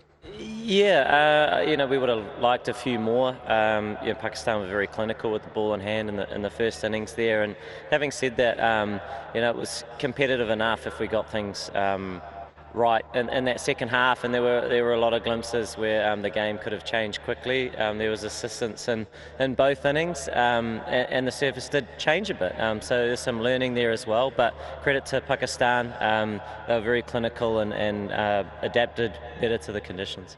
It's probably the case of not maybe 1 or 2 players getting that big score, no 50s in that batting card. Yeah, it was you know, a number of sort of mid partnerships, but no one going on and sort of building that big innings and giving us a good chance in those death overs. So you know, there was some good fight in that first half to get a competitive total, but we want to be doing things a little bit better in all departments really, because I still felt in that second half there were opportunities there, but once again, you know, we always know that whenever we come up against Pakistan, it's a tough challenge, and they showed their quality today.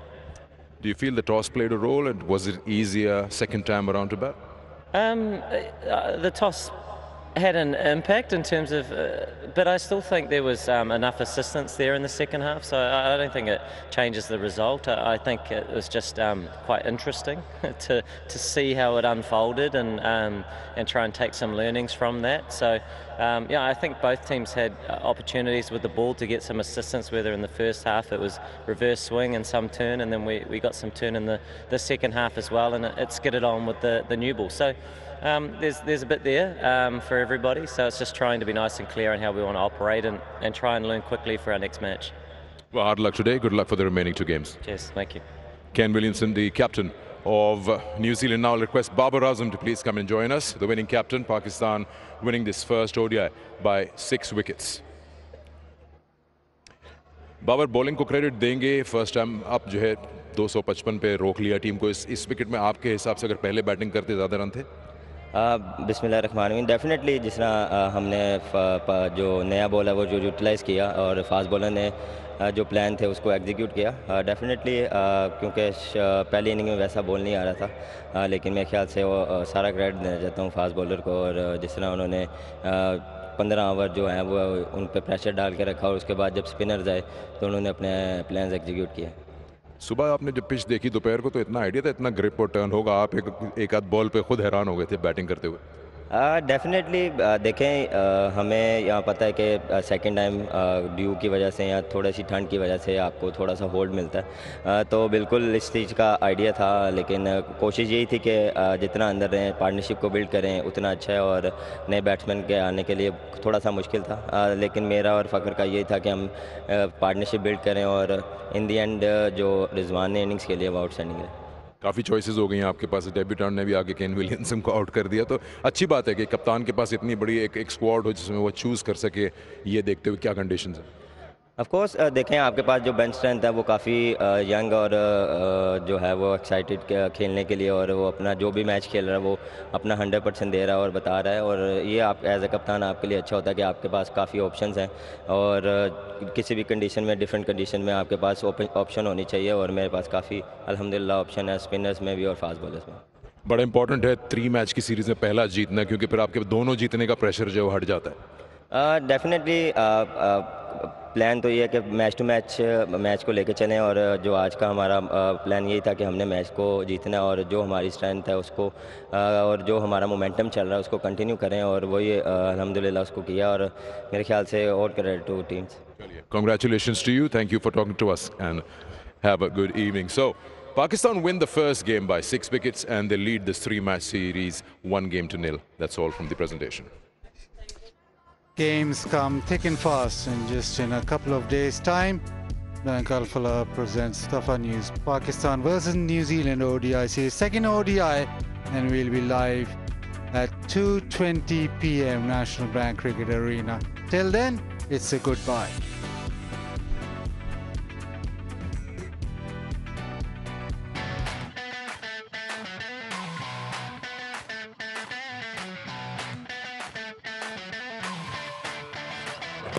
Got him! Pakistan strike early. Yeah, he's into his stride now. Fennellan. Tries and hit it over, but straight to cover. Oh yes, there you go. Big moment for Osama Mir. Oh, cleans him up. Oh, what a ripper from the team shot.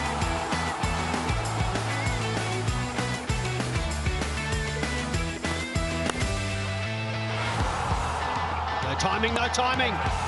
Easy catch. Pakistan lose their first. Fakhr Zaman, 19th ODI 50.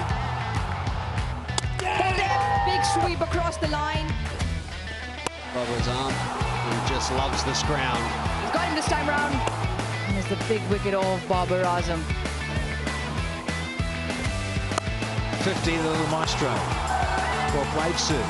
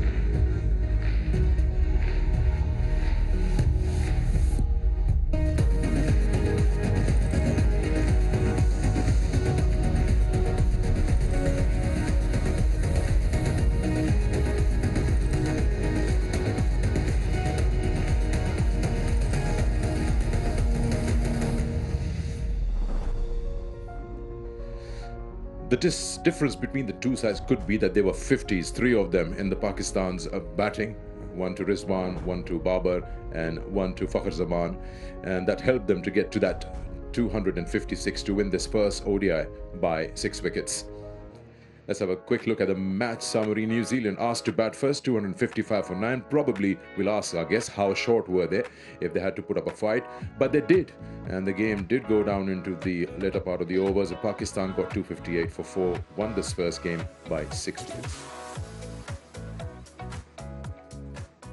Hello and welcome to Inverex Solar Energy Pitchside Studio. I'm Sikandar with you.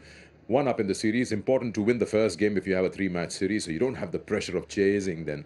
Now we've got Scott Starres, Uruj Mumtaz alongside me. We'll start with you. Uruj, Pakistan, would you say, have played a one-sided game, or you say that it wasn't that easy second time around to get those 250?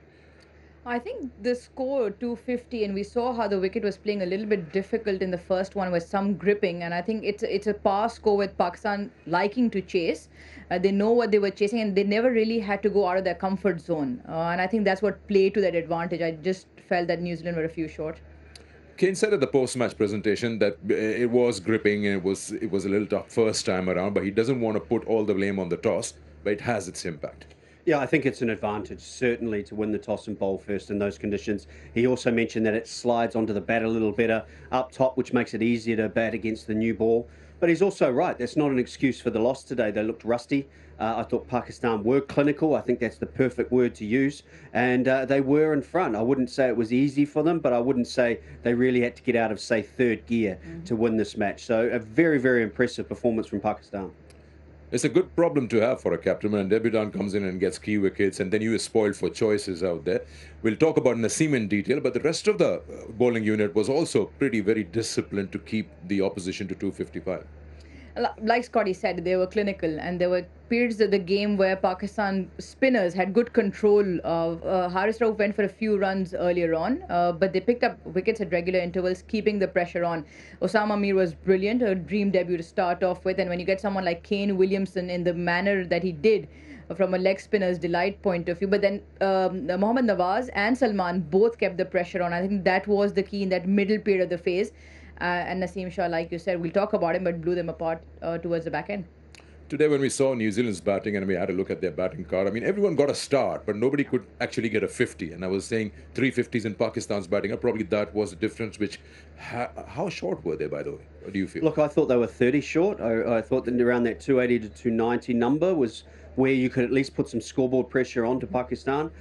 You're quite right. Yes, individually, they didn't quite go on and get the bigger numbers, but I think partnerships, that's the key. Winning one-day games is about taking wickets in those middle overs. Pakistan were exceptional all the way through. You expect Pakistan's spinners to be really good in that phase. I think the difference in the quality of how you play spin was shown, and that's the area if New Zealand want to compete and get back and win the series. They have to find a solution quickly because the spinners were exceptional in those middle 20 or 30 overs.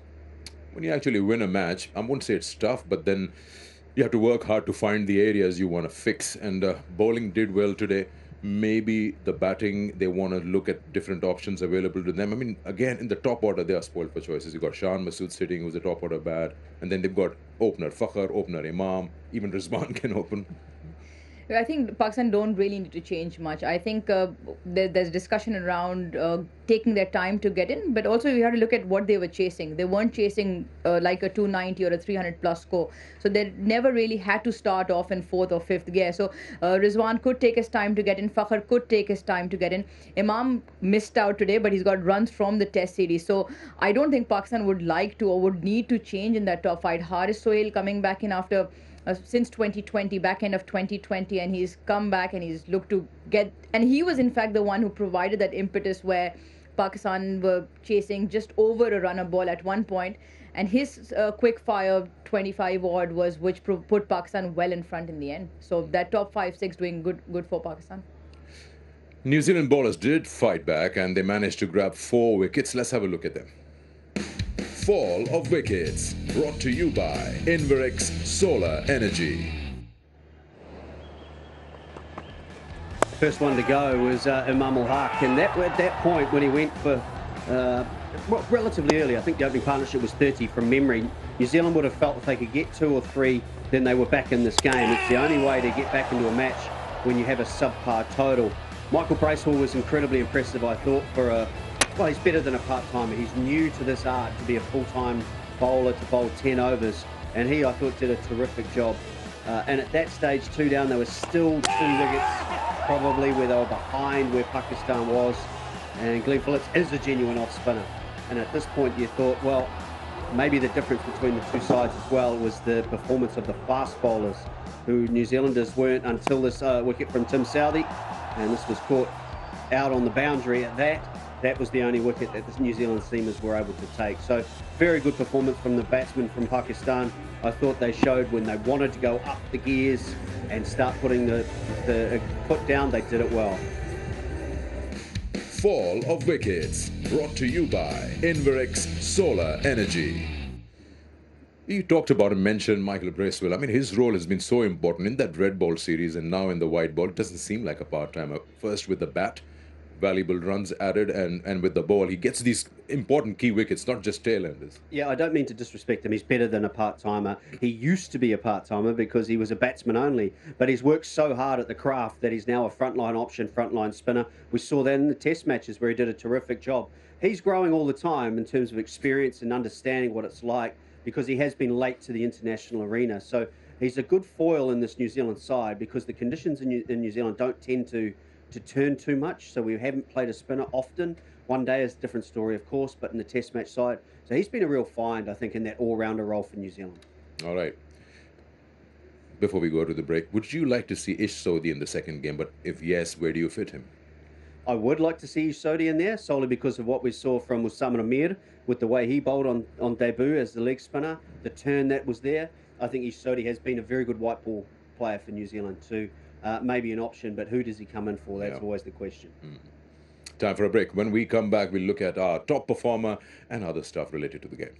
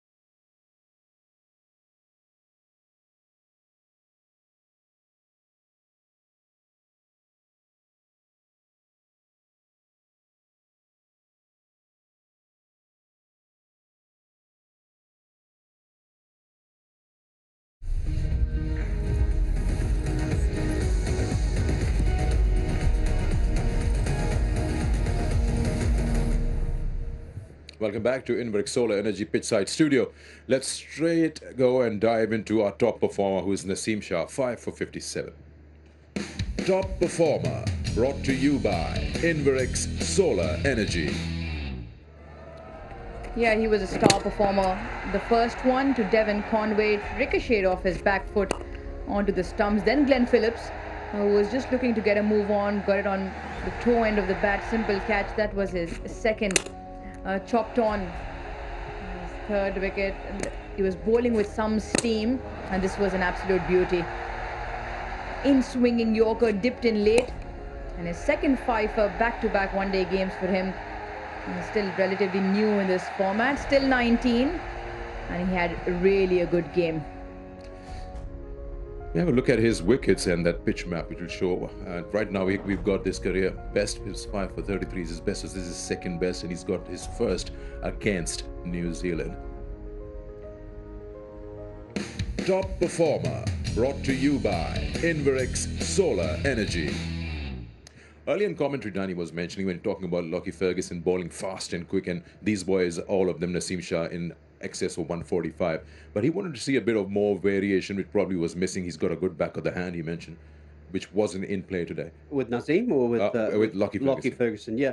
Lockie Ferguson does roll his fingers down the side of the ball. That's his variation. So he comes through with the full same speed arm action, which is the key to a good slower ball. And on these slower surfaces, it's not a bad delivery. But I was impressed with Naseem Shah's last wicket, the one of Mitchell Santner, where he completely fooled him with the back of the hand slow ball. That's the variation you want as a fast bowler. About 20 kilometres an hour difference in speed, where you still have to respect the pace of the batsman or of the bowler, and then that slow ball takes effect. So yes, in one sense, Lockie Ferguson would be delightful from New Zealand's perspective to be able to bowl a similar type of delivery, but he doesn't have a bad slower ball as it is.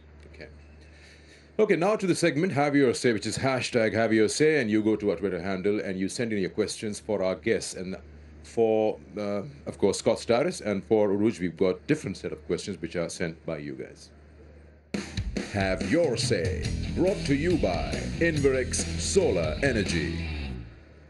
So the first question from the people to you, Scott, is asking you, you saw the wicket of Osama Mir to dismiss Kane Williamson. They want you to see the replay and tell us one of the best spin bowling attack batters have missed, and what's the mistake? What was Kane Williamson doing wrong there? Well, I think that it almost you need the ball before, where he bowled a good length delivery. Kane Williamson actually got his foot to the pitch of the delivery, and his defence was solid. Here he gets caught on the crease. Look where the feet go, nowhere.